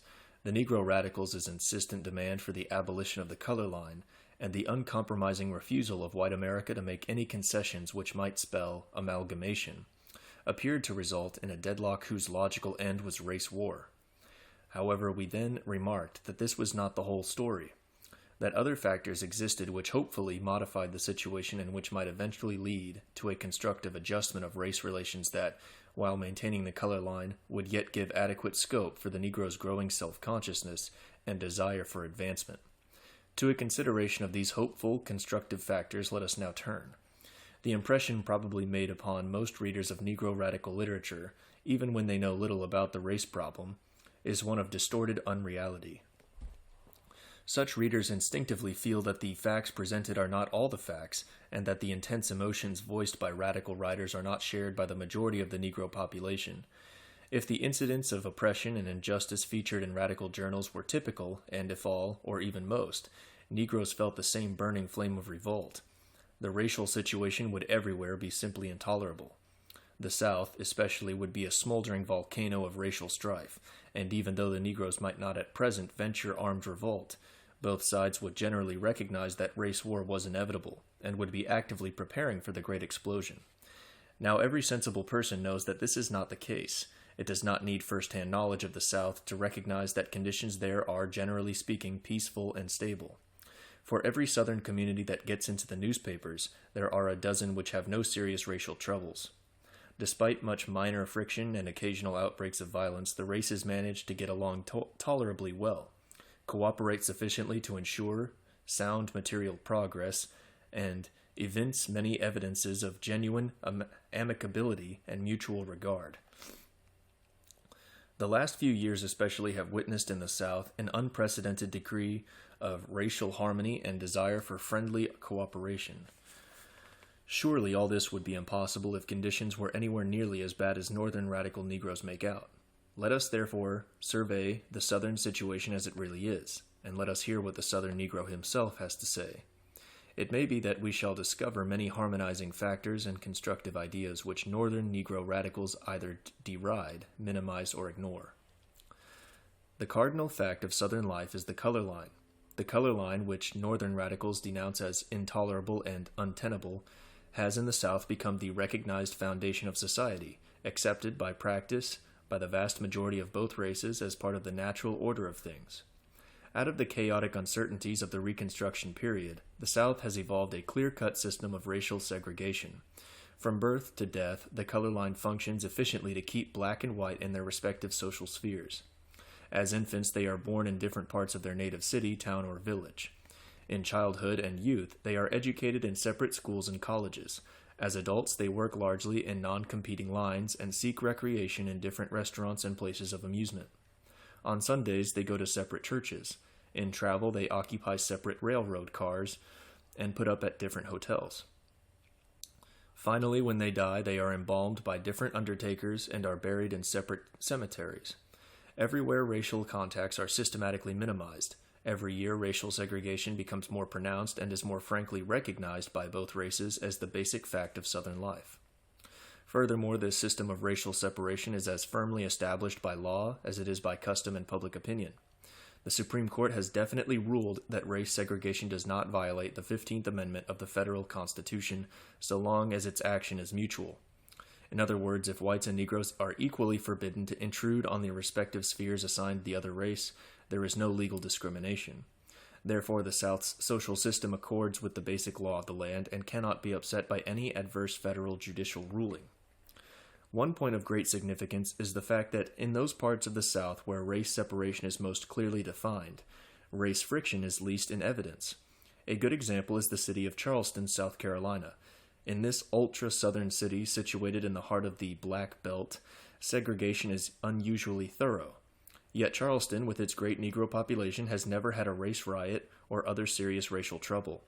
The worst racial outbreaks have usually occurred where race relations had not been well defined, and where the rougher elements of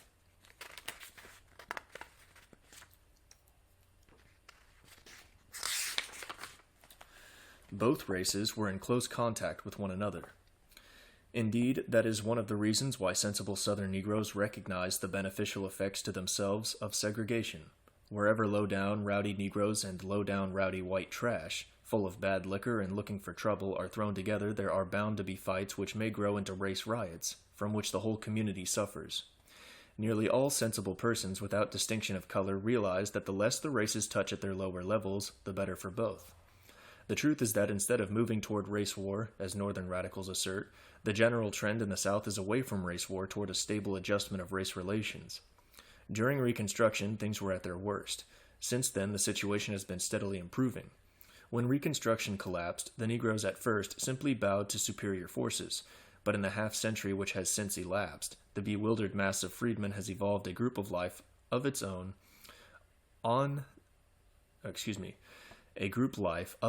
that offers material rewards and social satisfactions inside the Negro community. Southern Negrodom is today a well-differentiated social system, with its own professional and middle classes and with a richly diversified social life. Ambitious young Negroes can now satisfy their desire for a career without running up against the color line. There are good opportunities to acquire money and reputation on their own side. That is one of the main reasons why most able, thoughtful Negroes in the South today belong to that moderate party which believes in good relations with its white neighbors, and a working out of racial adjustment through mutual understanding. To Booker Washington, the launching of a genuine moderate movement is primarily due. Before his rise to leadership, Southern Negrodom had vegetated in the bewildered, embittered disillusionment into which it had been plunged by the collapse of Reconstruction. It was Booker Washington who not only awakened the best elements of his own race to courage and hope, but also showed the white South that there were sensible, intelligent Negroes who had renounced vain dreams and were ready to go forward on a basis of existing realities. Booker Washington's famous Atlanta address, delivered in the year 1895, marks a new epoch in Southern life. His memorable phrase was, "In all things purely social, we can be as separate as the fingers, yet one is the hand in all things essential to mutual progress." The way that phrase electrified both races showed that the time was ripe for the best minds of both races to evolve something better than war cries like social equality and keep the nigger down. In fact, the generation that has elapsed since the Atlanta address has seen a remarkable clarifying of thought in the South on the race question. Nearly all forward-looking white Southerners today believe in Negro education and welcome the Negro's economic and cultural advancement. As a recent Southern writer well says, quote, "There is now a much more substantial agreement on many of the so-called Negro problems than there has been in the past. Dr. Edgar Gardner Murphy, writing in 1904, said, 'Because no 10 men have ever yet agreed as to what we shall do, the Negro presents something more than a task. He presents a problem.' The lapse of 20 years has marked a genuinely encouraging tendency to dispel this disagreement. Not 10, but 10,000. Men agree that the Negro must have equal justice in the courts, must receive training for life in the complex democracy of the United States, must be instructed and safeguarded in the preservation of health, and must receive a square deal in economic life. This substantial agreement is rapidly replacing the intellectual confusion which followed the Civil War." Footnote 71. That is Thomas J. Woofter, The Basis of Racial Readjustment, page 1, 1925.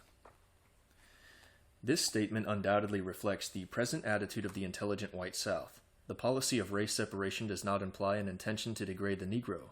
The idea is not to assign the Negro a lower place, but to accord him a different place, based upon the fact that the two races are so different that, despite incidental hardships, social separation is for the best interests of both.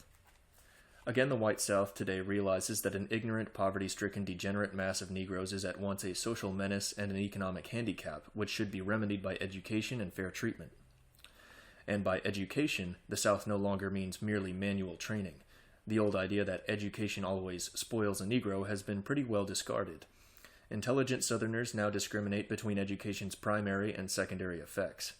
They know that while a smattering of book learning may upset an ignorant Negro's balance and make him hard to deal with, the trouble there is not education per se, but superficial education. What the South insists upon is that the Negro education shall include character building and shall exclude radical teachings that produce bitterness and vain discontent. Where Negro education is sound and constructive, it is warmly welcomed and assisted by the white South.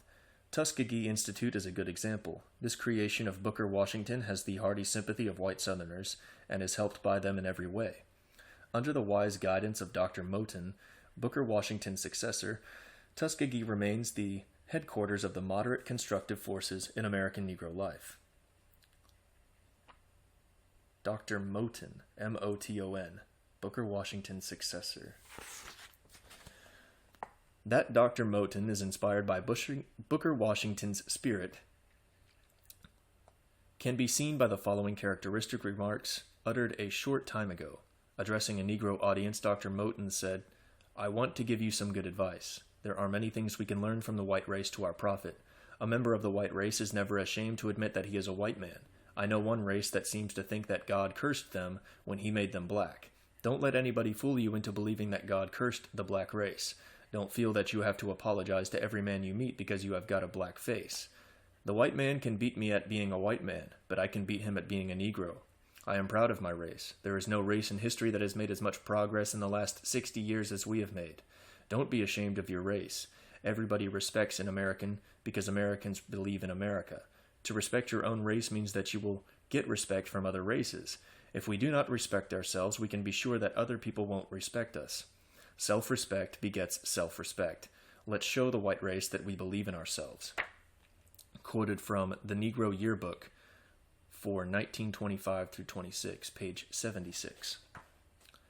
Self-respect and a frank facing of realities increasingly characterize the more able and intelligent Negroes of the South. If the Negro population were not continually stirred up by Northern radical propaganda, it is probable that the best elements of both races would be by this time have evolved a stable basis for the adjustment of race relations. Sensible moderates like Dr. Moton realize that race separation is not an abnormal fiat arbitrarily imposed, but that it is a social phenomenon produced by the coexistence of two widely different races on the same territory. The natural instinct which sociologists term consciousness of kind, and which appears in animals as well as in man, inevitably tends to make each type flock by itself, and normally causes it to find greater satisfaction in association with its fellows. Thus, intelligent Southern Negroes accept race separation not merely as a necessity or as a helpful method of averting social friction, but also as the wisest and best arrangement for both races in the long run. Therefore, they do not object on principle to legal measures of segregation, but require only that such measures shall apply equally, and shall not be unfairly or humiliatingly administered. For example, they do not object to separate Negro schools. What they ask is that Negro schools shall be good and adequate. Again, they do not denounce separate railway coaches, but do criticize the lack of Pullman and dining car facilities. If existing discriminations in such matters were fairly adjusted, the policy of race segregation would be genuinely accepted by the most influential elements of Southern Negrodom. The very real advantages to be gained by a separate race life become clear when we consider what the Negro has already gained by his tacit acceptance of race segregation in the South. If the Southern Negroes had followed radical counsels and had stubbornly rebelled against the color line, they would either have been long since crushed in a hopeless race war, or would today be vegetating in general misery. By accepting the situation and making the most of their opportunities, a considerable section of the race has risen to material well-being and has evolved a satisfactory group life. Booker Washington saw this clearly when he wrote, "The division of the races is an advantage to us as a people, insofar as it permits us to become the teachers of our own people. No better discipline can be given to a people than which they gain by being their own teachers. They can have no greater opportunity than that of developing within themselves the ideals and leadership which are to make them not merely in law, but in fact, the masters of their own fortunes. That is from Booker T. Washington, The American Negro of Today, page 67. On the larger aspects of the subject, Dowd makes some very pertinent comments. What would happen to the Negroes in the South, he writes, if they were not segregated? They would have to compete in every occupation with the whites. They would find the door of opportunity practically closed to them in all the higher walks of life. It would rarely happen that a Negro could secure a position as teacher in a school, as pastor of a church, or as editor of a paper. There would be no Negro doctors, dentists, lawyers, actors, or singers. Even in the unskilled trades, they would have to compete with the white man.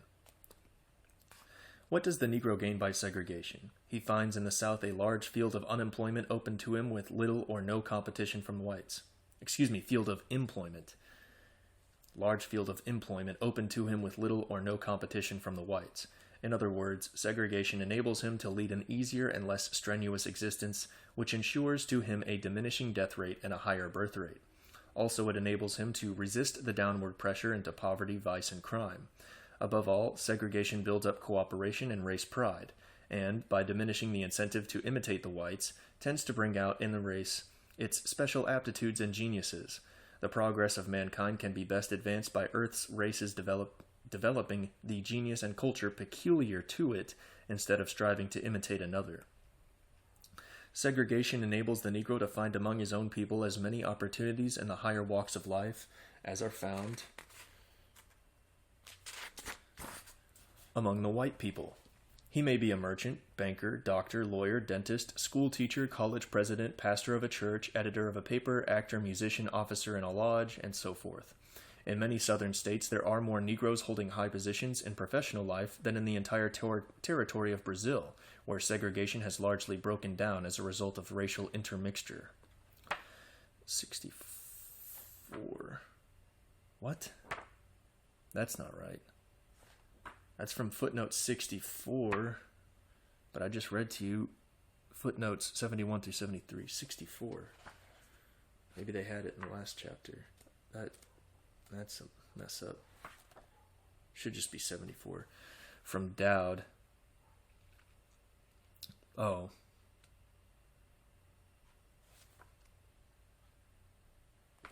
Dowd.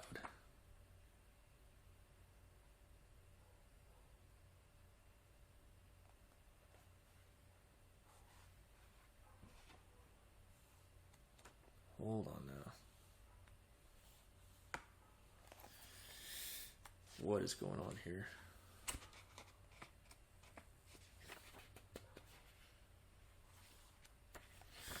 Alright, 64. Let me go back to the last chapter and find out what that was.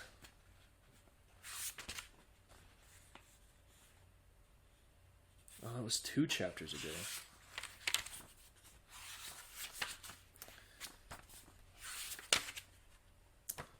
Alright. I'm not going to waste any more time with that. It's from Dowd, I believe. No, it wasn't.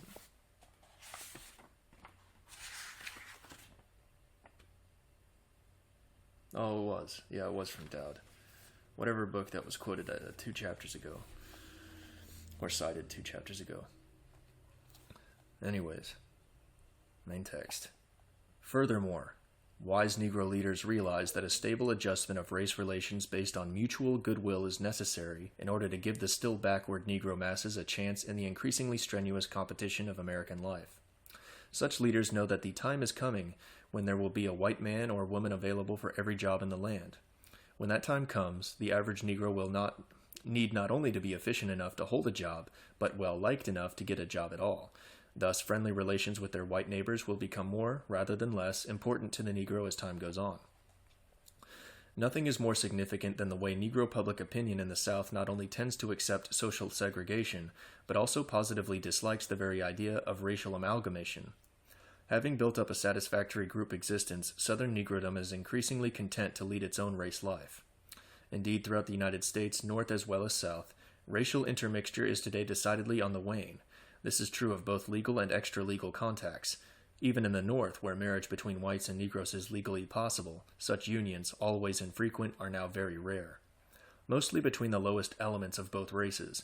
These marriages almost invariably lead to tragic consequences. The few interracial marriages which have occurred between educated persons have been perhaps the most tragic of all, because both parties have been promptly ostracized alike by reputable whites and Negroes, and they have therefore become outcasts, cut off from social standing of any kind. Legal marriage has, of course, always been a negligible factor in racial intermixture.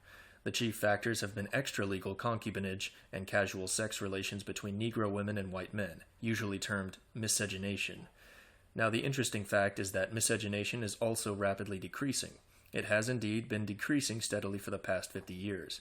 The patriarchal situation under slavery and the free and easy conditions after emancipation, which favored miscegenation, have disappeared. Except in a few rural backwaters of the South where old customs persist, cohabitation with colored girls is considered disgraceful by white public opinion.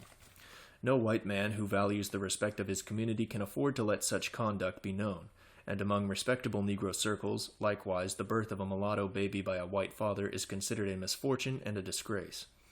Most miscegenation at present takes the form of casual sex contacts in the cities and towns between debauched colored women and vicious white men. Obviously, factors like venereal disease and abortion render the number of children from such sources comparatively few. Therefore, it seems clear that race mixture in America is falling to relatively minor proportions. On this matter, it may be interesting to note that the same thing is occurring in South Africa, which has a color problem very similar to our own. In South Africa, miscegenation, once widespread under the patriarchal conditions of Boer slavery, has now almost ceased. The momentous importance of all this is surely obvious. If the influx of white blood into the Negro population stops, as it has today apparently almost stopped, the whole nature of the race question will gradually change, and change for the better. What principally embitters race relations is the mulatto. It is the mulatto who is the explosive element in the race problem, because it is he who longs for social equality and amalgamation with the white race, to which he is partly allied in blood. We have already seen that the Northern Radical movement is essentially a mulatto movement. A certain number of full-blooded Negroes are found in the radical camp, but it is a significant fact that many of them are actuated more by economic than by racial considerations. The genuine Negro realizes that he is different from the white man and is usually content with the society of his fellows. Naturally easygoing and good-natured, the Negro rarely harbors bitterness over abstract matters like social equality. If he is fairly treated and enjoys a moderate share of the good things of life, he is certainly not likely of his own accord to risk present well-being by dubious and dangerous efforts to gain theoretical rights. However, as already remarked, the Negro is highly emotional and easily swayed by crowd contagion. This is why the character of his leaders is so important. Skillful mulatto agitators can sweep impressionable Negroes off their feet and get them to do things which they themselves would never think of doing. As a recent writer well says, our colored population may be likened to a huge mass of high explosive, a product composed of a comparatively inert ingredient mixed with a small amount of highly explosive sensitizing agent, the detonation of which causes a violent explosion of the far larger mass of the normally non-explosive ingredient, and the explosive element of the race problem dynamite is the mulatto. Footnote 75. W. W. Gregg, The Mulatto, Crux of the Negro Problem, Current History, March, 1924. Since the mulatto, and especially the light mulatto, is the real challenger of the color line, any diminution in his numbers, while it might not make much immediate difference, would profoundly ease race tension as time went on. And the weight of evidence clearly indicates that light mulattoes are rapidly decreasing. On this point, the census figures are especially revealing. These figures admittedly indicate only roughly the proportion of white blood in the entire colored population, since many dark mulattoes are classed as full-blooded Negroes. But the census returns do give us a good idea of the number of mulattoes with one-half or more than one-half of white blood. Up to the census of 1910, the number of mulattoes steadily increased. In that year, 2,151,000 persons were enumerated as mulattoes, nearly 21% of the entire colored population. But the census of 1920 showed only 1,660,000 mulattoes, an absolute decrease of nearly 500,000 and a relative decrease to 15.9% of the total colored population. Whatever their minor inaccuracies, these figures undoubtedly portray the general trend. In this connection, the author may remark that when he visited Tuskegee last year, he noted the relative scarcity of light mulattoes among the student body, drawn as it is from all parts of the South. One of the older members of the faculty informed the author that the proportion of light mulatto students had been diminishing for years, and was markedly less than it had been a decade before.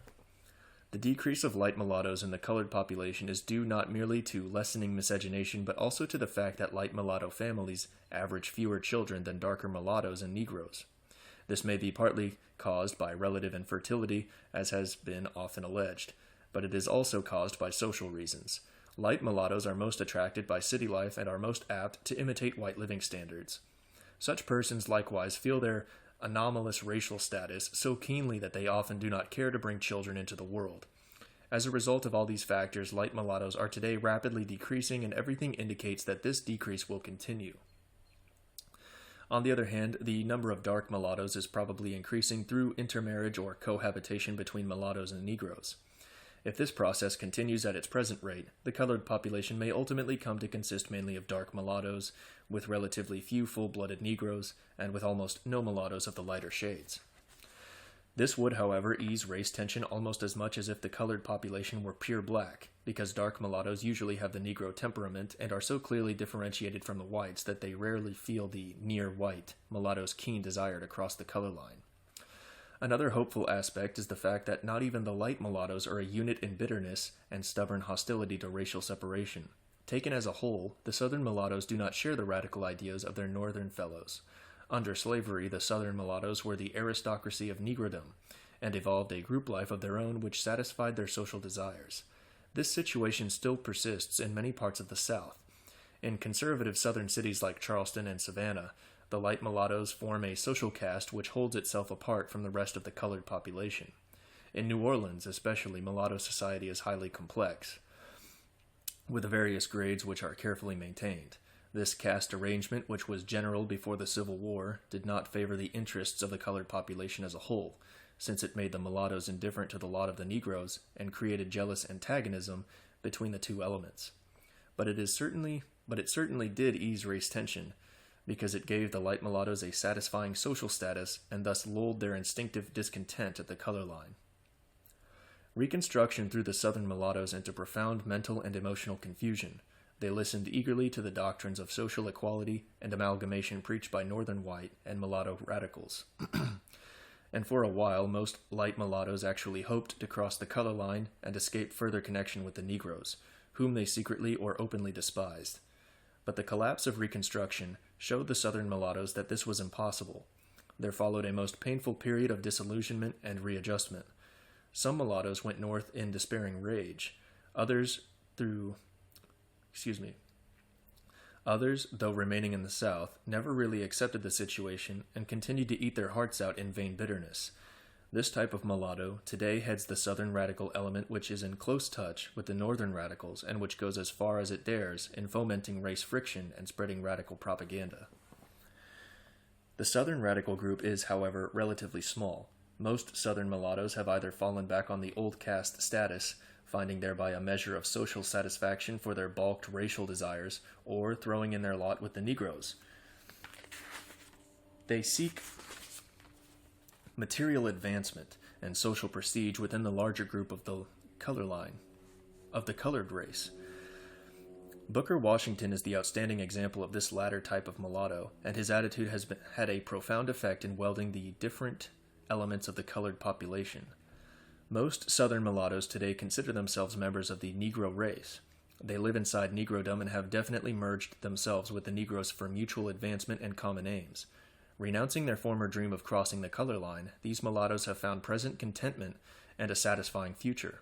Their social and psychological status being fixed, disillusionment and bitterness have faded, and they are usually as averse to radical incitements as are moderate-minded Negroes. The Northern mulattoes thus remain today, as formerly, the core of the radical movement. Their bitter, fanatical temper is due chiefly to their social and intellectual past. The Northern mulattoes have never enjoyed a real group life of their own, too few in numbers to form a well-established society like that of their Southern fellows. Their early conversion to the extreme abolitionist doctrine of race amalgamation made it psychologically impossible for them to desire to form one. How could they put forth social roots when their hope was to lose their identity by merging themselves with the white world? But this hope was vain, because the white North refused to receive them, as uncompromisingly as did the white South. In the North, the color line was drawn differently, but it was drawn hard and fast, just the same. The Civil War made no real change in the situation. The radical Republicans of the Reconstruction period, like the extreme abolitionists before the war, were a mere handful, and even these white radicals did not practice what they preached, since, with a few rare exceptions, they refused to permit racial intermarriage within the circle of their own families. Thus, for a whole century, the Northern mulattoes have been leading a most unhappy and uncertain existence. They have been literally suspended in a vacuum, allied to both races yet really belonging to neither. The Northern mulattoes refuse to be Negroes and cannot be whites. The upshot is a tragic sense of loneliness and isolation which causes the pessimistic, despairing note so often voiced by Northern mulattoes and perhaps best exemplified by the earlier writings of Dr. Du Bois, with their anguished cry from behind the veil. Unhappier than the traditional man without a country, the Northern mulatto feels himself a man without a race. It is this morbid psychosis which largely accounts alike for the Northern mulatto's despairing bitterness and for his fanatical determination to smash the color line. His entire outlook on life reveals an abnormal attitude which is not found elsewhere in our colored population. This morbid introspection and intense preoccupation with their own special status accounts for a fact which we noted at the very opening of this chapter: the distorted unreality with which Northern radicals, mostly mulattoes, view the whole race problem. Such radicals may pose as champions of the Negro race and may be careful to call themselves Negroes, yet even a slight knowledge of facts will enable the reader of Northern radical literature to discern that these propagandists are thinking in terms of a special problem, the deracialized mulatto, and that they are seeking to use the Negro masses for mulatto ends. Many of these Northern radicals hardly know the South at first hand and have never come in genuine contact with the Negro masses, whom they secretly despise as inferiors. Northern mulattoes who have actually gone South and mingled with Negro life have often been frightfully disillusioned. One of the most pessimistic books ever written about the Negro is from the pen of an educated Northern mulatto, who went South to be a leader of his people and returned North to frame against them an indictment of a most sweeping and scathing character. Footnote. That is W. Hannibal Thomas, The American Negro. The attitude and agitation of the Northern mulattoes are resented by many Negroes and by many Southern mulattoes as well. The Northern radicals who are forever bemoaning their fate and inveighing against the color line are often termed hate-to-be Negroes by other members of their race. Indeed, some Negro radicals, though working along the same general lines as the mulatto radicals, object strongly to mulatto assumptions of superiority and assert that the genuine Negro, rather than the mulatto, best knows what the black race should do and is best fitted for leadership. One well-known Negro radical exclaims, "We whose brains are still unbastardized must face the frank realities of this situation of racial conflict and competition." That is from Hubert H. Harrison, When Africa Awakes, page 46, 1920. Marcus Garvey's Pan-African movement is exclusively a Negro movement and is frankly anti-mulatto. Here again, the general trend seems to indicate that in the future the deracialized mulatto radical will not be as influential as he is today or has been in the past. As already stated, light mulattoes are decreasing in number. Furthermore, the recent northward migration, while temporarily strengthening radicalism, should ultimately weaken it by so expanding the northern colored population that it can evolve a socially satisfying group life like that of the South. Under such circumstances, the northern mulattoes would tend more and more to merge themselves with the rest of the colored population, thereby losing their isolation psychosis and the bitter passions which it engenders. Our survey of the deeper trends of the race problem thus leads us to decidedly optimistic conclusions. The color line works so effectively that miscegenation is rapidly decreasing and should soon become negligible. The policy of race segregation is being steadily confirmed and is no longer objected to on principle by a large section of the Negro population. Lastly, the southern majority of the colored population has evolved so satisfactory a group life that it is becoming indifferent to radical agitation. Yet such trends, however hopeful for the future, should not blind us to dangerous possibilities of the present. While race relations in the South are steadily improving, radicalism is growing among the newly transplanted Negro masses in the industrial centers of the North. In the previous chapter, we analyzed the present radical movement and saw that it was not merely a local growth, but that it was also being cleverly fostered by Bolshevik and other influences of the most sinister kind. The northern Negro population must today number fully 2 million and is still increasing by migration and from the South, by migration from the South and, to a lesser extent, by immigration from abroad. The great Negro quarters of New York, Chicago, and other northern cities are cauldrons seething with ideas and emotions which, by the power of mass contagion, may engender sudden and startling developments. The American Negro is passing through a critical transition stage of awakening self-consciousness, which may turn out for good or for ill. All this makes it highly necessary that the best minds of both races should meet frankly and evolve a program of racial adjustment soundly based on facts and capable of handling critical situations. Fortunately, such a process of conscious race adjustment lies already begun in the South. Let us see what has been accomplished and how it may be extended and amplified. The movement for bettering race relations by organized effort began shortly before the Great War through agencies like the Southern Sociological Congress, the University Commission on Southern Race Problems, and the study groups of the YMCA. These agencies included many eminent whites and Negroes, emphasis being laid on the study of facts. The idea was not to attempt any immediate formulation of solutions, but to analyze the material and psychological factors involved, thus laying a firm basis of ascertained knowledge and developing a truly scientific approach to the larger problems of racial adjustment. The war temporarily interrupted these investigations, while the wave of unrest and race friction which followed the war temporarily worsened the racial situation. But the very crisis which had arisen revealed the necessity for further action.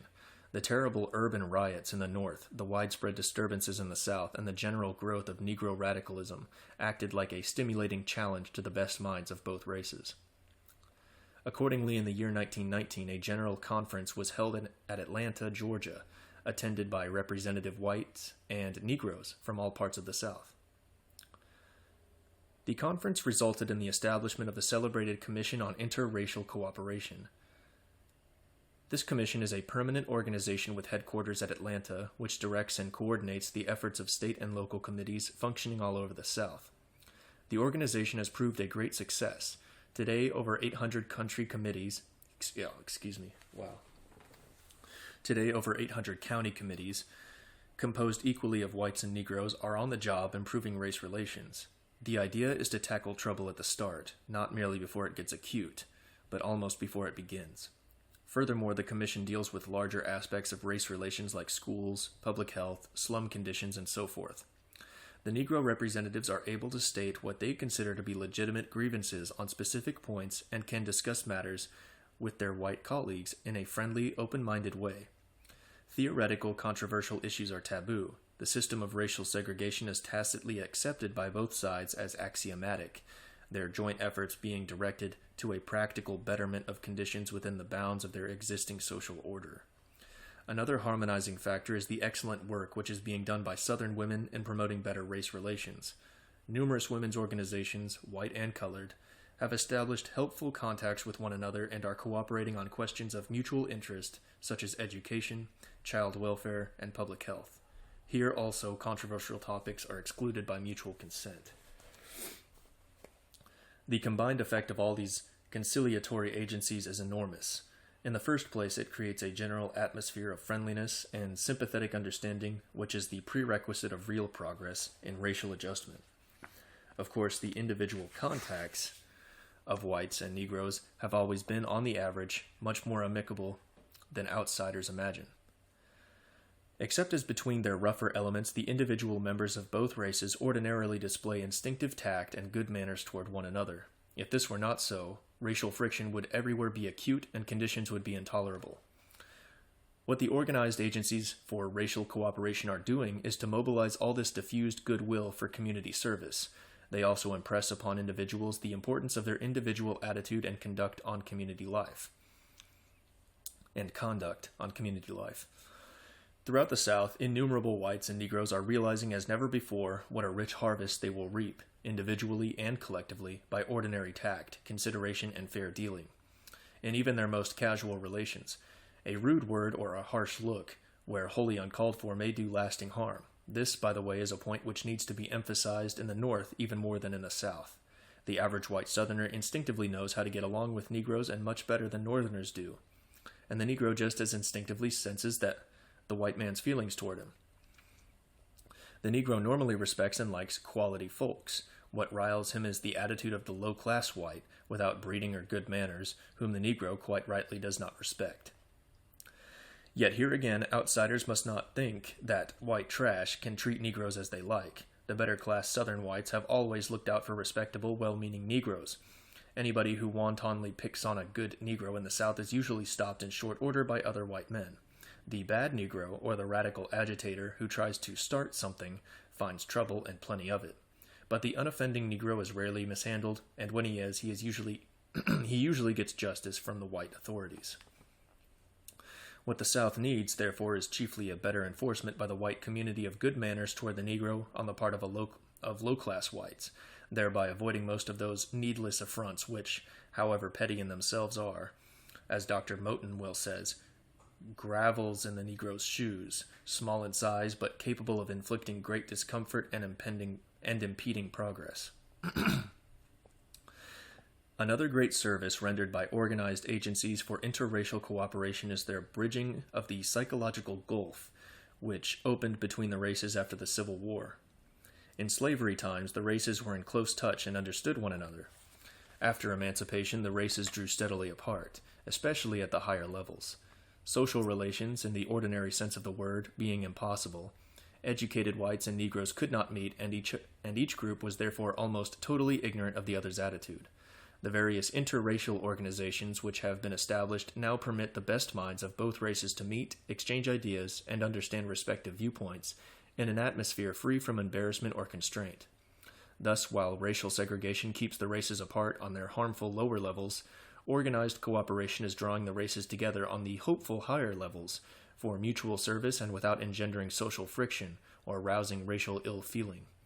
Indeed, doubting Thomases of both races are being clearly shown that mutual respect, goodwill, and genuine understanding are entirely consistent with a policy of racial segregation. The basis of interracial cooperation has been so soundly laid that the time has come for a further step. The best minds of both races should attempt to arrive at a frank understanding about the fundamental questions of racial relations and should try to formulate a definite policy which will have their mutual assent and support. This can best be begun in the South, but it should eventually be extended to the North, so that throughout the country there will be a general agreement on aims and methods.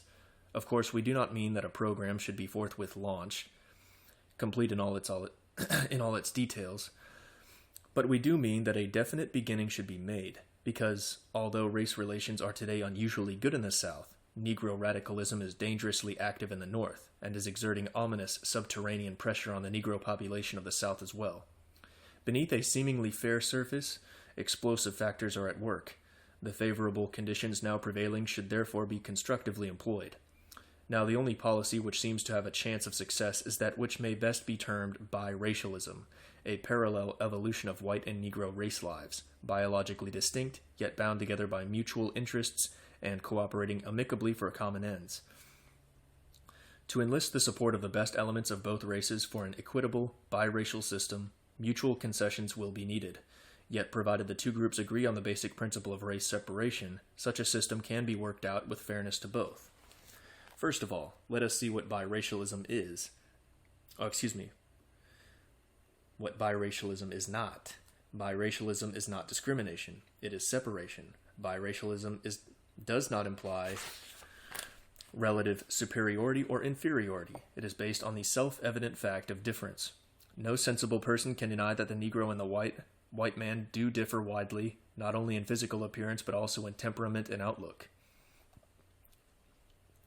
Those Negroes who believe in their race should not object on principle to an arrangement which would permit the American Negro to remain himself and develop his special aptitudes. The formula of difference surely offers a common ground on which Negroes and whites can meet without loss of self-respect and without raising controversial issues of merit or demerit in regard to which individuals of either race may entertain varying opinions. Furthermore, biracialism is not caste. The two systems should be sharply distinguished from one another. Caste stratifies. Okay. The population in horizontal layers, thereby preventing individuals from rising in the social and economic scale. Under slavery, the Negroes were a lower caste. The northern mulattoes are still virtually a caste, debarred in practice from a satisfactory economic or social status. On the other hand, the colored population of the South already enjoys a rudimentary form of biracialism, under which individuals can rise freely to high economic and social levels.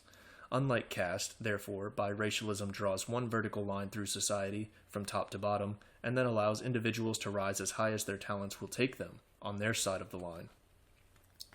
Our survey of the way racial segregation has undoubtedly benefited the colored population of the South by enabling them to develop a satisfying group life and to give their talented members a wide range of opportunity, shows what the Negro has already gained by a rudimentary, tacit form of biracialism. The drawbacks to the present situation are due chiefly to the fact that biracialism is as yet unacknowledged and incomplete. Under a perfected biracial system, the line separating the races would be straight and logical. The present situation is partly a biracial and partly a caste arrangement. Politically, for instance, the line today runs horizontally, the Southern Negroes being, in that particular respect, a disenfranchised caste. Again, some of the legal and customary measures of segregation are framed or administered with an emphasis which would be uncalled for under a stable biracial system, genuinely agreed to by both races. If the Negro will consent unreservedly to the biracial principle, he will find that most existing anomalies can be rectified by the cordial cooperation of his white neighbors. Every Negro should ask himself one searching question. What does he really want? Does he desire fuller and freer opportunities for self-development within his own group life, aided thereto by the goodwill and assistance of the whites? Or does he, after all, crave social equality and racial amalgamation? One thing is certain, he cannot have both these alternatives. Furthermore, until the biracial principle has been so firmly established that the white man feels a sense of genuine security for the maintenance of his race integrity, the Negro cannot enjoy the full benefits of biracialism. Therefore, every Negro who recognizes that biracialism is sound and is advantageous to himself should not merely give it his passive assent, but should work actively for its definite establishment. Some Negro leaders are today ready to take this step, but their position is a delicate one. The emotional legacy of the past is strong, and radical agitators continually strive to discredit moderate spokesmen by emotional herrings, accusing the moderates of selling out to the whites. All intelligent Negroes should resist the emotional incitements of radical propagandists by frankly facing facts.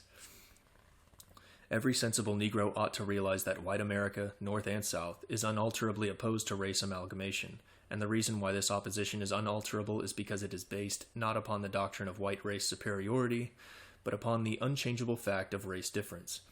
The Negro should recognize that the problem of black and white is only one phase of a much larger problem, the relations of all the primary races of mankind.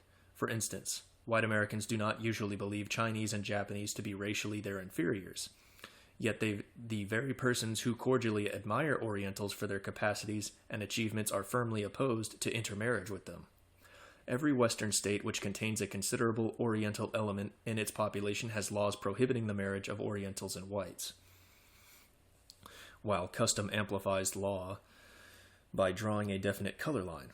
Therefore, even if the Negro should make such economic and cultural progress as to definitely disprove present ideas about his innate inferiority, the situation would be basically unchanged.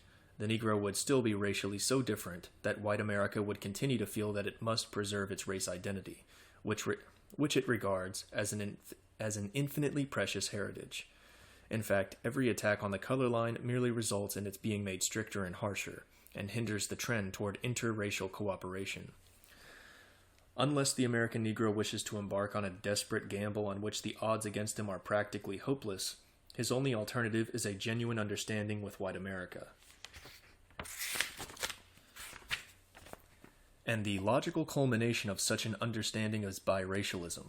Forward-looking Negroes should remember that under a biracial system, their perfecting group life would be so increasingly satisfying that they would feel less and less desire to lose their identity through amalgamation with the white world. The desire today felt by many educated colored persons for social equality is largely due to the fact that they do not find adequate social and cultural associates within their own group. The Negro's cultural advancement under the favoring conditions of a stable biracial system would soon do away with such balked emotions. Culture solidifies races, intensifies racial self-respect, and stimulates race pride in the best sense of the word. It is because the white man possesses a wealth of cultural achievement and tradition that he prizes so highly and guards so jealously his racial identity. To term this deep-seated instinct of racial self-preservation mere race prejudice is nonsense. What the Negro should do is frankly to respect the white man's feelings as a natural and legitimate attitude, and then so cultivate his own capacities that he will evolve a race life which he will want to protect. When the Negro does that, he need not bother about amalgamation or inferiority, because these matters will have settled themselves. The Negro will no longer want to amalgamate, and the white man will accord him full respect.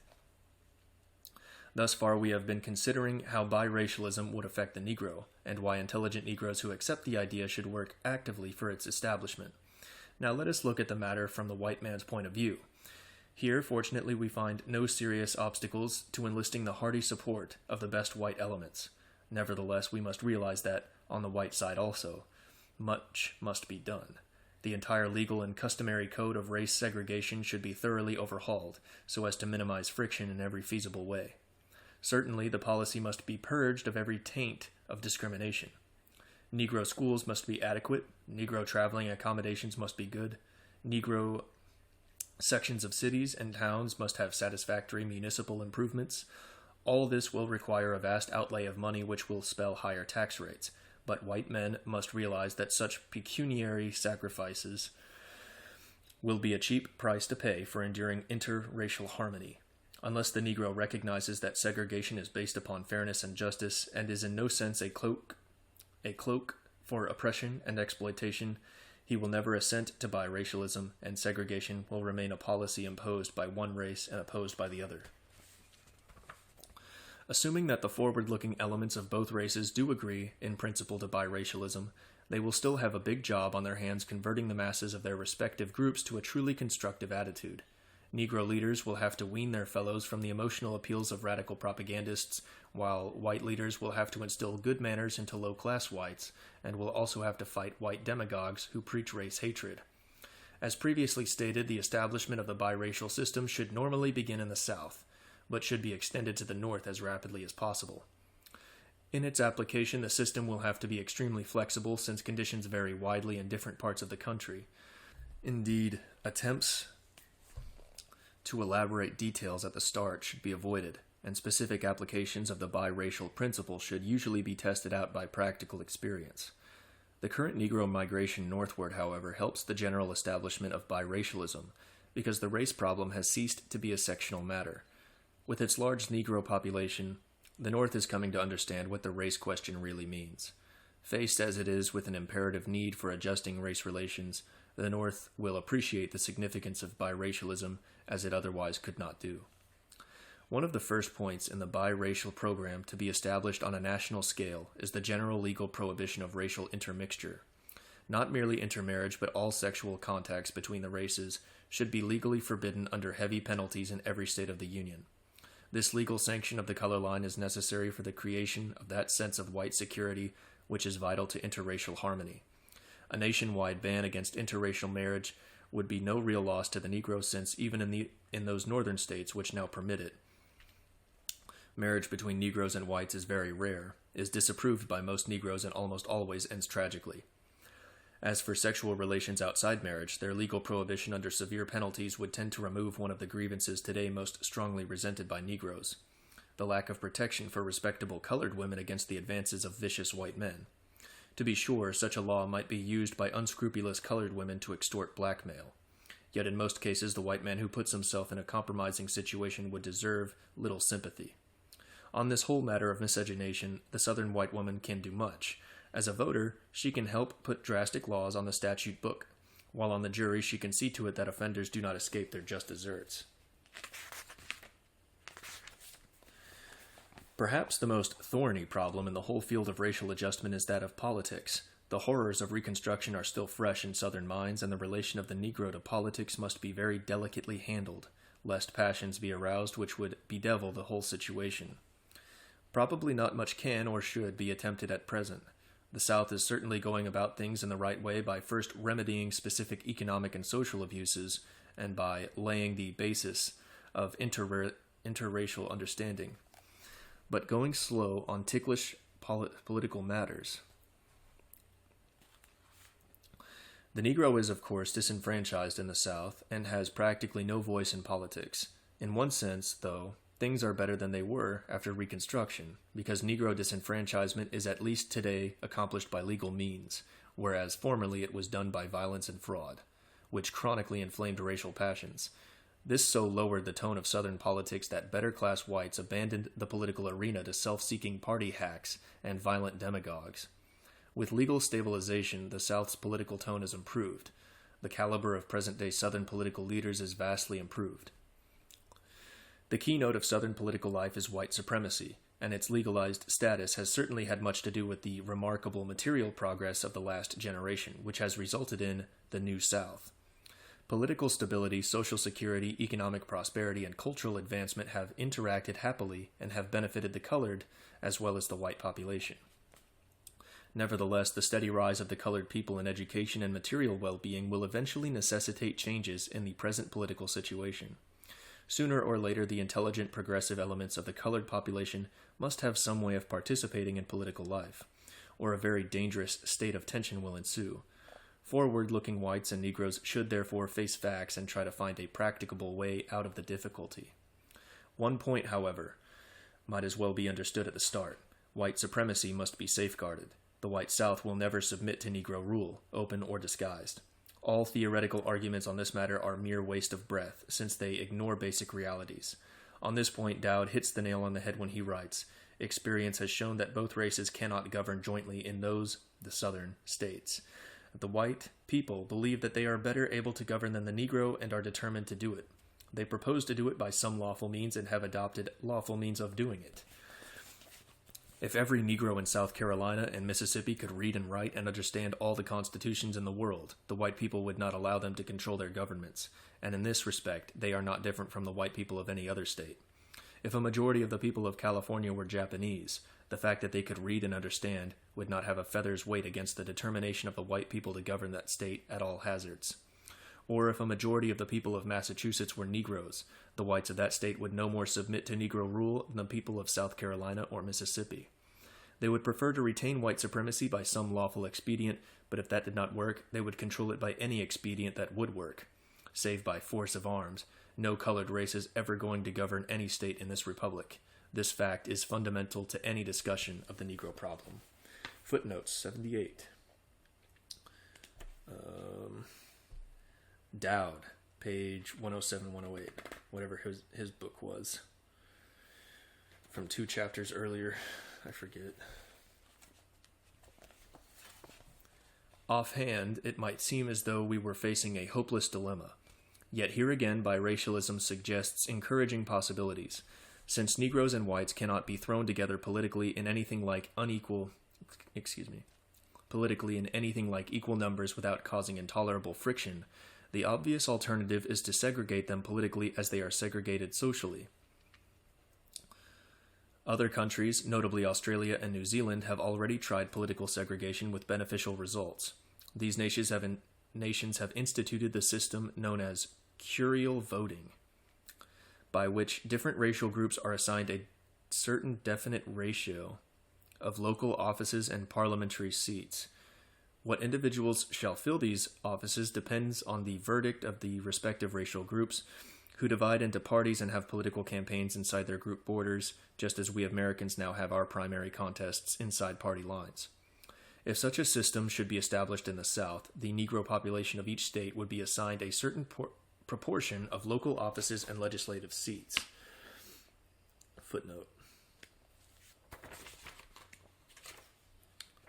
The apportionment need not be on a basis of population. Okay. Thereafter, the Negroes could divide into parties, enjoy all the thrills of political campaigning, and get as much political experience as their white fellow citizens.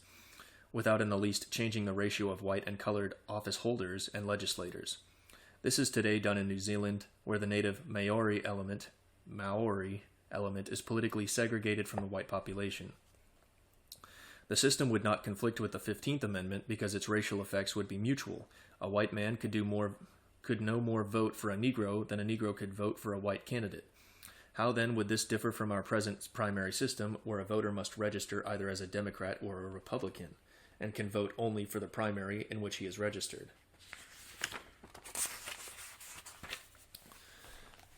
Understand, curial voting is not advanced as a panacea for the South's political ills. Why'd I say it like that? Political ills. It is merely cited as a suggestion to indicate how the political situation dovetails into the general racial situation and how biracialism may be applied to politics as to other phases of race relations. In this whole subject of race relations, we must avoid the seductive lure of plausible solutions. About the worst way to try and solve a problem is to impose a mechanical device, no matter how ingenious, which disregards facts and popular sentiment. Reconstruction is a classic example of the tragic results of that method. The great thing in apparent dilemmas is to get the best minds of both sides to meet, study the facts, and try to reach some general agreement on the basic realities of the situation. Given a friendly atmosphere and a genuine desire to get somewhere, it is surprising how constructive ideas develop and how practical methods are invented, which nobody had thought of before. If intelligent men can only agree as to where they want to go, and then want to hard enough, they are apt to get there somehow. That is the way in which the whole question of race relations ought to be approached.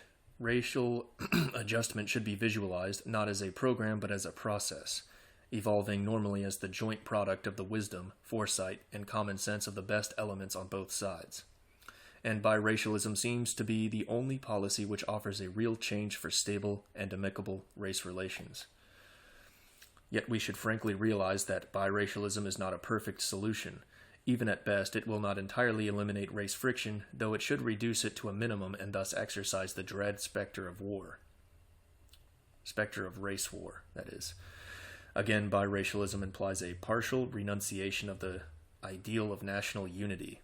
Its justification lies in the fact that it safeguards white race integrity, which nearly all white Americans believe to be the sole basis for any national life worth having. Biracialism is frankly an experiment, yet it is an experiment which should be earnestly and loyally undertaken by both races for a period long enough to test out its practicability, say 1 or 2 generations. For this, there are 2 reasons. The more immediate reason is that even if biracialism should not prove to be permanently satisfactory, it would at least give us social peace during the critical decades which lie just ahead, in which the American Negro will awaken to full self-consciousness and will attempt his economic and social adjustment to American life. If social peace is not maintained, and if the field is left open for radical extremists, the Negro will not have his chance to adapt himself to American life, because there will probably be a racial explosion that would almost certainly result in his being either thrust down into a hopeless caste status or forcibly expelled from America. If, however, social peace can be maintained for the next generation or 2, the Negro will have a chance to adapt himself, and in the light of what will have happened, the best minds of both races should then be in a much better position to judge what had best be done. We have no desire to usurp the future, still less to essay the role of prophet, yet we may perhaps suggest one possible eventuality: the ultimate colonization of the American Negro, either in his African homeland or in some other area outside the United States. The idea is, of course, not new. The present Republic of Liberia, on the west coast of Africa, is the result of a colonization project undertaken nearly a century ago. For generations, many eminent men, Negroes as well as whites, have thought, and today think, that colonization is the only real solution of our race problem. Thomas Jefferson and Abraham Lincoln, for instance, were firm believers in colonization. At present, a school of thought exemplified by the White America movement strongly urges that colonization be immediately undertaken, while on the Negro side, Marcus Garvey's Pan-African movement proclaims that the Negro has no future in America and asserts that his only hope lies in a return to his ancestral home. White America movement, footnote 80. The thesis for immediate colonization is best stated by one of the leaders of the White America movement, Ernest S. Cox in his book White America, 1923. I'm going to write that down. I'll check it out. Ernest S. Cox.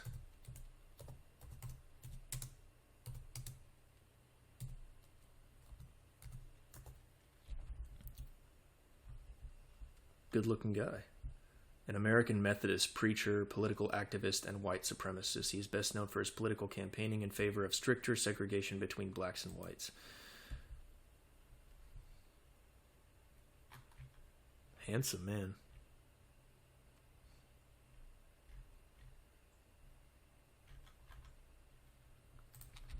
All right.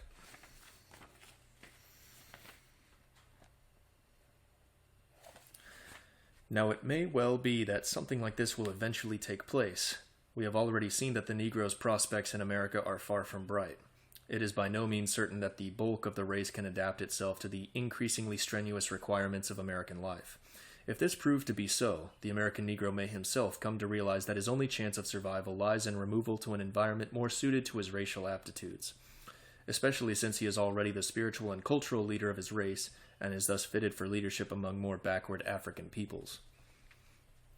Colonization should therefore be seriously pondered and should always be kept in mind as a possible solution. But at present it is scarcely a practical matter.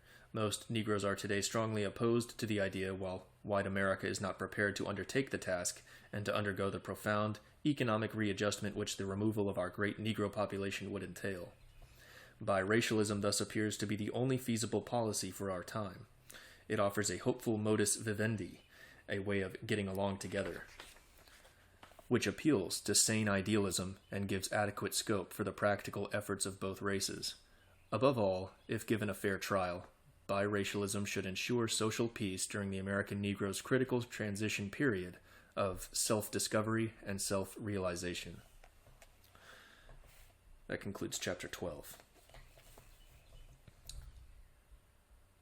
Chapter 13. The Scope of the Task Before Us. This chapter will run about 20 pages as well. Be another hour or so, I think, for this recording. And then just one last chapter after that. Maybe we'll finish it all here. Our analysis of the Negro question completes our survey of the specific obstacles confronting America's will to national unity. Mass alienage and color are the two main problems in the task of national reconstruction.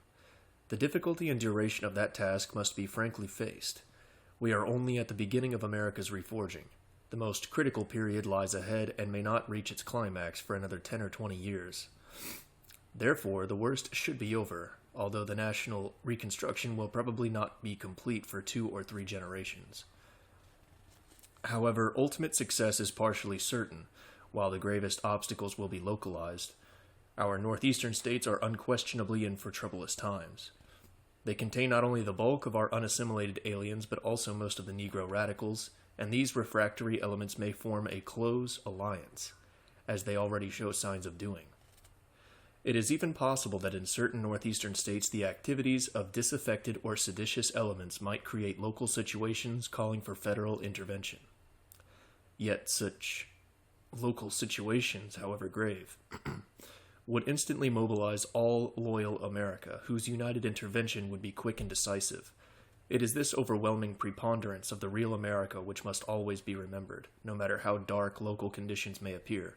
For let us never forget, America is still American, and is going to remain American. Does anyone doubt this? Then look at the facts. Our white population is approximately 100 million. That is a footnote.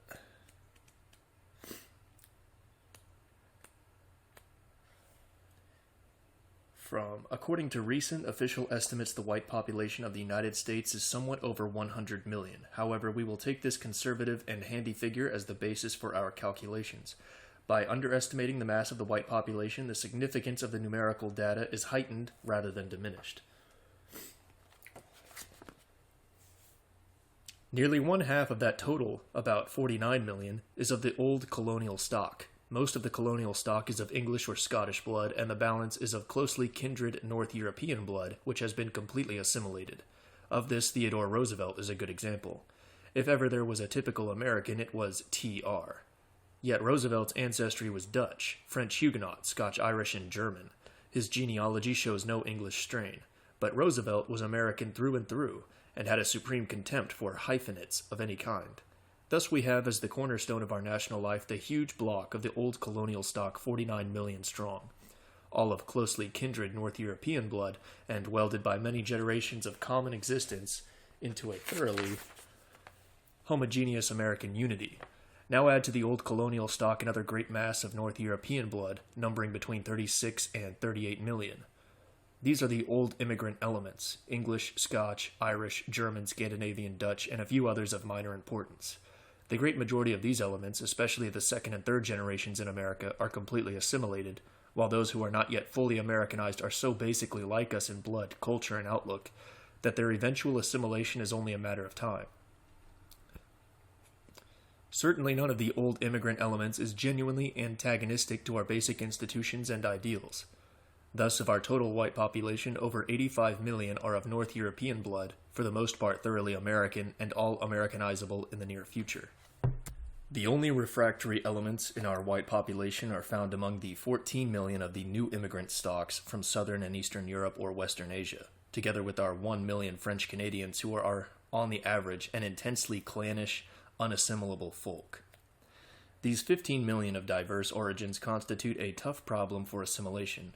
Some elements seem to be incurably alien to American life. Others, however, are more promising, while many individual members of all these stocks have proved happy exceptions to the rule and are today good Americans. The refractory, unassimilated elements constitute a serious problem mainly because they are so solidly massed in certain sections of our northeastern states. Besides its 100 million whites, America contains between 12 and 13 million non-whites, of whom 10.5 are Negroes, 1.5 are Mexicans, 200,000 are Orientals, and 250,000 are American Indians. There's two footnotes here. 1.5 million Mexicans and 200,000 Orientals. So read those. Footnotes 82 and 83.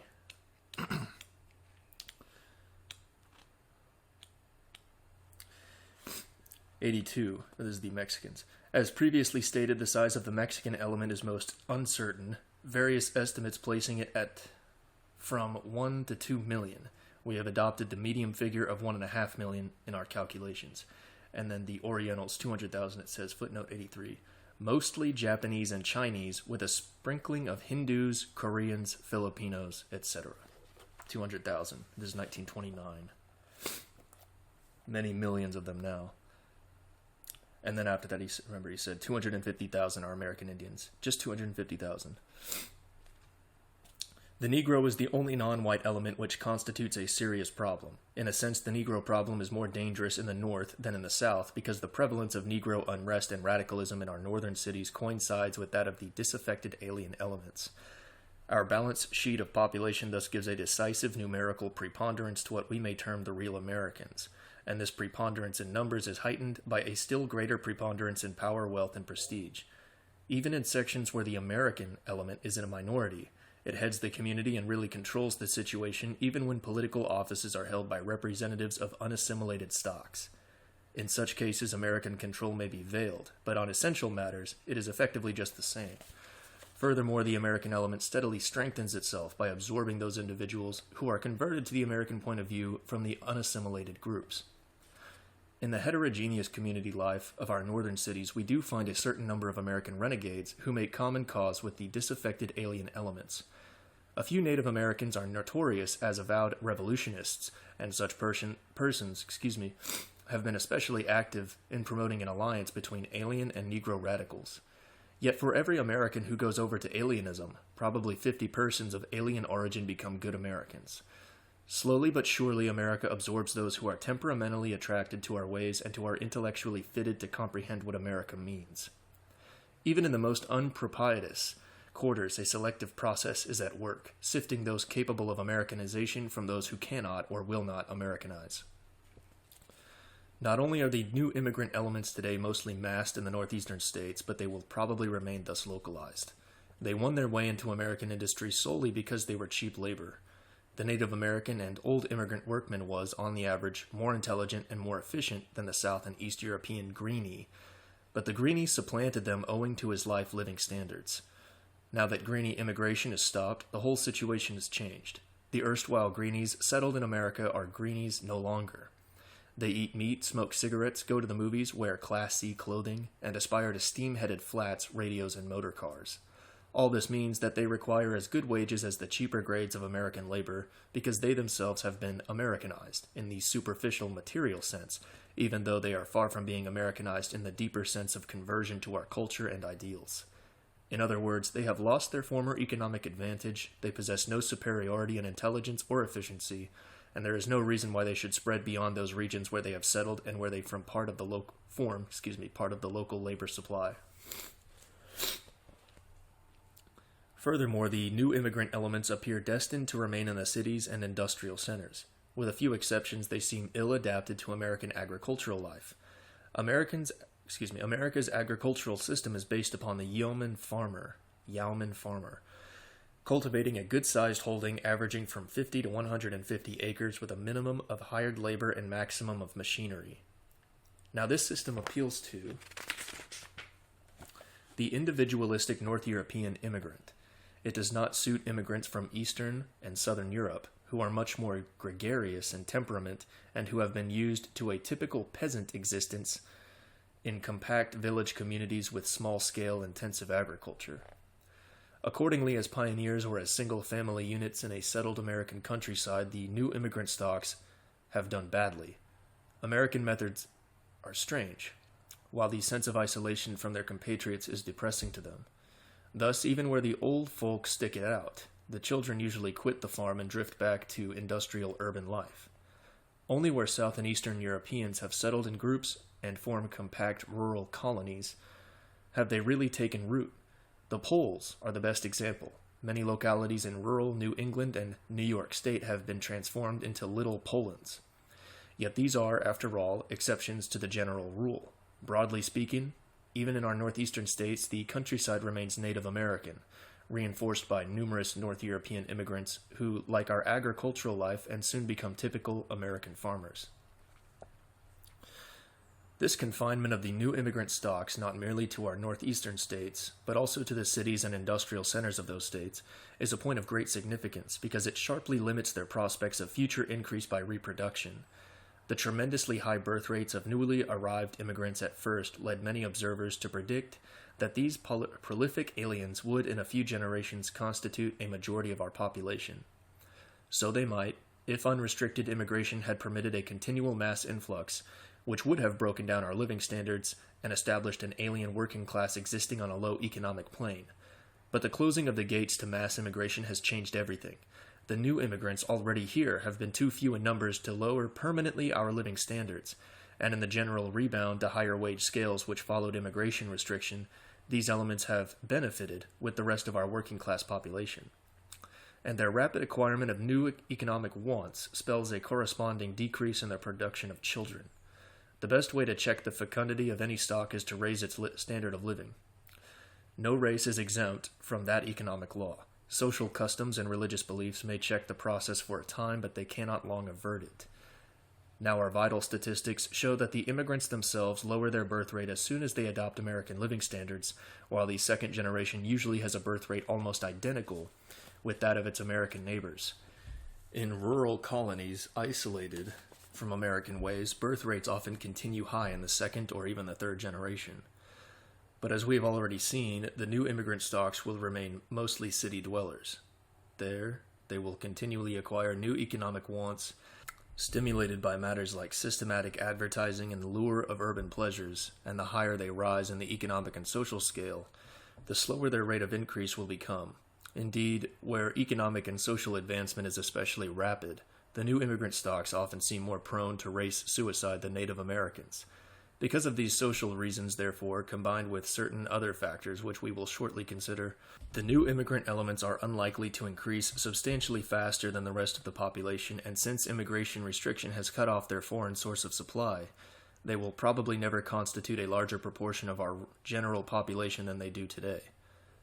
Just as the Negro's former tropical exuberance of reproduction has been repressed by the action of social forces, so the new immigrants' first reproductive expansion is being slowed down to very modest proportions. Of course, there is a pauper and defective class among the new immigrant stocks which has no economic or social standards and which therefore breeds recklessly on a low level of poverty and squalor. But this is just as true of the pauper and defective class among Native Americans, North European immigrants, and Negroes. Whatever their racial origin, these unfortunates form an abnormal group and constitute a special social problem whose treatment lies outside the scope of this book. Continuing our survey of the new immigrant elements, let us analyze some other factors which bear upon their racial future in America. The first checks on their early fecundity were scarcity of women and bad living conditions. Some immigrant groups were composed almost wholly of males. Since intermarriage outside the group was rare, it follows that even where the birth rate of their women was high, their number was so small that the group rate of increase by births was insignificant. This is notably true of the Greeks and Balkan Slavs, who are today decreasing in America by death and by return to their homelands. On the other hand, this factor does not apply to the elements which, like the Jews, came by families, with a high percentage of women and children.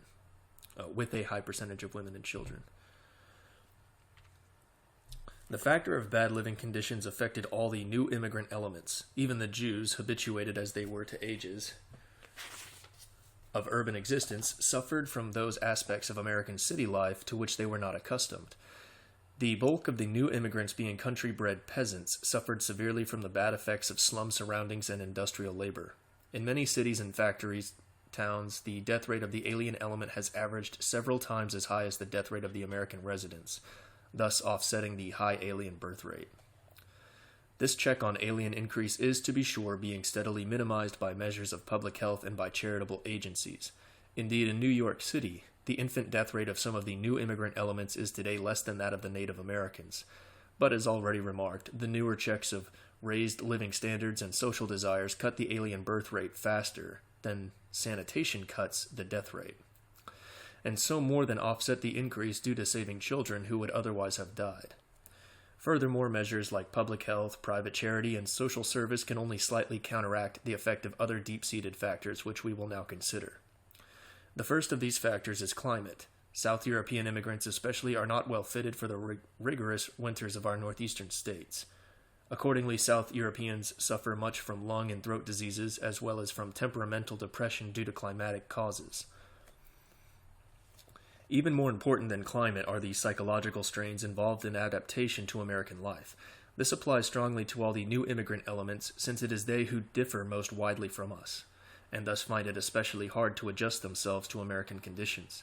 Secretary Davis does not overstate matters when he writes, "The adjustment to American life means nervous strain. It means a heavy tax on all one's physical and mental stamina. It is a testing process, sometimes quite extreme.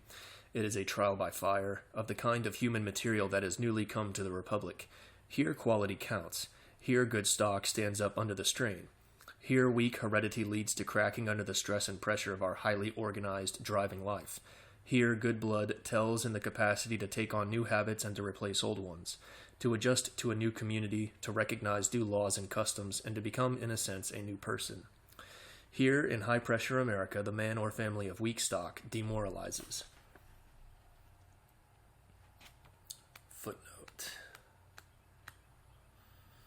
Okay. That's Honorable James J. Davis, Selective Immigration, page 110, 1925. The result of psychological overstrain are tragically revealed by the high rate of nervous troubles and insanity among the new immigrant stocks, while the combined effects of overstrain and faulty social adaptation are shown by the way the children of such immigrants lose their moral balance and fall into vice and crime. The gangsters, gunmen, prostitutes, and other social derelicts of our northern cities are largely sons and daughters of immigrants who have lost their ancestral standards without acquiring our ideals. The new immigrant stocks are thus undergoing an intensive process of selection which is weeding out the more unfit and unassimilable elements. Of course, this temporarily involves much individual suffering and also much social disturbance, since these human waste products will make a deal of trouble before they are eliminated. But in the end, it should greatly simplify the problem, because those who survive will tend to be just those best fitted for harmonious incorporation into American national life. Meanwhile, the process of elimination will still further limit the increase of the new immigrant stocks. This is a matter of local as well as of national importance. In our survey of the alien flood, we noted how in certain regions, especially New England and New York, the new immigration threatened to drown out both the native and old immigrants' inhabitants. We saw that the Native Americans of those sections were failing even to reproduce themselves, and that the old immigrant stocks were barely holding their own, whereas the new immigrant elements were rapidly increasing. Our conclusion was that unless other factors should become operative, the Native American and old immigrant stocks in those parts of the United States would be wholly replaced by new immigrant stocks. Well, we now see that total replacement is not inevitable because other factors have come into play. What was socially sterilizing the Native American and old immigrant stocks of New York, New England, and other parts of the Northeast? It was the steady importing of low-standard aliens who were undermining the economic and social foundations of American life. No racial blight had suddenly fallen upon the older inhabitants. They were sound, healthy folk who wanted families, but who declined to bring children into the world unless they could give them a fair start in life. Their sterility was thus due to an abnormal social factor, mass immigration. Now that this unhealthy situation has been remedied, the very normalization of economic and social conditions which checks the fecundity of the new immigrant elements should stimulate the fecundity of the native. Turn page. Of the Native American and old immigrant stocks. In other words, what spells birth control for the former should mean birth release for the latter. This is all the more likely when we remember that the sterility of the Native American and old immigrant stocks in New York and New England is a strictly local phenomenon. Over the rest of the country, they both maintain a healthy growth. One of the outstanding features of the 1920 census was the steady increase of the old colonial stock throughout the West and South, which showed that it was a sound and vigorous element with no signs of racial decline. And even in New York and New England, where conditions are the most unfavorable, the old stock only just barely fails to reproduce itself. It would not be surprising if the census of 1930 should reflect the beneficial results of our immigration restriction laws and should show that in New York and New England, the old stock was at least holding its own. These facts should greatly hearten all true Americans, especially those who have long been waging an apparently losing fight for the maintenance of American ideals in localities especially threatened by alienism. The turn of the tide has been so recent that many persons are unaware of it and still regard the future with gloomy foreboding. Such persons should wake up to the fact that the tide has turned. So long as the gates stood open to mass immigration, the future looked gloomy indeed. Feeling themselves literally drowning in the alien flood, patriotic citizens in these submerged areas spoke despairingly of the vanishing American and often fell into deep pessimism. A decade ago, one of our most eminent patriots, Madison Grant, concluded a book significantly entitled The Passing of the Great Race, with the solemn warning that unless the alien flood was stayed, the Native American would become as extinct as the Athenian of the age of Pericles and the Viking of the days of Rollo.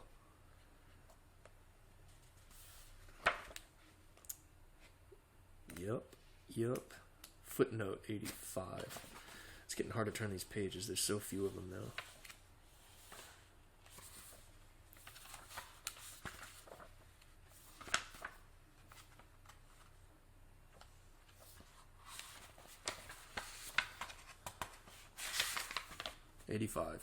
Madison Grant, The Passing of the Great Race, page 263. This book, the first edition of which appeared in 1916, made a great sensation and played an important part in America's awakening to national and racial realities. That, however, was 10 years ago. Today, Americans everywhere should realize that pessimism, though formerly justified, no longer squares with existing facts. The Native American is not vanishing. On the contrary, he is increasing at a good, healthy rate and can absolutely control the situation. All he needs to ensure national reconstruction is to keep the gates shut and evolve a sound Americanization policy. Of course, there will be a troublesome transition period, yet this period, while long and difficult from the standpoint of the individual, will be merely an episode in the life of the nation. In other words, Americans should take the long rather than the short view, should face present problems with a confident smile, and should get busy reforging America.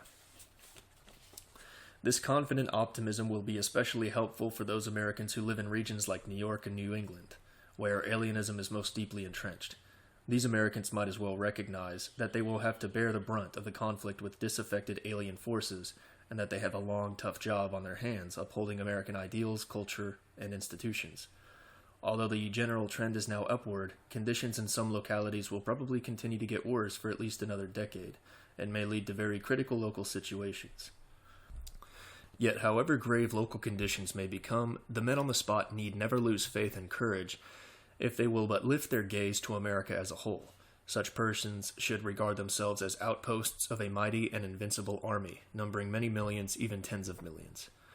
As a matter of fact, even in the most unfavorable localities, the American element should normally contain not only the native stock, but also the best of the old immigrant stock, plus an increasing number of individuals from the new immigrant stocks who have been genuinely converted to Americanism. Thus, the American element, even where it is distinctly in the minority, should be able to control the local situation by its superiority in brains, prestige, and morale. Under normal circumstances, therefore, no state in the Union should ever fall into the grip of alienism.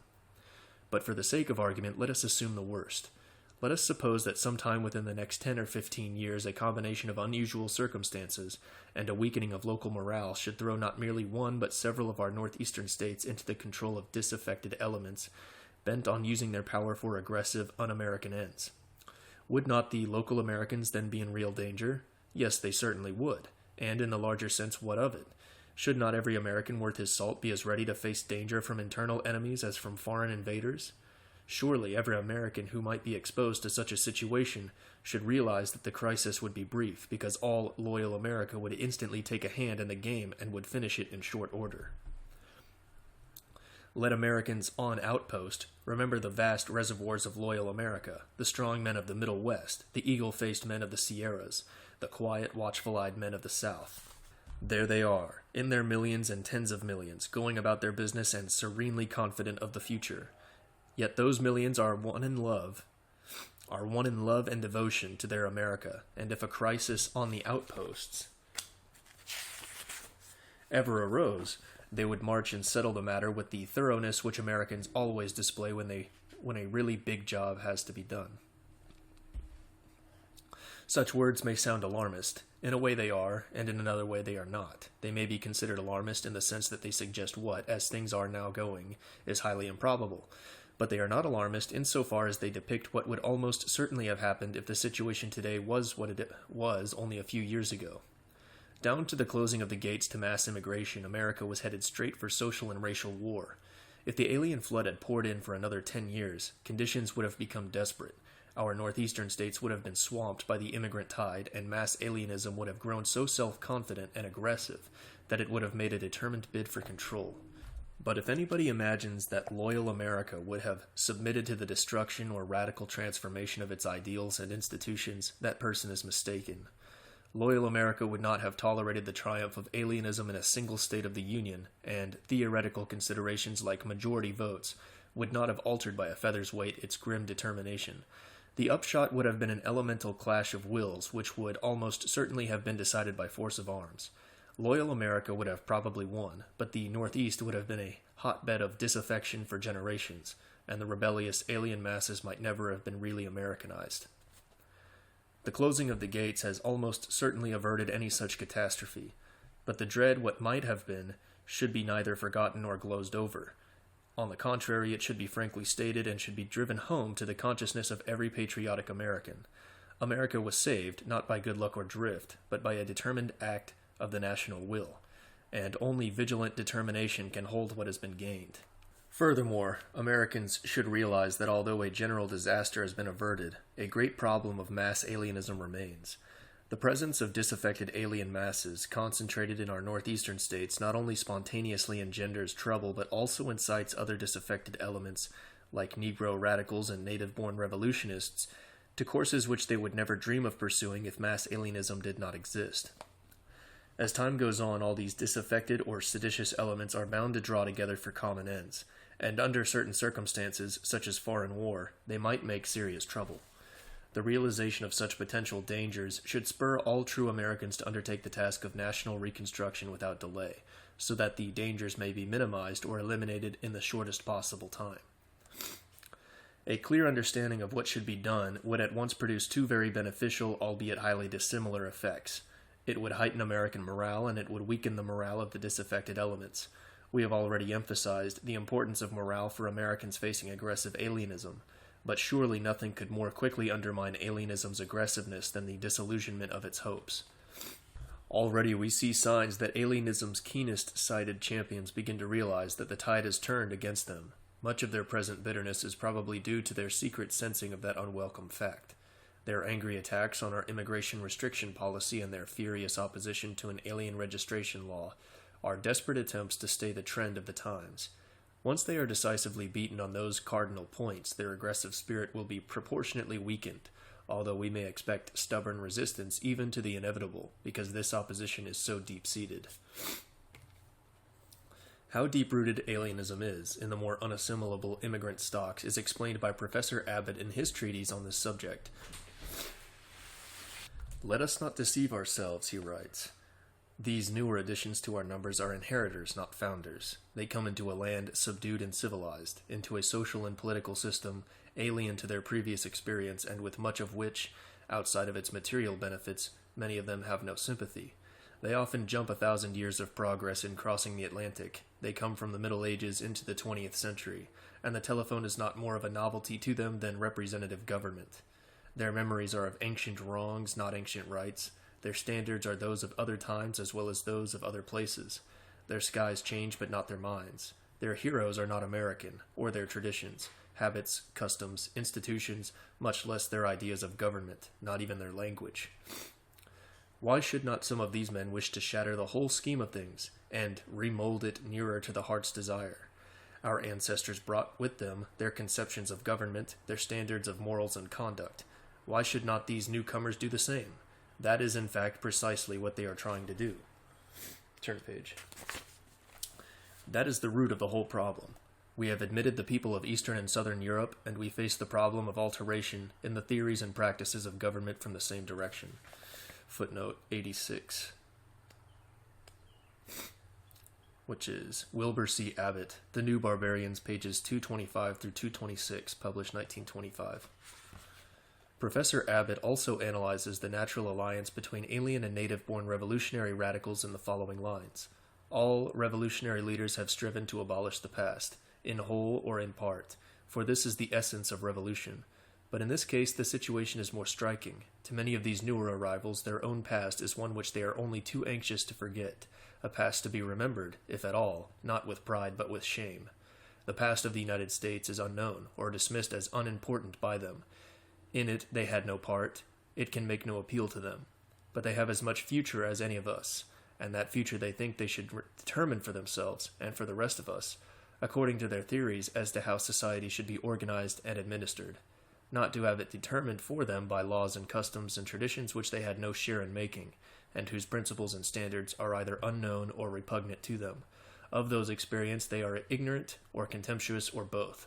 This is the real danger of the concurrence of the revolutionist and the immigrant. Footnote 87.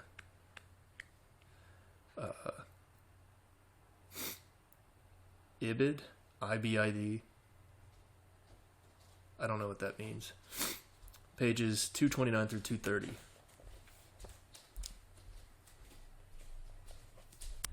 The susceptibility of the new immigrant stocks to revolutionary agitation is a factor that, however unwelcome, must be clearly recognized.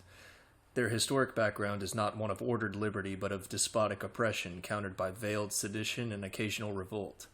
Their legendary heroes, from Russia to the Balkans and Sicily, are brigand patriots who kill tyrants, despoil the rich, and reward the poor. Such worthies, though quite natural in their time and place, are hardly civic models for the land of Washington and Lincoln. As for the Ashkenazic Jews, we have already seen how their long past, as an aloof and persecuted sect, gave them an instinctive dislike for established governments and for the very idea of nationality, and how this makes them highly receptive to revolutionary propaganda and theories of internationalism. Now add to all this the fact East and South Europeans are naturally gregarious, temperamental folk, and we can understand how prone they are to crowd contagion and how easily they can be swayed by leaders of the emotional type. These are just the sort of people whom our native-born radicals are looking for. Radicalism has never made much of a dent on the thinking of either the old American or old immigrant stocks. But radicalism has established itself solidly among the newer elements of our population. Radicalism in America is today composed chiefly of East and South European followers, with leaders partly of alien and partly of native origin, who have pooled their efforts for common ends. We should therefore frankly recognize that certain immigrant groups are temperamentally predisposed to radicalism. However, we must not make the mistake of thinking that every member of those groups is a born revolutionist. Many individuals of such groups have proved conclusively that they have accepted our ideals and are stanch Americans. Such persons should be received into full fellowship with us. The man or woman who displays the strength of character and independence of thought required to rise above ancestral training and group prejudices is just the sort of person who makes the best kind of an American. Such persons should be welcomed neither patronizingly nor effusively, but quietly and sincerely, as one of ourselves. Once more let us emphasize a point which we have previously stressed. Assimilation is a long-time, complex matter. Crude Americanization methods and sweeping judgments are alike worse than useless. We must keep an open mind and a flexible policy if we intend to do better than muddle through with a maximum of friction and minimum of constructive results. How complex is the problem presented by each immigrant group, and what different attitudes exist within group borders is shown in the following analysis by our present Secretary of Labor. In any great foreign city group you will find three characteristic mental attitudes. You will find people, mostly the old-timers who cling tenaciously to old-world customs, traditions, and language. You will find people who are hard at work trying to adjust themselves to America as they find it, wanting to become Americans in spirit and in truth. And you will find a people who sit around telling each other what a sink of iniquity America is, and how much better it would be if they could if they could reshape it according to their heart's desire, a paradise without police, law, or work. Footnote 88. Davis. Page 124. Such a widely contrasted types clearly require correspondingly different treatment. Those immigrants who are sincerely trying to become Americans are obviously no problem. All we have to do is to hold a friendly attitude toward them and make it easy for them to learn our language and acquire our ideals through night schools, civic centers, and other public or private Americanization agencies. And that is about as far as organized Americanization of adult immigrants should go. Anything savoring of coercion should be carefully avoided. This is especially true of citizenship. Far from urging aliens to become naturalized, we should tell the alien that we do not want him to become a citizen until he feels himself to be an American. Citizenship should be the end, not the beginning, of Americanization. To urge or force citizenship upon the immigrant makes him despise it and gives him a pretty poor idea of America. As for the old-timers, as Secretary Davis calls them, who cling tenaciously to their ancestral ideas and customs, they should be let alone. We ought to state convincingly that any adult individual who wants to remain an alien can stay an alien and will be allowed to go his own way so long as he minds his own business and does not make trouble. With the children, of course, it is different. They should be made to attend either the public schools or private schools conducted in English and imbued with American ideals. Yet even the children, when they reach maturity, should not be harassed if they show that they are still alien in spirit. We might as well realize that in the last analysis the alien must Americanize himself. Fortunately, our immigration restriction policy has checked the growth of mass alienism. Alien colonies will long persist in our northeastern cities and will probably persist still longer in certain rural districts. But the foreign source of supply has been cut off, and alienism in its primary hyphenate sense will thus diminish in the course of time. The most troublesome phase of the problem is not the foreign-born hyphenate, but the American-born nondescript who has lost his ancestral heritage without acquiring American culture and ideals. This type, whom we have satirically termed the New American, is a real problem that is destined to become more serious as time goes on. The presence among us of a vast nondescript mass with no genuine loyalties, traditional roots, or cultural and idealistic standards is a real menace to our national life. Not only do such persons fall easily into vice and crime, they are also the most inflammable sort of revolutionary material. All history proves that men must have ideals and standards to live by, or they fall a prey to chronic bitterness and discontent. These new Americans growing up in our midst, who despise their fathers and sneer at us, are far more aggressively alien than are the hidebound old-timers who speak no English and have no contact with Americans. For the alien immigrant, however,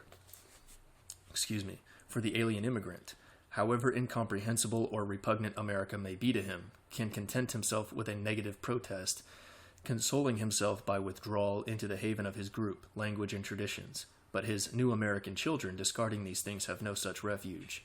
Accordingly, they tend to voice their discontent in positive fashion by seeking to change their American environment and mold it according to their liking. That is what the new American wants to do, and with him we may include the more restlessly disaffected among the foreign-born immigrants who have the same attitude and ambitions as the alien-minded native-born. But such persons soon make an annoying discovery. The new American runs up against old America. However eloquently he may dispute it, the disaffected alien encounters the stubborn fact that America is not in the making, but that it is substantially made. He quickly finds that he is a newcomer in an old and well-established social order with traditions, institutions, and ideals rooted in centuries of growth, and with a resident population deeply attached to their America and determined to continue it along traditional lines. But insofar as he is temperamentally unadapted to this America, the alien's discontent merely increases, and his balked emotions extend his resentment from ideals and institutions to the Americans themselves. Here we discover the psychological basis of that bitter, aggressive challenge of alienism both to Americanism and to the Native American, which we previously noted. Here also is the basis of that alliance between the disaffected aliens and the native radicals, which is today in process of formation.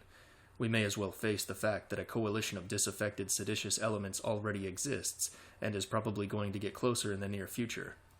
Here is a clash of antagonistic wills that can neither be averted nor compromised, and it is high time to say frankly instead of trying to dodge or cover up the issue, as is so often attempted. Granting that such opposed aims and viewpoints exist, the best way is to trot them out in the open, where they can be clearly seen, studied, and comprehended. Everybody would know then just where he stood, and where the other fellow stood as well. By trying to hush matters up, the situation becomes mysterious, and rumor takes the place of reality. That is bad for both sides. Loyal Americans, overestimating the danger, may be driven to panic measures of unnecessary severity. On the other hand, the disaffected elements misreading the national will, turn page, may be tempted into courses upon which they would never venture if they were better informed. Above all, let us have done with the sentimental homilies, hold on now.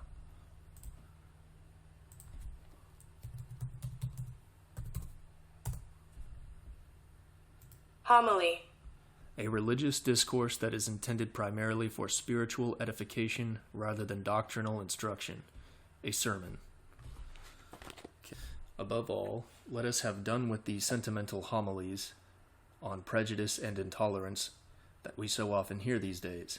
On this point, a recent writer speaks with such refreshing candor that we cannot do better than quote him. Says this writer, "It may be as well for us to ask ourselves what tolerance really is and why we are becoming intolerant.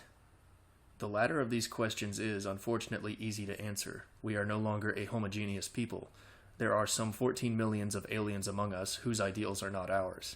Where we seek to Americanize them, they tell us in their foreign tongues that the country is much theirs as ours, and that they propose to remain themselves, to remain European, and even to Europeanize our social, moral, and political state of affairs. When we protest, these people accuse us of intolerance, and they are not beside the mark in doing so, for clearly we do not tolerate them as they are. But on the other hand, a thing not often mentioned, they do not tolerate us, our literature, art, morals, habits of life, our ideals, religion, traditions, and the republic we have created. There is no mistaking their feelings in the matter, for they tell us in plain words, in editorials and books and plays and political addresses, that they don't like us and our ways. We reply in as plain. And, as I have indicated, this growth of mutual intolerance has come about because our fundamental ideals are at variance. To cover the whole immense and complicated state of affairs with a word, we are no longer like-minded, and this, I take it, is the gravest mischance which can befall a people. Hence, and quite inevitably, the spirit of extremism, of unrest, of dissension, of dislocation, which under a calm surface is continually in evidence. But what is tolerance? It is founded, no doubt, on a sense of justice and the spirit of moderation. Things, it will be agreed, dear enough to the American heart of the past. But the word and what it represents are not very accurately understood. It must be remembered that tolerance is not indifference. It is not the spirit that permits any and everything because it values nothing. Tolerance has its limits. We do not call a man intolerant who refuses to have his house burned down or his wife taken from him. And just so, we Americans have in the past been intolerant of some things. When our deeper ideals were violated, we took action. It may be said that when a people is like-minded, the ideal aims not being too far apart. It tolerates much, though not all. But we are no longer like-minded. We are at variance, and accordingly the wise and moderate among our native-born people are themselves forced into intolerance. They are ready, or not far from being ready, for extreme action. It is useless to wring our hands and ask how it happened. Useless to blame ourselves or the stranger within our gates. We have simply to admit that this is the state of affairs and apply what remedy we may be able to apply. That is footnote 89. Langdon Mitchell, The New Secession, Atlantic Monthly, August 1926. Indeed, the writer of this admirable essay goes on to strike an even deeper note, giving his essay the significant title of The New Secession. He very justly compares the attitude of our disaffected aliens with that of the Southern extremists before the Civil War. Quote, "These various foreign races," he says, "have really created in their mass a spirit which is in no wise different from the spirit of secession. They are here, they are with us. We have one state and one fate. But they have seceded in spirit, and they think it is right and reasonable, as did John C. Calhoun." And that is from the same New Secession. Yeah, same citation. The writer of that essay might have gone still farther and stated that the new spirit of secession is far deeper going than the old. We who in these pages have surveyed the tragic past know that North and South, while bitterly divided on certain issues, were yet basically one in blood, culture, and ideals. How much more profound is the gulf which today opens between loyal America and our disaffected aliens? Then is the answer war? No. But why not? Because the new secessionists are too few and too dispersed to have any hope of success in an appeal to arms. Let us not mince words. That is the answer. If the disaffected elements in America numbered 1/2 of our population instead of 1/10, we should today be headed for a convulsion which would make the Civil War look like child's play. We have averted that catastrophe by closing of the gates, and so long as we keep the gates closed, we are reasonably safe. But should we ever be insane enough to reopen the gates to mass immigration, America would be foredoomed to a social and racial war of the most horrible character. Fortunately, America's awakening to national and racial realities has been so thorough that a reversal of our present immigration restriction policy is practically unthinkable. The American people today displays an aroused national consciousness and a firm will to national unity. Alienist attacks will merely strengthen the national will and lead to stronger measures of national unification. That we shall eventually attain our goal there can be no reasonable doubt. The only question which remains is how it may best be done. Now, the only sound way to approach the problem of national reconstruction is through plain speaking and common sense. For the past 10 years, the American people has felt that something was wrong. More and more Americans have realized the challenge of alienism to American national life. But the dawning realization was so unwelcome that most persons disliked to face the issue and tried to evade it or hush it up. The upshot is that public discussion has hitherto been almost monopolized by emotional extremists on both sides, who have beclouded the issue with passion and have inflamed popular fears by making the situation seem more alarmingly perilous than it really is. Goodness knows the problem is serious enough, yet the survey which we have made in these pages shows that there need be no hysterical alarm about the present or undue apprehension about the future. Wherefore, away with the conspiracy of silence which has hedged the question about the reticences and taboos. Let the wise and clear-sighted discuss the issue openly and acquaint the public with the facts of the case. That is the only way to quiet popular fears, allay rising passions, and evolve a sane, informed public opinion. Let us see why this is so. A clash of antagonistic wills today exists. A deep-going issue confronts us which must inevitably cause much friction and heart-burning in the process of settlement. But a great deal of unnecessary friction and resentment could be eliminated at the start if both sides mutually comprehended the motives underlying their respective attitudes. One thing should be clearly understood. No moral blame attaches to either side.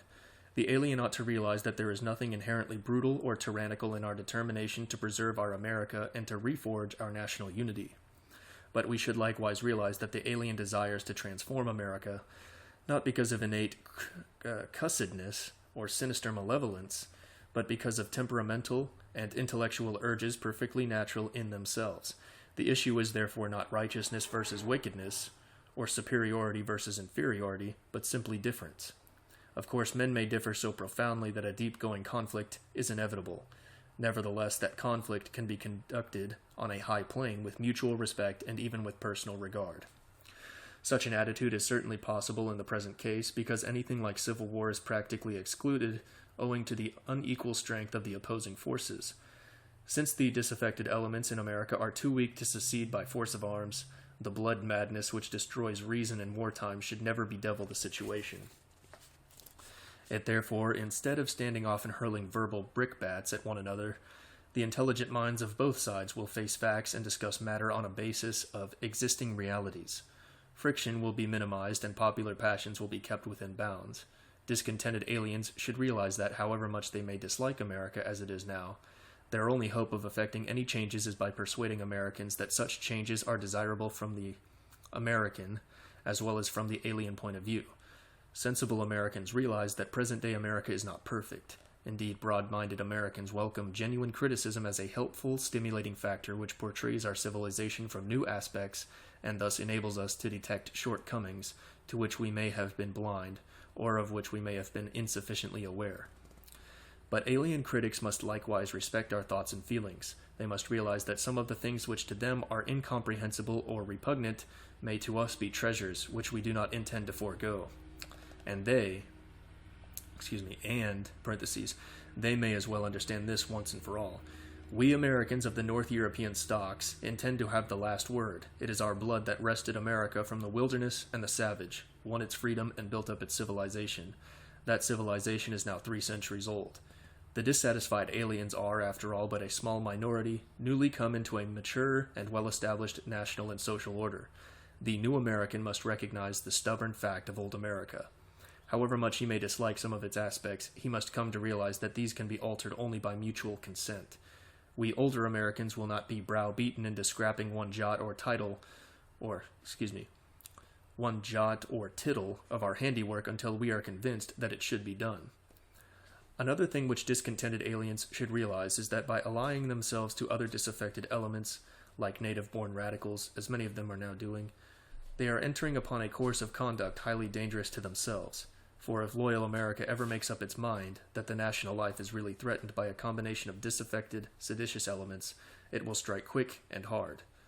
Such repressive measures would be unfortunate for America itself, because the resulting bitterness would retard progress toward national unity. But the worst sufferers would, of course, be the disaffected elements whose situation would be a most unhappy one.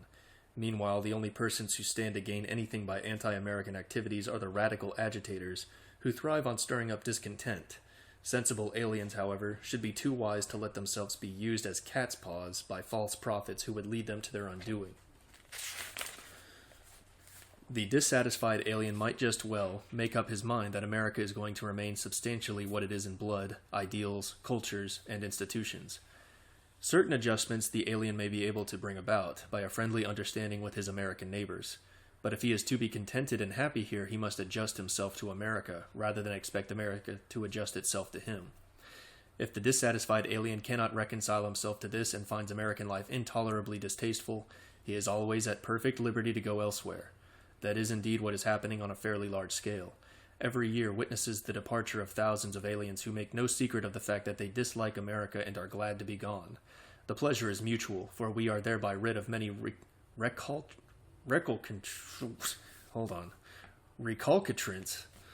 What is that? All right.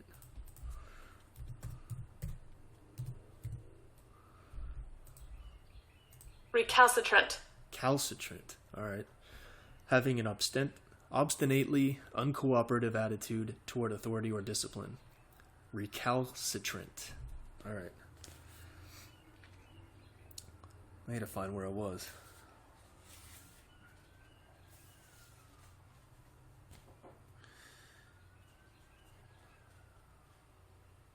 Okay.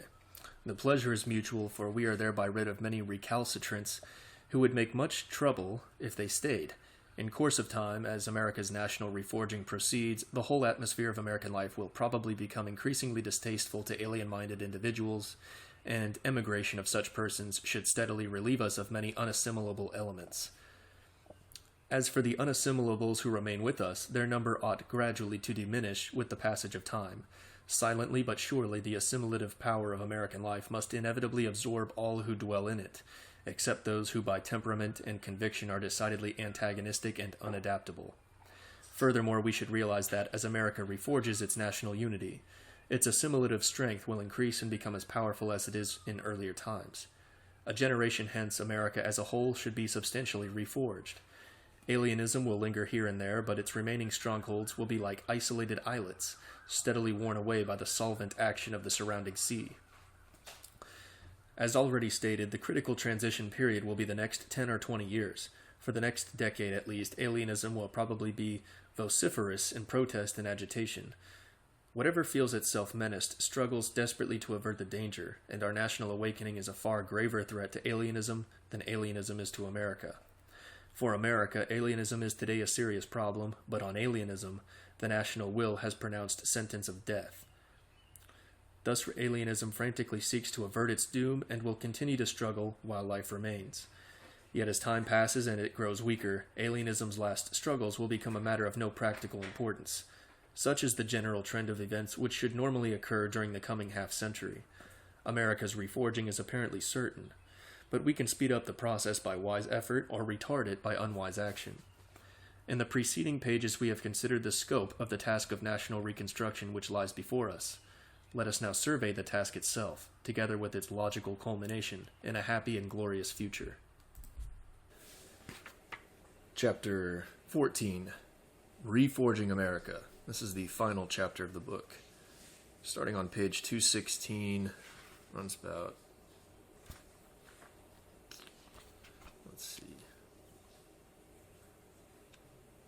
another 10 pages or so probably another 20 minutes. I did want to mention in the last chapter, I actually missed the last footnote, which was, it says here, that America numbered 1/2 of our population. The disaffected elements in America, numbered 1/2 of our population instead of 1/10. And that is footnote 91, which reads, "Of course, it should be understood that by no means all the new immigrant elements are disaffected. A considerable minority are already good Americans, while a still large number are either partially assimilated or at least not actively dissatisfied. 1/2 would probably be a liberal estimate of those who are aggressively disaffected. The balance of the disaffected or seditious elements in America is made up of Negro radicals, a small percentage of old immigrants, and a sprinkling of Native American radicals of the redder shades. Adding all these disaffected elements together, they cannot possibly total more than 10 million or 12 million. In other words, between 8 and 10% of our total population." All right. Reforging America. Chapter 14. Every true American should be glad to be alive today, for he is privileged in being able to share in the greatest enterprise since independence, the reforging of America. Difficulties? Surely, but what of them? We know what they are, we know how to surmount them, and we have already begun to do so. A happy national future is practically assured. Our job is to make it come soon.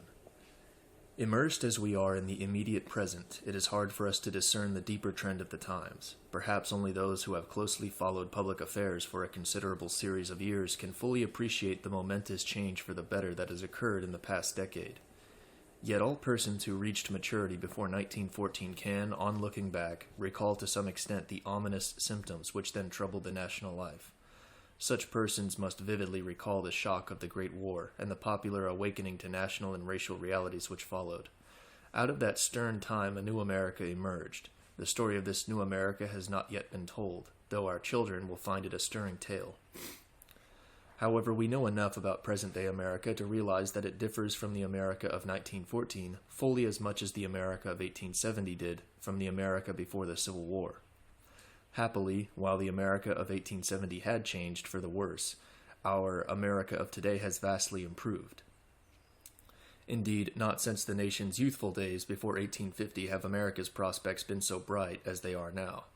We have already seen that the Immigration Restriction Act of 1924 marks the second great turning point in our national life, and we must remember that this momentous event was no chance happening, but was rather the deliberate enactment of the national will, the decision of an enlightened national consciousness which will endure.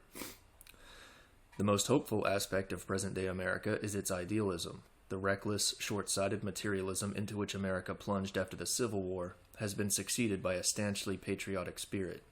Furthermore, this patriotic idealism is as sound as it is fine. Our very blunders and misfortunes have taught us lessons which neither we nor our descendants are likely to forget. Thus, if our optimism is more restrained than that of our forebears, we are not liable, as they were, to be beguiled by high-sounding sentimental sophistries. With broader experience and fuller knowledge, we feel ourselves trustees of an infinitely precious legacy, bequeathed to us by our fathers and destined for our children, to whom we are in duty bound to hand it on, improved. America is, in the highest sense, a spiritual unity, composed alike of the dead, the living, and the unborn. We living Americans are therefore links in a vital chain, and we are charged with high responsibilities both to the future and to the past. Now that we know our duty, we shall not fail therein. For we living Americans are a mighty host, endowed with ample strength, intelligence, and vision. Loyal America consists not only of the old stock, but also of every soul from the newer stocks, who believes in America's ideals and institutions. Some of the best and truest Americans are men and women who, though born in other lands, are one with us, and have, by a sort of spiritual adoption, become joint heirs of our past and co-workers for our common future. These fellow citizens, in the real sense of the word, rejoice in the thought that the living foundations of the Republic are solidly laid in the great mass of the old stock, nearly 50 million strong, who are the enduring basis of our national life. Let false prophets of hyphenism and sedition remember those 50 million, for not only do they contribute 1/2 of all the white blood in America, they also furnish brains and leadership out of all proportion to their numbers. In every field of endeavor, whether it be agriculture, business, literature, politics, or science, the old stock displays its intellectual and constructive ability. Statistical studies have shown that, in proportion to its numbers, the old stock in different parts of the country furnishes from 3 to 10 times its numerical quota of eminent men. Today, as in the past, leadership remains chiefly in old stock hands. There's footnote 92 here. Furnishes 3 to 10 times its numerical quota of eminent men. So, let's let that.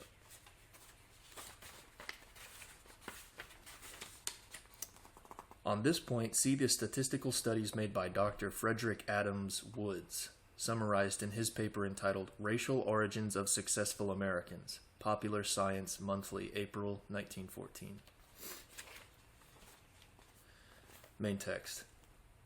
Furthermore, despite minor sectional and local differences, the old stock is everywhere profoundly one in ideals, culture, and outlook. Scientific research has proved the striking homogeneity of the old stock in all parts of America, and this similarity of physical type is reflected in a corresponding likeness of temperament and attitude.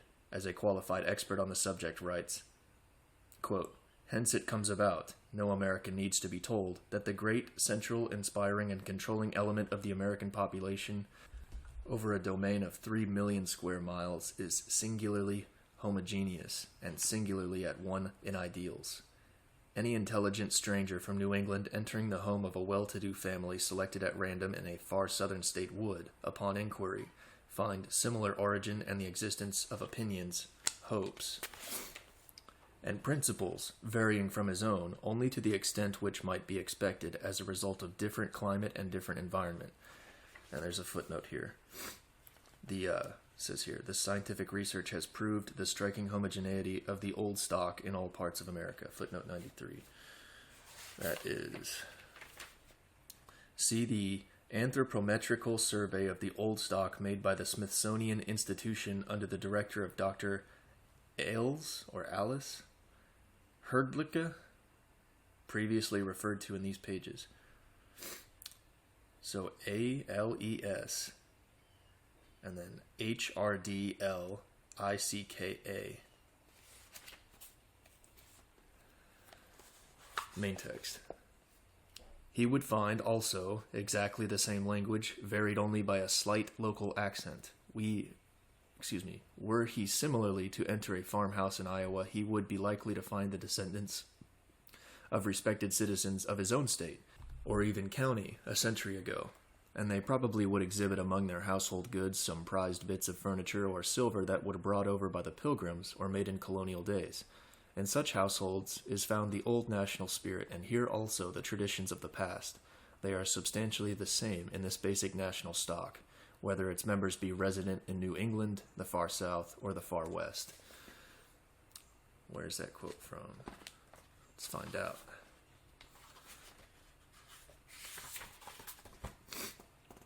William S. Rossiter, Who Are Americans? Atlantic Monthly, August 1920.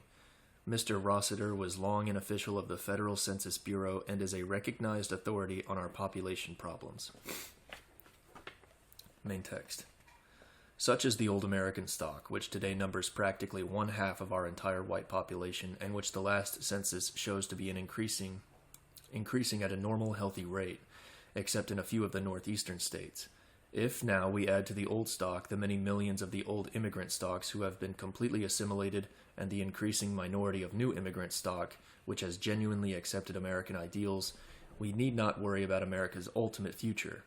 Now that the gates are closed to the alien flood, America can stabilize its national life and can steadily reforge its racial and cultural unity. Slowly but surely, we will become again what we once were, an essentially homogeneous, like-minded people. One of the most hopeful portents for the future is the fact that we can already discern the first foreshadowings of a cultural renaissance in America.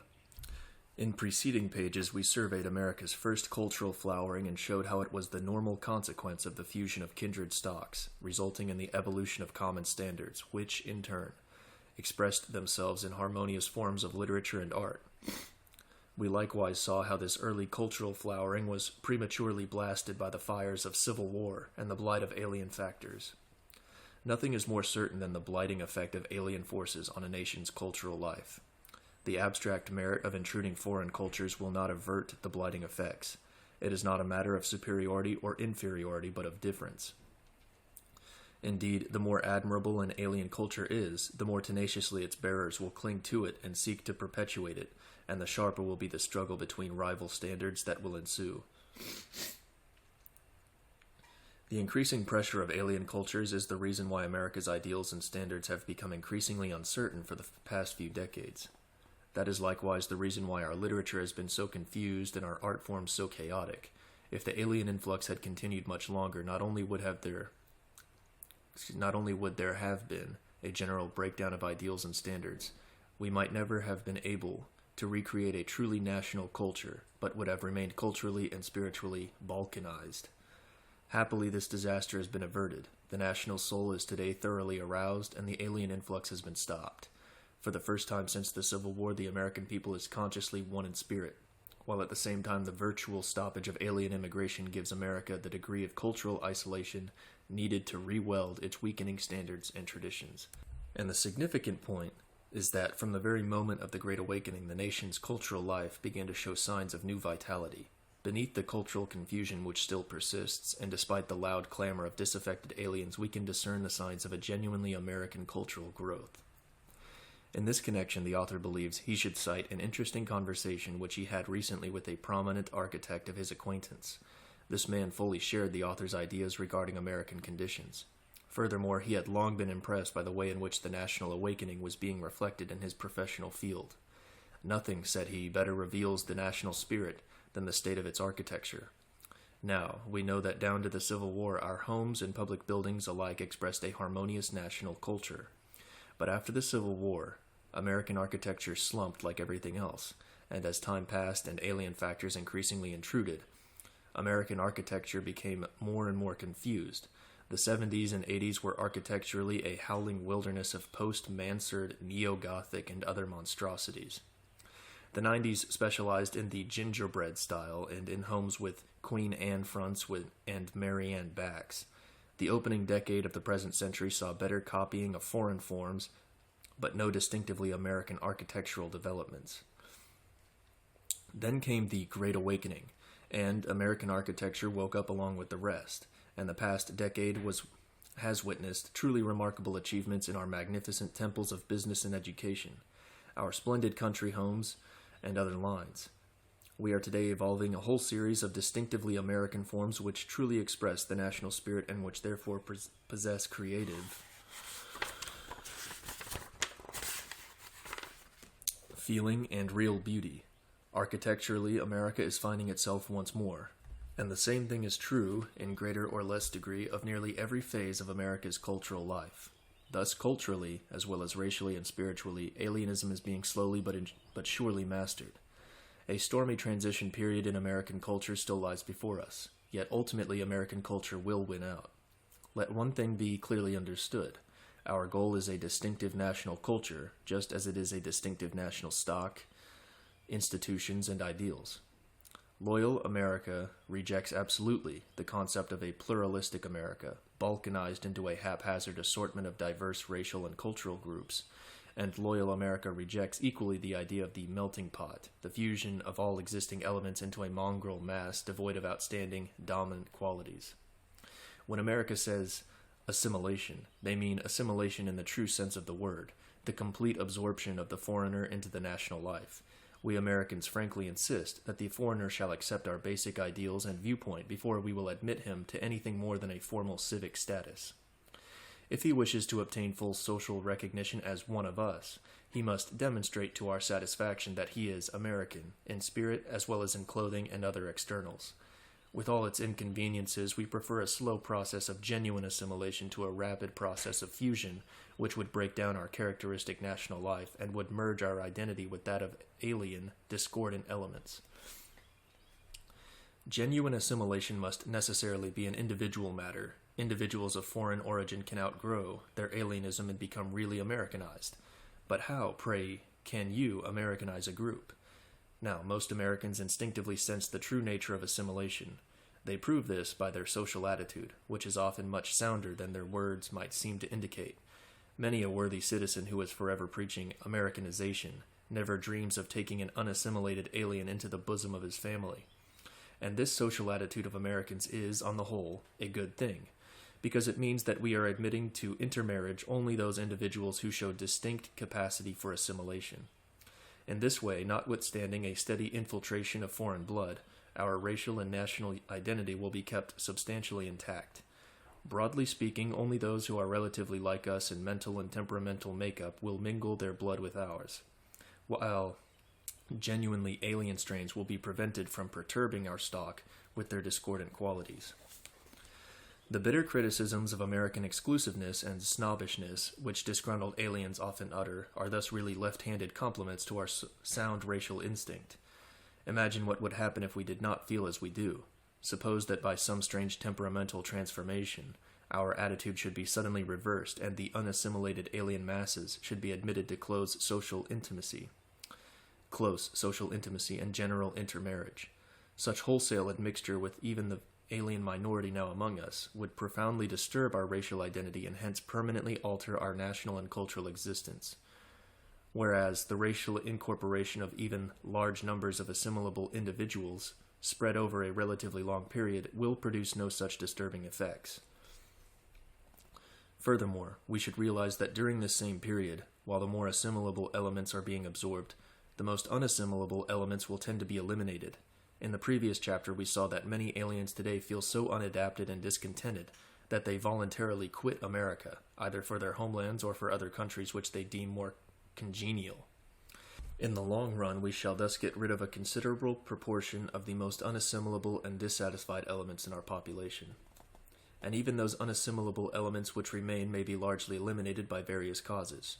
It is a law of nature that any organism, animal or human, which fails to adjust itself to its surroundings, tends to be weeded out. We have seen how the nondescript types of our northern cities fall a prey to vice, crime, and general moral instability. Under such unfavorable circumstances, their future seems far from bright. Some observers believe that the bulk of these urban nondescripts will be eliminated in a comparatively brief period, say 2 or 3 generations. Since there is little likelihood of extensive intermarriage between them and the older stocks, they will thus constitute a temporary social phenomenon which will eventually disappear. leaving only a few permanent traces in our future population. One thing is certain. So far, America shows no signs of being a melting pot. Careful statistical studies have shown that nowhere does the old stock intermarry much with the newer immigrant elements. Such unions as do occur are mostly between Americans and persons of immigrant groups which are racially akin. The old stock mixes freely with newcomers of British blood and with English-speaking Canadians. Intermarriage is less common, though still relatively frequent, between the old stock and persons of other North European nationalities, like the Scandinavians, Germans, and Dutch. But unions of the old stock and the newer immigrant elements from Eastern and Southern Europe are comparatively few, and do not appear to be rapidly increasing. Finally, each of the immigrant groups tends to intermarry within itself. This strong tendency toward what is known as assortative mating is evident at every social level. For example, a recent study of the parentage of college students shows that even where the parents were of different national origins, they were almost invariably of kindred racial stocks. Footnote. That is Professor S.J. Holmes, The Nature of So-Called Mixed Marriages Among the Parents of College Students, Journal of Heredity, August 1926.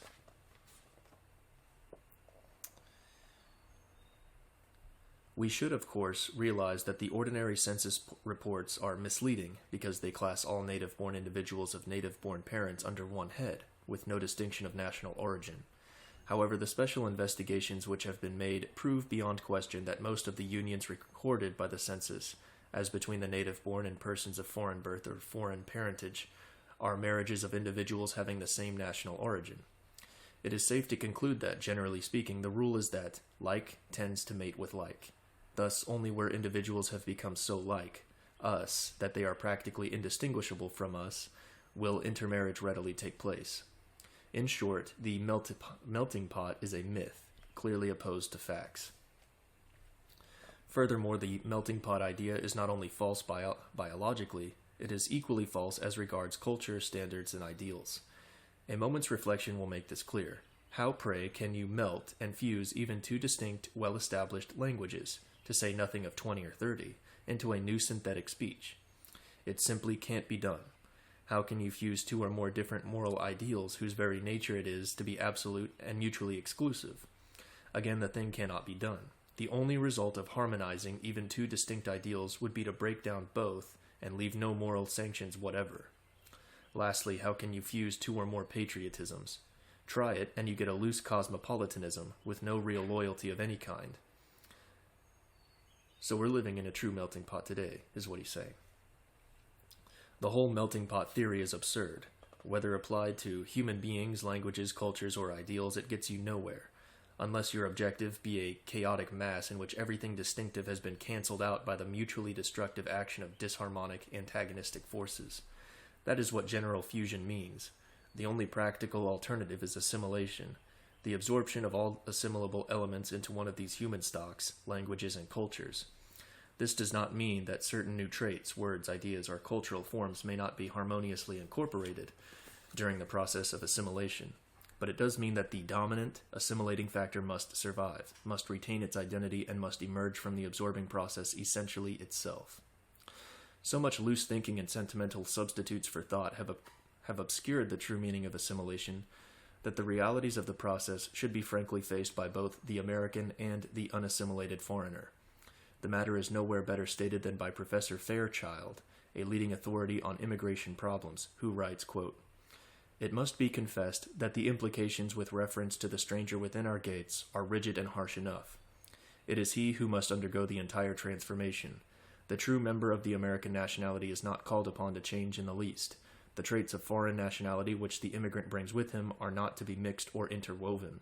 They are to be abandoned.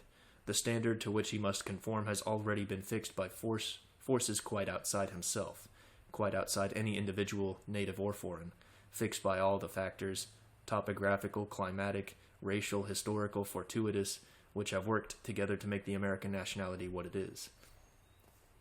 A harsh situation indeed, but a situation the harshness of which is determined not by the inclination or wish of any person or group of persons, but by the inherent qualities of human nature and social organization. It can therefore not be eliminated by any sentimental aspiration, however generous or altruistic. If our nation is to be preserved, we must all, natives and foreigners alike, rein ourselves to the inevitable truth that unity can be maintained only through the complete sacrifice of extraneous national traits on the part of foreign elements. There is no give and take in assimilation. Footnote 96. That is Henry P. Fairchild, The Melting Pot Mistake, pages 154 through 55. That is the plain truth of the matter. The foreigner must abandon everything distinctly alien to American life if he is to be genuinely assimilated. It is he who must make practically all the sacrifices. The crucial question which, in all fairness, we may suggest that he should ask himself is this: is not America worth being absorbed into? Happily, many of the newer stocks are today asking themselves just that question, and are answering that America is indeed profoundly worthwhile. None of our new stock citizens have spoken so bravely and finely as has Gino Speranza, whose stirring words we will here quote. Says Mr. Speranza, "There is a tendency in certain new stock intellectuals, aided and abetted by internationally minded Americans, to theorize about a future amalgamated or mongrelized Americanism. Some of these look forward with satisfaction to a synthetic America or a federated United States composed of racial groups living side by side. I, for one, am against all these. I am not even remotely of Anglo-Saxon or Nordic stock, but this is my country, and the test of my service and devotion for the new stock may be, after all, not how much we give of ourselves, but how much of ourselves we deny. The task and the call for us all, old stock and new, as I vision it, is to strive to keep America as it was, and as I pray with all my mind and heart it may ever be." Gino Speranza, Race or Nation, pages 32 through 33. There speaks true Americanism, and any new stock citizen who feels that way need not worry about his position in American life, because he is a real American and will be treated as such by all who are themselves good Americans. Snobbery and ignorant prejudice, of course, exist here as elsewhere. Nevertheless, the fact remains that, generally speaking, the man or woman of foreign birth, or descent whose attitude and conduct are genuinely American, will be accorded equal opportunities and will not be discriminated against because of his or her national origin.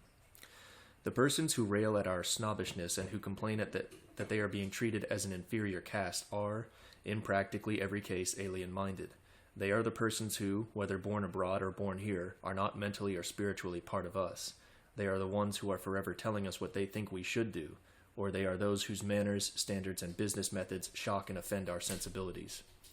Of course we don't like such people, and of course we hold them socially at arm's length. What else should they expect? If they gave the matter a little more thought, they might realize that their angry discontent merely shows that in their heart of hearts, they want America to adjust itself to them, instead of trying to adjust themselves to America. And they might as well get that idea out of their heads, because America will do no such thing.